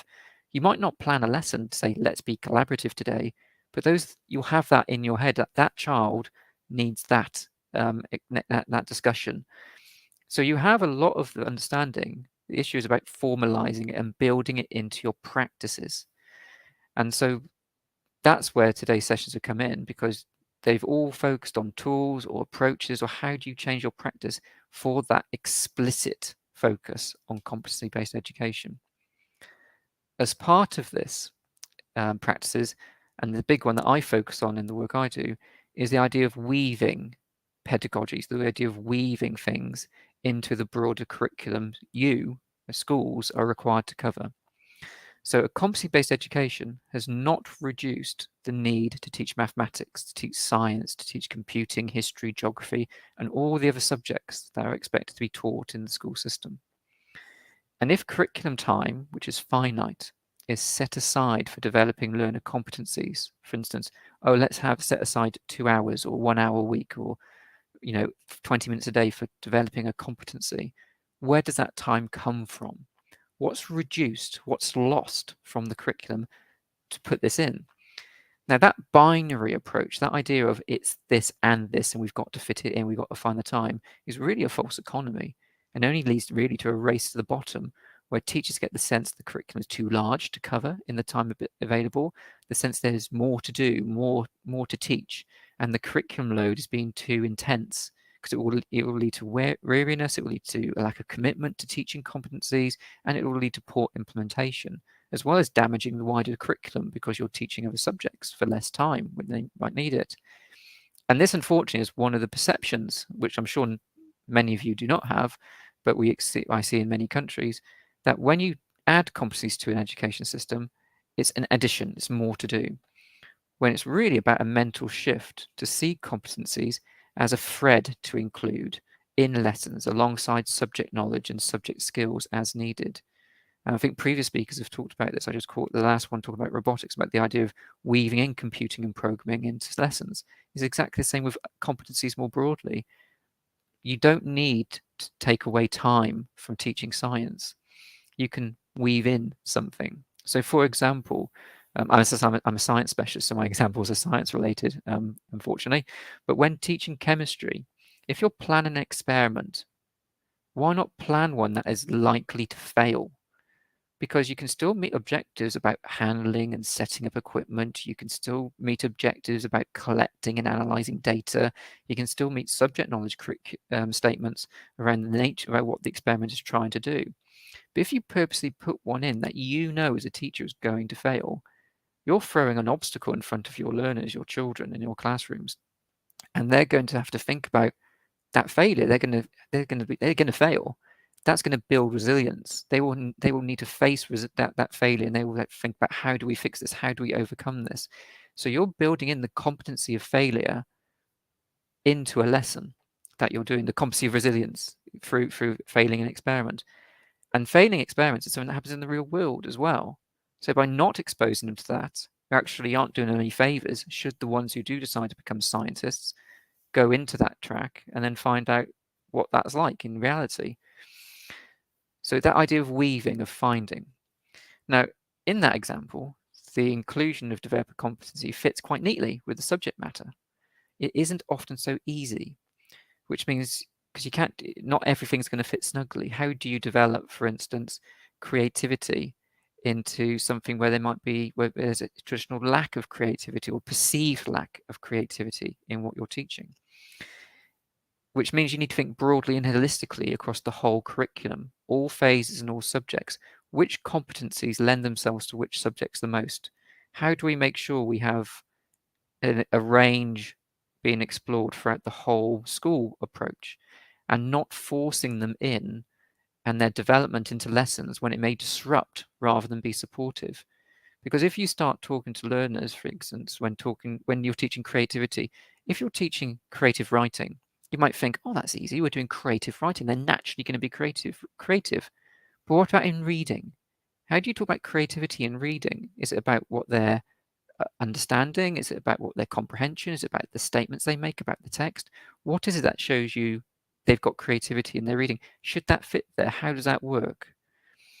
And that's a question at the teacher level. You've got to look at each competency and think, does it fit? And that's the idea of weaving, not forcing things in, but it making sense.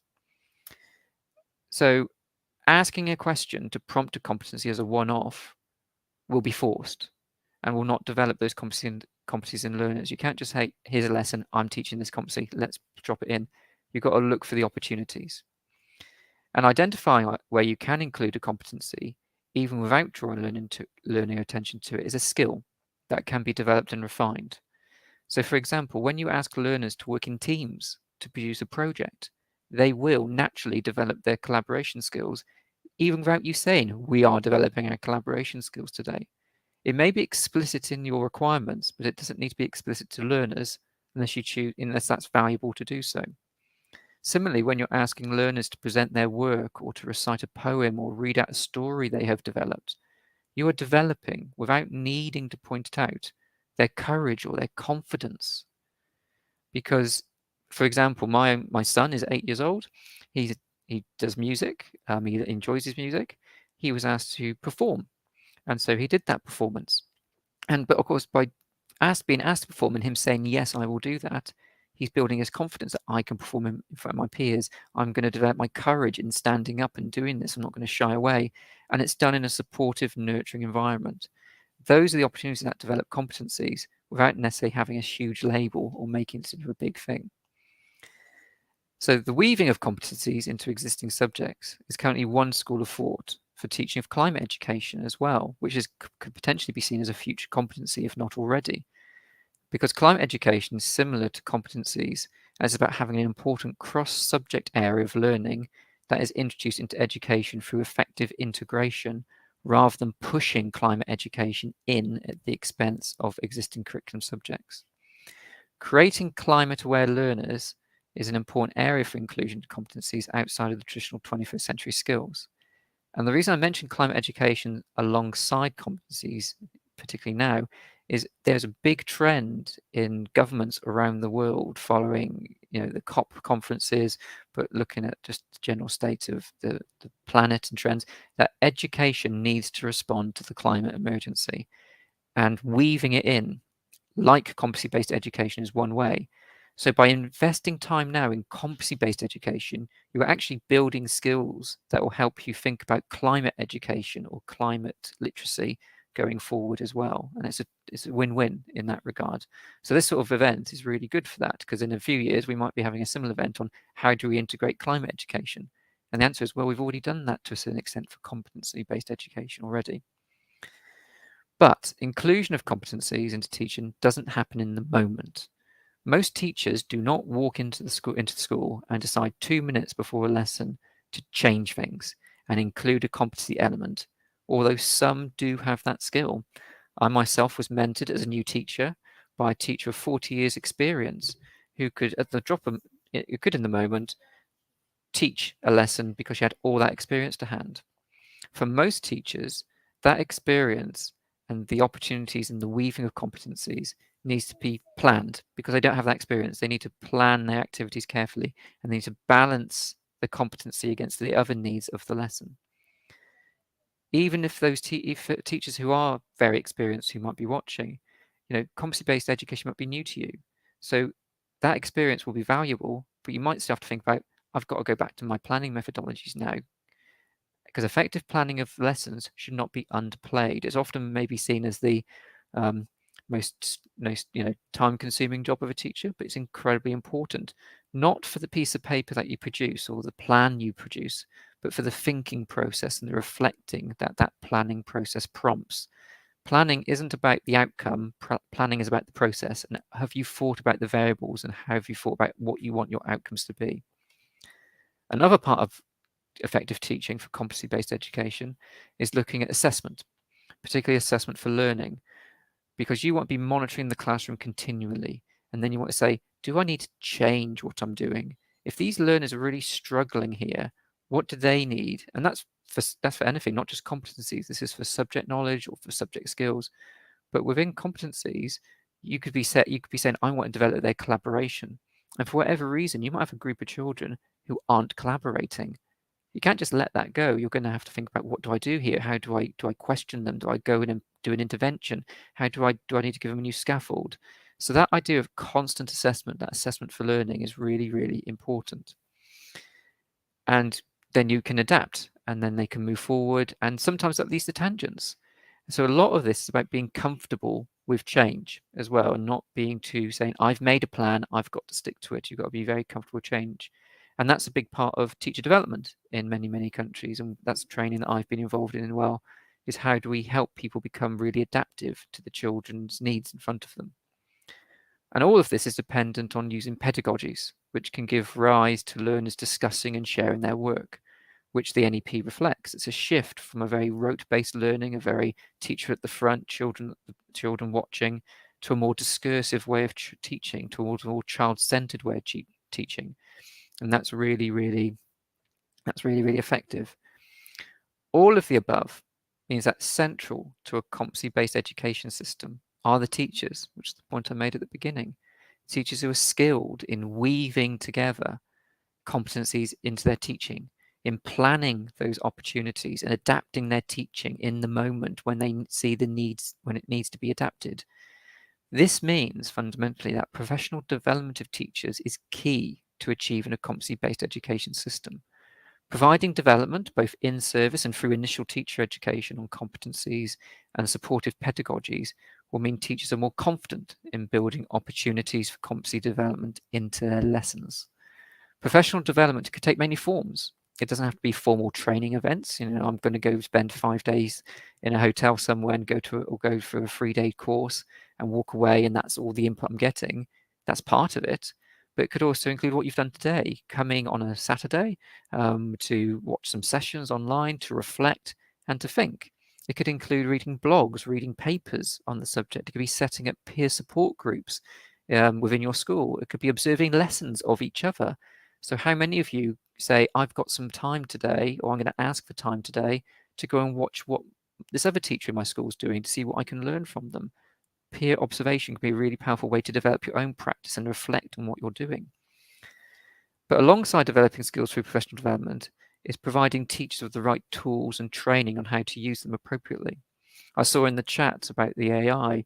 do teachers will need training on things like ChatGPT and AI? And that's true, they will, because new technology, new ed tech will only work if teachers can integrate it effectively into their classrooms. And this is part of the issue and isn't obviously outside of competencies, but part of the issue of ed tech is there's too much focus on the tech and not too much focus on the integration into teaching and learning, and therefore what do teachers need to use that technology effectively. So it's all about tools and training on how to use things and using things at the right time for the right reason. However, teachers can't work in isolation. A skilled teacher in a school who has those skills in competency-based education, but it is not in line with the whole school approach, will become a single point of light. And hopefully they'll be able to spread that practice through the school. But often, and I've seen this before, you can get those teachers who say competency-based education, I'm really good at that. But if their school leaders are not on board, the teacher will eventually fall in line with the wider practice, so they lose those skills. Or they stay just affecting their classroom and it stays as that little bubble within the school, which does not help anybody, especially with the trends that we're seeing and things like the National Education Policy. Success in competency-based education lies with the teachers who work in schools which have an ethos and a culture for competency-based education themselves. This means school leaders, and hopefully there are school leaders watching this today and watching the other sessions, need to be on board with this and need to facilitate their teachers, need to be encouraging them to try new practices, to reflect on things, to say, well, how do we do this as a whole school? How do we do whole school training? What is our whole school approach? So it's fantastic for school leaders that are here, and I hope that you've also reflected and think about your role in encouraging a competency-based education approach. For teachers, if you're here and you're thinking, oh, I'm not sure what my whole school approach is, or I'm not sure my leaders are on board, my head teacher, the deputy head teachers, or the principals, have that conversation with them and think about that. The real message I want to end with today is without skilled teachers working in supportive schools, which have a culture of learning, around competency-based education, it's always going to be limited to the intentions made in documents. It's always going to be competency-based education is in curriculum, competency-based education is in policies, competency-based education is aspiration. But if teachers aren't involved, if school leaders aren't there on leading the way, it's never going to embed and it's never going to have the impact it needs to have. So to realize those intentions, it is again school leaders who guide and support the teachers who will weave in, integrate, and do that job. Now, all the sessions you've participated in today have supported the aim of developing you in order to be those skilled leaders, those skilled teachers, and reflect a global push in developing teachers in competency-based education. I hope my thoughts have given some additional points for reflection, have sort of culminated in a teachers, you watching and leaders are the center of this, and I'm really pleased to speak to you today. And I hope that you've gained what you sought to gain and that you develop going forward and you continue to reflect. So thank you very much. And I think if there's any questions, yes, I'm happy to answer some.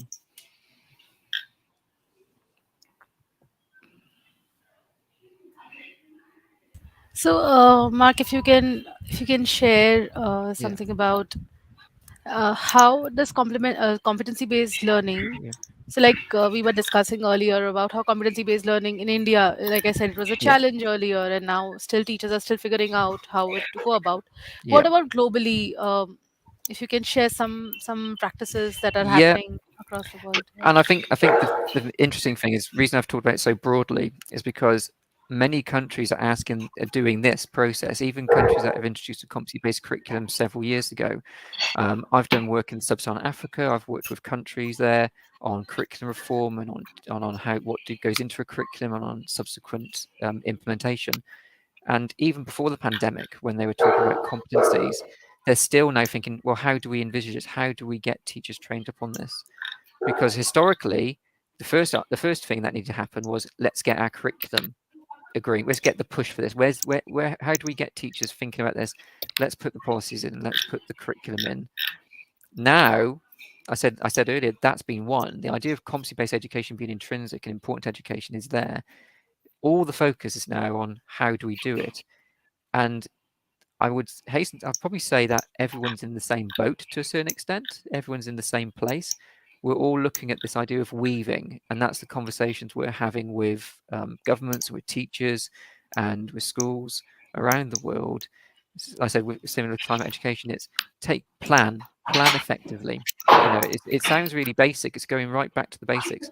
You should not be doing anything different as a teacher. What you should be doing is thinking is how do I integrate this? And it's through effective planning, effective assessment, both summative but also formative or in school ongoing assessment. And it should be through just thinking about what do you want to get out of it? What are your learning outcomes? What are success criteria? And it's just another variable, it's another component to think alongside the rest. And that's where the skill is this idea that it's a new component. And it just takes people a bit of time to weave it into their practice. So globally, when they say best practices, it's this idea of integration. And I think it's a skill, and that needs to be fostered and developed.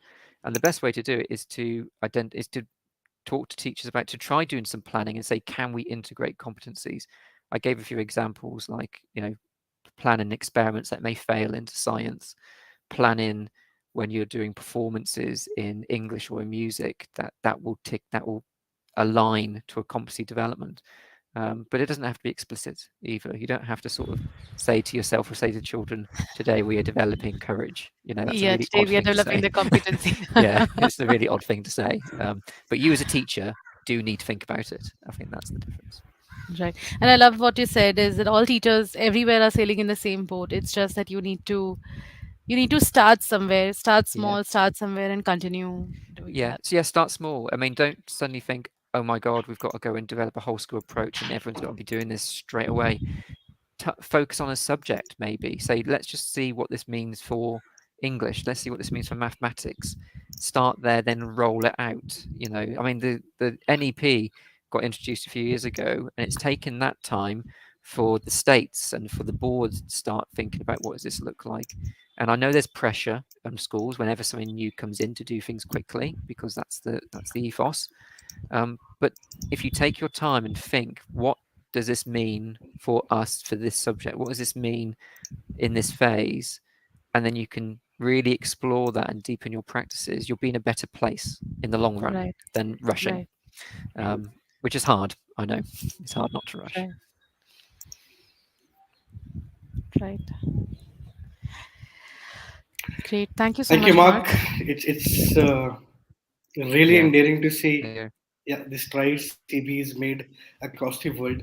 We're extremely pleased to see the work Cambridge Partnership for Education has done for educators across India, but the entire world as well. And thank you so much for sharing and making it not seem like a daunting task, but something that can be begun at a smaller scale, and then as and when teachers are more comfortable with it, they can implement CB in the classrooms. Wonderful.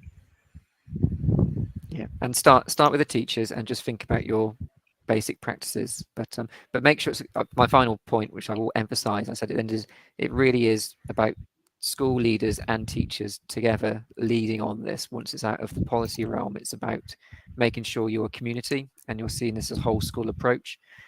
So hopefully just that comment will allow you to go away and say, what do we need to do about this, and how do we use some of the techniques that the other sessions were talking about, not just in my classroom, but how do we think about that at a school level? And that would be my takeaway. But thank you very much for inviting me, and I hope everyone watching had enjoyed all the sessions. And I realize it's the end of your day now, so thank you very much. Thank you, Mark. No, thank you. We We love couldn't the have fact that you asked. spoke about. Please, Shani. Please go ahead, Vishal. Yeah. After you.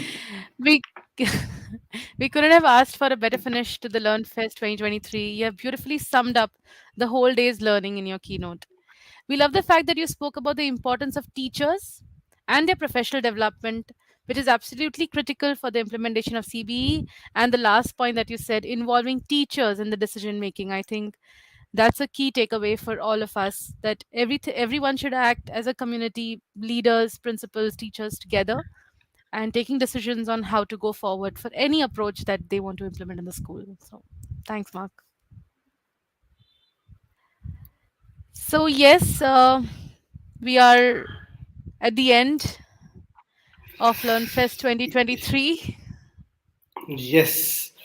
So the journey of LearnFest does not stop here.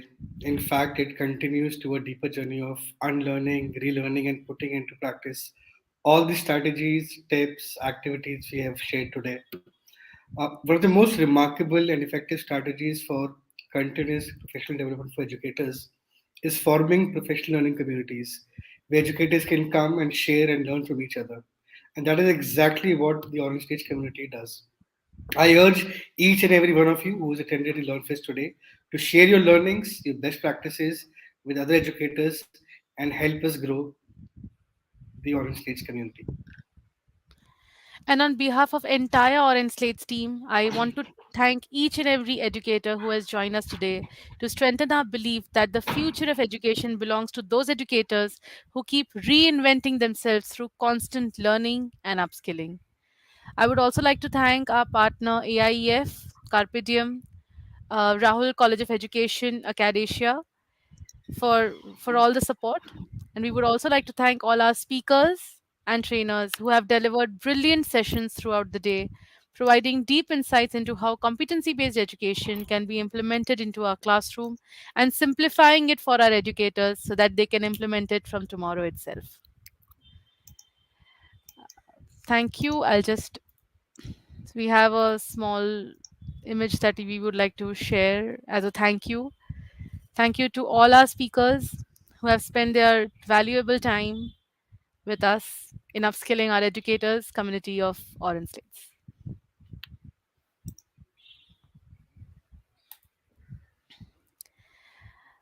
On this note, All this right. is the last and final announcement. If you want to still register for the certificate for the entire learning that you had today, the link will be shared in the chat. You can register now. This is the last you can register for the certificate. The link is shared in the chat. Uh, please share your learnings on social media. You can tag Orange Slates. You can add a hashtag LearnFest 2023. You can like, share, comment on the YouTube channel. You can subscribe to the channel so that you are always updated with any new program that we have for educators. So on this note, Vishal, done. Done. Let's call it a Saturday night. Thank you. Thank you, everyone. Thank you for joining us today. Thank you. And you will get your certificate in the next 1 week, along with all the resources and handouts for all the sessions. Thank you. Thank you so much. Keep learning, keep upskilling. Bye.